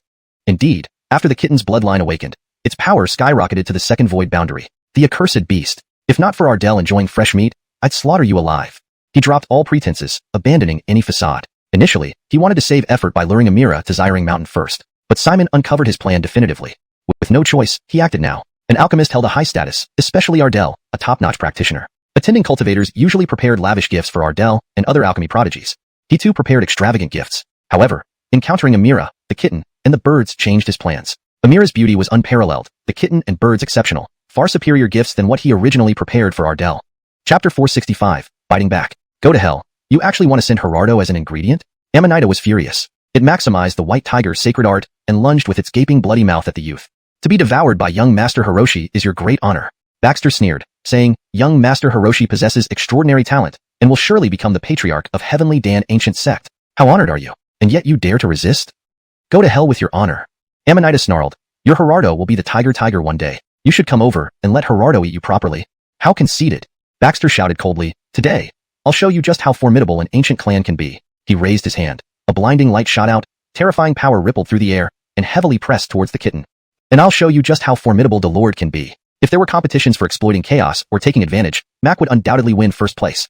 Without the youth realizing it, he had sneaked up behind him, holding a golden seal, which he slammed down on the youth's head. With a bang, a large bump appeared on the youth's head, causing him to stagger. Stars danced before his eyes, nearly knocking him unconscious. What the heck? Such a hard head? Mac stared in disbelief. The golden seal in his hands was an ancient artifact, and he had struck with all his might. Surely the youth's head should have exploded. Aya! Baxter raged, sending a powerful blow that sent Mac flying aside with surging force like an ocean. Fortunately, he had cultivated defensive divine arts, blocking the attack from Mac. Otherwise, his head would definitely have been shattered. Whoosh! Aaron floated over gracefully, wielding a green longsword, the sword aura like a rainbow. Transparent flames burned around her, astonishingly striking. This was the Zaire Balavaro sword, a high-grade dermic weapon gifted by Denny to Aaron, originally collected by the immortal Black Phoenix as an ancient sharp weapon. Denny, having inherited the Cavan's legacy, upon learning that Aaron preferred swords, not only gifted her the Zaire Balavaro sword, but also taught her a sword technique. This was one of the 9 techniques of the Cavan's 9 sword techniques, the Earth Annihilation sword technique. Though Denny wished to teach her more sword techniques, unfortunately, he couldn't. He hadn't even mastered them himself. The profundity and high grade of the Cavan's 9 sword techniques made it difficult for anyone to master, and Denny himself relied on the Book of Causality to comprehend the first technique. As for the subsequent techniques, he too would need the Book of Causality. Boom boom boom. Explosions echoed incessantly. Baxter's strength was formidable, and despite facing 3 opponents, he was exceptionally fierce and terrifying. So these are cultivators from Balavarazu. Denny's eyes gleamed. Balavarazu indeed had its remarkable aspects, being the strongest state in Inland. Mac, the kitten, and Aaron were no ordinary individuals, far surpassing their peers, capable of cross-rank battles effortlessly. Amanita was in the 2nd stage of the Void Realm, Aaron in the 3rd, while Mac was even higher, reaching the 4th stage of the Void Realm. Normally, a cultivator in the 5th stage of the Void Realm wouldn't stand a chance against the 3 of them. Desmond, the youth fought with ease and showed no signs of pressure. What, old man, how did you cultivate so fast? Why is your realm higher than mine? Amanita gaped, incredulous. Mac had never revealed his realm earlier. It didn't know that Mac had reached the 5th stage of the Void Realm. That was too quick, even faster than itself. It had reactivated the bloodline within its body, making rapid advancement expected. But what about Mac? What did Mac rely on? You this Temperance, why do you love comparing yourself with me? Why don't you ask how Aaron cultivates? Mac pouted. It's none of my business. My higher realm is due to Denny giving me the Bolivarnard Brenton flower, refining the Skyene force within me. Aaron explained. With 60% of the Skyene force refined, breaking through to the 3rd stage of the Void Realm was low.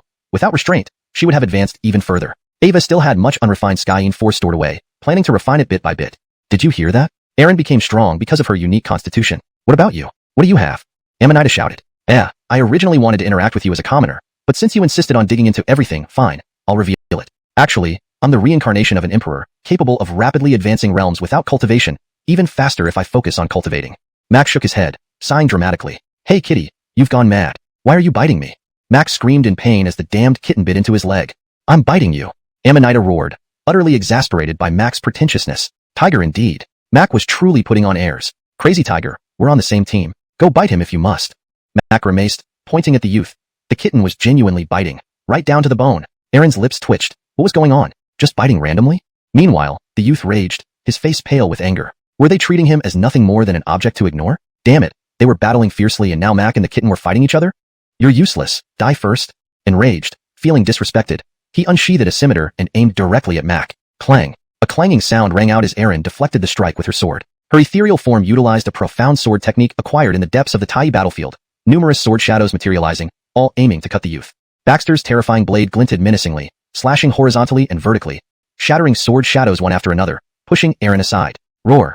Amanita howled, releasing Mac's leg, wave-like sound waves radiating outward, halting the youth and striking both his soul and body severely. Baxter chanted a rune to counter the tiger's roar, throwing the scimitar like a crescent moon, slicing open the kitten's flesh, spewing blood. However, at this moment, Mac, ghost-like once more, sneaked up behind the youth again, slamming the seal. Instantly, another large bump formed on the youth's head. My $hashtag at asterisk.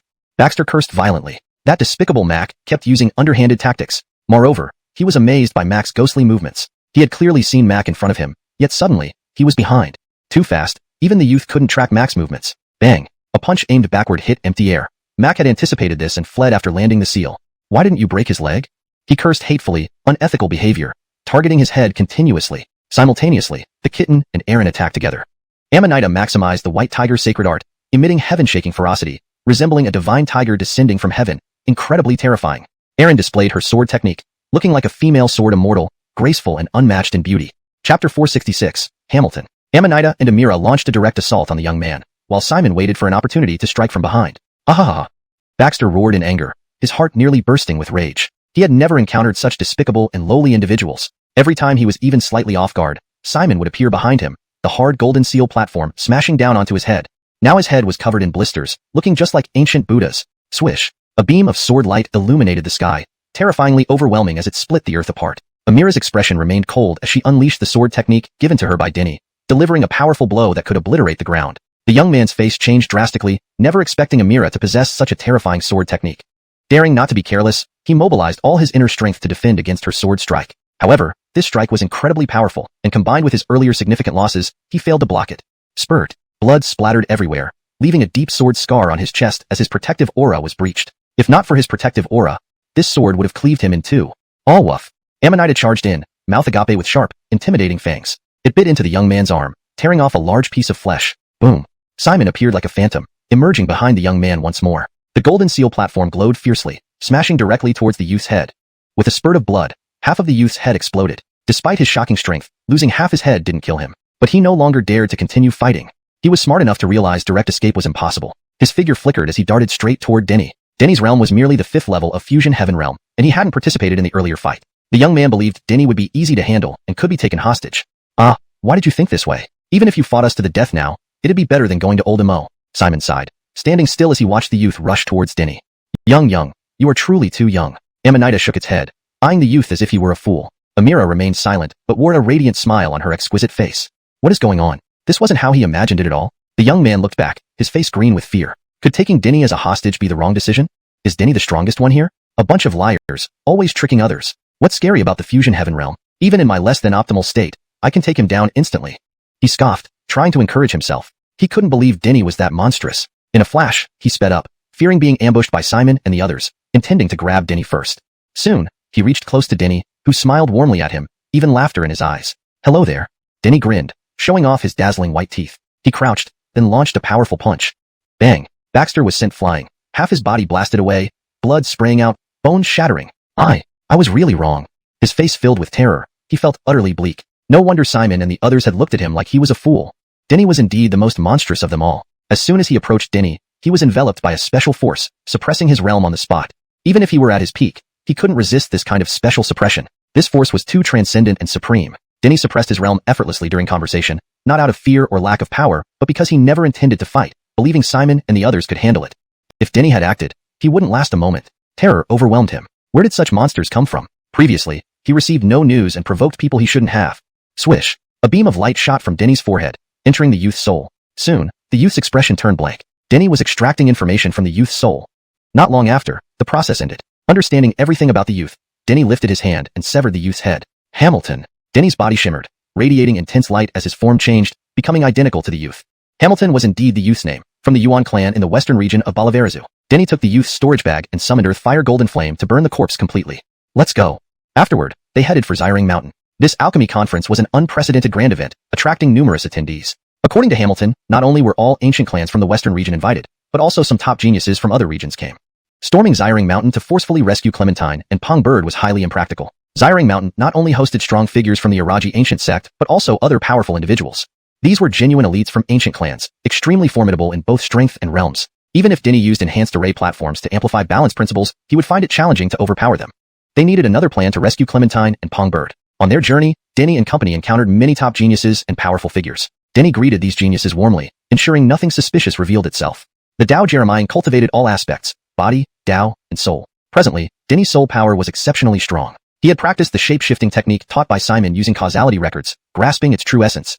Furthermore, he cautiously concealed his soul within the vicinity of the causality records. Even if any powerful figures at Xiring Mountain suspected something, they wouldn't uncover his true identity. Initially at the Tai battlefield, Carson could discern their identities due to their newly acquired divine inheritance, which still carried divine properties. Carson, inheriting the natural deity, was particularly sensitive to this divinity, thus exposing their identity, not by observing their souls directly. While Simon and the others might risk having their souls observed, Denny absolutely wouldn't. As long as his soul remained protected by the causality record's power, no one could pierce through it to observe his soul directly. Therefore, only Denny altered his identity, while Simon and the others remained unchanged. Due to the excessive number of high realm experts at Xiring Mountain, changing their identities could easily expose them, so it was safer to approach as themselves. Denny and company didn't enter Xiring Mountain directly, they stopped near it. Wait for me. Denny used the causality records to mirror Hamilton's techniques and skills, taking control of them. The Xiring Mountain trip was uncertain, and mastering Hamilton's skills would only benefit him. Chapter 466, Hamilton. Amanita and Amira attacked the young man head-on, while Simon looked for an opportunity to strike from behind. "Aya!" Baxter roared in fury, feeling his heart, liver, and lungs about to explode. He had never seen such unscrupulous and despicable individuals. Every time he let his guard down even slightly, Simon would appear behind him, smashing his head with a hard golden seal platform. His head was now full of large blisters, just like the ancient Buddhas. Swish! A beam of sword light illuminated the sky, terrifyingly overwhelming, splitting the earth apart. Amira's expression was cold as she unleashed the sword technique passed down by Denny, slashing the ground with one strike. Baxter's face changed drastically, never expecting Amira to have such a formidable sword technique at her disposal. He didn't dare take it lightly and mustered all his strength to resist Amira's attack. However, this sword strike was unbelievably powerful, and combined with the significant energy he had already expended earlier, he couldn't fend it off. Puff! Blood splattered from his chest, leaving a deep sword cut as his protective aura was broken through. Had it not been for his protective ability, that strike would have split him in two. Arg! Amanita lunged, mouth wide open, its sharp fangs biting into the youth's arm, tearing off a large chunk of flesh. Bang! Simon appeared behind the youth like a ghost, the golden seal platform radiating an immense glow before crashing directly onto the youth's head. Puff! Blood exploded. Half of the youth's head smashed open. Though incredibly strong, he still didn't die from having half his head destroyed. But he dared not continue fighting. He was smart enough to know direct escape was impossible. Instead, he dashed straight toward Denny. Denny's realm was merely 5th-tier fusion heaven realm, and he hadn't participated in the previous fight, making Denny seem easy to handle and perfect as a hostage. Sigh, why are you so unreasonable? Fighting us to the death would have been better than trying to capture Denny, Simon sighed, standing still as he watched the youth rush toward Denny. Young man, you're really too young. The kitten shook its head, looking at the youth as if he were a fool. Amira didn't speak, but hung a radiant smile on her delicate face.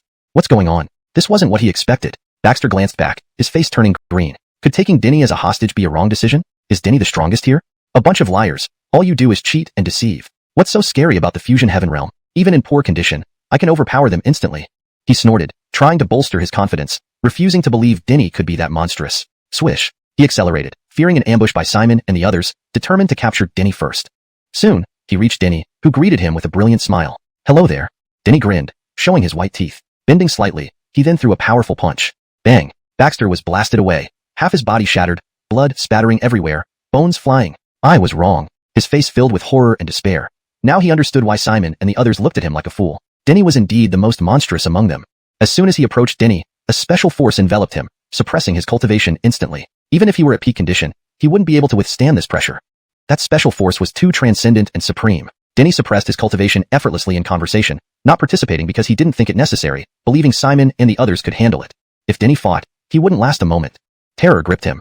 Where did these monstrous people come from? He had no prior information and now realized he provoked the wrong person. Swish! A beam of light shot from Denny's forehead, entering the youth's soul. Soon, the youth's expression turned vacant. Denny was extracting memories.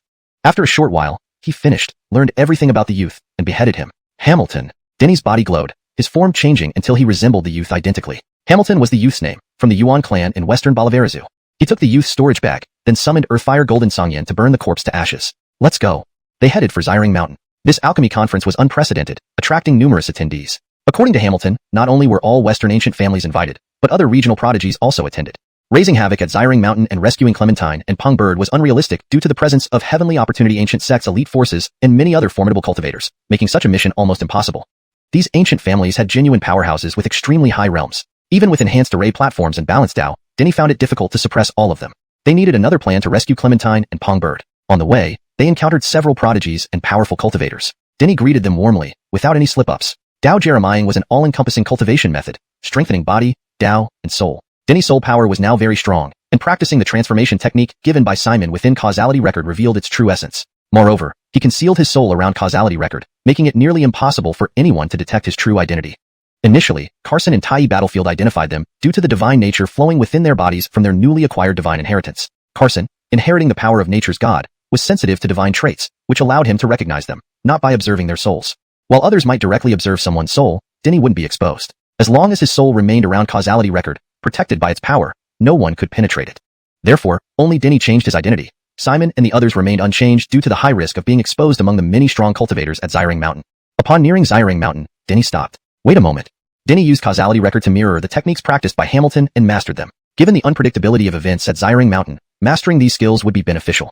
Chapter 467, Treasure-Seeking Rat. Hamilton's cultivation level in mystic arts wasn't very high, and with the analysis and practice of cause and effect record, Denny didn't take long to master all of it. Let's go. He smiled as he officially entered Xiring Mountain along with Simon and others. Xiring Mountain was guarded by disciples of the Heavenly Pill Ancient Sect. Outsiders found it extremely difficult to enter. Many non-ancient clan offspring were stopped at the gate. These beings outside, upon seeing so many geniuses and experts coming to Xiring Mountain, grew curious and wanted to see what was happening. Unfortunately, the disciples of the Heavenly Pill Ancient Sect wouldn't let them in. Denny and his party arrived, ready to enter. Just then, a small Taoist, with sneaky eyes and an appearance of a rat, rushed over to them. "Brother, do me a favor, bring me in as well." The skinny tall Taoist had a disheveled robe, completely lacking the transcendental demeanor expected from a cultivator. He was quite sly, his eyes moving rapidly, trying to get into Xiring Mountain using Denny and company. "I'm just here to take a look, no other intentions." He chuckled nervously and secretly passed a piece of essence stone into Denny's hand. Essence stone was one rank higher than spirit stones, containing heavenly essence energy, which was deeply loved by cultivators. The small Taoist's essence stone was not ordinary. Its internal essence energy was particularly strong, making it undoubtedly valuable. "Why don't you bribe the Heavenly Pill Ancient Sect's disciples to get in?" Denny did not accept it. He had come this time for Anastasia and Brandon. He didn't want to complicate things. "Forget it. Those disciples are all haughty. They don't even care about my essence stones." The small Taoist complained with a gloomy face. The Heavenly Pill Ancient Sect mainly refines pills. Countless experts have begged them for help in pill refining. Their people must be fabulously rich. Simon added, "It's only normal that they would disdain your essence stones." "Sorry, we don't want any trouble, Evan. You should seek help from someone else." Denny politely declined with a smile. "No, brother, everyone else is more ruthless. Worse than the Heavenly Pill Ancient Sect's people. Seriously, before I could even approach, they wanted to cut off my head." The Anton pleaded pitifully, "You guys are the first ones who allowed me to speak. Those who could enter Xiring Mountain all came from ancient clans, looking down on outsiders." The small Taoist indeed found it hard to get close to anyone. "There's nothing interesting inside. It might even be dangerous. It's better for you to stay outside." Denny still did not agree. If it weren't a matter of importance, he would have taken him along.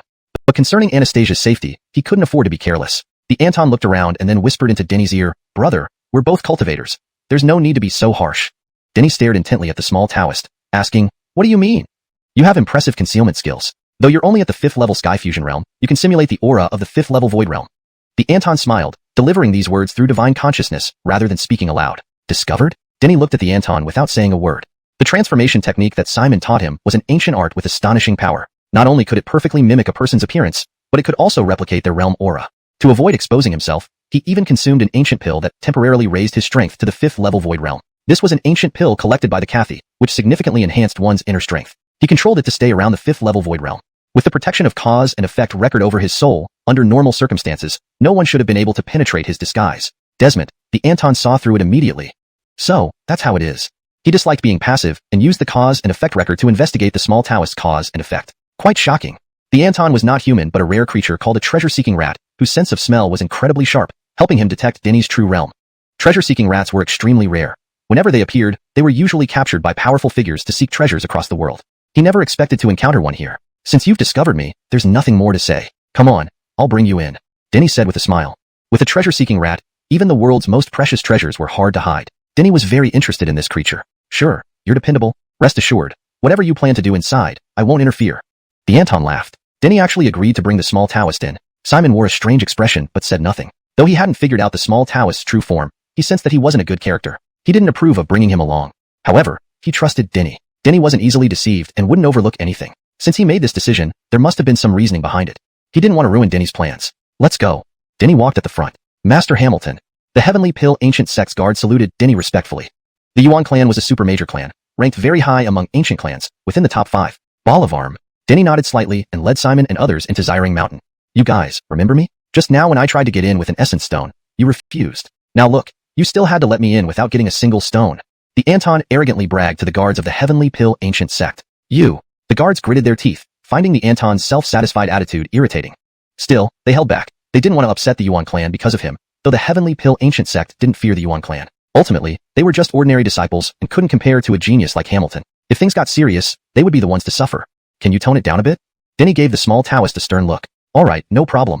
The Anton quickly agreed. "Hey, you up ahead, stop right there. Desmond's you. You were about to kill me earlier when I wanted to talk to you. What did I do to you? Look down on me? Well, and you, looking like a pig's head, think you're pretty? Called me a lecher and tried to stab me with your sword. You should take a piss and look at yourself." "Desmond's you too. What's so great about you? All I asked was to be let in, and you immediately fired soul-seizing 5 consecutive darts at me. If I weren't brave and smart, you would have made me look like a sieve." The Anton showed no restraint, losing control and venting his frustration wildly at the ancient clan descendants who had previously rejected him. Chapter 468. Extremely High Status. "Kid, do you want to die? I am one of the 10 beauties of the West. How dare you call me an ugly monster and say I look like a pig's head?" Sir will kill you today. The ancient clan disciples who were stopped by the Anton came over with bloodshot eyes, glaring fiercely, intending to tear the Anton into pieces. Do you think you're tough just because there are more of you? Sir Taoist isn't scared of you. The Anton was haughty, but his body was retreating backwards until he stood behind Denny. This is my brother, a genius of the Yuan clan. None of you can compare to him. In front of my brother, you are all trash. He pointed at Denny and called him brother. Get lost, I don't know you. Denny stepped aside and said, everyone, don't misunderstand. I have nothing to do with him. Do whatever you wish. Let's go. He hurriedly left with Mac and others, fearing that he would eventually be implicated by the Anton if this continued. Ah, brother, why are you leaving? The Anton's face fell immediately. You're still calling him brother? Hamilton doesn't even know you. He insulted me? I'll take your life. Attack. A group of ancient clan disciples unleashed their fury, their murderous intent filling the air as they attacked the Anton together. How dare he insult them so shamelessly? They had never been humiliated in such a manner. When disaster strikes, everyone looks out for themselves. Big brother, you've disappointed me. The Anton fled like lightning, disappearing from the eyes of the ancient clan disciples instantly. They looked at each other. What kind of person was this? He ran faster than a hare and vanished in a flash. Damn it, this little bastard is really something else, even bolder than us. Megan cursed. Ava truly hadn't seen anyone as arrogant as the Anton before. This guy loses himself when he gets cocky. We should be cautious around him, Mac remarked. Not good. He took advantage of our strength and betrayed us. His character is flawed. Amira shook her head, full of grievances about the Anton. Even Denny was taken aback, not expecting the Anton to be so eccentric. He gave him full assurances earlier, only to forget them and provoke those ancient clan disciples. All right, let's not talk about him. We have more important matters to attend to, Denny said. It was now crucial to focus on rescuing Anastasia and Pong Bird. Dealing with the Anton could wait. Adolf, Denny sneered. The person who abducted Anastasia and Pong Bird was Adolf, from the Hongchen Hall. Hongchen Hall was extremely powerful, ranking second among the Western ancient clans, with the Wancher clan holding the first place. We'll find Ardell first. Denny's eyes gleamed, saying, if Adolf hasn't met Ardell yet or handed over Anastasia and Pong Bird, it would be much easier. Ardell was harder to deal with than Adolf due to his special status. If Anastasia and Pong Bird were still with Adolf, Denny could negotiate with him and get them back. However, if they fell into Ardell's hands, things would become very complicated. Ardell was known as a Pichio, a mythical creature, in the ancient clans, only taking and never giving. Trying to get Anastasia and Pong Bird back from him would be extremely difficult. Swear, wear a veil to cover your beauty. Megan, conceal your aura to make yourself appear ordinary. Denny instructed, afraid that Ardell might target Amira and Megan, given his notorious penchant for both food and beauty. Although the power of Iridan Ancient Sect wasn't strong, far weaker than the Yuan clan, appearances could be deceiving. Iridan Ancient Sect focused on alchemy and maintained excellent relations with many factions in the West, as well as the 4 other major ancient powers. Regarding combat strength, Iridan Ancient Sect didn't rank within the top 20 ancient clans. However, in terms of relationships, Iridan Ancient Sect was absolutely unmatched. Even the Luan clan dared not offend them lightly. Before entering Xiring Mountain, Denny avoided bringing the birds to prevent any trouble. He ordered them to hide elsewhere and stay inconspicuous. Though Denny wanted to meet Ardell alone, he feared danger befalling Amira and the others if he left. Given the familiarity between ancient clans, without Hamilton around, he couldn't guarantee their safety.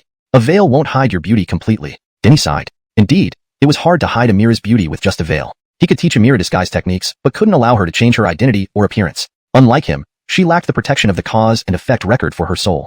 With too many experts in Xiring Mountain, one glance could see through any disguises, possibly implicating Denny and blowing his cover. As for leaving Amira and Megan outside Xiring Mountain, it was too risky, as he might not even know if they encountered danger. What if we add another layer? Amira suggested. Too many layers would draw more attention, Denny replied. Forget it, let's leave it as is. If that kid goes too far, we'll fight to the bitter end. Xiring Mountain was bustling with geniuses and experts. The grand gathering hadn't started yet, but groups were already gathered, chatting merrily. These were people who had already met Ardell. Those who had yet to meet Ardell since arriving at Xiring Mountain now surrounded him like stars circling the moon. Honestly, Oldemo, you worried unnecessarily. Mac was speechless upon seeing layers of people surrounding Ardell. There were too many people. It was uncertain whether they could even reach Ardell through the crowd. The status of human alchemists is really high. Megan's expression was strange. Not only young disciples but also middle-aged and older experts vied for Ardell's favor. Why bother cultivating anything else? Oldemo, maybe you should focus on alchemy. I think it has a brighter future. Megan couldn't help but comment. No matter how good alchemy is, without strength, it's useless. You either rely on others or become someone else's slave alchemist. Denny shook his head. This world valued martial prowess. Without strength, everything else was futile. The identity of Hamilton proved useful. The Yuan clan was one of the top 5 ancient clans in the West, and many showed respect for them, allowing Denny and his companions to reach the front. People in front were presenting gifts to Ardell, treating him like an emperor receiving tribute. I should cultivate alchemy. Max stared wide-eyed, muttering regretfully, wishing he had thought about alchemy earlier.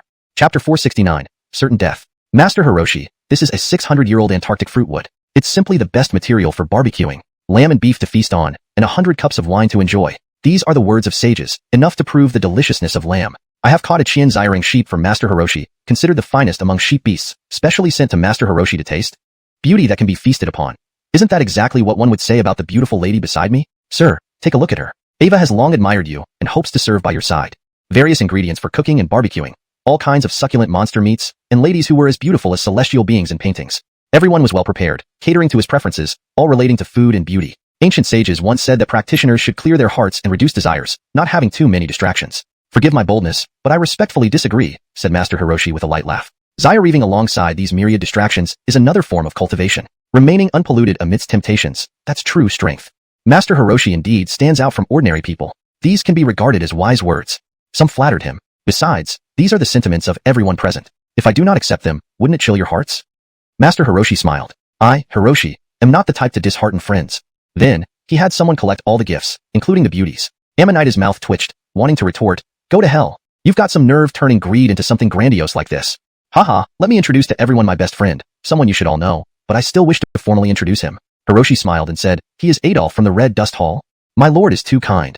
Adolf walked out from behind Hiroshi and humbly responded, where is the kindness? You bring me world-renowned delicacies and stunning beauties. Who else could be my best friend if not you? Hiroshi was delighted and continued, come, let me show you all the extraordinary delicacies and beauties brother Yunsheng brought me. Subsequently, they brought out the Abdurrahman and Clementine. The Abdurrahman's wings were injured, but it couldn't hide its overwhelming aura of power. Its feathers were crystalline and translucent, exuding an air of nobility. It was no ordinary being. Its father was the Great Pong King, and according to legend, it carried the bloodline of the golden-winged Great Pong, one of the 10 great ancient beasts, far surpassing other monsters. Clementine's hair was disheveled, and her porcelain-like face was slightly dirty, yet this only made her appear more beautiful, more endearing, more pitiable. This is truly heaven's most beautiful creation. I have never seen such a stunning beauty. Hiroshi gazed at Clementine with an infatuated expression. Friend Taoist Yunsheng is indeed remarkable to find such a beautiful lady. We admire you greatly. Compared to our gifts, friend Taoist Yunsheng's gift exceeds ours by leaps and bounds. How ashamed we feel. Yunsheng is much more considerate than us.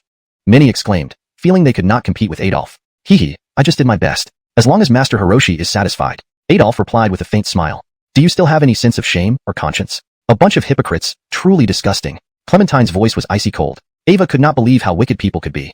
Ava and the Abdurrahman hadn't done anything wrong yet were forcibly captured by Adolf and given to Hiroshi. Silence. Adolf roared, countless people yearn to serve Master Hiroshi but lack the opportunity. Now that you have the chance to serve Master Hiroshi, instead of showing gratitude, you spew such vile words. How ungrateful you are.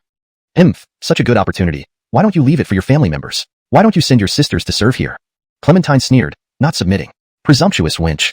Adolf, enraged by her defiance, shouted, lowly thing. How dare you act so arrogantly if not for Master Hiroshi's favor? I would have killed you long ago.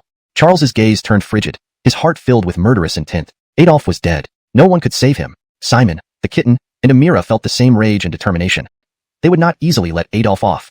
Haha, brother Yunsheng, there's no need to be angry. A spirited nature is more interesting to tame, Hiroshi laughed, completely unfazed by Clementine's curses. He ordered that she and the Abdurrahman be taken away. More and more guests arrived at Mount Zyrang. Finally, the Western prodigies and various strong figures, along with the elites from the other 4 regions, gathered. The grand event officially began. On top of Mount Zyrang, vast tables and chairs were set up, and everyone took their seats. Ancient Pill sect servants served the dishes and drinks one by one. A procession of beauties wove through the crowd as melodious zither music played, and they danced gracefully and beautifully. After a song and dance performance, Hiroshi raised his glass high and toasted with everyone. I convened this gathering solely to exchange alchemy techniques with fellow practitioners to improve our skills together. Hiroshi lightly chuckled, unforeseen. This small gathering has become a major event in our western region. Haha, allow me to thank everyone for your support beforehand. Master Hiroshi is too humble. Participating in such a grand event is an honor for us all. Master Hiroshi's alchemical talent is unparalleled. The ancient Pill sect has an enduring heritage of alchemy. Discussing techniques with you is beyond our qualifications.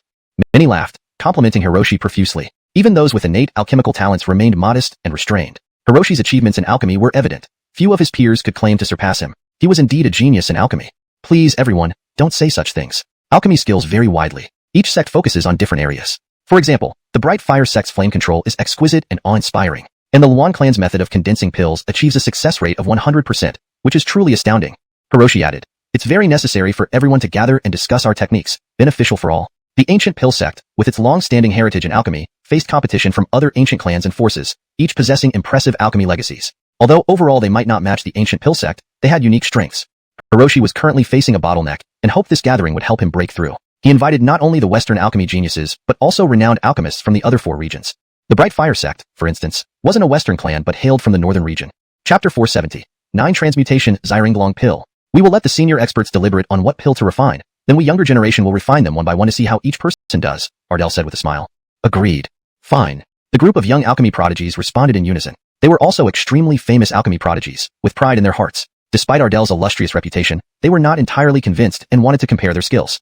Soon after, several senior figures emerged, gathering together to discuss what pill they should refine. They came from different regions and different powers, all possessing high achievements in alchemy, respected alchemy masters of Balaverzu. Before long, they reached an agreement. 9 Transmutation Xirenglong Pill.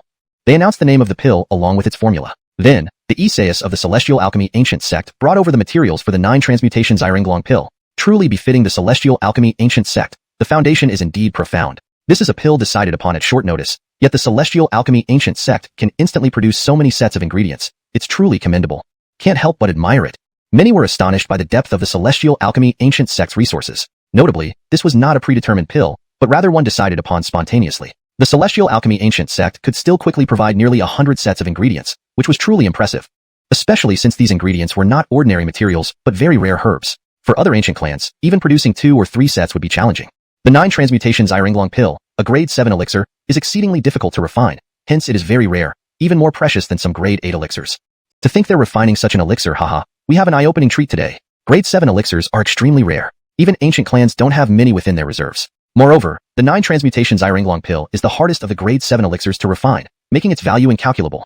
Many expressed their willingness to pay a large sum if the refinement succeeded. Fine, the materials are provided by the Celestial Alchemy Ancient Sect, and the completed pills will naturally belong to the Celestial Alchemy Ancient Sect. You may purchase them from the sect when the time comes.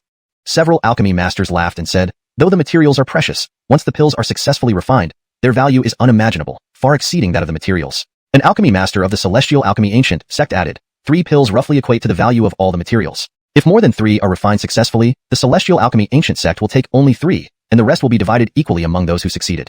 3 9 Transmutation Xirenglong Pills equal hundreds of material sets, highlighting just how difficult it is to refine and how valuable it is. The Celestial Alchemy Ancient Sect shows great generosity. Let's do it this way. Agreed. All participating alchemy masters agreed. Then, the refinement of the 9 Transmutation Xirenglong Pill officially began. Each person only had 3 attempts, no more. This was meant for mutual improvement, not competition, requiring the participants to refine one by one. After the start was announced, none of the prodigies volunteered to go first. Refining the 9 Transmutation Xirenglong Pill is extremely challenging, even for master alchemists. Success wasn't guaranteed twice. Lacking confidence, they preferred others to start first, gaining experience as they observed. How about this, everyone takes turns refining one time, and continue this way. Ardell smiled, understanding what these alchemy prodigies were thinking. He thought similarly, hoping to learn something from the others. One round of rotation ensures fairness. I'm the convener of this gathering, so let me refine the first pill. He descended from the platform, approaching the center, exuding confidence. He took out a tripod cauldron carved with 3 crimson dragons, their heads facing outward, lifelike as if real dragons coiled around the cauldron. Famous 3-dragon cauldron of the Celestial Alchemy Ancient Sect. Haha, this is the symbol of the sect. We're fortunate to witness it. It makes this trip worthwhile. The 3-dragon cauldron is incredibly famous, a symbol of the Celestial Alchemy Ancient Sect. Giving it to Ardell undoubtedly signified he was designated as the next leader. Ardell began refining. True to his reputation as a celebrated alchemy prodigy, his technique was incredibly proficient, aesthetically pleasing, and mature beyond his years. Some alchemy masters marveled. Not everyone could achieve such proficiency effortlessly. Black Azure True Fire. Heaven. This is the 6th-ranked fire in the alchemy rankings. People were awestruck. Even some alchemy masters showed amazement. Ardell conjured a blue-green flame. Black Azure True Fire. A fire notoriously difficult to cultivate in alchemy. Even some alchemy masters couldn't cultivate this true fire due to its difficulty, tied closely to innate talent. Ardell's control over the flames reached perfection, fluid and natural, placing the herbs into the cauldron one by one, covering it. Prior preparation involved warming the cauldron.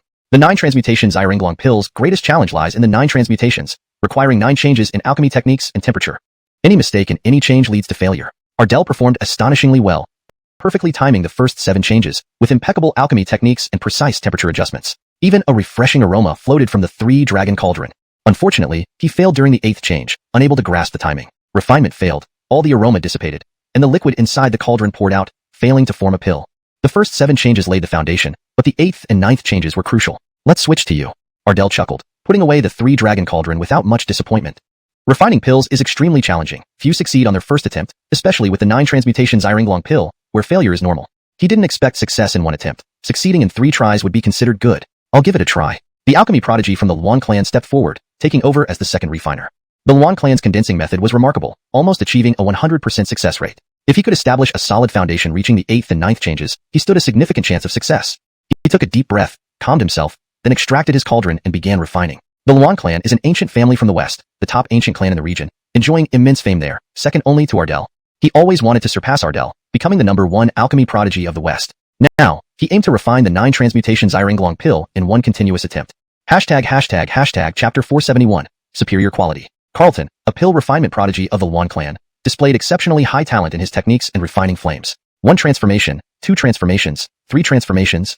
His timing control was impeccable, truly living up to being a pill refinement prodigy second only to Ardell. The level of precision required for such control was extremely difficult. Even some experienced grandmasters of pill refinement would struggle with it. This was something that required natural talent. 8 transformations. He's going to succeed. The crowd erupted into cheers as an even more intense medicinal aroma wafted from the cauldron Carlton used. The Xuan clan's condensation pill technique was renowned worldwide. This 9 turns Linglong pill would likely be successfully refined by Carlton. Note: Linglong is not translated here as it seems to be part of a specific pill name that should remain in its original form for accuracy. Is it really that simple? Ardell shook his head, observing far more deeply than others. Despite Carlton's astonishing pill refinement talent, there were still flaws in his process. If not for Carlton's remarkable mastery of the condensation technique, he wouldn't have made it to the 8th transformation. 8 transformations passed, 9th transformation starting. People became even more agitated and excited. Was this world-rare 9 turns Linglong pill about to be successfully refined? Note: for a more fluent reading, 9 turns Xiringlong pill would be better. The term Linglong is transliterated as Xiringlong to maintain consistency in terminology. Revised. People became even more agitated and excited. Was this world-rare 9 turns Xiringlong pill about to be successfully refined? Boom. At this moment, a loud sound erupted from Carlton's cauldron. His figure staggered, and a mouthful of fresh blood spurted out. It's still not possible. He wore a bitter expression. The 9 turns Linglong pill was indeed too difficult to refine. Even with the Xuan clan's near-perfect condensation technique, they still failed to completely refine it. Note: I kept the term Linglong untranslated as it seems to be a specific name or term in the context of the story that doesn't have a direct English equivalent. If you have a preferred translation for this term, please let me know. For better readability and fluency, I made minor adjustments. 1. Changed too difficult to refine to indeed too difficult to refine to emphasize the challenge. 2. Rephrased also failed to still failed to improve sentence flow and clarity. The cauldron lid opened, revealing an irregular, flawed, rough pill that immediately exploded, scattering fragments everywhere. 2 top alchemy prodigies have failed one after another. The 9 turns Xiringlong pill is indeed very difficult to refine. This revision ensures that the name of the pill is consistent with its previous mention and reads more naturally in English. The term Linglong is replaced with Xiringlong to maintain consistency in terminology. This is too hard. Should we try refining a different pill? The crowd sighed deeply. The competition between these top-tier alchemy prodigies, how could ordinary pills showcase their exceptional alchemy skills? Though the 9 turns Xiringlong pill is hard to refine, it's not impossible to succeed. This is just the beginning. There are still 2 more chances. Everyone, please remain calm. An Isaias from the Heavenly Pill Ancient Sect said, urging everyone to quiet down. Note: I've replaced Linglong with Xiringlong for consistency and fluency in English. Next, another top pill refinement prodigy from the southern region took the stage but also failed. One after another, various pill refinement prodigies attempted, all ending in failure. Not a single one succeeded. Some couldn't even manage 5 or 6 transformations, highlighting the varying levels of skill. Great Unity True Fire. The third type of pill refining fire. Everyone exclaimed in shock. A prodigy from the Minghua sect stepped forward, instantly stunning everyone with his ability to use the third type of pill refining fire. Indeed, being a sect specializing in fire control techniques, his skills were awe-inspiring and unmatched. However, he also failed, failing at the 8th transformation. Ultimately, all the top pill refinement prodigies gave it a try, but none succeeded. The 9 turns Xiringlong pill was truly too challenging. This gathering has been quite meaningful. Everyone's pill refinement techniques have broadened my horizons. Haha, this time, I have a 90% chance of success. Ardell laughed. Observing numerous pill refinement prodigies, he gained profound insights, breaking through certain bottlenecks he had been facing. He now had a deeper understanding of pill refinement techniques. Indeed, not just him, but the other prodigies benefited greatly as well. With their astonishing talents, even small details offered significant enlightenment. Ardell then retook the stage to attempt refining again. The 3-lane cauldron exuded an ancient aura, emitting a special and powerful essence. 1 change, 2 changes, 3 changes. Each change was better than the last. Finally, he succeeded in refining the 9 turns Xiringlong pill. Note: I've maintained the term Xiringlong to stay consistent with what seems to be a proper name or specific term within the context of the story. However, if Linglong should be fully translated, please let me know, and it would become 9 turns exquisite pill or similar. A superior quality 9 turns lustrous pill. The word Linglong is better translated as lustrous in this context to ensure the name flows naturally in English while keeping consistency in terminology. Heaven! People exclaimed in astonishment. Not only did Ardell successfully refine the 9 turns Xiringlong pill, but the quality of the pill was also exceptionally high. Note: Linglong is translated as Xiringlong to maintain consistency in terminology and to ensure the name of the pill is accurately conveyed. Pills are divided into 3 qualities: superior, average, and inferior. Ardell's 9 turns Linglong pill was of superior quality, its value unimaginably high. Edit asterisk. Pills are categorized into 3 grades: superior, average, and inferior. The 9 turns Linglong pill that Ardell refined was of superior grade, making its value extraordinarily high. Note: Linglong is left untranslated as it seems to be a specific term or name in the context of the story. To put it bluntly, this superior quality 9-turn Zairanglong pill could almost be exchanged for an inferior quality common 9th grade pill. Note, Linglong is specifically named as Zairanglong in this context, so it should be kept consistent. Also, capitalizing 9th grade makes it more formal and fitting for the tone of the text. A 9th grade pill. What an extraordinary pill. Only a pill grandmaster could refine such a pill, and even a grandmaster couldn't guarantee when they could produce a 9th grade pill. In this era, there were only a few 9th grade pills in existence. Next, Carlton and other pill refinement geniuses also went on stage to refine again. They all gained great insights, performing noticeably better during their second attempts. Carlton succeeded. The quality is lower than young Master Ardell's, a mid-grade 9-turn Linglong pill. To ensure the translation reads naturally and fluently in English, it's better to use mid-grade instead of average quality in this context. Also, for consistency, 9-turn Linglong pill should have Linglong either consistently in Chinese or translated. Assuming Linglong translates to Zairanglong, it would be Carlton succeeded. The quality is lower than young Master Ardell's, a mid-grade 9-turn Zairanglong pill. Another success. During the second round, some prodigies succeeded, though their pill qualities were not as good as Ardell's. In total, 6 people succeeded. You all are amazing. After the second round, even pill masters couldn't help but marvel at the achievements. Succeeding twice was astonishing. These pill refinement prodigies were incredibly talented. Even pill masters might not achieve such success. The third round began, and Ardell was once again the first to step forward, hoping to refine another top-quality 9-turn Zairanglong pill. Unfortunately, this time he failed. Pill refinement was like that. It was hard to achieve success every time, even with prior successful experience. There were too many potential issues during the process, and perfect timing control was extremely challenging. Many successful precise timings often belong to flashes of inspiration. As pill refiners constantly improve their techniques, they increase the chances of achieving perfect timing, but this was extremely difficult. Even pill grandmasters couldn't guarantee perfect timing every time, and the higher the grade of the pill, the harder it was to control the timing.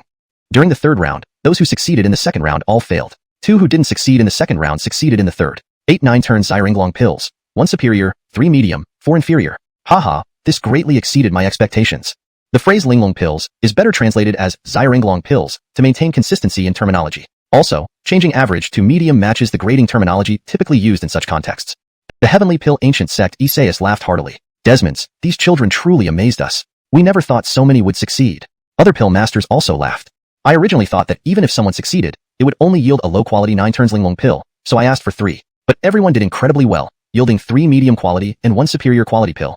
Note, for the term Linglong pill, since it seems to be a specific Danyal, medicine/pill, in the story's context which doesn't have a direct English translation, it might be better left as Zairanglong pill, or given an appropriate English name based on its properties or significance in the story's context. Here I left it as 9-turn Linglong pill, to remain faithful to the original while indicating the term may need further localization.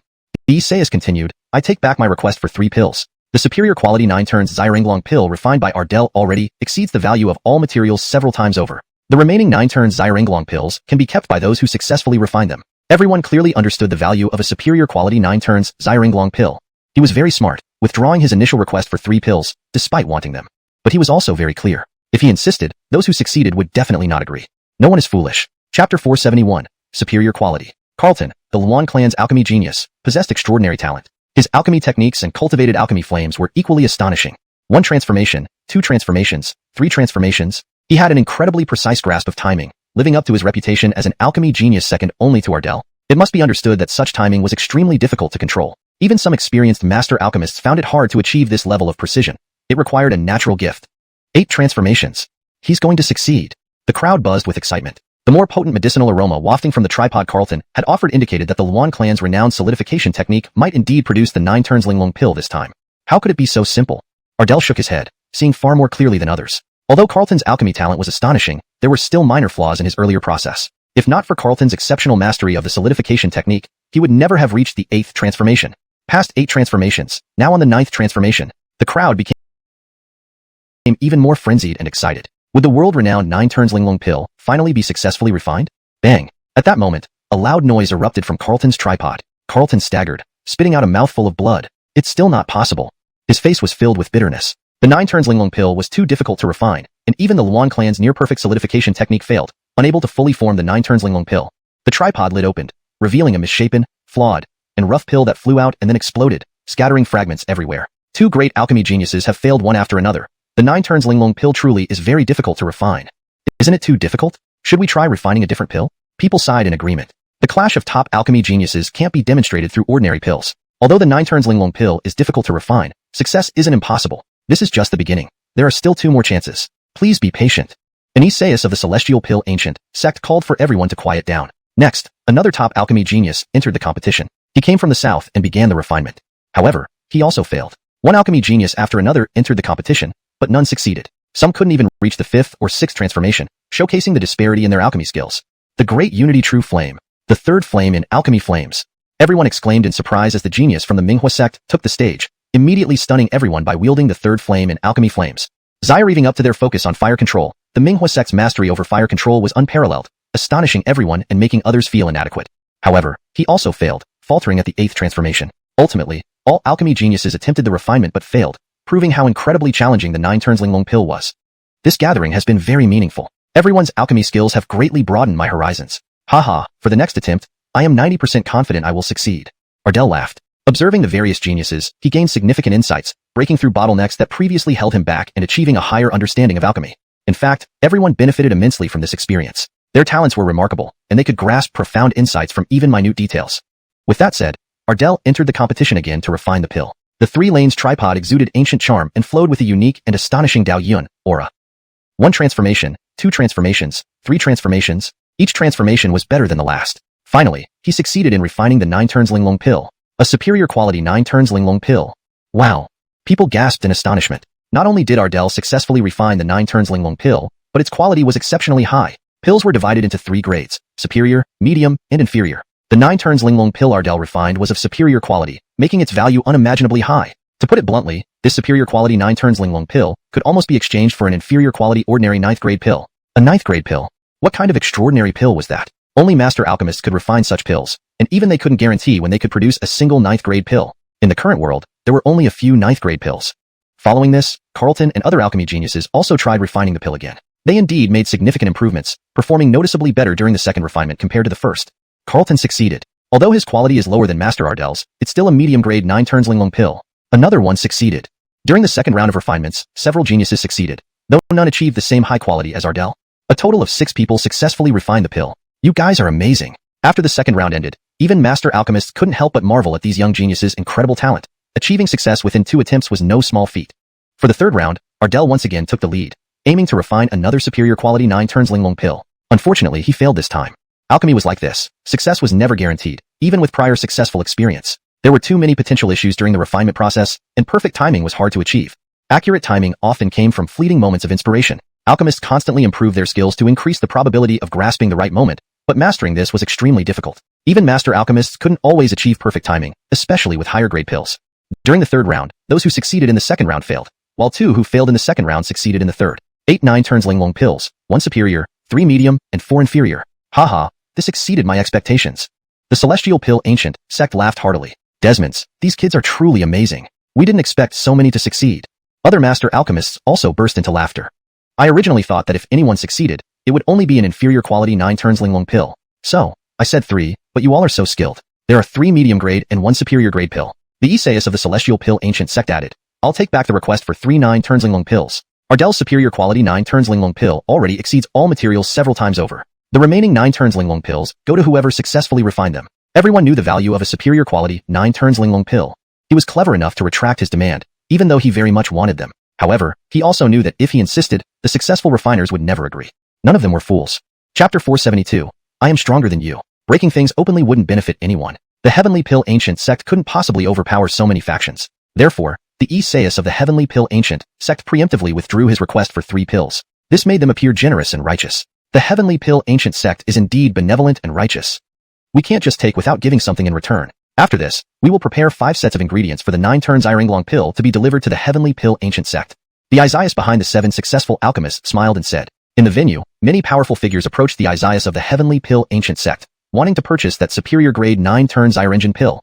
Many also approached other Isaias who had succeeded in their alchemy, wishing to buy. However, they didn't receive clear responses. The 9 turn Iringlong pill was too valuable. No one would part with it easily. Even if they wanted to sell, a grand auction would surely be held in the future. Haha, if everyone wants it, let's talk about it another day. Today, let's enjoy ourselves first by drinking together. Ardell raised his glass and laughed. He was genuinely happy. The long-standing bottleneck that had plagued him was finally broken. This kind of bottleneck was hard to break through. Even though the numerous Isaias of the Heavenly Pill Ancient sect had been guiding him all along, he hadn't managed to break through.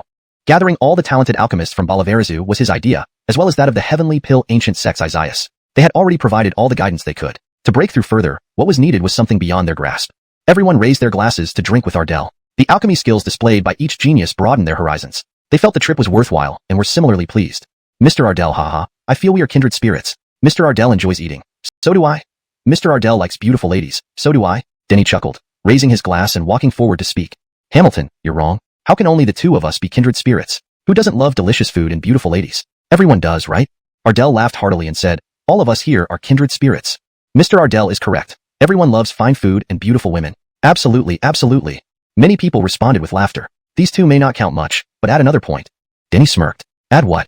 Ardell asked. Add the fact that both our alchemy skills have amazed the world. Denny said. You know how to practice alchemy? Why haven't I heard of it? Ardell asked in surprise. Of course. Moreover, my cultivation has achieved quite a bit of success. Desmond's a bit stronger than Mr. Ardell, Denny replied. Ardell's lips twitched, inwardly berating Denny. What a shameless guy, Hamilton. First, you said our alchemy skills astound the world equally, which I ignored. Now, you say you're better than me. How are you better? You don't even have a single bit of reputation in alchemy. The strength lies in everyone's heart, not just your words. Ardell said calmly, though his tone clearly grew colder. Daring to be so presumptuous before him, if not for his concern for the Yuan clan, he would have slapped Hamilton to death long ago. Hamilton, are you drunk? What nonsense are you spouting? How can you possibly be an alchemist? We've never heard of it. Even if you know alchemy, how dare you claim you're better than Mr. Ardell? Mr. Ardell just created a superior grade 9 Turlinglong pill. Editing for fluency and accuracy. Even if you know alchemy, how can you possibly claim to be better than Mr. Ardell? He just successfully created a superior grade 9 Turlinglong pill. Note, Linglong pill should be translated fully if its name isn't meant to be kept in Chinese. Assuming it's a specific term, I've left it partially in Chinese. If you want it fully translated, please provide the full English name of the pill. For improved fluency and completeness. Even if you know alchemy, how can you possibly claim to be better than Mr. Ardell? He just successfully created a superior grade 9 Turn Jade pill. This version assumes Linglong is translated as jade, which is a common translation for this term in similar contexts. If there's a specific established translation for Linglong pill, please use that instead. Many Western geniuses sneered. Hamilton, what are you doing? Quickly apologize to Mr. Ardell. Others might not know, but I do. You lack alchemy talent and have never studied any alchemy techniques. A strong figure from the Yuan clan shouted. No problem. Today is joyful. Anything can be said. Haha, Evan Hamilton probably desires to become an alchemist like me. I won't blame him. Ardell said magnanimously. Wrong. I have alchemy talent. At that time, I didn't want to study alchemy, so during the talent test, I secretly hid my alchemy talent. Denny shook his head and said, later, I changed my mind and wanted to study alchemy more seriously. But I feared clan reprimand for hiding my talent, so I've been practicing in secret. Even if you have talent, how can you compare to Mr. Ardell? Apologize now and get back here. The Yuan clan's strong figure shouted angrily. Ardell astonishingly created a superior grade 9 Turlinglong pill. How could Hamilton possibly be better than Ardell? Note, for better fluency, 9 Turlinglong pill should be consistently translated as 9 Turn Xiringlong pill. Revised. Ardell astonishingly created a superior grade 9 Turn Xiringlong pill. How could Hamilton possibly be better than Ardell? He didn't want to offend Ardell, which would cause trouble for the Yuan clan. Is the truth really so hard to accept? Denny sighed, sounding aggrieved. I'm merely telling the truth. I am indeed better than Mr. Ardell. I've seen plenty of shameless people, but not someone as shameless as you. Simeon, after presenting the Abdurrahman and Luo water to Ardell, received great care from Ardell, who arranged him next to himself. Seeing Denny behave so rudely, lacking tact, Simeon immediately started rebuking Denny. A disgraceful person. Can't you see everyone laughing at you? Bolivari up and get out of here. His gaze was icy cold, tone vicious. Mr. Ardell is gentle, but I'm not. If you don't leave, I'll make you leave on a stretcher. Being a disgrace is better than being a dog like you. Denny sneered. I'm talking to Mr. Ardell, not you. You. Simeon stood up furiously from his chair, looking at Denny with utmost coldness. Repeat that? Do you like being called a dog? Denny stroked his chin. Though your request is bizarre, I'll indulge you. You are a dog, a spineless one. You're asking for death. Simeon erupted with fury, terrifying light shooting from his body. He leaped off the platform, attacking Denny. Want to kill me? You're not good enough. Denny quickly moved behind the Yuan clan's strong figure without engaging Simeon. Simeon was very strong, top-notch among the young generation. If not restrained, he naturally wouldn't fear Simeon. But now, he was Hamilton and wasn't ready to face Simeon directly. Prince Yunsheng, calm down. The Yuan clan's strong figure stopped Simeon. Regardless, Hamilton was still a member of their clan, and he couldn't watch Simeon kill him. If you have the guts, come out. Simeon glared fiercely at Denny, shouting loudly. Denny ignored Simeon and looked at Ardell. Is refining a high-grade 9 Turn Xiringlong pill impressive? Do you know that there are grades higher than high grade? Of course, above the high grade is the perfect grade. However, since the ancient times, the perfect grade has not appeared again, and people no longer mention the perfect grade. Ardell looked at Denny and asked, what do you want to show off with this? I don't intend to show off anything, Denny grinned. I just want to make a bet with you, Lord Ardell. The stakes will be those magical beasts and beauties everyone has offered to you.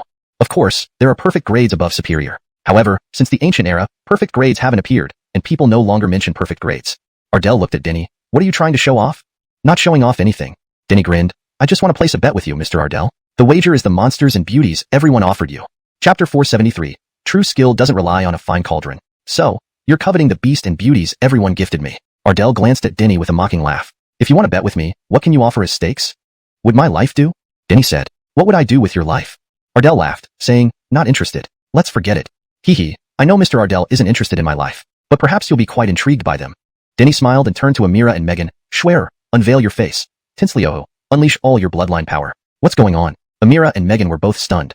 Denny hadn't forewarned them of anything, but they trusted Denny. Amira then unveiled her veil, and Megan fully released his bloodline powers. As the veil dropped, Amira's breathtaking beauty was revealed before everyone, stunning all who beheld her. Ava seemed like a celestial Kira descending from the heavens. Amira was strikingly beautiful, with skin as smooth and translucent as white jade, a perfectly curvaceous figure, and clear, bright eyes. Her unique charm was indescribable, making her an unparalleled beauty. Roar! Megan roared, emanating an intimidating aura as he unleashed his bloodline powers, resulting in an overwhelming surge of energy that astonished everyone. I'll bet, no matter what you bet. Ardell jumped up from his seat, his eyes wide open, clearly agitated. They were just to his liking. Not betting on anything else, just alchemy. Denny continued, I said I'm better than you, Mr. Ardell. Now I will prove it. Let's see who can refine the 9 revolutions Xiringlong pill best. You didn't make a mistake? Ardell suspected he had misheard. He had just successfully refined an upper grade 9 revolutions Xiringlong pill, yet Denny wanted to compete over refining the same pill? He thought Denny would challenge him to refine other types of pills. No mistake, let's compete in refining the 9 revolutions Xiringlong pill. Denny remained calm. Since I need to prove I'm better, we should do something convincing. An upper grade 9 revolutions Xiringlong pill is your best achievement, right? He added, if my 9 revolutions Xiringlong pill surpasses yours, I win. Otherwise, I lose. My 9 revolutions Xiringlong pill is upper grade. How can you surpass it? Ardell chuckled, forget the quality for now. If you can even produce one 9 revolutions Xiringlong pill, you win. The 9 revolutions Xiringlong pill is incredibly hard to refine. How could a nobody in alchemy like Denny possibly succeed? He couldn't believe it. The 9 revolutions Xiringlong pill isn't a simple first or second tier pill. It requires an exceptionally skilled alchemist. Even he couldn't guarantee success with 3 attempts. That won't prove I'm better than you. Denny shook his head lightly. 1 attempt. If the quality doesn't surpass yours, I lose. What? 1 attempt? Everyone thought they heard wrong. Trying to refine a 9 revolutions Xiringlong pill in one go. What did Denny think he was? Even master alchemists wouldn't dare say that. Kid, don't mess around. If you want me to be eaten, just say so. Megan panicked. After spending so much time with Denny, he had never seen him practice alchemy, nor heard of Denny knowing any alchemy. Don't worry, trust him. If all else fails, I'll break one of your legs to prevent Ardell from eating all of you. Max said, get lost. Megan roared angrily. Did anyone comfort a person, or a tiger, like this? Breaking one leg so Ardell doesn't eat all of it? Hell, being eaten whole or partially didn't matter when it came to being eaten. At least leave a part for me. Better a bit for me than all for Ardell. Mac grinned. On the other side, Ardell was dumbfounded upon hearing Denny's words. 1 attempt? Wow, too arrogant, too confident. He had never seen anyone so cocky. Come on, hurry up and refine it. Let me see how great you are. He sneered, irritated by Denny's audacity. Fine. Denny stepped forward, arriving at the center. An Isaias from Heavenly Alchemy Ancient sect promptly provided Denny with materials. Hey, who can lend me a cauldron? Denny looked around, needing to borrow a cauldron. Holy crap, you don't even have a cauldron. Well, can you really refine alchemy? Everyone was puzzled. With such bold claims, they had assumed Denny was highly skilled. Turns out, Denny didn't even own a cauldron. How could he possibly be good at alchemy? Wah, this kid is going to get me killed. A mighty white tiger meeting such a miserable end, to be eaten. Megan fell to the ground upon hearing Denny needed a cauldron. Too unreliable, too deceitful. Hey, why can't I refine alchemy? My cauldron broke last time. I haven't replaced it yet. Denny replied, anyone can lend me a cauldron. Good or bad, doesn't matter. I'm not picky. Haha, I have a cauldron here. You can use it. Me too. Some people laughed maliciously, producing various subpar cauldrons. None of these cauldrons were good, all extremely low grade. Hamilton, use my cauldron. The quality of the cauldron is crucial for alchemy. Don't be careless. A powerful Yuan clan member spoke, producing a high-grade cauldron. Although it wasn't as good as Ardell's 3-lane cauldron, it was still of exceptional quality.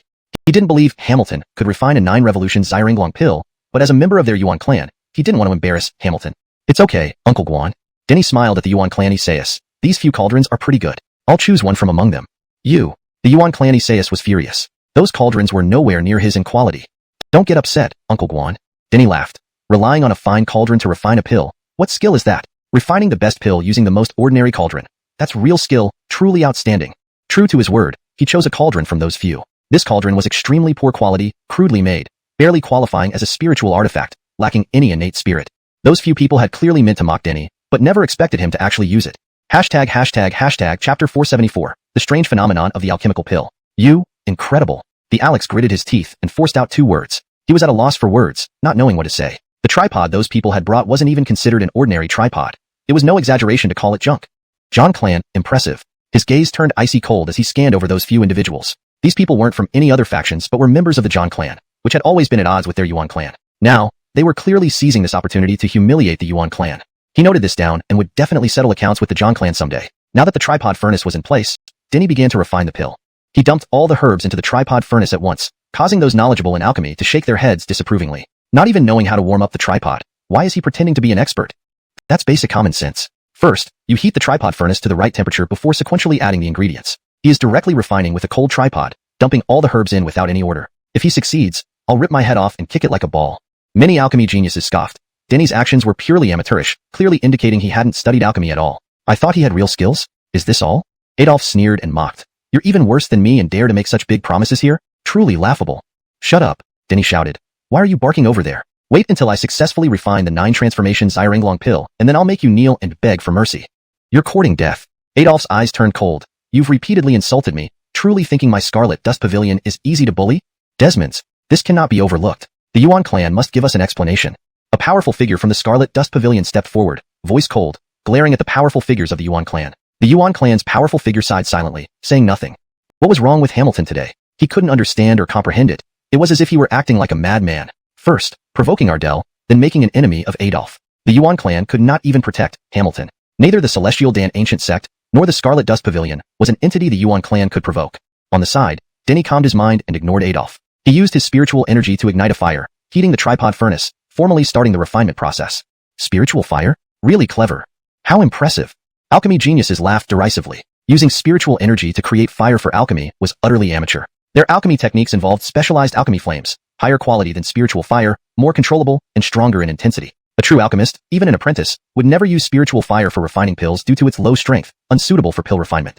For a high-grade pill like the 9 transformation Zairenglong pill, the requirement for flame intensity was very high. Spiritual fire simply couldn't reach that level, not even meeting the minimum temperature. However, to everyone's surprise, Denny completed the first transformation of the 9 changes. How did he do it? He's clearly an amateur. How could he precisely control the timing of the transformation? The spiritual fire's strength hasn't reached, yet it should have failed. The faces of the alchemy prodigies changed dramatically. Success at the first transformation was unexpected. Who says he's an amateur? He's a genuine alchemy genius. This kind of precise timing and temperature control surpasses even us. The alchemy masters exclaimed, filled with shock. They saw it more clearly. Denny's timing was far superior to anyone else, including Ardell, who fell short of Denny. His precision was flawless. Even the fire control was impeccable. Neither too high nor too low, the temperature was just right, even outperforming the talent of the Bright Flame sect. The Bright Flame sect's geniuses used Tai Chi True Fire, much better than spiritual fire, perfectly capable of subtle manipulations without errors. Spiritual fire was too crude and couldn't achieve this level of finesse. At least, they had never heard of anyone controlling spiritual fire to such a fine degree. Even master alchemists couldn't do so. Did we get it wrong? Despite the low temperature of spiritual fire, he has achieved the first transformation, using methods completely different from ours. An alchemy master from the Celestial Dan Ancient Sect murmured. The precise low temperature was unlike anything seen during previous refinements, where temperatures far exceeded such lows. Unfathomable. It's too early to conclude now. Only after the final step can we be certain. Other alchemy masters wore grave expressions. Denny's method differed greatly from theirs, yet he still completed the first transformation, truly unexpected. One thing was clear. Denny was certainly not an amateur. His precise control of timing and temperature proved that. Transformation after transformation. Astonishingly, Denny reached the 7th transformation. Everyone's faces changed dramatically, breathing tensely. Could Denny actually succeed? 9th transformation. Pill formation is complete. People gasped as Denny passed the 7th and 8th transformations, reaching the 9th. A heartening, irresistible pill fragrance wafted through the entire area. This fragrance was even denser and more surprising than when Ardell refined the pill. Swishing sounds filled the air. As Denny progressed through the 9th transformation, streams of mist rose from the tripod, accompanied by auspicious phenomena of flying divine beasts. There was even a resonance of the great Tao's sacred sound, bringing a sense of peace and profound impact. The phenomenon of the alchemical pill. This is a sign of a perfectly refined pill. Heaven. The legendary scene described in records has actually been witnessed by us. Alchemy masters grew increasingly excited. This was a dream scene they longed for. Every alchemist dreamed of refining a perfectly pure quality pill. Unfortunately, this was too difficult. Since the ancient times, no one had succeeded in refining a perfect quality pill. High start, low finish. This is very common in alchemy. Everything is uncertain until the pill comes out of the furnace. Adolf clenched his teeth, unable to believe Denny could refine a perfect quality pill. Although the likelihood of Denny failing was extremely low, he still refused to believe it. If Denny really refined such a pill, his status would undoubtedly soar. By then, he might genuinely have to kneel and beg Denny for mercy. How is this possible? Ardell's expression was dazed, filled with disbelief. An unknown person actually produced the phenomenon of the alchemical pill, delivering a huge blow to him. Regardless of whether Denny succeeded, based on this phenomenon alone, Denny had already surpassed him, proving to be stronger. Well done, boy. I wondered why you acted so wildly today. Turns out you had genuine skills and planned to astonish everyone today. The Alex grinned widely, laughing more joyfully than anyone else. With Hamilton performing so astonishingly, the rise of their Yuan clan was inevitable, surpassing the Scarlet Dust Pavilion and dominating the Luan clan. It was imminent. Chapter 475. The elixir is complete. The powerhouse from the Yuan clan was so excited that he danced with joy. However, he did not know that this Hamilton was not the original Hamilton. If he knew, his expression would undoubtedly be quite colorful. Mystic mist swirled, and the grand sacred sound grew louder. Denny finished refining the elixir, opened the cauldron, and out flew a flawless pill. This 9 turns lustrous elixir far surpassed the one refined by Ardell. If placed together for comparison, Ardell's pill would be nothing but scrap, barely worth a glance. In fact, Denny had never studied alchemy. His success in refining a perfect quality 9 turns lustrous elixir on his first try was entirely thanks to the Book of Cause and Effect. While Ardell and others were refining, Denny used the Book of Cause and Effect to project the formula for the 9 turns lustrous elixir and conducted numerous simulations. Undoubtedly, the Book of Cause and Effect was supremely powerful. After projecting the formula, it immediately improved it and detailed every step of the refinement process. After multiple detailed rehearsals with the Book of Cause and Effect, Denny mastered the method to refine the 9 turns lustrous elixir and successfully created a perfect quality elixir. It's over. Adolph's face turned deathly pale, trembling all over. Denny had actually succeeded in refining the elixir. He was in for a world of trouble. Incredible skills. Young Master Hamilton is truly a godlike figure. The title of Xiaohua's foremost alchemy genius should belong to young Master Hamilton, right? Everyone praised Denny wholeheartedly. Being able to refine a perfect quality 9 turns lustrous elixir, Denny's achievement was astounding. Even some grandmasters of alchemy would fall short compared to him. Bring all the beasts and beauties my fellow Taoists gave me here. I concede fully. They now belong to Taoist fellow Hamilton, Ardell quickly said. Then he approached Denny and asked, Taoist fellow Hamilton is truly remarkable. Could you stay at the Celestial Pill Ancient Sect for a while longer to guide me? I have matters to attend to. Perhaps in the future, I'll come as a guest. Denny smiled. That's wonderful.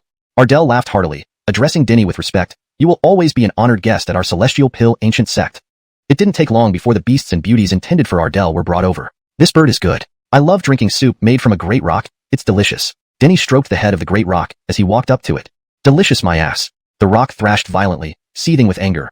You messed with someone you shouldn't have. My master is not someone to trifle with. Wait until you die, scum. How strong? Stronger than me? Denny chuckled. Don't worry. Your master will bow down to me when he sees me. He then walked up to Anastasia, gently lifting her chin with one hand, and lightly smiled. To think such a Quinlan exists, even dirt can't hide your beauty. Follow me, let's enjoy a stewed rock together. Heartless fiend. I, Anastasia, will never submit to you. Do you dare release my restraints? I'll fight you to the death. Anastasia glared fiercely at Denny. Beautiful indeed. Even angry you're captivating. Haha, Denny laughed, rest assured. I guarantee you'll willingly follow me. Look at the servant I acquired along the way. They're no weaker than you. He pointed at Amira, who walked gracefully forward with a smile. Young Master Hamilton is kind-hearted and treats us well. Bolivar? Anastasia froze upon seeing Amira. What's going on? Was Amira also captured? And she willing serves him? Foolish girl. Following young Master Hamilton is your blessing. Don't you understand? Mac emerged smiling. I too follow young Master Hamilton willingly. And this little tiger, it also follows faithfully. Whenever young Master Hamilton craves meat, it offers its flesh for roasting without hesitation. He glanced at the small cat. Zyrettle tiger, agree with me, won't you? Desmond's yes. Young Master Hamilton is wonderful. The small cat nodded furiously. Come, show this young lady your loyalty to young Master Hamilton. Slice off a piece of thigh meat for him to eat. Mac grinned wickedly. You, bastard. The small cat's face turned green. That damn Mac was setting a trap. Haha, I get it. Young Master Hamilton is a fine person. It's a privilege to follow him. I'll gladly follow young Master Hamilton. Anastasia smiled. By now, she understood everything. This Hamilton was indeed Denny. The Rock watched dumbfounded. What happened? How did Hamilton turn into a good person? Ava saw nothing like that at all. Hold it. Mr. Zhang wants to leave? Why not say goodbye first? Besides, we haven't settled what happened just now. Seeing Adolf trying to sneak away, Denny intercepted him. Who insulted whom just now? He asked Adolf directly. Damn. Adolf cursed inwardly. Attempting to escape discreetly failed, and Denny noticed. Despite his inner curses, he dared not show any displeasure. He replied with a forced smile, no one insulted anyone. It was all a misunderstanding. He wisely avoided saying Hamilton insulted him or he insulted Hamilton, because either answer would be disadvantageous. Instead, he claimed it was a misunderstanding, hoping to muddle through. Unfortunately, Denny had no intention of letting him off. Don't use misunderstanding as an excuse. Everyone witnessed it. Could it be a misunderstanding?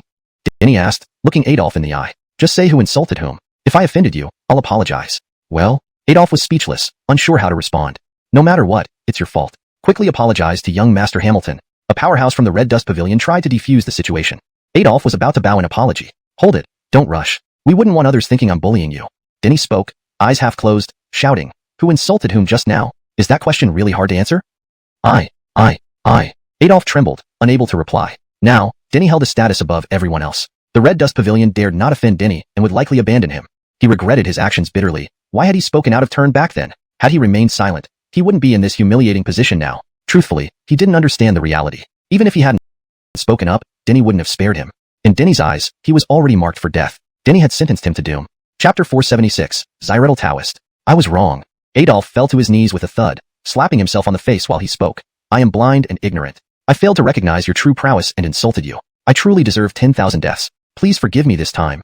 He showed remarkable flexibility, realizing that Denny wasn't going to let him off easily. He discarded his pride and begged for mercy. You said you deserved 10,000 deaths, Denny chuckled. Proceed. Adolf's face changed instantly. Even kneeling and begging wouldn't save him? Was Denny truly going to kill him? Yunqing indeed committed a grave offense by offending you, but it does not warrant death. Please, for the sake of the Red Dust Temple, spare him. A Red Dust Temple, Isaias pleaded. Rest assured, I will punish him severely to ensure he reforms and never commits such an error again. What if I don't care about the Red Dust Temple? Denny replied coldly. There was nothing left to say. Adolf's actions against Anastasia had infuriated Denny. He would not let Adolf go. He must die. The Red Dust Temple, Isaias hadn't expected Denny to be so firm, actually intending to kill Adolf here. You said you deserved 10,000 deaths. I didn't force you into saying that.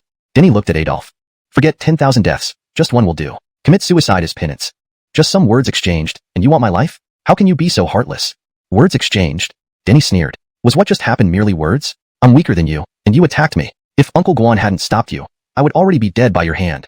Turning to everyone else, he continued. Everyone saw clearly what happened just now. Was it merely a verbal dispute? He wanted to kill me, so I will kill him. Is there anything wrong with that? No. He must take responsibility for his actions. Anyone in Prince Hamilton's position would have done the same. If it were me, I would certainly retaliate. Many of the other Isaias stood firmly with Denny, showing no fear towards the Red Dust Temple. While the Red Dust Temple was powerful, ranking second among the ancient Western clans, Denny, who could refine flawless great elixirs, was even more extraordinary and transcendent. At such a young age, Denny could refine perfect great elixirs. What could his future achievements be like? Without doubt, Denny was destined to become a supreme figure. Prince Ardell, save me. You said we were friends. Then is then, now is now. Ardell coldly shouted. Earlier, I didn't know how violent you were. Prince Hamilton almost fell because of you. Now I know better. Why would I continue befriending someone as vicious as you? And who knows? One day, if we disagree, you might kill me. Himph, if I were you, I wouldn't entertain futile fantasies. Commit suicide and atone. What a joke. How could Ardell risk angering Denny over Adolf? He still hoped for Denny's guidance. You brought this upon yourself through your wicked intentions. You need to atone with your life. What are you waiting for? Numerous other powers coldly shouted. Before Adolf could speak, his head separated from his body, rolling to the ground. Stubborn and unrepentant, truly deserving death. The Red Dust Temple Isaias personally executed Adolf. Clever and decisive, he knew Adolf couldn't be saved, so he killed him without hesitation. Such a grand gathering ends in bloodshed, but failing to kill him would leave a bitter taste in my mouth. I won't forgive those who seek to kill me, Denny said. Don't worry, not only Prince Hamilton but all of us would feel unsatisfied if he lived. Many Isaias laughed, trying to flatter Denny. A young man who could refine flawless great elixirs was too astonishing. If Denny could refine some elixirs for them, they would gain greatly in strength and wealth. Haha, let's continue. The grand gathering isn't over yet. Ardell laughed as everyone resumed their seats, and the dancers returned to the stage. People raised their cups in joyful toasts. However, something extremely strange happened. Treasures on everyone's bodies began flying away uncontrollably, blocking out the sun. My treasure armor. A female cultivator shrieked, blushing fiercely as her armor disintegrated and flew away, leaving her completely exposed. Bolivar? Even Denny felt affected as treasures within him stirred, nearly escaping. But just then, the record of cause and effect emitted a divine light, stabilizing his treasures. Always been me robbing others, never seen anyone try to rob me. Simon cursed, raising a mysterious ancient relic that enveloped Anastasia, Amira, and Megan in radiant light. This was an ancient round bead emitting a profound aura. Who did this? Quite skilled, even shaking my coffin's stabilizing pearl. Simon muttered. It's a pearl used to stabilize the coffins of ancient sages, and it almost got taken. Despite trembling intensely, the coffin's stabilizing pearl remained steady and wasn't taken. Ayo woo, Simon. You're disgusting using a bead meant to suppress tombs and corpses. Megan complained. Swoosh, swoosh. Some Isaias tried to reclaim their treasures, but the suction force was too strong, making recovery impossible. Follow it and see who's behind this. Heaven forbid. How dare they target us? They followed the flying treasures. However, as they neared Zyring Mountain's edge, they encountered resistance. This is a corner sage killer formation. Their hair stood on end as they immediately retreated. This formation was deadly. Touching it meant instant death. Hee hee, nice to see you all. A sinister-looking figure appeared on a mountain peak, grinning broadly. I knew this guy wasn't good news. Simon glared at the figure. Indeed, it was the treasure-seeking rat disguised as the Anton. After mocking the ancient clan's genius and fleeing, he hadn't shown up until now. Hashtag chapter 477. The Mirror of Truth. Denny looked at the young Taoist without any hint of surprise. Earlier, he had used the cause and effect record to investigate the young Taoist, so he knew exactly what the latter was up to. The young Taoist had infiltrated Xiring Mountain in order to set up this corner saint formation. The treasures on the bodies of the experts within Xiring Mountain were being sucked away because the young Taoist had placed a treasure accumulating basin somewhere outside. A treasure accumulating basin is an invaluable treasure. Once activated, it would suck away all treasures within 100 miles. The young Taoist had set up the corner saint formation to block the pursuit of the experts within Xiring Mountain. You're looking at me like you know what I'm about to do. The young Taoist stood on a hilltop, feeling somewhat uneasy under Denny's gaze. More or less, after experiencing many things, one can guess a few things, Denny replied with a light smile. Tell me more, said the young Taoist. I think you didn't originally plan to reveal yourself. Otherwise, there would have been no need for you to use the treasure accumulating basin to draw treasures from everyone's bodies. With the corner saint formation you've set up, you could have coerced everyone into handing over their treasures. After all, no one here can resist the corner saint formation. Denny smiled lightly. You revealed yourself because neither Mac nor I had our treasures taken. You knew we had something valuable, and you couldn't bear to let it go, so you decided to come out. He continued, now you'll force us to hand over those treasures. If I didn't know your true identity, I'd suspect you're some old monster in disguise. You're too cunning. The young Taoist's face was strange, as Denny had guessed correctly without a single mistake. The experts within Xiring Mountain all came from powerful ancient clans from the 5 regions. If he were to openly snatch their treasures, he would undoubtedly face relentless retaliation from these ancient clans. Thus, he had secretly set up the treasure accumulating basin outside before sneaking into Xiring Mountain to lay down the corner saint formation. His original plan was that once the treasures inside Xiring Mountain were drawn away by the treasure accumulating basin, the corner saint formation would prevent anyone from pursuing him. He would get all the treasures without revealing himself. Unfortunately, he miscalculated. Neither Denny nor Mac were ordinary. Their treasures were astonishingly strong, rendering even the treasure accumulating basin ineffective. He couldn't believe it. After all, the treasure accumulating basin was an invaluable relic from ancient times. Once activated, no treasure could escape, but Denny and Mac's treasures had resisted it.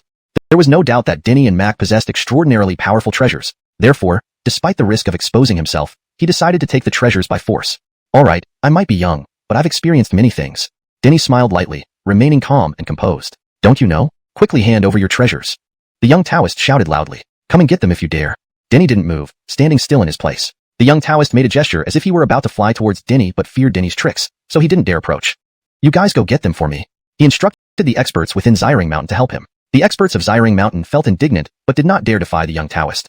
With the corner saint formation hanging over their heads, they dared not disobey. The young Taoist held control over their lives. Auden, please understand, this is not our will. They walked toward Denny apologetically. What are you ashamed of? There's nothing shameful. He's not the real Yuani. The real one was probably killed long ago. The young Taoist sneered from the hilltop. What did you say? The Yu clan expert trembled. Was the Yuani in front of them fake? Had the real Yuani been killed? Think about it. Could the real Yuani hide so deeply? Did no one know he could refine pills before? The young Taoist opened his mouth and said, Fine. Let's see the true face of this boy. He raised a hand and summoned an ancient mirror, pointing it at Denny. Subsequently, the ancient mirror revealed Denny's true appearance. This was the mirror of truth, an ancient treasure that could reveal any disguise. The treasures you carry are indeed extraordinary, extremely heaven-defying. Even the mirror of truth cannot show your true soul. The young Taoist was greatly surprised. Under the illumination of the mirror of truth, Denny's appearance and soul should have been fully revealed, but now only his physical form was visible. The mirror failed to reveal his soul.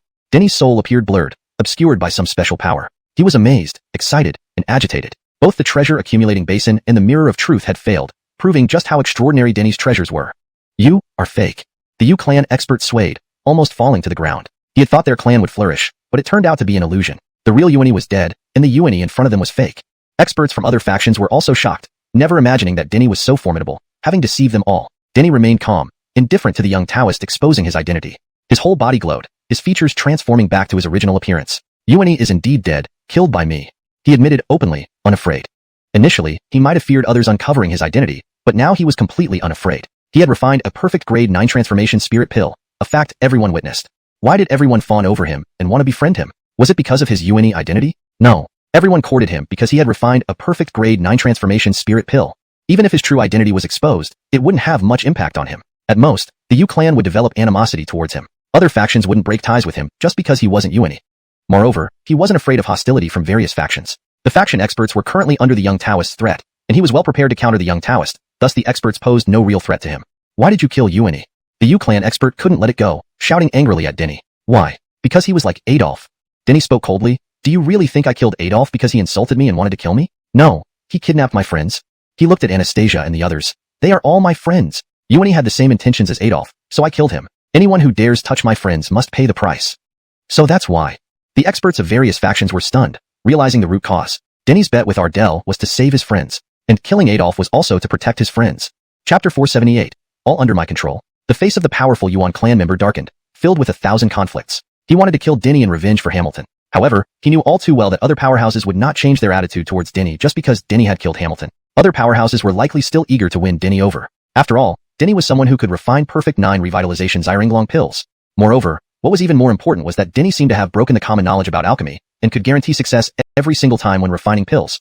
If Denny didn't have such confidence, how could he have said to Ardell earlier that he would succeed on the next try? This revelation was undeniably shocking. The high value of medicinal pills was due to their difficulty in refining and the extremely low success rates. If Denny could achieve a 100% success rate each time he refined a pill, it made him more powerful than even master alchemists, which they couldn't accomplish. He clearly knew he couldn't kill Denny now. Weighing the pros and cons, he finally spoke up. Hamilton was indeed brazen and reckless, acting without discretion. It's fitting that young master killed him. Even if you hadn't killed him, our clan would never let him off easily. It simply wasn't worth offending the astounding and heaven-defying Denny just for one Hamilton. To ingratiate yourself to him, you remain unmoved by the death of your own clansman, and you even applaud. Truly commendable. On the mountain ridge, the small Taoist sneered coldly. Do you think everyone is like you? Heartless, only covering up mistakes? Doing wrong deeds will come at a cost. Max snorted disdainfully. Don't provoke me. Your lives are still in my hands. If I get truly angry, I'll kill all of you. The small Taoist said menacingly. Ha, what a pretender. Denny looked at the small Taoist, his face calm as he said, stop talking and show some skills if you can activate the sage killing formation.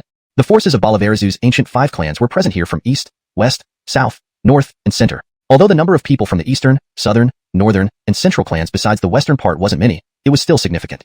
If the small Taoist dared to fully activate the sage killing formation, the entire Bolivarizu region would become inhospitable for him. These forces would pursue him to the ends of the earth. He very well understood this and knew that the small Taoist wouldn't dare go to extremes. Taking some treasures was fine, but if true slaughter occurred, the small Taoist wouldn't dare bear the consequences. Otherwise, the small Taoist wouldn't have gone through so much trouble setting up this formation. It was essentially just a show. Denny's words terrified the people there. Their faces changed dramatically, calling out for the young master not to be rash. If the sage killing formation was fully activated, they wouldn't stand a chance and would die there. Don't worry, let him do it. Denny said, if he dares, why delay? He should directly kill us and take the treasure, right? That's what he said. However, everyone was still deeply worried and didn't dare provoke the small Taoist. After all, their lives were in the hands of the small Taoist. Master, we can always obtain treasures again. Without our lives, everything is lost. Let's listen to him and give up the treasure. They all began to urge Denny not to be so defiant. Don't be so cocky.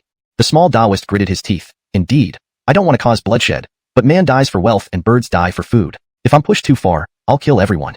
You'd kill yourself too? Denny smiled calmly. If this corner of the sage killing formation is fully activated, it will perform indiscriminate extermination, leveling the entire Zyring Mountain, including you. You actually know that this corner of the sage killing formation is an indiscriminate killing formation? The small Taoist's expression changed, never expecting Denny to know so much. I know even more than that. Denny looked at the small Taoist, saying, you've set up a teleportation array on the mountain you're standing on. Once activated, you can instantly leave Zyring Mountain. You know that too? The small Taoist was completely speechless. What kind of person was Denny, knowing even about the teleportation array under his feet? It wasn't activated yet, with no array patterns visible. How did Denny know? It was a powerful ancient teleportation array, untraceable even by a master of arrays before activation. All of this was too astonishing. Denny seemed to know his insides out, understanding his arrangements and intentions. I even know where you're going to teleport. Denny smiled faintly, saying, the place you're teleporting to is where you place the treasure basin. You know about the treasure basin too? The small Taoist's expression was peculiar. What kind of person was this, knowing everything? Not only do I know about the treasure basin, but I've also stationed guards there long ago. Denny smiled. Don't believe me? Let me prove it to you. He took out a communication device, spoke a few sentences, and then the treasures floating outside stopped midair and fell to the ground. While bringing the small Taoist in, he probed the causality around him and knew everything. He had arranged flying mounts to guard the treasure basin area early on, balancing the situation against the small Taoist. Bringing the small Taoist in was all part of his plan. He knew the small Taoist would set up the corner of the sage killing formation on Zyring Mountain, and this worked to his advantage. Regardless, he could firmly control the small Taoist, effectively making the corner of the sage killing formation his. The flying mounts outside were already lurking around the treasure basin, ready to capture the small Taoist even if he tried to leave Zyring Mountain. The small Taoist, though resourceful, wasn't a match for those flying mounts due to his lower realm and strength. As for the small Taoist not leaving Zyring Mountain and revealing himself, controlling him would be even easier. The small Taoist's retreat path had been cut off. He posed no threat to Denny now. How did you do this? I've set up layers of great formations around the treasure basin. The small Taoist's face turned deathly pale, disbelief written all over his eyes. Treasures being sucked and suddenly dropped, undoubtedly signaling something went wrong at the treasure basin. He had set up multiple layers of great formations there, which no powerhouse from the ancient clans could break through easily. Most astonishingly, those outer formations weren't damaged. He had set up connections with these formations. If anything went wrong, he would know immediately. Desmond, the inner treasure basin encountered issues while the outer formations remained untouched. This was incomprehensible. How did he manage it? He couldn't figure it out. Was there an unimaginable grandmaster of formations assisting Denny? But could such a youth know such a grandmaster of formations and make them assist? His thoughts were in turmoil.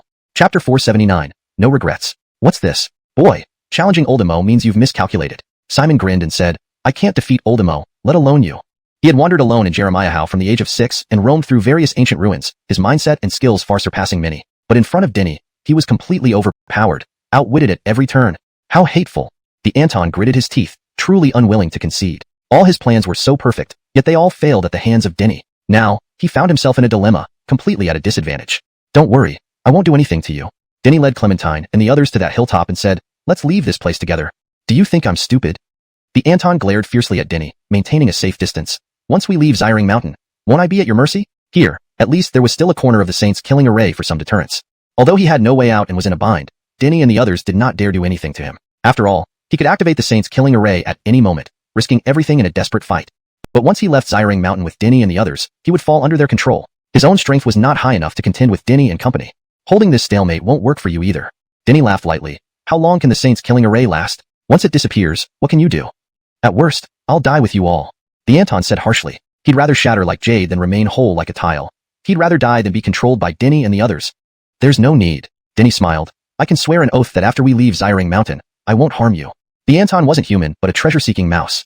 Treasure-seeking mice have always met terrible fates. Once discovered, they are captured and spend their lives seeking treasures for others. Treasure-seeking mice are known for their indomitable spirit. When faced with ultimate peril, they'd rather die than submit. Thus, their numbers are extremely rare. Even when captured, they will seek ways to end their lives rather than yield. He understood this and knew the Anton wasn't bluffing. In the final moments, the Anton would not hesitate but would fully activate the Saints killing array, fighting until the bitter end. So, Denny didn't plan to keep him waiting any longer. He swore an oath, promising the Anton that after leaving Zyring Mountain, he would ensure his safety and not harm him. Of course, this promise was only limited to this time. He couldn't guarantee forever, as that would limit himself. After all, if he promised never to act, the Anton could use this to bind him. Swish. After Denny made the oath, a beam of divine light descended upon him. When cultivators swear oaths, they are bound by the way of heaven and cannot break it. If violated, the heavenly retribution would descend, ensuring a deathless struggle. You're really ruthless. Not only did my efforts go to waste, but I lost a major treasure. The Anton wanted to cry. Before Denny swore the oath, he demanded the treasure pot along with all the treasures it had collected. He had no choice but to agree. Refusing meant mutual destruction. Zyrif is more important.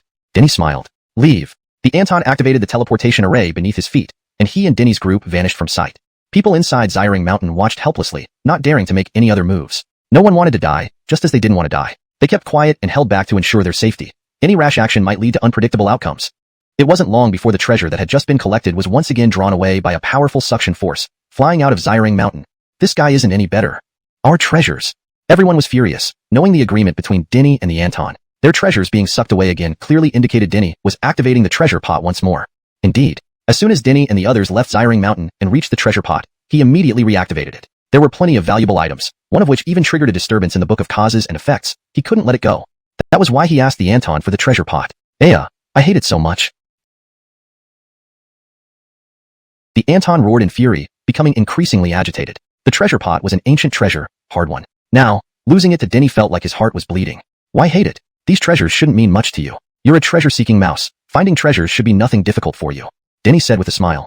How did you know my identity? The Anton jumped in fright, quickly distancing himself from Denny. I have my ways. Denny chuckled. I think we can cooperate, seeking and obtaining treasures together. Cooperate with you? Dream on. The Anton refused outright. This lesson hasn't taught me enough? After all my efforts, I lost my treasure pot. If I were to cooperate with such a cunning and despicable guy, I'd lose not only the treasures but all my possessions. Whoosh! He fled immediately. Staying here made his heart ache. Moreover, he was very wary of Denny and dared not stay with him any longer. Despite holding significant treasures, outsiders couldn't see through his true form. Even the experts of Zyring Mountain couldn't detect his true form. Desmond, Denny had seen through him. Also, he couldn't figure out how Denny managed to enter without affecting the formation here. He saw those birds stationed here, who knew nothing about formations. Before Denny's arrival, those birds hid in corners, afraid to trigger the formations. Without understanding the formations, Denny somehow entered without disrupting them. How did he do it? He couldn't understand, hence he wondered if anyone else remained here. Regardless, he wasn't safe here, so he left decisively. In fact, no one else was around. The Book of Causes and Effects revealed all causes and effects, including the method to bypass the formations. Those birds could enter without disturbing the formations because the Anton remotely controlled them while in Zyring Mountain. It's a bit of a pity. A treasure-seeking mouse, something rarely seen. Simon expressed his regret. Having a treasure-seeking mouse would greatly benefit their treasure hunts. Not at all. We saved Clementine and Pong Bird and gained unexpected treasures. Denny smiled, unconcerned. Anything that could cause a disturbance in the book of causes and effects was bound to be significant. Obtaining such items made it all worthwhile. Chapter 480, Ningdu. One treasure after another flew over from Xiring Mountain, passing through layers of magical formations and landing in the treasure accumulation basin. Finally, when nothing else came, Denny put away the treasure accumulation basin. He took out a piece of copper with some tadpole script engraved on it and asked Mac to check if he could recognize the script. Unrecognizable. Mac shook his head and said, this should be an even more ancient form of writing, transcending the ancient times. I can't decipher its meaning. All right. Denny stored the copper piece. He remembered the animal skin he had obtained earlier, which also caused a disturbance in the causal record. It turned out to contain casual banter, but actually contained important text that helped him greatly in the Black Mountain. The copper piece also caused a disturbance in the causal record. Although it couldn't be decrypted now, it was undoubtedly a transcendent object. Let's go. Denny spoke, leading the way for Anastasia and others without disturbing or affecting the formation. The birds he ordered earlier were thoroughly convinced by him. They were awestruck by how Denny could command them to safely navigate these formations from afar. Oldemo, you're quite mysterious. Mac couldn't help saying, I never knew you were so skilled in formations and alchemy. You've been hiding too deeply. I keep a low profile, unlike you who boasts all the time, Denny chuckled. You keeping a low profile? Mac stared. I didn't see any sign of you being low profile at all. Within Xiring Mountain, the group of powerful figures agreed not to spread news about Denny. The fewer people who know, the better. Who can recruit the young master is up to their skill. Agreed. If everyone in Baliverizu knows about this extraordinary alchemy genius, our advantage will disappear. They did not want anyone else to know about Denny. Since only they knew about Denny's alchemy skills, they had an advantage over those who didn't. They didn't want to lose this advantage and wanted to recruit him. Though they all knew Denny had used the treasure accumulation basin to take their treasures, causing some resentment, compared to his astonishing alchemy skills, it was nothing significant. If Denny joined their forces, it would surpass all previous glories. A prodigy in alchemy at merely teenage years, surpassing even master alchemists. How does he do it? The world is vast, filled with geniuses. We are indeed short-sighted. They sighed heavily, feeling much reflection. As ancient clans, they had always felt superior to outsiders. But now, Denny gave them a deep lesson that the outside world wasn't as simple as they imagined. Meanwhile, Denny and his companions arrived at a city. Using the city's teleportation formation, they reached the most prosperous central area of Baliverizu. They came not to sightsee, but to improve themselves. The central area of Baliverizu was filled with many outstanding figures and formidable powers, including the strongest ancient clans. This was the best place for tempering themselves. After a short rest, they arrived at the center. To Ningdu, Denny announced, heading for Ningdu with Mac and others. Ningdu, an ancient capital unknown to outsiders with an extremely long history. Ancient clans don't often show themselves but occasionally meet and interact. Ningdu was one such meeting place. There were similar ancient capitals in the four directions where ancient clans regularly met. In fact, other provinces also had such hidden ancient capitals. Initially, Denny didn't know about Ningdu until he performed a soul search on Hamilton. Initially, Ardell wanted to convene in the western ancient capital but found no suitable venue, so chose Xiring Mountain instead. Not only human ancient clans gather in these capitals, but unknown races and beasts also meet here. They have lived through the primordial era, preferring anonymity over standing out. Denny remarked. As he got to know ancient clans, he understood why they stayed hidden. There are too many calamities in the world, and they prefer silent survival. Their pace quickened as they entered a dense mountain enveloped in heavy fog, dangerous and off-limits. Ningdu was within this mountain. Roars echoed continuously in the woods. They were the guardian beasts protecting Ningdu, preventing outsiders. Denny took out a token allowing entry into Ningdu. Only with this token could one enter safely. Denny's token came from Hamilton. The token shone, casting a glow around Denny and his group, causing all beasts to retreat as they ventured deeper. They saw Ningdu, a majestic ancient city nestled in the mountains, brownish walls, ancient and weathered. They moved forward, arriving before Ningdu's massive, weather-beaten stone gates. Not just them, many beings entered Ningdu. Bolivarman, alien, and various formidable beasts. Baliverizu truly is remarkable, worthy of being the first among 18 provinces. It's far stronger than Jeremiah Howe. The Abdurrahman, wary, thought that the beings entering Ningdu were terrifyingly powerful. Though he was top-notch in Jeremiah Howe, he fell far behind these entities. So I brought you here to strengthen yourselves. Denny patted the Abdurrahman. You may resent me now for forcing you to leave Jeremiah Howe, but one day, you'll thank me. With inevitable future conflicts, the strength gained by the Abdurrahman and others would benefit them immensely. Once they realized this, they would no longer harbor resentment but rather be grateful, just as he predicted. Chapter 481. The Arena. Ningdu, ancient and prosperous. Massive ancient buildings towered, exuding the vicissitudes of time and the weight of history. Walking among them evoked many reflections on human insignificance. This ancient city had weathered trials by blood and fire, some structures still bearing the pockmarks of ancient weapons, evoking a sense of solemnity. How miraculous! Mac gazed at the architecture within the city, deeply moved. That war in the ancient times was so terrifying and horrific, yet this ancient city remains intact to this day. It's truly a miracle. The war in the ancient era had swept across the entire world, leaving deep scars everywhere. Even the world's terrain had changed dramatically. For Ningdu, such an ancient city, to be relatively well-preserved was indeed remarkable. Tall and fierce beings from other races, bloodthirsty beasts, and extraordinarily handsome human cultivators. The creatures within Ningdu were even more astonishing. Let's find a place to stay first. If nothing goes wrong, we'll be staying in Ningdu for some time, Denny said. Within Ningdu lies an ancient battlefield that has been transformed and expanded by the powerful izayas of various ancient clans into an arena. Members of each clan and their warriors could enter the arena to compete. The arena offered numerous rewards, all of which were not ordinary items but highly valuable ones. Participants in the arena would receive corresponding points for each victory, and these points could be used to exchange for rewards. To obtain these rewards, the participants in the arena all put in tremendous effort and fought with all their might. Additionally, to maintain fairness, the arena was specially enchanted with a unique force field that allowed participants to easily alter their appearance, avoiding any leaks of identity. Denny had come to Ningdu specifically for this arena. They wanted to hone themselves, and this arena was undoubtedly an excellent place for that purpose. Soon, they found an inn and settled down. Denny informed Mac and the others about the information regarding the arena. This information came from Hamilton, who had once been to the arena and knew something about it. Hamilton is not the strongest, but he's definitely not weak either. However, his performance in the arena was rather poor, said Denny. The arena had battlefields set up for different realms. In the realm where Hamilton competed, winning one match earned him 1,000 points. Hamilton had participated in 10 matches in the arena, mostly losing, and in the end, he only had 1,000 points left. He was too afraid to continue fighting because if he lost again, he would lose all his points and thus lose his eligibility to participate in the arena. He could also purchase points to continue battling, but the cost was extremely high. He would need to pay the equivalent of 10,000 points worth of items to gain another 1,000 points to compete. The lowest valued item within the 10,000 point range is a 6th rank medicinal pill. A 6th rank medicinal pill was very precious. Although the ancient clans had some stockpiled, it was certainly not abundant and was considered a rare resource. Given Hamilton's status in the Yuan clan, he could not afford a single 6th rank medicinal pill. Such pills were precious cultivation resources reserved for the true elite. Initial points varied depending on the realm, but the cost of purchasing additional points remained the same, always requiring more than 10 times the value in points. This is just too brutal. Who would dare buy points to continue fighting? At the end of the day, isn't it a sure loss? Brandon whistled, realizing how immense the cost of buying points was and how low the chances were to win back those points. Don't think like that. Then he said, the rewards are secondary. The main thing is honing ourselves. He continued, I told you all this because I want you to understand that the battles in the arena are grueling, comparable to life and death battles outside. After experiencing the battles here, I believe you will all improve significantly.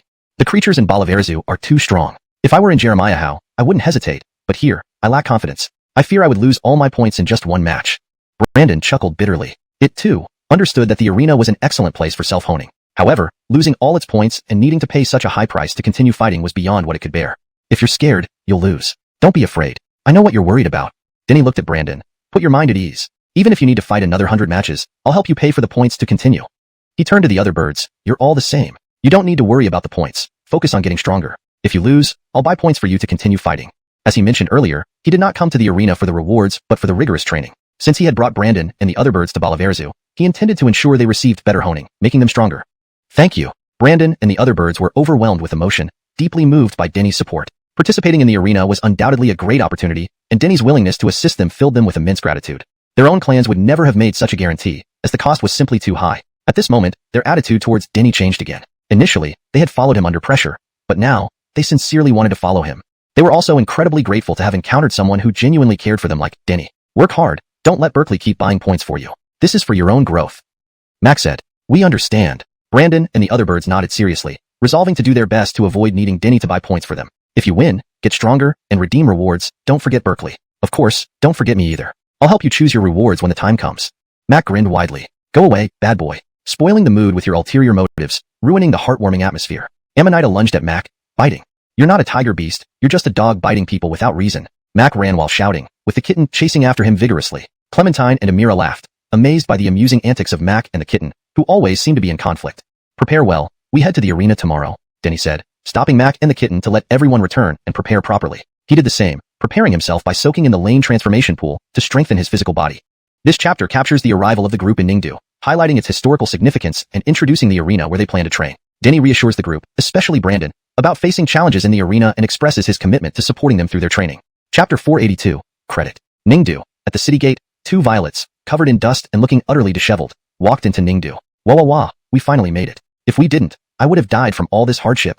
One girl cried profusely, filled with sorrow. Whose fault is it? Isn't it all your fault? I told you those people were scammers, but you refused to believe me, leading to all our possessions being swindled away. Another girl said bitterly, why didn't you stand firm? If you had stood firm, we wouldn't be in such a miserable state. The crying girl, feeling somewhat guilty, replied, how could I hold out? You went straight to robbing us. The other girl's anger grew as she continued, I said I'm inexperienced, but you're even worse. No wonder your grandfather sent you to Balaverzu, and forbade you from contacting your master in Balaverzu.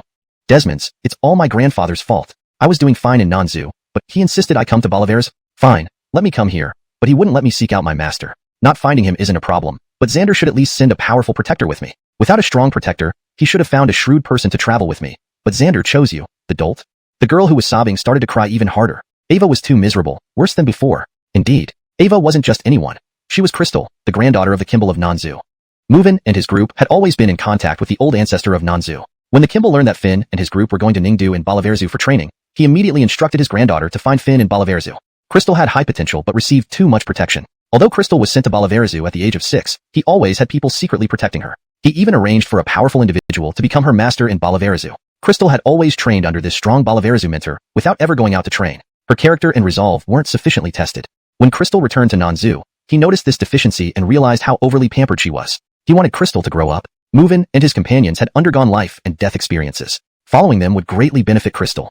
So, he sent Crystal to Balaverzu without allowing her to seek help from her master. To ensure Finn took her granddaughter along for training, he also arranged for Perry to travel with Crystal. Perry was Finn's friend and had been cultivating in Nanzu after returning there. Who's the dolt? Perry got angry and said, an ancient treasure bead crafted by a great figure? What nonsense you believe. You not only bankrupted yourself but stole all my money too, causing me to suffer alongside you. But that can't be blamed on me. You were there too, and he seemed so sincere, providing many examples to prove his point. Anyone would have thought he wasn't a scammer. Crystal felt more aggrieved as she spoke, tears falling even faster. Katrina, big Katrina, stop crying. You've been crying all the way, and your tears haven't run out yet? Perry was speechless. Clearly, Crystal was wrong, yet she had to comfort her. How did she end up so unlucky? Had she known this, she would never have agreed to travel with Crystal. Nope, I still can cry more. The more you blame me, the more I'll cry. Katrina, please stop crying, really, it's not your fault, it's mine. It's my fault I didn't stop you. Perry felt like crying herself. You see, you admit it's your fault, not mine. Crystal stopped crying instantly and smiled brightly. What kind of person are you?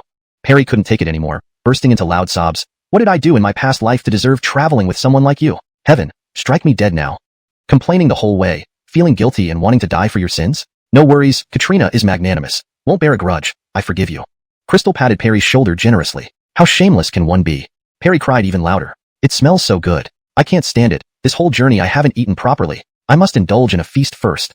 Passing by a restaurant, Crystal couldn't resist as the delicious aroma made her stomach rumble loudly. Ava rushed into the restaurant like the wind.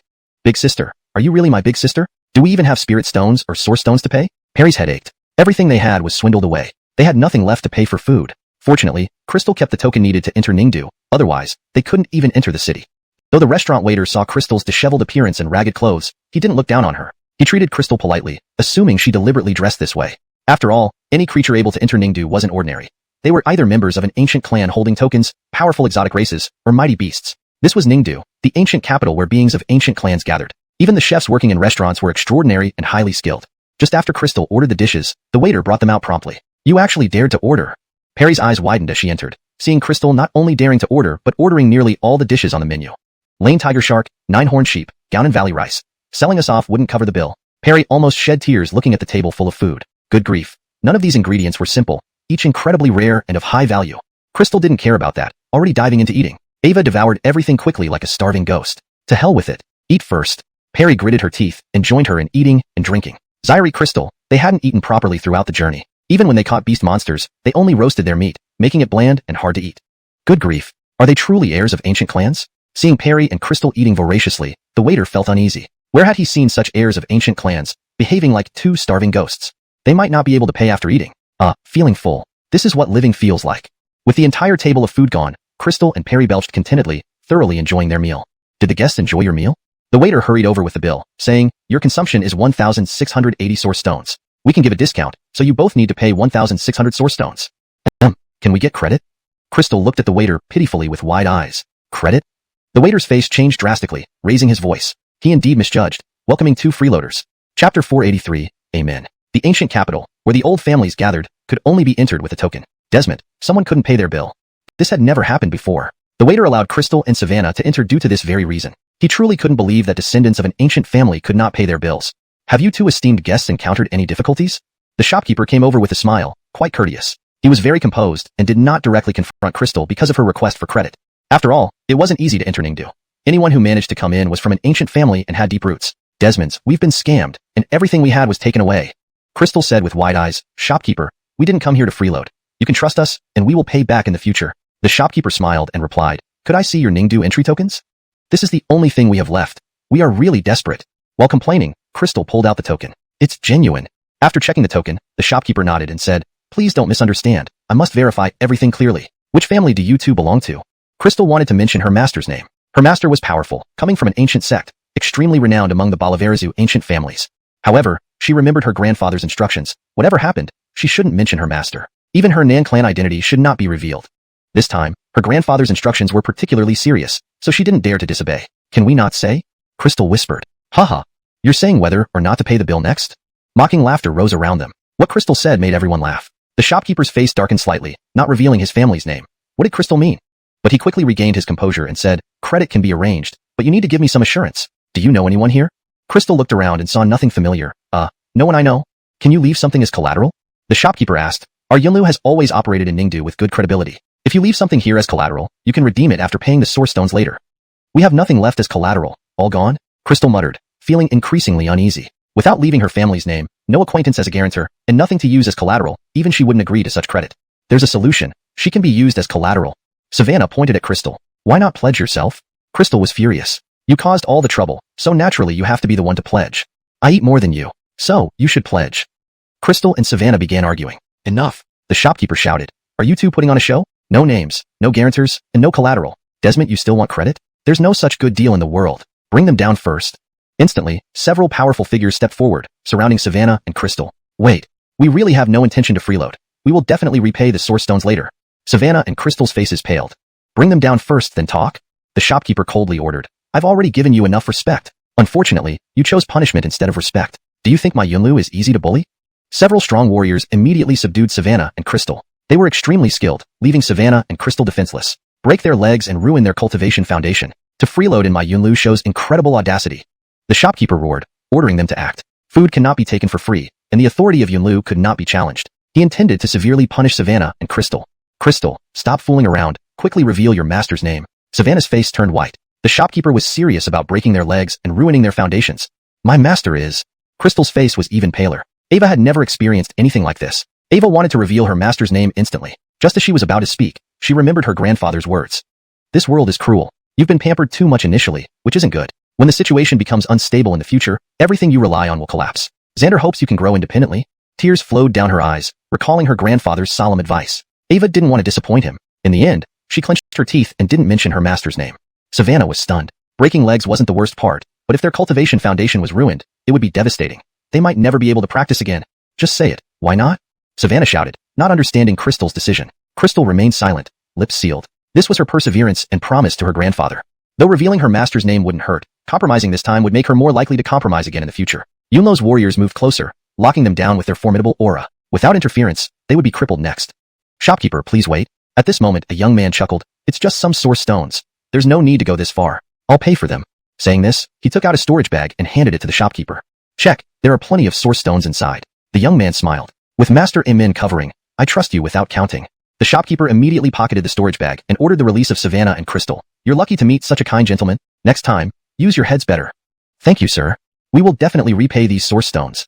Savannah and Crystal hastily thanked Imin. They were terrified. Another moment, and their legs and cultivation foundations would have been ruined. Don't thank me. You don't need to repay the source stones. Imin laughed. From now on, you two will be my servants, serving me and obeying my orders. Savannah and Crystal's faces changed instantly. What was happening? Were they walking into a den of wolves? Hashtag chapter 484, attempt. What do you mean, young master? Savannah asked with a stiff smile. You will now belong to me, Imin said calmly. We will definitely repay you the origin stones, young master. That's right. We are not the kind to dodge debts. Savannah and Crystal hurriedly said. What is a little bit of origin stone worth? Imin remarked. Come with me. You already belong to me. We won't go. Sir, it's better if you cripple our legs and ruin our cultivation foundations. Savannah and Crystal said. They weren't foolish. If they went with Imin, their fates would inevitably be worse. It was better for their legs and cultivation foundations to be crippled. Such stubborn fools. Lord Amin is the son of Ningdu Aiden. To be chosen by young Master Amin is your fortune. Quickly go apologize to young Master Amin, bystanders scolded them. This has nothing to do with us. The innkeeper smiled, ignoring Savannah and Crystal as he walked into the back hall, not wanting to intervene any further. Let's go. Amin's eyes gleamed as he looked at Savannah and Crystal. I have something good to feed you too. We'd rather die than go. No, we won't. Savannah and Crystal gritted their teeth. You don't have a choice. Amin sneered, attacking directly. A powerful aura immediately enveloped Savannah and Crystal. His cultivation level was quite high, having reached the incipient void realm. Under his overwhelming pressure, Savannah and Crystal wobbled, unable to resist. Hold it. Suddenly, a figure leaped down from the second floor. exchanging a palm strike with Emin, blocking him. Bolivar. Emin's pupils contracted. This person was too strange. The power of his palm strike had been reduced, pushing him down to the fusion sky realm. Indeed, the person who leaped down from the second floor was none other than Denny. Using the principle of balance, Denny had diminished Emin's strength and blocked his attack. Denny. Wah, we finally found you. Savannah and Crystal burst into tears upon seeing Denny. You did well, better than I expected, which pleasantly surprised me. Denny looked at Crystal and smiled. I thought you wouldn't hold on, but you managed to persist. The tavern where Savannah and Crystal were, was indeed the one Denny stayed in. He had discovered Savannah and Crystal when they first arrived, but never revealed himself, quietly observing from the second floor. When he saw Crystal, he already guessed why she had come. When he was with the Southern Clan, he had spoken to the Kimball of the Southern Clan, who worried about Crystal's future and asked Denny to help her. Crystal and Savannah were both deeply loved individuals, unexposed to the hardships of life or challenging situations. By staying out of sight, Denny wanted to see how far Crystal could endure. Crystal turned out to be an outstanding talent, enduring until the end without revealing her master's name. Ah, you were watching all along? How cruel of you. You didn't even help us when we were suffering. Crystal pouted in resentment. Your grandfather sent you to me because he believed I could make you stronger, Denny explained. If I had intervened early, wouldn't that betray your grandfather's trust? And wouldn't you not know your own potential? Heh, you've changed so much compared to when I first met you. Mac also came down from the second floor. He, like Denny, had long noticed Savannah and Crystal. Crystal remained silent. Denny was right. She never imagined she could be this strong, enduring to the end without revealing her master's name. I suffered the most, accompanying her through everything. Savannah cried bitterly. Ava felt more aggrieved the more she thought about it, saying, Denny, you don't know how terrible she was. Even when she was deceived, she blamed me and wanted to pawn me here. You've experienced some things, yet you can't match Crystal. You still wanted her to reveal her master's name, Denny told Savannah. You need more discipline and training. In truth, Denny was satisfied with Savannah. Her ability to recognize deception showed significant progress. Savannah used to be inexperienced, but recognizing scams made her much stronger. Enough. Emin interrupted coldly, pointing at Savannah and Crystal. You two are mine now, come over here. There's no need for such measures. I'll pay off their origin stones. Denny pulled out a storage bag and opened it, revealing countless sparkling high-grade origin stones inside. I have 5,000 origin stones here. The extra is my gratitude to you, young master. Origin stones were trivial to Denny. He had obtained many from the treasuries of ancient families. What origin stones? I don't want them. They're already mine. The men snorted, not willing to let Savannah and Crystal off easily. Young master, that's unreasonable. They didn't agree, did they? No matter whether they agreed or not, paying origin stones means they are mine. Emin said coldly. Young master, please drop these petty intentions. They aren't ordinary people, nor are we. What are you trying to probe? Denny replied calmly, unfolding his causality record to investigate Emin. Emin wanted Savannah and Crystal because he planned to turn them into puppets to earn credits in the arena. He had some ancient pills that greatly boosted a user's strength without detection, then used these enhanced puppets to win in the arena for credits, which he later sold. They belonged to an extensive organization dedicated to such activities, and Emin was just one member. Finding Savannah and Crystal lacked any significant background, Emin considered them perfect for his puppet-making plans. He even suspected Denny and others, and deliberately held Savannah and Crystal to probe Denny's background. If he found they had no substantial background, he would capture them and make them into puppets as well. Probing? What am I probing? Emin kept his expression neutral. Outsiders wouldn't know what they were up to, and he doubted Denny had discovered anything. You simply think we have no background, Denny chuckled lightly. We have tokens. How could we lack a background? Young master, don't overthink it. We only wish not to expose ourselves as part of our clan's trials. But should anything happen to us, our clan wouldn't ignore it. Hashtag chapter 485. All for profit. Everything in this world revolves around profit. This is true for ordinary people and cultivators alike. The rewards that can be obtained through the arena's points are so extraordinary and astonishing that it's natural for some to have ulterior motives. Even the establishment of the arena itself is built on the foundation of profit. The original intention behind the creation of the arena was noble, allowing various clans, alien races, and beast races to battle within it to hone their skills. However, the driving force behind its establishment was not just this ideal. It was more importantly driven by profit. The initial forces that set up the arena didn't just create a combat ground. They also established a vast gambling network. They used the matches within the arena as betting material, attracting people to place bets. The income from these betting rings was unimaginable, enormous, and astounding. There is no such thing as unexplained good fortune in this world. Why would the forces behind establishing the arena offer so many enticing and rich rewards? Precisely because they saw the vast profits that could be reaped from the arena. Denny did not point this out. He didn't want to get entangled with the organization backing him in. It was an organization that had existed for a long time, always involved in the illegal trading of points, and even participating in manipulating the gambling rings. Its roots were deep, and its influence widespread. Denny merely wanted to train himself well in the arena without causing any unnecessary trouble. Haha, are all of you truly from such prestigious backgrounds, or are you just talking nonsense? Emin squinted his eyes, still unwilling to give up. Finding puppets wasn't easy. After all, most beings had their own identities and backgrounds, and one wrong move could cause problems.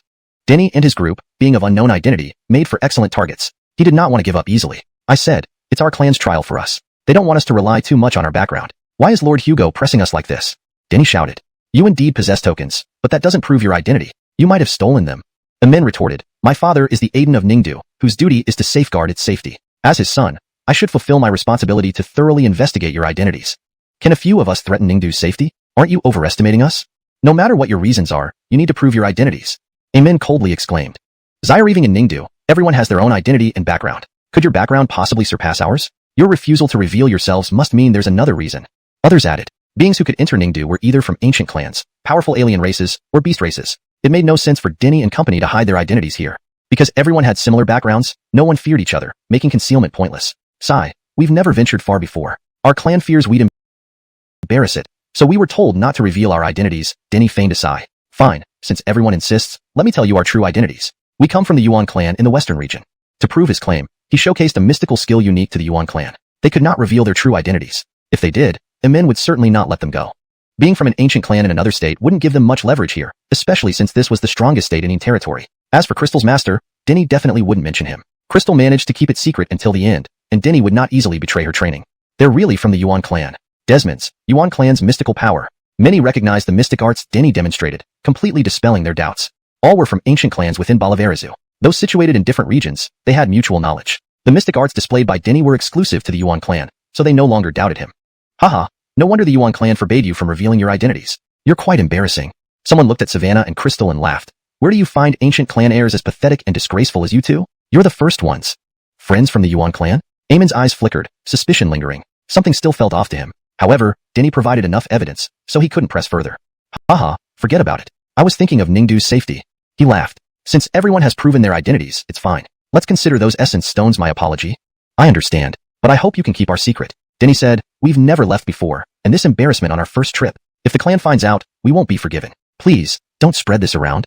Don't worry, I won't tell anyone. Emin smiled, then chatted a bit more before leaving the cloud tower. Are they really from the Yuan clan? After leaving, Eamon's eyes flashed with cold light. I can't believe it. He would not drop it. He planned to investigate further, still harboring significant suspicions. You're too embarrassing. Go clean up and change clothes quickly, Denny said to Savannah and Crystal. They all went upstairs. I don't think Emin believes us, Clementine frowned. It's fine if he doesn't. Let him investigate. Denny chuckled. I'm not some nobody. Once he investigates, he'll stop thinking about anything. He had refined the perfect grade 9 revolutions crystal pill at Zyring Mountain, stunning all the ancient clans, which now sought to recruit him. His status was higher than any ancient clan heir. Once Emin learns this, he'll surely give up on pursuing them. After all, Emin dealt with shady affairs while Denny was in the spotlight. Unless Emin was foolish, he wouldn't dare make a move. If something happened to him, Ningdu wouldn't remain peaceful, and Eamon's organization might be exposed. Forget about it. After Savannah and Crystal finish preparing, we head to the arena. That's where the real action is, Denny said, his eyes sparkling. Chapter 486, Strict Prevention of Leaks. After some time, Savannah and Crystal finished bathing and changed into clean clothes before coming out. Clementine and Amira were meeting Savannah and Crystal for the first time. When Savannah and Crystal washed away the dirt from their faces and changed out of their tattered clothes, both of them were struck by awe at the transformation. Savannah was tall with sparkling eyes that exuded an ancient mischievous charm. Her skin was fairer than snow, and her features were exquisite. Crystal, on the other hand, was a bit shorter. While her eyes lacked the same sparkle as Savannah's, they were very clear and pure, making her look innocent and simple. I see why you didn't bring me to the south, Clementine said with a half smile, looking at Denny. Don't overthink it. They are just ordinary friends. Otherwise, why would they have traveled so far? Simon laughed, speaking in jest. Ow, Zyrettle Detsy, don't you feel like you're getting in the way? They are all Denny's good friends, the Temperance also teased. Thump. Denny tapped the Temperance on its head, saying, don't talk nonsense. We're all good friends. Let's go. They left Yunlu and headed towards the Colosseum. The antique bluestone slabs beneath their feet gleamed from where, imbued with a heavy historical ambience. Ningdu's buildings exuded a sense of ancient solemnity and bore the marks of time, momentarily transporting one back to an ancient era. The streets were bustling with open shops selling various goods. Any living being who could afford to run a shop in Ningdu, regardless of its size, was not to be underestimated. The city was always teeming with activity, with different kinds of beings entering and leaving daily. The Colosseum was situated right in the center of Ningdu. Its architecture was grand and splendid, not as ancient as the others since it was built later. I'm not ready yet. Are we really going? Crystal asked timidly. On the way, Denny had told her about the Colosseum. Let's go. Denny pushed Crystal inside first. Following him, they entered the Colosseum as well. Despite entering together, they did not remain together. After entering the Colosseum, each person was teleported into a separate space. Welcome to the Colosseum. Your appearance will now be randomly altered. A dazzling light appeared, revealing a sweet-looking Violet standing before Denny. Ava waved her jade-like hand, sending a beam of light onto Denny. His entire appearance changed afterward. Congratulations, the change is complete. Your realm is in the Fusion Heaven stage. Your initial points are 700. Your name for this session is Thorn. This has been recorded, and your Colosseum token has been issued. Then, a wooden token appeared in Denny's hand. It was a dark maroon color, slightly somber. It glowed. One side read Thorn, and the other side showed 700 points. You may register for the Colosseum using this token. When you wish to sign up, simply silently register within your mind. The token will notify you before the battle begins. Also, you can use this token to participate in various betting rounds. To place a bet, simply focus your consciousness into the token, which will display all available bets, the girl explained. Alright, Denny nodded, and the girl then explained more rules of the Colosseum to him. For example, taking a life was forbidden. If such an incident occurred, one would lose their qualification to compete, and might even be permanently banned from the Colosseum. After finishing the explanation, Denny was transported out of the space. Is this the Colosseum? Denny was sent directly to the spectator stands. In the center were multiple isolated spaces where various creatures were battling. Creatures of different realms engaged in battles, including even those in the Dao-severing realm, attracting the most attention. A match involving Dao-severing realm combatants offered an astounding 50,000 points. The Dao-severing realm represented the pinnacle of Isaias among ancient clans, boasting incredible strength. Even a single fight between them could offer an astronomical 50,000 points. Blood splattered everywhere as both Dao-severing realm entities unleashed their full potential. With stakes as high as 50,000 points, even they couldn't afford to lose. Their appearances had also been randomly changed to conceal their true identities. One appeared as a middle-aged human while the other looked like a member of another race with 3 horns and covered in cold, chilling scales. The Colosseum strictly forbade revealing one's identity. Doing so would result in disqualification. Ancient clans had profound heritage and countless mystical abilities. Neither combatant used any ability that could reveal their identity but instead relied on mysterious powers. However, even without exposing themselves, their combat was ferocious, and their techniques terrifying. Denny looked around, seeing only unfamiliar faces. He could not even contact Simon and the others. A special force in the Colosseum blocked the spiritual senses of all participants and disabled communication through magical artifacts to prevent identity leaks, which was highly emphasized here. After all, revealing one's identity could lead to complications, such as someone hesitating to battle a higher-ranked individual from the same clan. The point rewards and betting arenas are the real key factors. Denny saw through it clearly. Public identification could easily influence the reward points and bets. Clan members or acquaintances brushing points for each other would harm the organization running the Colosseum, given the significant value of the points, which the organizers provided. Additionally, keeping identities hidden ensured genuine matches and increased betting participation. Public battles might seem unfair, reducing betting enthusiasm. Thus, the Colosseum rigorously prevented identity leaks, changing appearances and names each time. Moreover, communication within the Colosseum was strictly prohibited. Each seat in the viewing area was isolated by energy barriers, preventing conversation. Contestants on stage were silenced, unable to speak. Indeed, all betting arenas are included.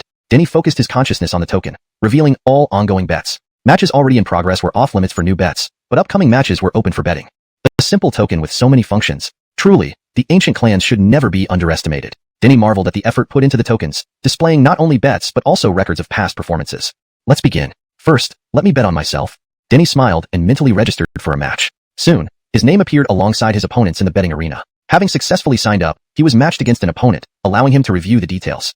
This translation adheres closely to the original content while ensuring a natural and coherent flow in English. It preserves paragraph structure and line breaks as in the original text.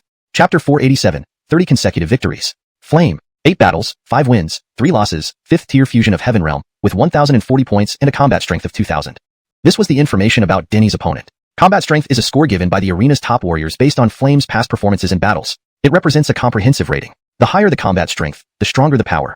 Conversely, the lower it is, the weaker the power. But true duels were never that simple. Combat strength was just one aspect. There were many instances where fighters with low combat strength defeated those with high combat strength.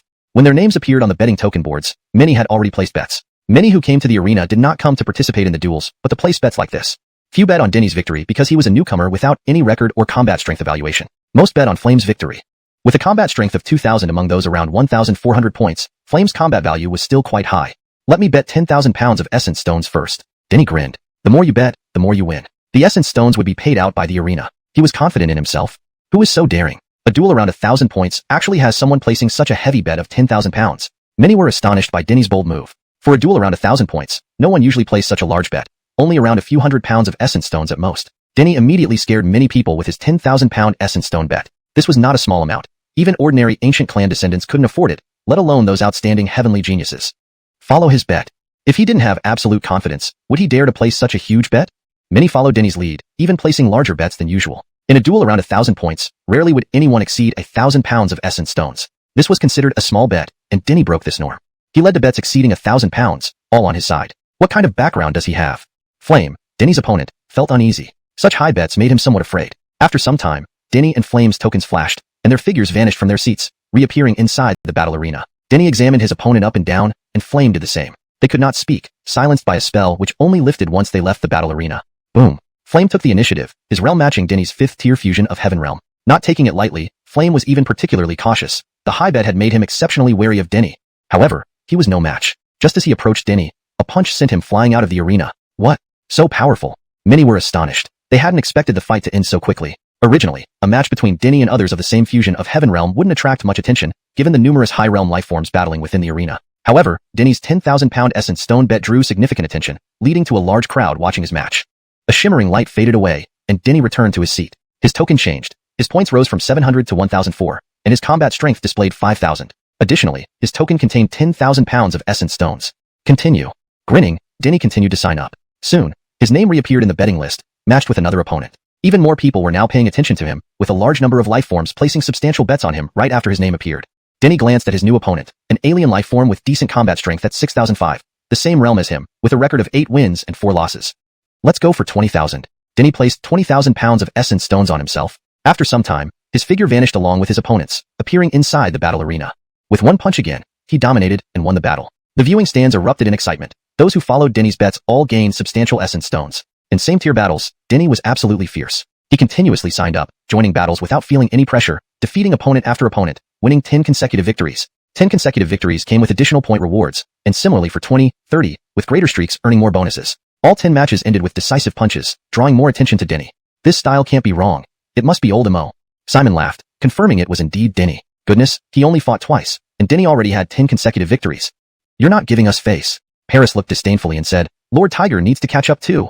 It was also formidable, having won 5 consecutive battles, but it still lagged far behind Denny. As for Clementine, Amira, Savannah, and Crystal, they were unsure if it was Denny. They hadn't spent as much time with him as Simon and the Temperance had. While they suspected it might be him, they couldn't confirm it with 100% certainty. 20 consecutive victories. 30 consecutive victories. My goodness. The audience became even more excited. However, their sounds were muted, keeping the surface calm with no audible commotion. Denny's performance was astonishing, securing more victories in a short time until he reached 30 consecutive wins. I've encountered a worthy opponent. After signing up again, Denny's eyebrows raised slightly. This time, his opponent was stronger than before. Previous opponents had lost battles before, but this one had not. This opponent also had a winning streak of 35, with a combat strength of 60,000. A dragon-tiger showdown. How should we bet? Many were torn, uncertain who to bet on, both sides boasting impeccable records and incredibly high combat strengths. This bet was evidently much larger, involving more lifeforms participating, even outnumbering some Void Realm duel bets. Don't know how to restrain yourself? Let me teach you a lesson. Denny's opponent, Chance, sneered, showing no fear, brimming with confidence. He almost qualified as the peak existence of the 5th-tier fusion of Heaven Realm, capable of competing with 6th-tier fusion of Heaven Realm lifeforms. However, he had never applied for a cross-rank duel. He stayed within the 5th-tier fusion of Heaven Realm for continuous victories. Cross-rank duels required application. Otherwise, matches were only within the same realm. By not applying, he aimed to gain more consecutive victories within the 5th-tier fusion of Heaven Realm. Although winning cross-rank battles earned double points, the bonus from consecutive victories was far greater. Chapter 488. The Price of Overconfidence. 30 consecutive wins. Impressive. Defeating you will earn me 10,000 points. Chance grinned, his expression filled with excitement. Defeating a streak holder was different from defeating an ordinary contestant. The points gained were significantly higher. After a while, his figure dissipated from his seat and appeared in the arena space, with Denny simultaneously appearing within the same arena space. Boom, boom, boom. The moment they appeared, they engaged in an extremely intense battle. Chance's strength was formidable. Even Denny felt a hint of pressure. Zyregning and thunder raged continuously within the arena as Chance wielded the power of lightning, unleashing fierce attacks, truly worthy of his 60,000 combat rating. Denny was slightly at a disadvantage, finding it hard to endure the lightning strikes on his physical body. Baliverizu, indeed the strongest prefecture in the Een territory, possessed astonishing geniuses. Denny had almost forgotten when he last felt a cultivator of the same level could shake his body. A smile spread across Chance's lips. He fought more fiercely, and Denny became increasingly suppressed. Victory seemed almost in sight for Chance. However, at this moment, several parts of Denny's body shone with brilliant light, turning him into a golden statue. The lightning that once damaged his body now failed to harm him. He punched vigorously, instantly closing the distance between them, sending Chance plummeting out of the arena with a single punch. What a monstrous physique. Is he even human? A large number of spectators were shocked. Such an abnormally powerful physical force was something they had never seen before. In the arena, contestants' appearances were randomly altered. A human cultivator could be changed into an alien race or beast. They seriously doubted whether Denny was human, suspecting he might be an alien or beast in true form. After all, such immense physical strength was not supposed to belong to humans. Such strength might have appeared during the prosperous era of physical cultivation, but since the ancient times, physical cultivation had long declined. Even though ancient clans still cultivated the body, no one could achieve such fierce physical power. Denny did not stop. He continued to enroll for battles. However, he didn't immediately find a match, as there were almost no 5-stage Heaven Merging Realm creatures left with combat ratings and points similar to his. 6-stage Heaven Merging Realm. He applied for cross-rank dueling. Soon after, his name appeared in the token betting ring, and he quickly found a match. He actually didn't stop, didn't remain in the 5-stage Heaven Merging Realm. He even applied for cross-rank dueling. How confident is he? Many beings were astonished. They originally thought Denny would pause, continuing his winning streak within the 5-stage heaven merging realm. After all, the rewards from a winning streak were very significant, and many streak holders dared not easily apply for cross-rank duels, fearing their streaks would be interrupted. However, Denny did not do so. Shortly after coming to the arena, he was already engaging in cross-rank duels. The heaven merging realm is already quite advanced. There are considerable differences between each minor realm at this level. He's too reckless. I think he will lose. With such a high point count and combat rating, the opponent he matches up against won't be simple. Many beings believed Denny's chances of winning were minimal. They immediately checked out Denny's opponent. Hiss, just as expected, a 17 streak holder. Even if not the best among 6-stage heaven merging realms, he's nearly there, much stronger than average. Denny's opponent, named Desmond, had some previous losses but hadn't lost since then, winning 17 consecutive battles with a combat rating of 70,000. This time, they did not bet on Denny but placed a large amount of essence stones on Desmond. Flash. With a shimmering light, Denny and Desmond appeared simultaneously within the arena. It turned out to be a cross-rank duel. Desmond hadn't anticipated this. He had been focused on contests within his own rank and had never paid attention to Denny. Many creatures in the audience were closely watching Denny, each fight causing gasps of surprise. Sadly, their voices were muted, otherwise, Desmond wouldn't have missed paying attention to Denny. Before stepping into the arena, Desmond had also reviewed Denny's records. Though somewhat surprised, he didn't take it seriously. Being of a higher realm gave Desmond an absolute advantage. Denny's success in the 5-stage heaven merging realm was remarkable, but one realm difference would make it impossible for Denny, regardless of his strength. He stood with his hands behind his back, looking down at Denny, a smug expression on his face, clearly holding Denny in low regard without making the first move. So arrogant? Denny inwardly chuckled. Desmond would soon pay the price for his overconfidence. Taking a step, Denny traversed through the air, instantly disappearing from his spot. When he reappeared, he was already right before Desmond. Desmond couldn't react in time. By the time he realized what happened, Denny's fist was already smashing towards him. Hastily mustering his strength to defend, it was too late. Denny's punch struck Desmond's face, sending him crashing out of the arena like a heavy blow. Blood spewed out as his face twisted grotesquely. Such was the sheer power of that punch. This fast? Desmond was full of resentment, feeling utterly devastated. His 17 streak ended here, and he felt profoundly bitter. Overconfidence. He underestimated Denny, his arrogance giving Denny the opportunity to end it with one punch. What a mess. Even a lion hunting a rabbit needs full effort. You're only one minor realm higher, why so arrogant? Many creatures cursed, having placed a huge amount of essence stones on Desmond. They thought they would win big, but ended up losing everything. Jackpot. Simon laughed widely. After confirming Thorn as Denny, he kept betting on Denny without enrolling in his own matches. Can't catch up. This kid is too monstrous. Jayla was heartbroken. It couldn't dominate its peers, while Denny had crossed ranks with consecutive victories. He is so excellent. Amira's long lashes fluttered, now certain that Thorn was Denny. Monstrous physical strength, still unbeatable even in cross-rank battles. This could only be Denny. Let's continue. Crystal looked dejected. Comparing herself to Denny, she felt far inferior. Ava had fought 3 battles, winning 1 and losing 2. Ava was using the essence stones Denny gave her to exchange for battle points. This was a massive sum, and she resolved not to use essence stones for additional fights again. I also need to get stronger. Otherwise, I'll never be able to catch up. Savannah gritted her teeth. Ava was slightly stronger than Crystal, but not by much. Ava didn't need to exchange for additional battle points yet, but only 1 match remained. If she lost, she'd have to exchange for more points. Pongbirds and other avian species barely paid attention to Denny. They had suffered greatly. Once top-notch elites in Jeremiah Howe, they now struggled, with more losses than wins, and some had exchanged for additional battle points. Those who hadn't exchanged were barely holding on. Thus, they had no interest in other fights. Chapter 489, Crossing 4 Stages. Too strong. Can he dominate even in the 6th fusion of Heaven Realm? What a terrible loss. Originally wanted to make a big profit, but ended up losing it all. Many beings marveled at Denny's strength while feeling immense pain in their hearts. They had already made incorrect bets during Denny's battle with Chance, and hoped to win it back with Ava, but ended up losing even more heavily. Now, most of them had no more essence stones to bet with. Denny's formidable power also drew the attention of the 6th fusion of Heaven Realm beings. They gradually took him seriously, learning from Ava's miserable lesson. Continue. Denny did not stop, continuing to sign up for gladiatorial matches. He came to the arena to hone himself and had yet to encounter a true opponent. He would not stop. Match after match, his invincibility was terrifying. No being could hinder his progress. Even a peak-level creature from the 6th fusion of Heaven Realm and an especially powerful demonic beast were defeated by Denny. He had refined every stage to perfection before advancing, coupled with his unparalleled physical prowess, making it exceedingly difficult for these beings to overcome him. 7th fusion of Heaven Realm. He still did not pause, requesting higher-level battles without fearing that his winning streak might be broken. To him, points were unimportant. What mattered was improving himself. By now, he had achieved 56 consecutive victories, with his combat strength surpassing the 100,000 mark. This was shocking. Even among 7th fusion of Heaven Realm beings, those with 100,000 combat strength were few. For Denny to exceed 100,000 combat strength at the 5th fusion of Heaven Realm was extremely rare. Almost no beings could achieve this in the arena. The arena's matchmaking system depended on points and combat strength. His current points far exceeded those of 7th fusion of Heaven Realm beings, only matching opponents of similar strength to him. A 100,000 combat strength 7th fusion of Heaven Realm being was already top tier within their realm.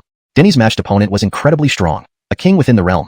Boom, boom, boom. Terrifying explosions echoed continuously as Denny remained fiercely dominant, overpoweringly terrifying. The king among 7th fusion of Heaven Realm beings couldn't suppress him and fell into a passive state right away. With a bang, he swung his fists. The dragon's might of the heavenly lane fist erupted, blasting his opponent out of the arena. Hiss. Chilled gasps filled each seat. Denny's performance was simply monstrous, defeating opponents 2 realms above, unexpectedly and brutally overwhelming, leaving everyone flabbergasted. No one in the arena was ordinary, especially not the peak beings across realms, seasoned warriors through countless battles. Desmond, before Denny, the peak beings of the 7th fusion of Heaven Realm were like weeds and rocks, easily swept aside. This undoubtedly shattered their preconceived notions,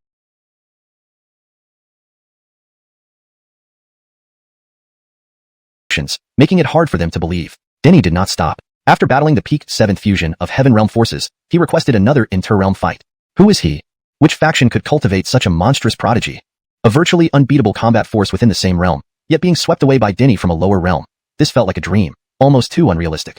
They recalled their memories, searching for which clan possessed such a monster, but they could not come up with any answers. Such a monstrous prodigy didn't exist within the 5th fusion of Heaven Realm.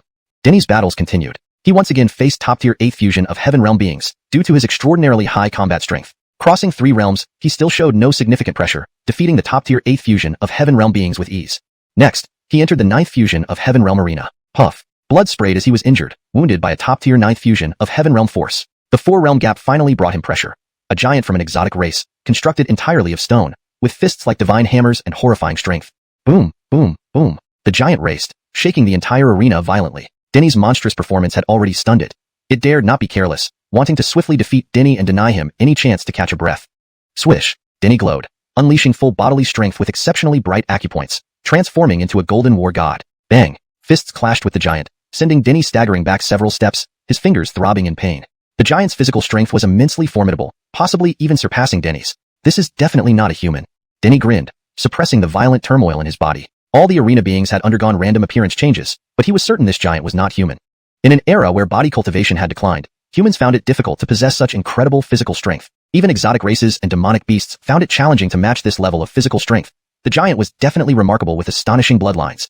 On the other side, the giant's massive eyes gleamed oddly. Denny was correct. It was indeed not human, with truly astonishing bloodlines. Its original form was a mystic tortoise beast, experiencing a reversion phenomenon, its bloodlines surpassing demonic beasts. It could be called a relic beast, having awakened ancient fierce beast bloodlines. With such lineage, its physical strength was unrivaled, even dwarfing other demonic beasts and exotic races. But Denny could contend with it. Their previous clash had also left it worse for wear, nearly shattering its fist, riddled with cracks. What race are you? Its eyes fixated on Denny, instantly ruling out the possibility of him being human. No human could have such incredible physical strength. Swish. Denny moved forward, traversing the air to the giant's proximity. His fists emitted blazing light, brilliant like twin suns. He performed the celestial body fist, a closed combat punch that maximized physical strength. Containing no Dao arts power, it was incredibly powerful, rivaling any mystic fist techniques with a unique charm. The acupoints Jeff Wei and Feng Fu glowed, connecting with others, boosting Denny's physical strength instantly. Previously, he hadn't activated Jeff Wei and Feng Fu, relying solely on other acupoints to dispatch earlier foes. But the giant was different, possessing overly formidable physical strength. Denny needed to unleash his full potential. Jeff Wei, Feng Fu. Oh my god, these are unique acupoints of the human race. He is really a human. All in the viewing seats were astonished. Earlier, they couldn't confirm Denny's race, but now with Jeff Wei and Feng Fu exposed, there was no doubt. He was a genuine human. Exotic races and demonic beasts do not possess Jeff Wei or Feng Fu acupoints. Hashtag chapter 490, breakthrough. Boom, boom, boom. Asterisk. The celestial fist unleashed, Denny engaged the giant in close combat, and the giant's scalp seemed to burst from the pressure. It turned out to be a human. The giant never expected this. Its body was cracking, completely unable to withstand Denny's celestial fist. It curled up into a ball, trying to use its shell as protection. But even its shell couldn't withstand the celestial fist. It began to develop cracks. Admit defeat. It roared internally, connecting with its gladiator token and choosing to concede. It couldn't continue. Otherwise, its shell would be shattered. The shell was undoubtedly the most important part of its body, embodying all its essence. If it were destroyed, it would be equivalent to being crippled. Swish. A powerful force appeared in the arena, stopping Denny, while a grand voice announced his victory. Immediately after, both Denny and the giant were transported out of the arena and returned to their seats in the audience. Continue. Denny felt somewhat excited. He finally faced a battle that put him under pressure, providing excellent training for him. He wanted to continue. Before long, he reappeared in the arena. Many creatures were shocked. Wasn't Denny supposed to rest and recover? Although Denny had won the previous fight against the giant, it wasn't an easy victory, and the energy expenditure was significant. Almost immediately after, Denny initiated another match, surprising everyone. Is this confidence or arrogance? He really doesn't care about winning streaks. This mindset far surpasses ours. Many creatures marveled at how he dared to continue participating in the arena without fully recovering. Just this courage and bravery put him head and shoulders above them. If it were them, they wouldn't dare take such risks, especially not when they were in less than optimal condition. Having reached the 8th Fusion Sky Realm arena, Denny continued to shock people with his incredible victories, drawing more attention than ever. The viewing seats were separated by barriers so voices couldn't pass between them, but most creatures followed Denny through the gambling rings associated with the gladiator tokens. Participation in Denny's gambling ring increased rapidly, faster than any other, which attracted even more spectators. Creatures from the ethereal realm, lesser ethereal realm, and cave ethereal realm also started paying attention. Swish. Rays of light surged, and Denny and his opponent appeared in the arena. This time, Denny's opponent was also a top fighter within the 9th Fusion Sky Realm, a breathtakingly Quinlan. Her expression was solemn, and the moment she and Denny appeared in the arena, she launched a rapid assault toward him. Cold flashes of light shot out, sword chi swept across the entire arena. Ava didn't show any leniency because Denny wasn't in peak condition. She had witnessed his battle with the giant. Her figure was graceful, like a female swordsman. Sword intent was stern, and each blade of light seemed capable of cleaving through heaven and earth, incredibly dazzling and brilliant. Swish. Denny countered, using just one sword strike to split apart all her sword lights. The terrifying sword chi soared to the sky with irresistible power, and his sword intent surpassed hers by an unfathomable margin. Puff puff puff. Bloody mist exploded from her body, and she was sent flying out of the arena, unable to withstand Denny's single strike. What is this sword technique? The woman trembled all over, overwhelmed. Ava had never seen such a powerful sword technique. It could be considered the world's finest. The creatures who had been following Denny were struck speechless. Denny was simply extraordinary, not only possessing an unparalleled physique, but also mastering such a fearsome sword technique. Indeed, this was the first form of the 9 stances sword technique, the ground annihilation stance. Afterward, Denny's figure dissipated, returning to his seat in the viewing area. In Balaverzu, Denny had no background, nor had he publicly used these skills before. Even if he revealed his full potential, the creatures of Balaverzu wouldn't recognize him. Mac and others similarly had no need to worry about exposing themselves by using their techniques. However, Crystal was limited. She couldn't use the mystic arts taught by her master, as it would expose her identity. Her master was not unknown in Balaverzu, but was a well-known powerhouse whom many knew by name. Fortunately, after returning to the Nan clan, she inherited their methods, ensuring she had means to defend herself. Battle after battle, Denny did not pause or rest, continuously fighting in the 9th Fusion Sky Realm. The 9th Fusion Sky Realm creatures gave him considerable pressure, but he found it still wasn't enough. Therefore, without adjusting his state, he kept battling relentlessly, increasing the pressure on himself for better refinement. Boom. Denny was covered in blood, barely standing, but he managed to knock another 9th Fusion Sky Realm creature out of the arena. Finally, he stopped and did not continue. Finally stopped. He's too fierce. Even the top fighters of the 9th Fusion Sky Realm fell to him. Numerous creatures were left in awe. Denny was terrifying. He could still defeat opponents despite his weakened state. In fact, after a few battles, the top fighters of the 9th Fusion Sky Realm feared Denny and hesitated to participate in the matches, hoping to avoid him. But seeing Denny's deteriorating condition, they believed they might have a chance and registered for the matches, only to suffer crushing defeats. In the individualized spaces of the viewing seats, strong forces surrounded the area. From Denny's side, intense light flashed. He stopped fighting not because he was defeated, but because he was about to break through his current realm. Through numerous intense battles, he gained immense refinement and breakthrough, advancing to the 6th Fusion Sky Realm. Then, Denny requested to fight higher-level creatures again, specifically targeting ethereal realm fighters. He needed to solidify his newly attained realm by challenging ethereal realm creatures. Breakthrough? He doesn't know fatigue? Creatures were speechless when Denny's name reappeared in the betting pool, now marked as reaching the 6th Fusion Sky Realm. Such a leap was unlike before. This was a major realm jump. Each major realm brought different principles and powers, nearly impossible to transcend. Denny had just broken through, and his capabilities hadn't stabilized yet he dared to challenge an ethereal realm fighter, something those watching never expected. If he wins this, I'll twist my own head off. The ethereal realm isn't like the previous realms. It's a qualitative leap. No matter how impressive he is, he's destined to fail here. Many creatures bet heavily on Denny's opponent. It was an unsuspenseful match. Denny's chances of winning were almost non-existent. Chapter 491, Divine General. You guys don't know anything. If Berkeley loses, write Simon backwards. Simon completely scoffed when he saw that in the gladiatorial token, a large number of creatures were betting on Denny's opponent to win. Without hesitation, he placed a hefty bet on Denny with origin stones. He had been watching Denny's gambling matches without participating in combat himself and was winning profusely, multiplying his stockpile of origin stones countless times over. Boom. Meanwhile, Denny's battle had commenced. He was engaged in fierce combat with his opponent. Undeniably, the gap between major realms was indeed significant. Denny's opponent was not even at the peak combat strength within the illusory realm, yet Denny faced immense pressure. This was only possible because he had recently broken through. If he hadn't, fighting at the 5th tier Fused Sky Realm, he would have had no chance of winning. Bang, bang, bang. Denny's opponent was ferociously aggressive, having long observed Denny and knowing he was not an ordinary person. Even in this fight where the gap was so vast, he did not dare be careless, treating Denny as a formidable enemy and going all out from the start. One power after another surged out from him, each move overwhelmingly powerful and terrifying, causing the entire arena to shake violently. Denny floated in the air, not daring to clash head-on. His realm was not yet stable, putting him at a disadvantage, unable to unleash his full power and could only dodge first. Boom. Denny's opponent opened his mouth and unleashed a sound wave power, sweeping across the entire arena, forcing Denny into a direct clash. With a bang, Denny fell from the sky, stumbling backward, blood trickling from the corner of his mouth. Denny's opponent was a young man whose palm emitted light. The moment Denny appeared, a bright beam struck suddenly. Thud. Denny's shoulder was pierced, his bones shattered. The difference in realms was too great. Baxter launched another power, a broadsword descending from the heavens. Formed by some ancient blade technique, it was unparalleled in might. Combat in the arena tested strength alone. The use of any magical weapons was strictly forbidden. After all, magical weapons were too powerful, possibly turning the final battles into mere clashes between weapons, robbing living beings of training and improvement opportunities. Denny reacted swiftly, immediately casting the Earth Annihilation Sword technique, sending sword energy surging across heaven and earth to collide with the broadsword. Whoosh! At this moment, a beam of light emerged as an arrow. The youth performed a divine shooting technique, transforming power into arrows, rushing toward Denny at lightning speed. Denny activated 2 acupoints at the top of his head and at the base of his neck, connecting them with others already activated to enhance his physical strength, deflecting the arrow. However, this wasn't the end. Baxter sneered and unleashed more divine shots, countless light arrows raining down, bombarding Denny. Roar! A dragon's roar echoed throughout the arena, its awe-inspiring might pushing Denny to unleash the ultimate power of the heavenly lane fist. With one punch, a 5-clawed celestial dragon bathed in holy light emerged. Though powerful, the light arrows were still astonishingly strong, leaving holes all over the 5-clawed celestial dragon. Denny's eyes shot out beams of intense light as he instantly summoned the White Tiger's sacred technique, unleashing a dazzling white tiger that howled, merging with the celestial dragon to destroy those light arrows. Divine generals! Baxter's expression turned cold as he performed an ancient technique, forming complex hand seals. One by one, luminous generals stepped out of the void. They wielded swords and knives, towering and fierce, exuding an overwhelming aura, resembling gods walking out from ancient times, their divine presence brilliant.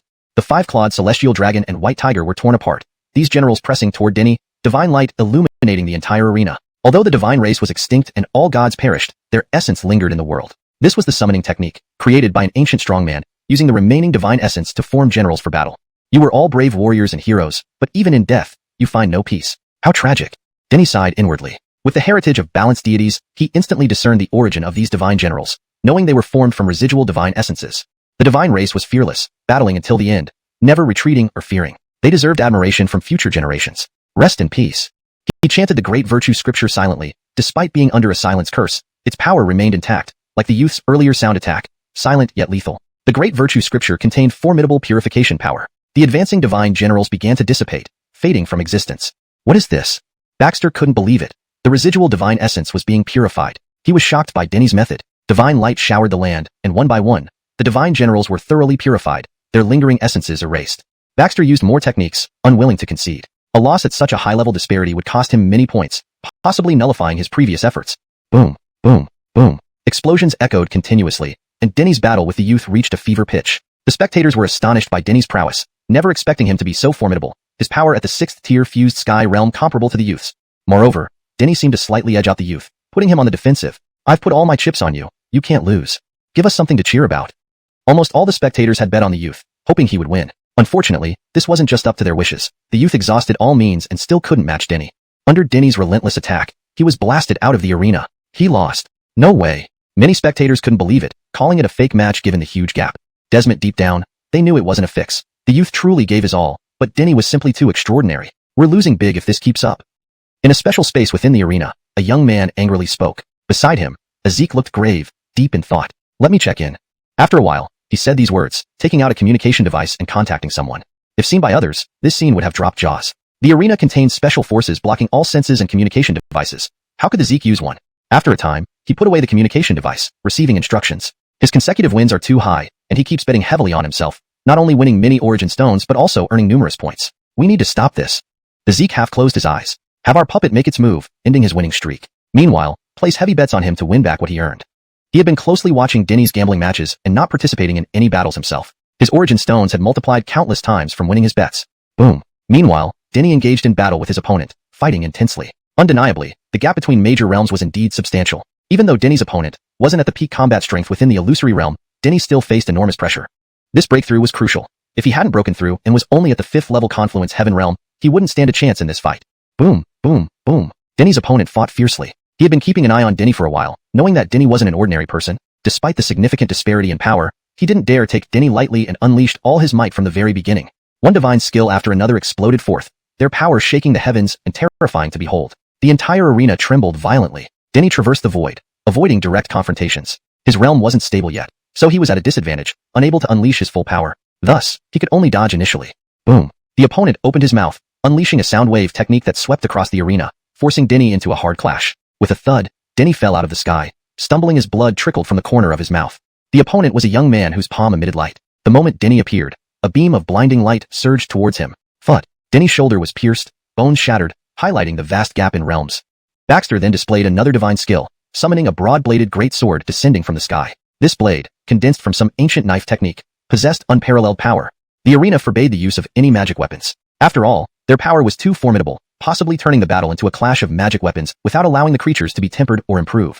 Reacting swiftly, Denny immediately unleashed the Earth Annihilation Sword technique, clashing the sword chi with the broad-bladed sword. Whoosh! At this moment, a glowing arrow appeared as the youth used a divine archery technique, transforming power into arrows and charging toward Denny at breakneck speed. Denny activated the Jeff Hui and Feng Fu acupoints, linking them with others, enhancing his physical strength to deflect the arrow. However, it didn't end there. A sneer hung on the youth's lips as he continued using the divine archery technique, raining down more arrows that densely converged towards Denny. Roar! Lane roars echoed throughout the arena. Denny pushed the heavenly Lane Fist technique to its limit, punching forward, and a five-clawed celestial dragon emerged bathed in holy light. Despite its power, even the heavenly Lane Fist couldn't destroy all the light arrows. Numerous holes punctuated the celestial dragon's body. Two piercing beams shot from Denny's eyes as he instantly invoked the White Tiger Holy Technique. A white tiger, radiant and pure, roared forth, converging with the celestial dragon to obliterate the arrows. Divine General. Baxter's expression turned cold. He unfolded an ancient technique, forming intricate seals with his hands. One by one, golden generals emerged from the void, wielding swords and spears, towering and awe-inspiring, exuding heavenly prowess as if they walked straight from ancient times.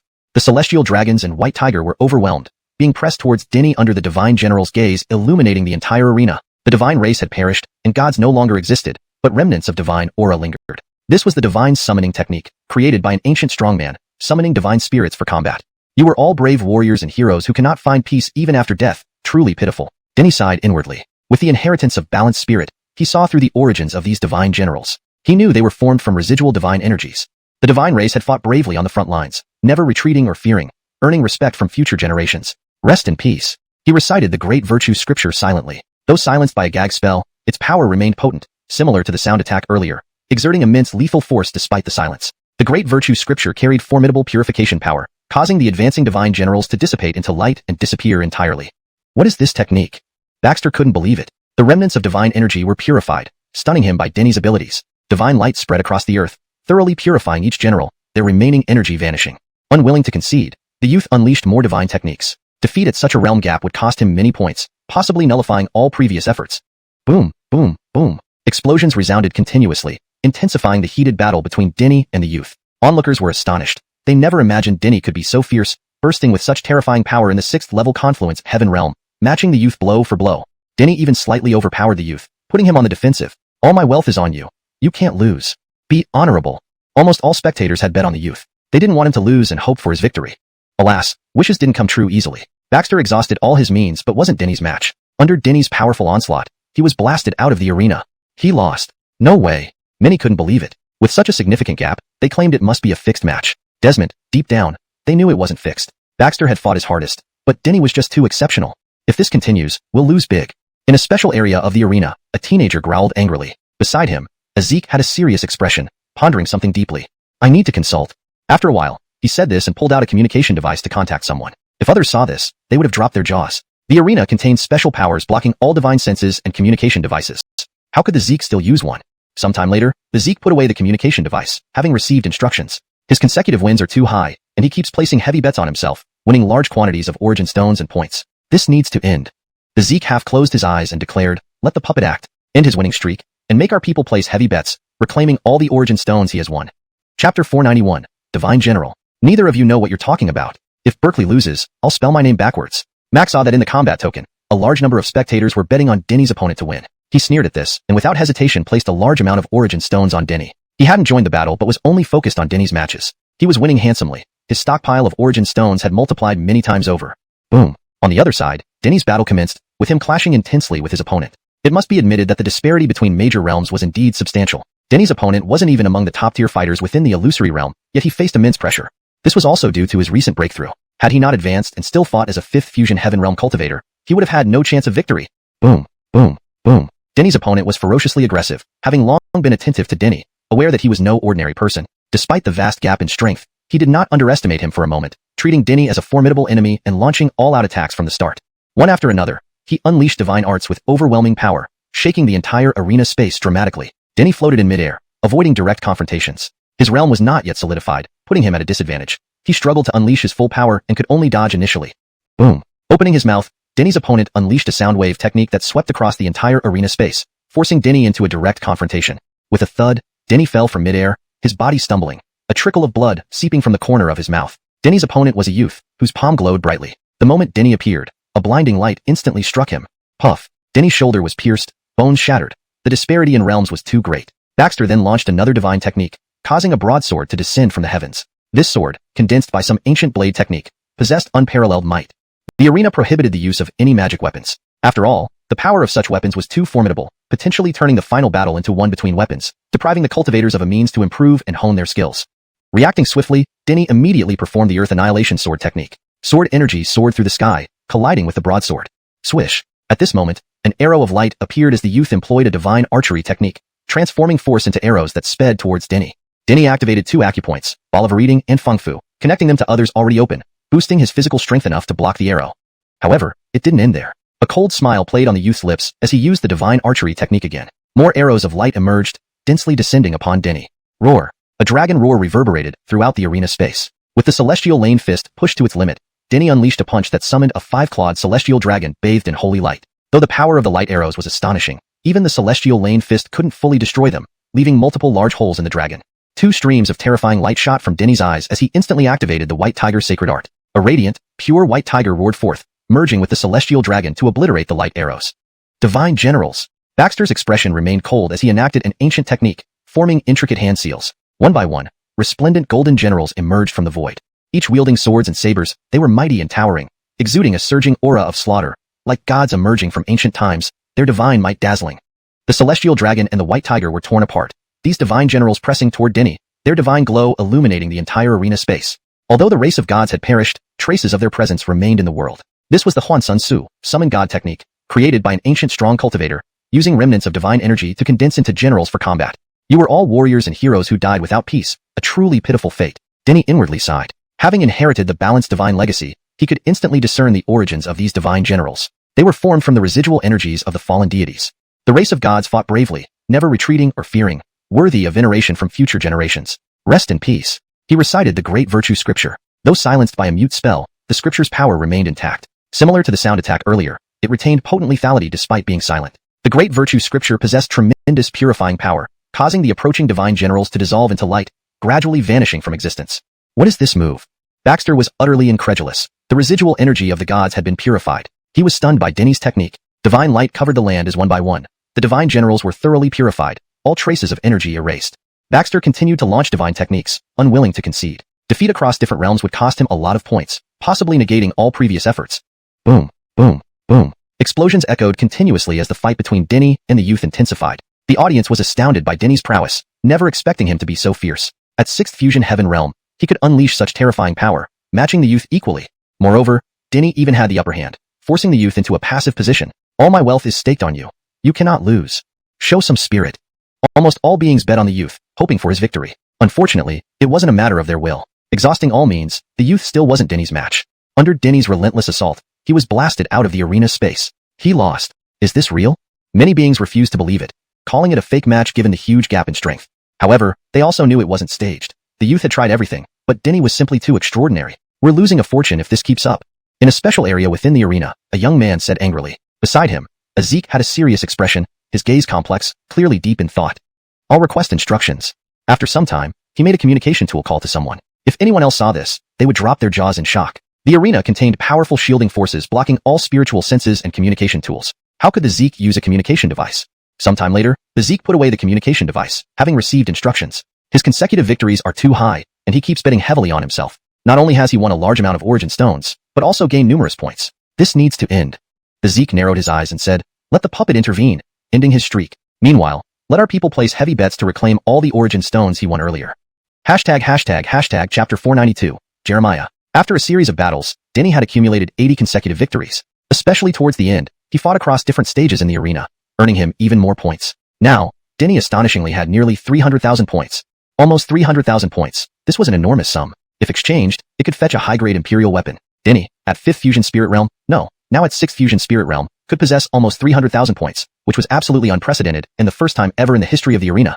Moreover, in every match, Denny would place a large amount of source stones on himself before the battle. By now, he had won over 1 million pounds of source stones. Certain individuals within the arena couldn't sit still anymore. They had other ideas. They wanted to suppress Denny and put an end to his winning streak. After all, the points were redeemable for rewards that came from them. Even more important was that Denny had won too many source stones in the betting rounds. They wouldn't let Denny walk away with so many stones just like that. This was gambling, where no one could win big forever, and they would always find ways to make the winners give back the source stones. Victory after victory, Denny did not stop. He continued signing up for battles. His previous fight was extremely satisfying, and through these battles, he strengthened various aspects of his abilities. He aimed to solidify his realm thoroughly by continuing to fight. The Void Realm creatures were significantly different from those in the Heaven Fusion Realm. This was a qualitative leap. Anyone who crossed into this realm would become incredibly powerful, with very high combat strength. Even first Void Realm entities were formidable. Though Denny had been on a winning streak with his impressive combat strength, he still fell short compared to some top-tier fighters in the Void Realm. He wouldn't face a top-tier fighter right away, but needed a few more battles to reach that level. By then, his realm would be thoroughly stabilized, and he'd have confidence to challenge a top-tier Void Realm fighter. Soon, he was matched against a creature named Jeremiah. Denny reviewed Jeremiah's past performance as usual. This record is pretty impressive. Jeremiah had participated in 30 matches and lost only 2, boasting a remarkable win rate. Despite this, Denny, driven by supreme confidence, still placed bets on himself. In this battle, he wagered all the source stones he had won previously. From the first match onwards, Denny had consistently bet everything he won. The outcome of the previous match caught many off guard, causing numerous beings to lose everything. However, it also made these beings believe more in Denny's strength. This time, almost everyone placed their bets on Denny, while only a handful, less than 100, supported Jeremiah. These few people, however, placed exceptionally high bets, seemingly prepared to recover all the source stones wagered on Denny in one go. Going all in and burning their bridges, these guys are ruthless, wanting to win a grand slam in one go. Isn't this just like me earlier? Thinking of winning big, but ending up losing everything. On second thought, Jeremiah does deserve such heavy bets. With such a high win rate, losing only 2 out of 30 matches. Should I also place some bets on Jeremiah? The thoughts of the betting audience varied widely, but there wasn't much suspicion cast on the few who heavily bet on Jeremiah. Jeremiah clearly seemed stronger than the previous opponent, and they would have bet similarly if in Jeremiah's position. However, they had suffered severe losses in previous rounds and felt that Denny might achieve another miracle. So, they borrowed a large amount of source stones and bet on Denny. Spit it all out. In a special area of the arena, a young man with a smug smile said, "No one can leave the arena with 1 million pounds of source stones." He had already arranged for Jeremiah to secure a decisive victory this time around without any defeat. Not long after, Denny's figure disappeared from his seat, appearing in the arena space alongside Jeremiah. Jeremiah was a young teenager, his expression cold, eyes piercing with sharp light. He launched his attack immediately, moving so swiftly that he appeared before Denny in an instant, like a streak of lightning. The speed was astonishing, leaving Denny unable to react. Jeremiah's punch, carrying immense power, struck Denny's chest before he could defend himself.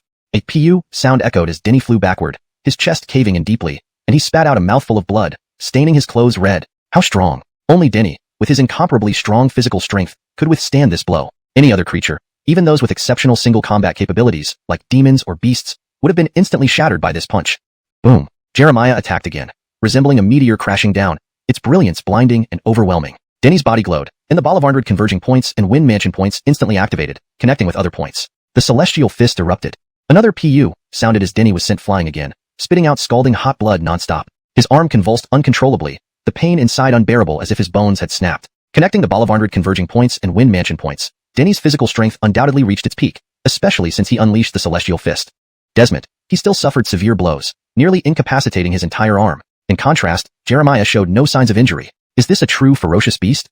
Denny couldn't suppress his shock. Even remnants of beasts with partially awakened ferocious bloodlines couldn't possibly possess such terrifying physical strength, unless it was the offspring of a true ferocious beast with fully awakened ferocious bloodline. Only then could they exhibit such monstrous physical strength. Or could he be a pure-blooded original demon clan? Pure-blooded original demons could also have such terrifying physical strength. But whether it was a pure-blooded ferocious beast or an original demon clan, both scenarios seemed implausible at the moment. It's crucial to understand that such pure-blooded ferocious beasts and original demons, if they existed, were extremely rare even in ancient times. As for Jeremiah being human, Denny hadn't considered it. Jeremiah showed no signs of opening human acupoints, which would make it difficult for a human to have such formidable physical strength without opening acupoints. I can't believe how strong he is. Incredible. Am I going to die? Borrowed so many source stones, and now I'm about to lose everything again. In the audience stands, countless creatures cried out, overwhelmed by Jeremiah's overwhelming strength. At this rate, Denny would be defeated soon. They filled with regret, originally borrowing source stones to recoup their losses, only to likely lose everything this time. If given another chance, they swore they wouldn't borrow source stones to continue participating in the betting rounds. They were doomed to spend their future repaying debts. ##### Chapter 493. Overwhelming defeat. What the hell? Where did such a freak come from? Mac was stunned. Even with Denny's full body strength unleashed, he couldn't match this opponent. He had never seen anything like it before. Bang, bang, bang. Jeremiah's expression remained cold as he continued his relentless assault, decisively and fiercely giving Denny no room to breathe. Approaching at an incredible speed with terrifying force that made the air tremble, Jeremiah pursued Denny into the void. Denny crossed the void, vanishing instantly from his spot, but Jeremiah was already on his trail, catching up in the space between dimensions. A radiant glow enveloped Jeremiah's fist, blindingly brilliant, striking Denny once more and sending him plummeting back down through the void. Blood spattered everywhere, and chunks of flesh mixed with bone fragments flew all around. Denny suffered severe injuries. The power behind that punch was horrifying. What kind of speed is this? He could chase straight into the void? Even Denny felt alarmed. He faced an unimaginable foe. How could someone be this strong? The peak combat power of a first-layer void realm might not even match this level of strength. Roar. Denny emitted the white tiger roar, silent yet radiating immense sonic waves to block Jeremiah's advance. However, Jeremiah's body glowed with an intense light, cutting straight through the powerful sound wave attack unscathed and without slowing down. What the hell? Even Denny found it unbelievable. The white tiger roar can attack both physically and spiritually. Could Jeremiah's spiritual power also be this frightening? He had never encountered anyone so bizarre. Not even the descendants of the Holy Clan could compare. Whoosh! Jeremiah struck again, his speed unimaginable. In the blink of an eye, he was upon Denny, landing another devastating punch. Denny's fist crumbled under the impact, his body battered and forced back far away, almost falling to the ground. With superhuman speed and monstrous physical strength, Denny had never faced such a formidable enemy. How incredible! Who on earth is he? Such a freak has never been heard of in the arena before. All the creatures watching the battle were dumbfounded. Jeremiah's abnormality was shocking. They had been participating in arena gambling for a long time and had never seen someone this bizarre. It was clear that Jeremiah had concealed his true strength in previous fights. Otherwise, they would have some recollection. His current performance was so astonishing that even if Jeremiah had used a different name earlier, they would still have remembered him. Jeremiah had hidden his true power until now, facing an even more monstrous opponent named Thorn, finally unleashing his full potential. First came the freakishly strong Thorn, then there's this even stronger Jeremiah. These factions are indeed hiding their best. Such extraordinary freaks should have been shining stars long ago, but I have no memory of them. They were filled with endless thoughts, realizing they didn't understand these factions as well as they thought. The identities of Thorn and Jeremiah remained a mystery. They couldn't even make a guess. In the merging Heaven Realm and Void Realm, they couldn't think of any faction member who could be Thorn or Jeremiah. Bang, bang, bang. Jeremiah's attacks were relentless, leaving Denny no breathing room, constantly bombarding him with overwhelming force. However, Denny wasn't easy prey. He kept holding on despite Jeremiah's relentless onslaught. Onlookers called it the most spectacular battle ever, a confrontation between two top-tier freaks. Moreover, they were amazed by Denny's resilience. Jeremiah was incredibly abnormal and at a higher realm. Desmond, Denny, still in the merging Heaven Realm, managed to hold his ground against Jeremiah's continuous attacks, a feat that scared them. If they were to face Jeremiah using their 6th-layer merging Heaven Realm, they doubted they could survive a single strike. Even if they were at the same realm as Jeremiah, they wouldn't stand a chance and would be easily defeated. Explosions echoed continuously as Jeremiah's attacks became fiercer. With his incredible speed, even Denny's spatial technique struggled, causing Denny significant headaches. To surpass spatial techniques shocked Denny further, especially since he detected no traces of divine powers. This speed might just be Jeremiah's natural attribute. What kind of creature possessed such speed? Denny was greatly startled, realizing he hadn't truly reached invincibility. There were still beings out there more monstrous than him. One sword destroys the earth. Denny performed the 9th sword technique, releasing supreme sword intent and a dazzling sword beam that slashed towards Jeremiah. Jeremiah countered with a single palm strike, rolling with titanic force. The one sword destroys the earth technique disintegrated, breaking into shards of light amid the overwhelming force. So powerful. Jeremiah's strength was beyond imagination. Without using any divine powers or arcane arts, he solely relied on sheer power to dismantle the technique. Overlap. Denny combined the Celestial Lane Fist and Sacred White Tiger technique, generating a massive shockwave that advanced forward. A 5-clawed Celestial Dragon and a Sacred White Tiger intertwined, blending their forces and shaking the entire arena. However, Jeremiah simply extended a hand, firing 5 blazing beams from his fingers, shattering both the Celestial Dragon and the Sacred White Tiger instantly. This was clearly not a match of equals. The power disparity was too great. Denny seriously doubted whether Jeremiah was genuinely only a first-layer Void Realm combatant. Indeed, even the top first-layer Void Realm combatants within the arena had similar doubts. Too fierce. Even they admitted they couldn't achieve such intensity. Even second- and third-layer Void Realm combatants felt uncertain. They lacked confidence to face such a Jeremiah. Heaven, how did he lose those 2 battles? Who could defeat him? Many spectators were astounded. Jeremiah was outrageously strong and had barely begun using any divine powers, relying purely on brute strength to overwhelm Denny. They truly didn't know how Jeremiah lost those 2 matches. Was there anyone within the first-layer Void Realm who could beat Jeremiah? Mo Kid is getting beaten so badly? Moira, just finishing its own battle, saw Denny being overpowered by Jeremiah. Its eyes nearly popped out. Denny always beat others. It had never seen Denny get beaten like this. Is this too unreal to be believed? Mac murmured, sensing something off. He knew Denny inside out and understood just how exceptional Denny was in every aspect. Even ancient geniuses would find it hard to outshine Denny. Although Jeremiah had a realm advantage, Denny shouldn't be suffering this much. Not even the renowned geniuses from ancient times could possess such strength in the first layer void realm. Chapter 494, Depleting Potential. Jeremiah was overwhelmingly powerful and terrifying, breaking one of Jarrett's great magical arts after another. Jarrett felt heavy-hearted. He had never encountered such a difficult opponent before. However, he did not show any sign of discouragement. On the contrary, the light in his eyes shone even more brightly and clearly than before.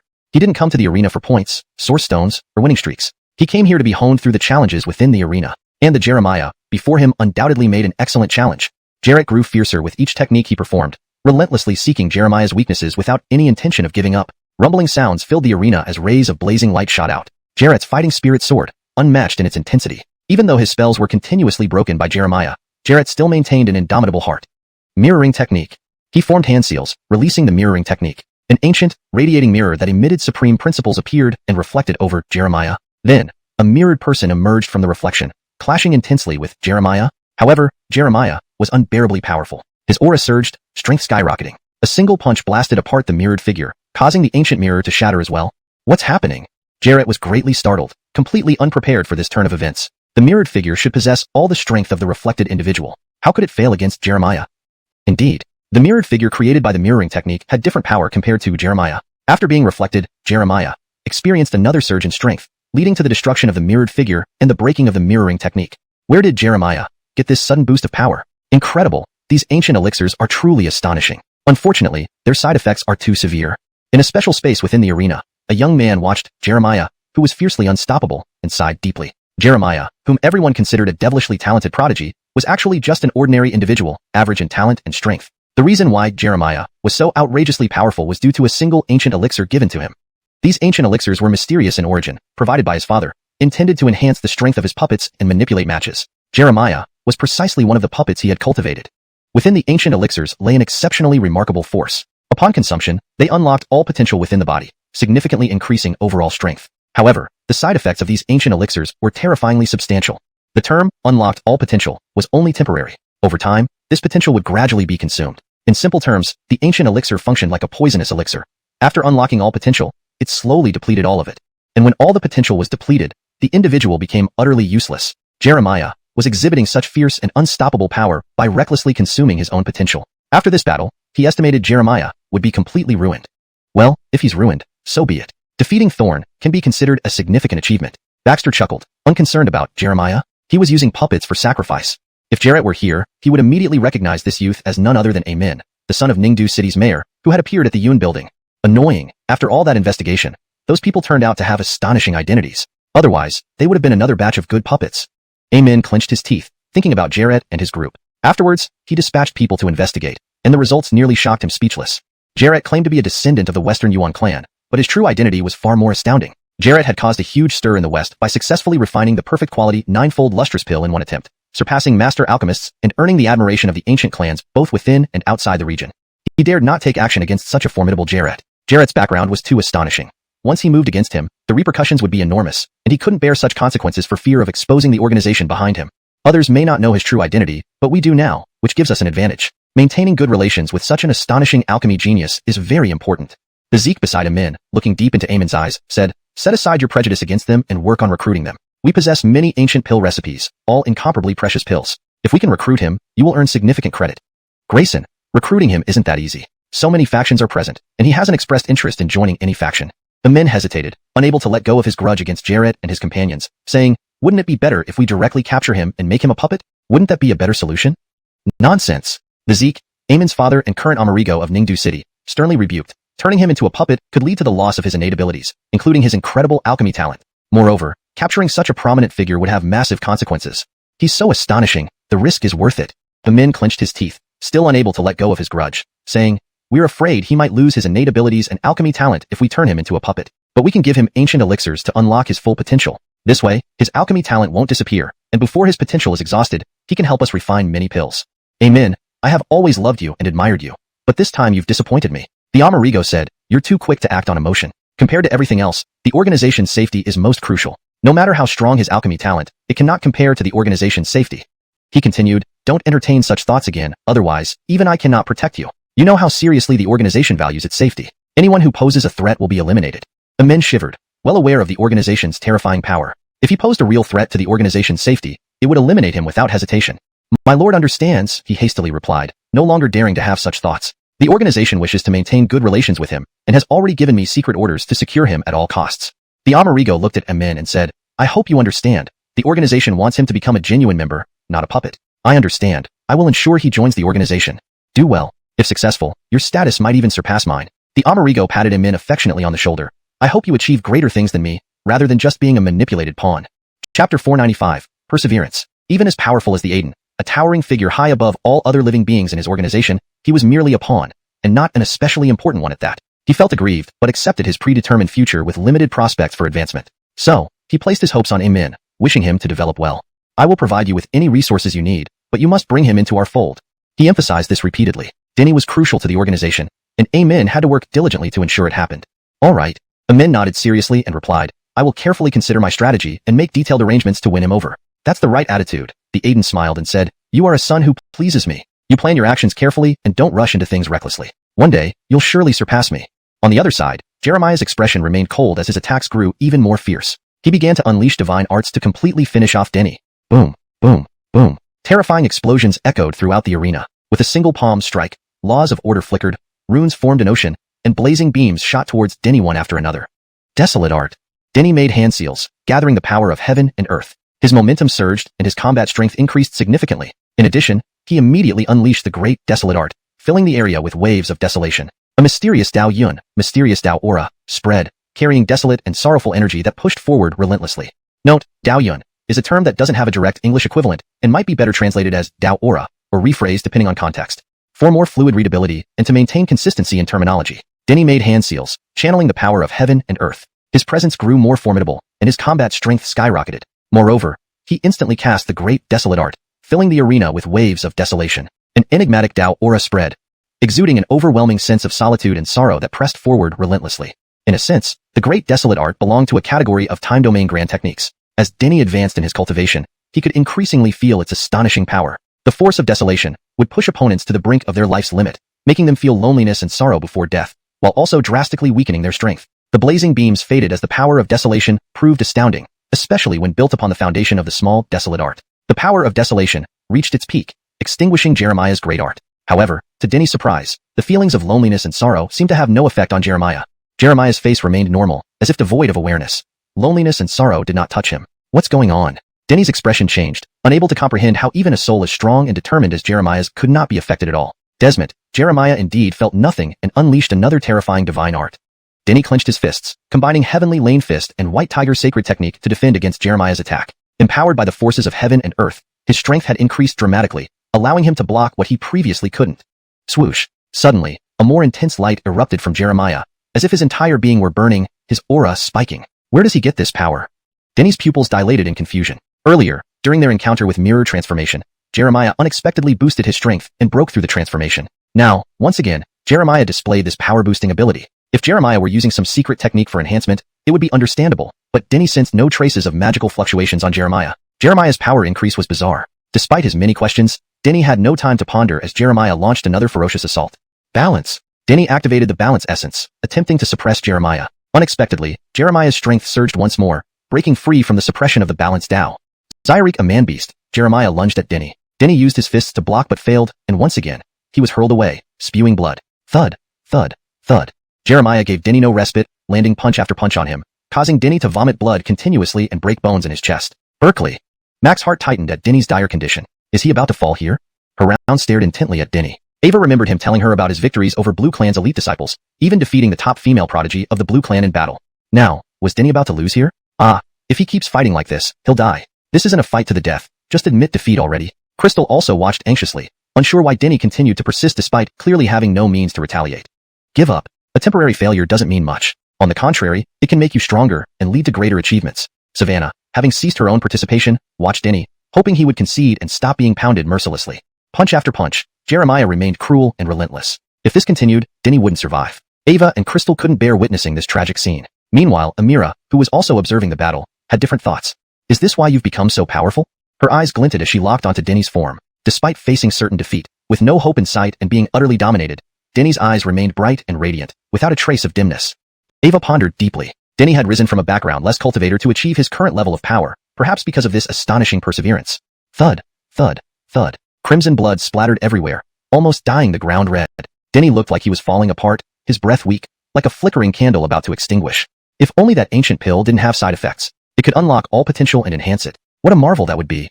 In the special space within the arena, Emin gazed at the formidable Jeremiah, filled with admiration. Even fully unlocking his potential, Jeremiah wouldn't be this powerful. It was the strength of the ancient pill that had greatly enhanced Jeremiah's capabilities. This is why the organization desperately wants Denny to join.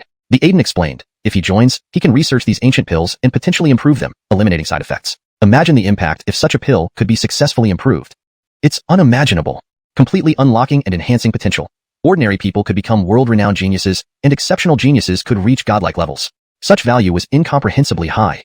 Chapter 496, The Righteousness-Seeking Pill. Boom, boom, boom. Jeremiah remained cold and indifferent, not caring how severely injured Denny was. His only concern was keeping Denny alive. If Denny didn't concede, Jeremiah would have to knock him out of the arena to win, a goal he relentlessly pursued. No matter how formidable Jeremiah's strength was, or how thoroughly he restrained Denny, Denny wasn't so easily subdued. He kept surging back from the edge of the arena every time. Denny's entire body shook with injuries, almost turning him into a blood-soaked figure, but his eyes still sparkled brightly, undimmed by any shadow of despair as he continued to strategize on how to defeat Jeremiah.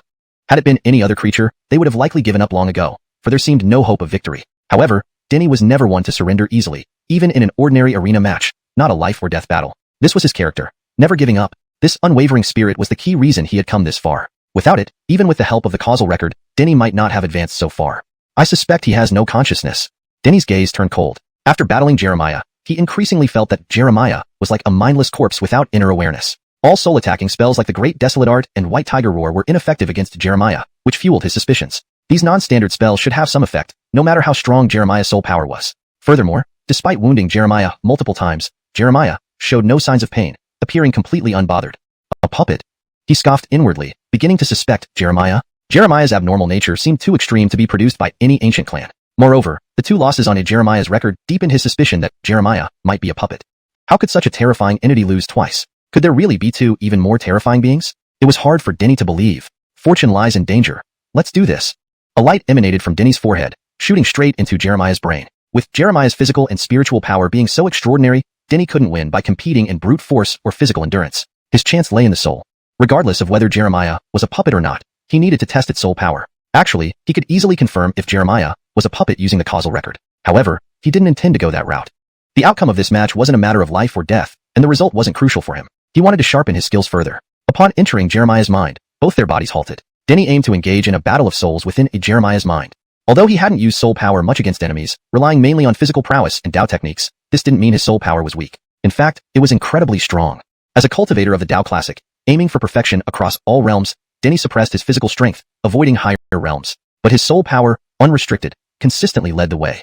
His soul power had already transcended the realm of form, allowing him to confidently enter Jeremiah's mind for a soul battle, not driven by impulsive recklessness. Isn't he asking for death? The men laughed. Physical injuries can heal, but damaged souls are serious business. Though Jeremiah was a puppet, stripped of original consciousness and with reduced soul power, it was augmented by ancient pills, making it exceptionally strong. By daring to challenge Jeremiah's soul, Denny was risking severe damage, potentially becoming a vegetable. What a waste to ruin such a talent. It would have been better to capture and convert him into a puppet. Amen lamented. The arena maintained strict anonymity, preventing participants from knowing each other's true identities. Desmond, for Eamon's organization, uncovering identities was trivial. The deployment of puppets is irreversible, sighed the Everard. Our organization also had interest in Thorn, investigating their true identity before this incident. Despite control over puppets, once inside the arena, nothing could be done. The arena blocked all external forces, leaving no way to recall or stop the puppet. Meanwhile, Denny's soul tore through layers of defenses into Jeremiah's mind, finally reaching Jeremiah's soul essence. Immediately, their soul essences clashed. The terrifying aspect of the arena was evident here. Even in the core of Jeremiah's soul, Denny couldn't perceive the puppet's true self, and the soul avatar mirrored the physical appearance of Jeremiah. Moreover, the silent spell cast on them ensured neither could communicate verbally or telepathically. Indeed, Denny sneered, confirming his suspicions after engaging Jeremiah's soul. Jeremiah lacked original consciousness, and its soul essence displayed only primal instincts, a clear indication of a puppet. Now everything makes sense. Denny's eyes shone. Using the causal record, he uncovered the organization behind Amen and learned about the purpose of puppets. They must have targeted me because of my consecutive victories and accumulated soulstones. Pity about the righteousness-seeking pill, specially concocted by ancient sages for the fight against the Netherworld organization. The righteousness-seeking pill was what Amen gave to the puppet. When Denny investigated Amen with the causal record, the pill also appeared in the records. Chapter 497. Also a pitiful person. The The Bolivaranquin organization was terrifying and powerful, engaging in deadly battles with the ancient era's living beings. Countless lives were lost in that battle, even though the search origin technique was created by the senior Dovey to uncover the details of the Bolivaranquin organization within various forces. But that battle was extraordinarily arduous, almost devoid of hope. Later on, the ancient sages skilled in alchemy emerged. They collaborated to refine a pill capable of fully unlocking the potential within living beings and significantly boosting their combat strength by burning out this potential. Even if one's life could be saved after the potential is exhausted, they would be destined for ruin. Hence, the ancient sages named this pill, Ava Avang Chu E pill, sacrifice one's Zairi for justice pill. In the face of significant matters, there are always many heroes who stand up. Bolivarmans, gods, other races, legacy beasts, etc. Many of them took the Ava Avang Chu E pill without fear of death and engaged in fierce battles with the Bolivaranquin organization, burning out their potential. It was precisely because of these fearless heroic beings' sacrificial battles that the Bolivaranquin organization suffered severe damage, laying the foundation for its downfall. Many of these pills still remained, scattered everywhere. Amon's organization obtained some of these pills and used them on puppets. The benevolently crafted Ava Avang Chu E pill's purpose was completely distorted by Amon's organization's selfish intentions. At Jeremiah's soul location, Denny's tiny soul was engaged in fierce battle with Jeremiah's tiny soul. Normally, Denny's soul power could easily destroy a first-stage illusion cultivator soul without any strain, let alone Jeremiah, who only retained some instincts as his original consciousness was long gone. However, despite Jeremiah's original consciousness being erased, the effects of the Ava Avang Chu E pill were astonishingly potent, not only stimulating all aspects of potential but also enhancing it, making Jeremiah's soul match Denny's evenly. Denny's soul even seemed to be slightly disadvantaged at times. He's finished, utterly ruined. Blood is flowing from his nose and mouth, indicating his tiny soul has been injured, affecting his physical body. How dare he? Jeremiah clearly showed remarkable soul power, yet he dared to enter Jeremiah's soul domain to fight. It's Jeremiah's home ground. Those observing from the spectator seats sighed heavily. An injury to the soul is the most severe harm. Thorn might end up thoroughly crippled because of this. Is winning or losing so important? Why push so hard? Crystal gritted her teeth and said, evil people, not only harsh on others but even harsher on themselves. Mac, who was always steady and trusted in Denny's abilities, felt anxious and unable to calm down at this moment. He might really become crippled. He muttered softly to himself, looking grim with concern over Denny's safety. I'm waiting for you to help me activate all my bloodlines, then we can fight together. You shouldn't disappoint me, right? On the other side, the kitten's high-spirited tail drooped, sounding sad as Denny's condition worsened. Though its appearance had changed randomly, it remained an animal, currently resembling a leopard with patterns. I believe in you. Amira's clear eyes shone brightly. She spoke few words, trusting that Denny would definitely come through. Denny was the most extraordinary person she had ever met, rising step by step with no background, solely relying on his own abilities. Ava believed Denny's journey wouldn't end here. If you lose and become a fool, I'll take care of you even if others won't. If I have food, you will have drink too. Savannah's eyes were wet with tears dripping onto the ground. Ava was pampered since childhood, spoiled by everyone around her. Her mother made her travel with Denny to help her grow better, and during this journey, she and Denny formed a deep friendship. Seeing everything now beyond change, she couldn't stop Denny's battle, so she prepared for the worst while vowing inwardly that no matter what happened to Denny, she wouldn't abandon him. Damn, I underestimated Thorn. No wonder he dared to fight Jeremiah's soul directly. He indeed possesses such prowess. Blood is streaming from his nose and mouth, but Jeremiah looks worse. His whole body is trembling violently, covered in cracks, bleeding profusely. Before long, those observing the battle couldn't help but exclaim in shock. They had jumped to conclusions too early. Denny entering Jeremiah's soul domain wasn't seeking death but rather proving he had the ability to triumph over Jeremiah. On the other side, within Jeremiah's soul realm, intense shaking persisted. Denny demonstrated Soul Fist, displaying immensely formidable soul power, breaking free from the disadvantage and starting to overwhelm Jeremiah's soul. Soul Fist is derived from the Tao Canon, similar to Celestial Body Fist, which is a physical body technique, while Soul Fist targets the soul. Clearly, Jeremiah hadn't practiced much soul cultivation, having strong soul power but struggling to utilize it effectively. With the unparalleled Soul Fist, Denny's already formidable soul power grew stronger and stronger. Puff, puff, puff. Jeremiah's tiny soul spewed black blood, each drop representing essence of life, causing grave injuries with every expulsion. I hope this can help you, Denny sighed internally, his attacks becoming fiercer. He didn't aim to kill Jeremiah, but to assist him. Although he knew this aid might not be very effective, Jeremiah was pitiable, and he couldn't bear to see him suffer, wanting to lend a hand. Indeed, Denny's fierce attacks aimed to awaken the remnants of Jeremiah's consciousness. Jeremiah's main consciousness had been erased, but residual awareness still lingered. If Jeremiah's entire consciousness were obliterated, he would become a walking corpse, easily exposing him.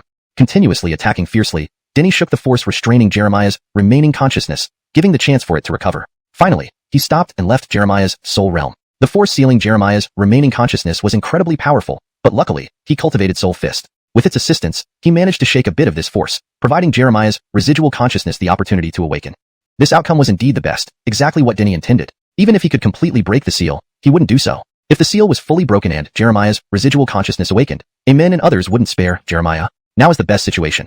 The seal was only shaken slightly, making it hard for outsiders to notice, thus ensuring Jeremiah's safety more securely. Chapter 498, Miles. Denny's soul returned to his body, while Jeremiah's physical form remained motionless. Denny expelled Jeremiah from the arena space. Just before Jeremiah was flung out, Denny unfolded the book of cause and effect and conducted a causal investigation on Jeremiah. He didn't unfold the book for any other reason, but to understand Jeremiah's true identity so he could help him. Jeremiah's situation was pitiful. Not only had he been turned into a puppet, but he had also consumed an ancient pill, burning through all his potential. Had Denny not met him, it might have gone unnoticed, but now that he did encounter him, he couldn't turn a blind eye.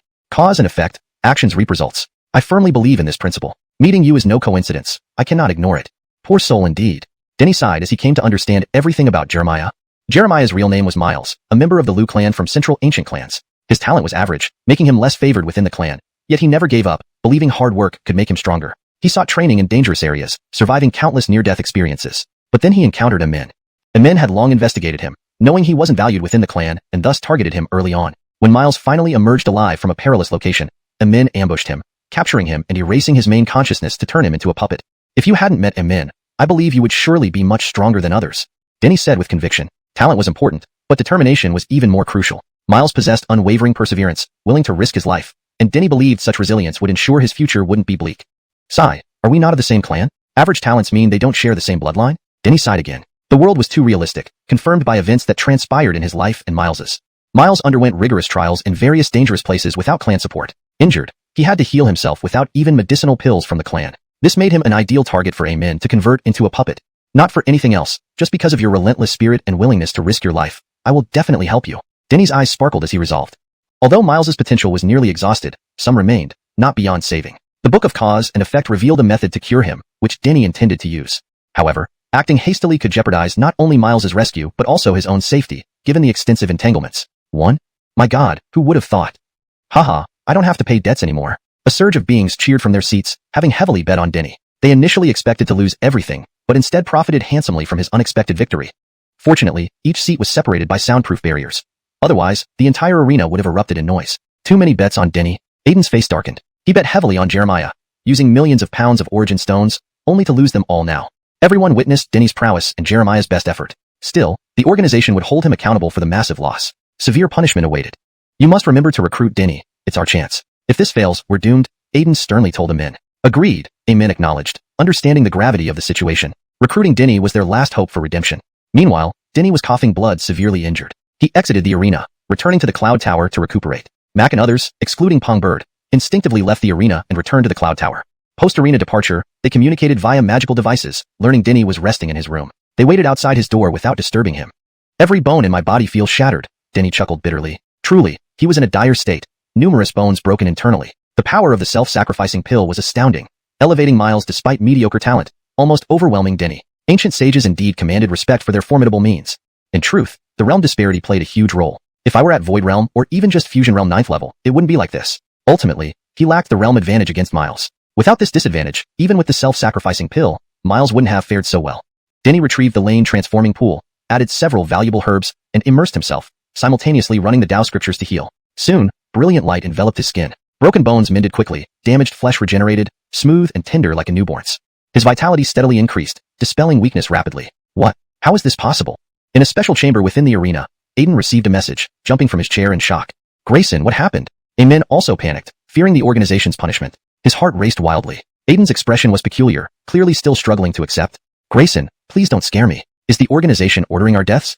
Seeing Aiden's face, Emin became even more terrified. Finally, Aiden spoke. The so-called Thorn we aim to recruit is Denny. What? Emin jumped up. Thorn was Denny? Finally, he understood why his father looked so strange. For a moment, even Emin couldn't accept this news.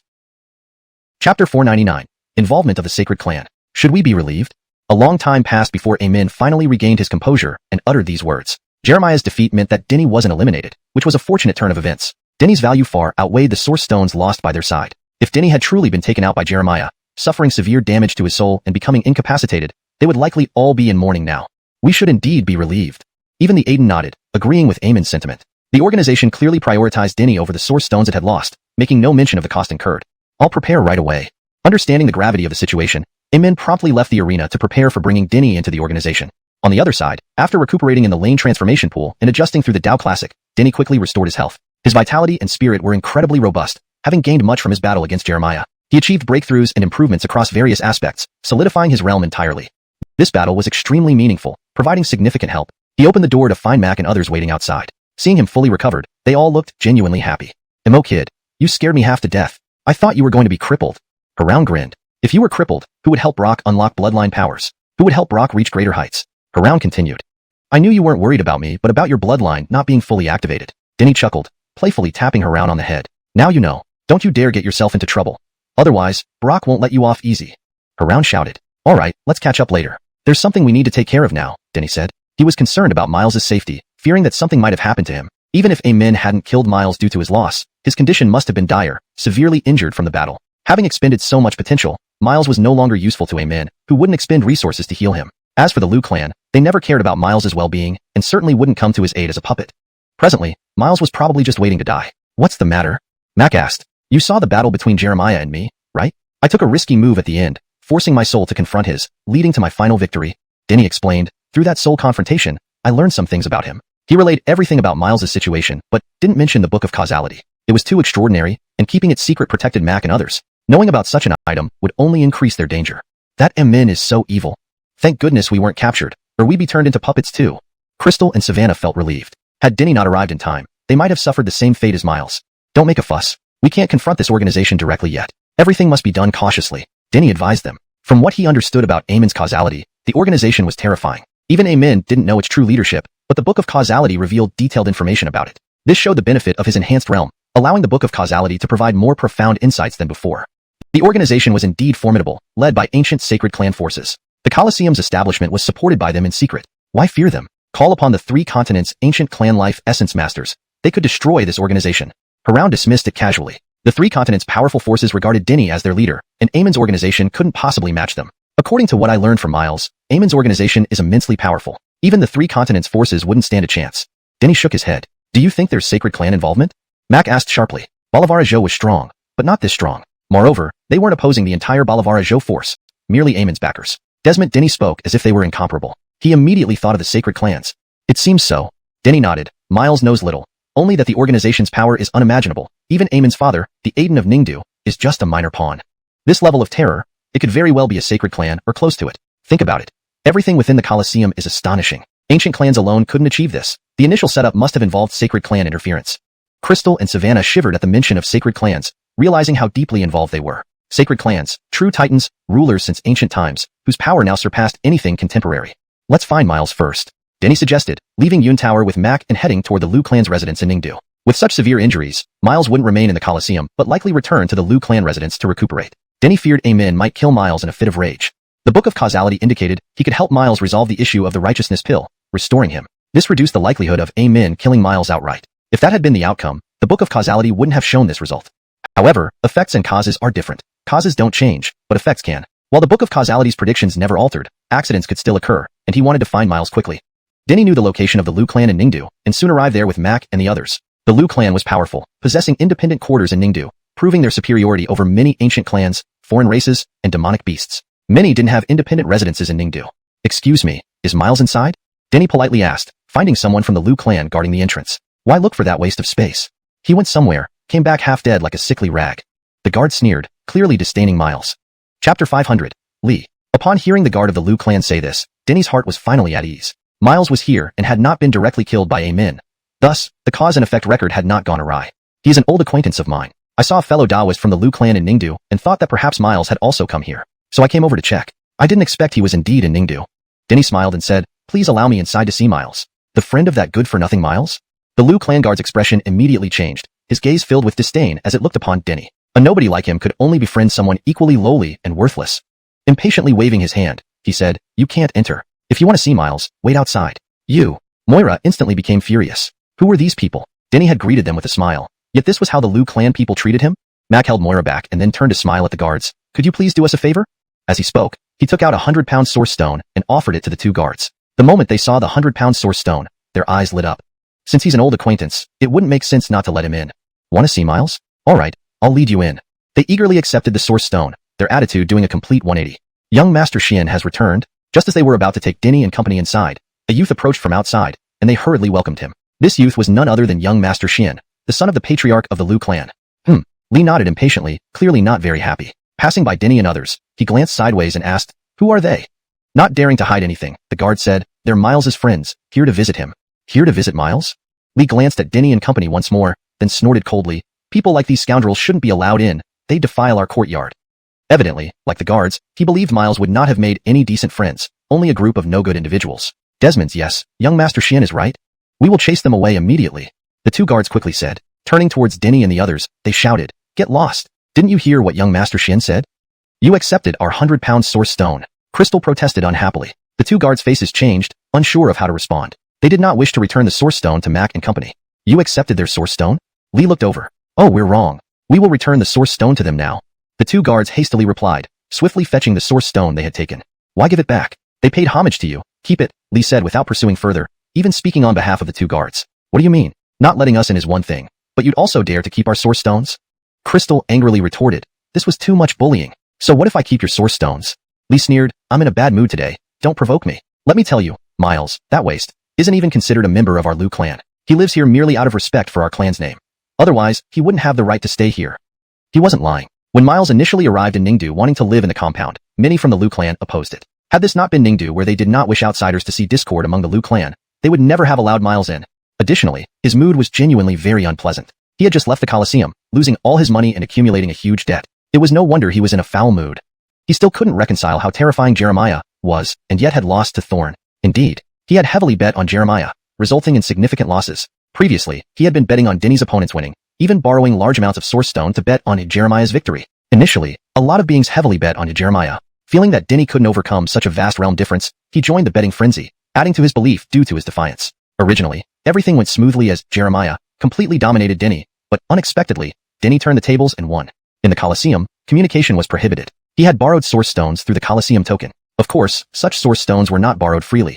He had pledged numerous valuable treasures as collateral. The Colosseum token possessed a loan function. At the end of the day, he remains a member of your Lu clan. Are you treating your kin like this? Denny's voice turned chilly. Li's blatant disdain for Miles brought back painful memories of his own past experiences, when something happened to his parents, and the Mo family treated him differently. Anger burned within him. How you treat your kin is your business. But it's none of an outsider's business to instruct me.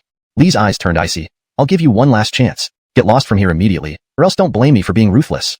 How ruthless? Come, let Tiger Grandpa show you. Moira could no longer tolerate this humiliation and stood up to Li. When had Li ever been challenged like this? Especially while harboring resentment himself. If you want to die, I'll grant you that. Li sneered and struck immediately, his hands emitting terrifying power, sweeping towards Moira. Roar. Moira roared, unleashing the white tiger holy art fearlessly, meeting the attack head-on.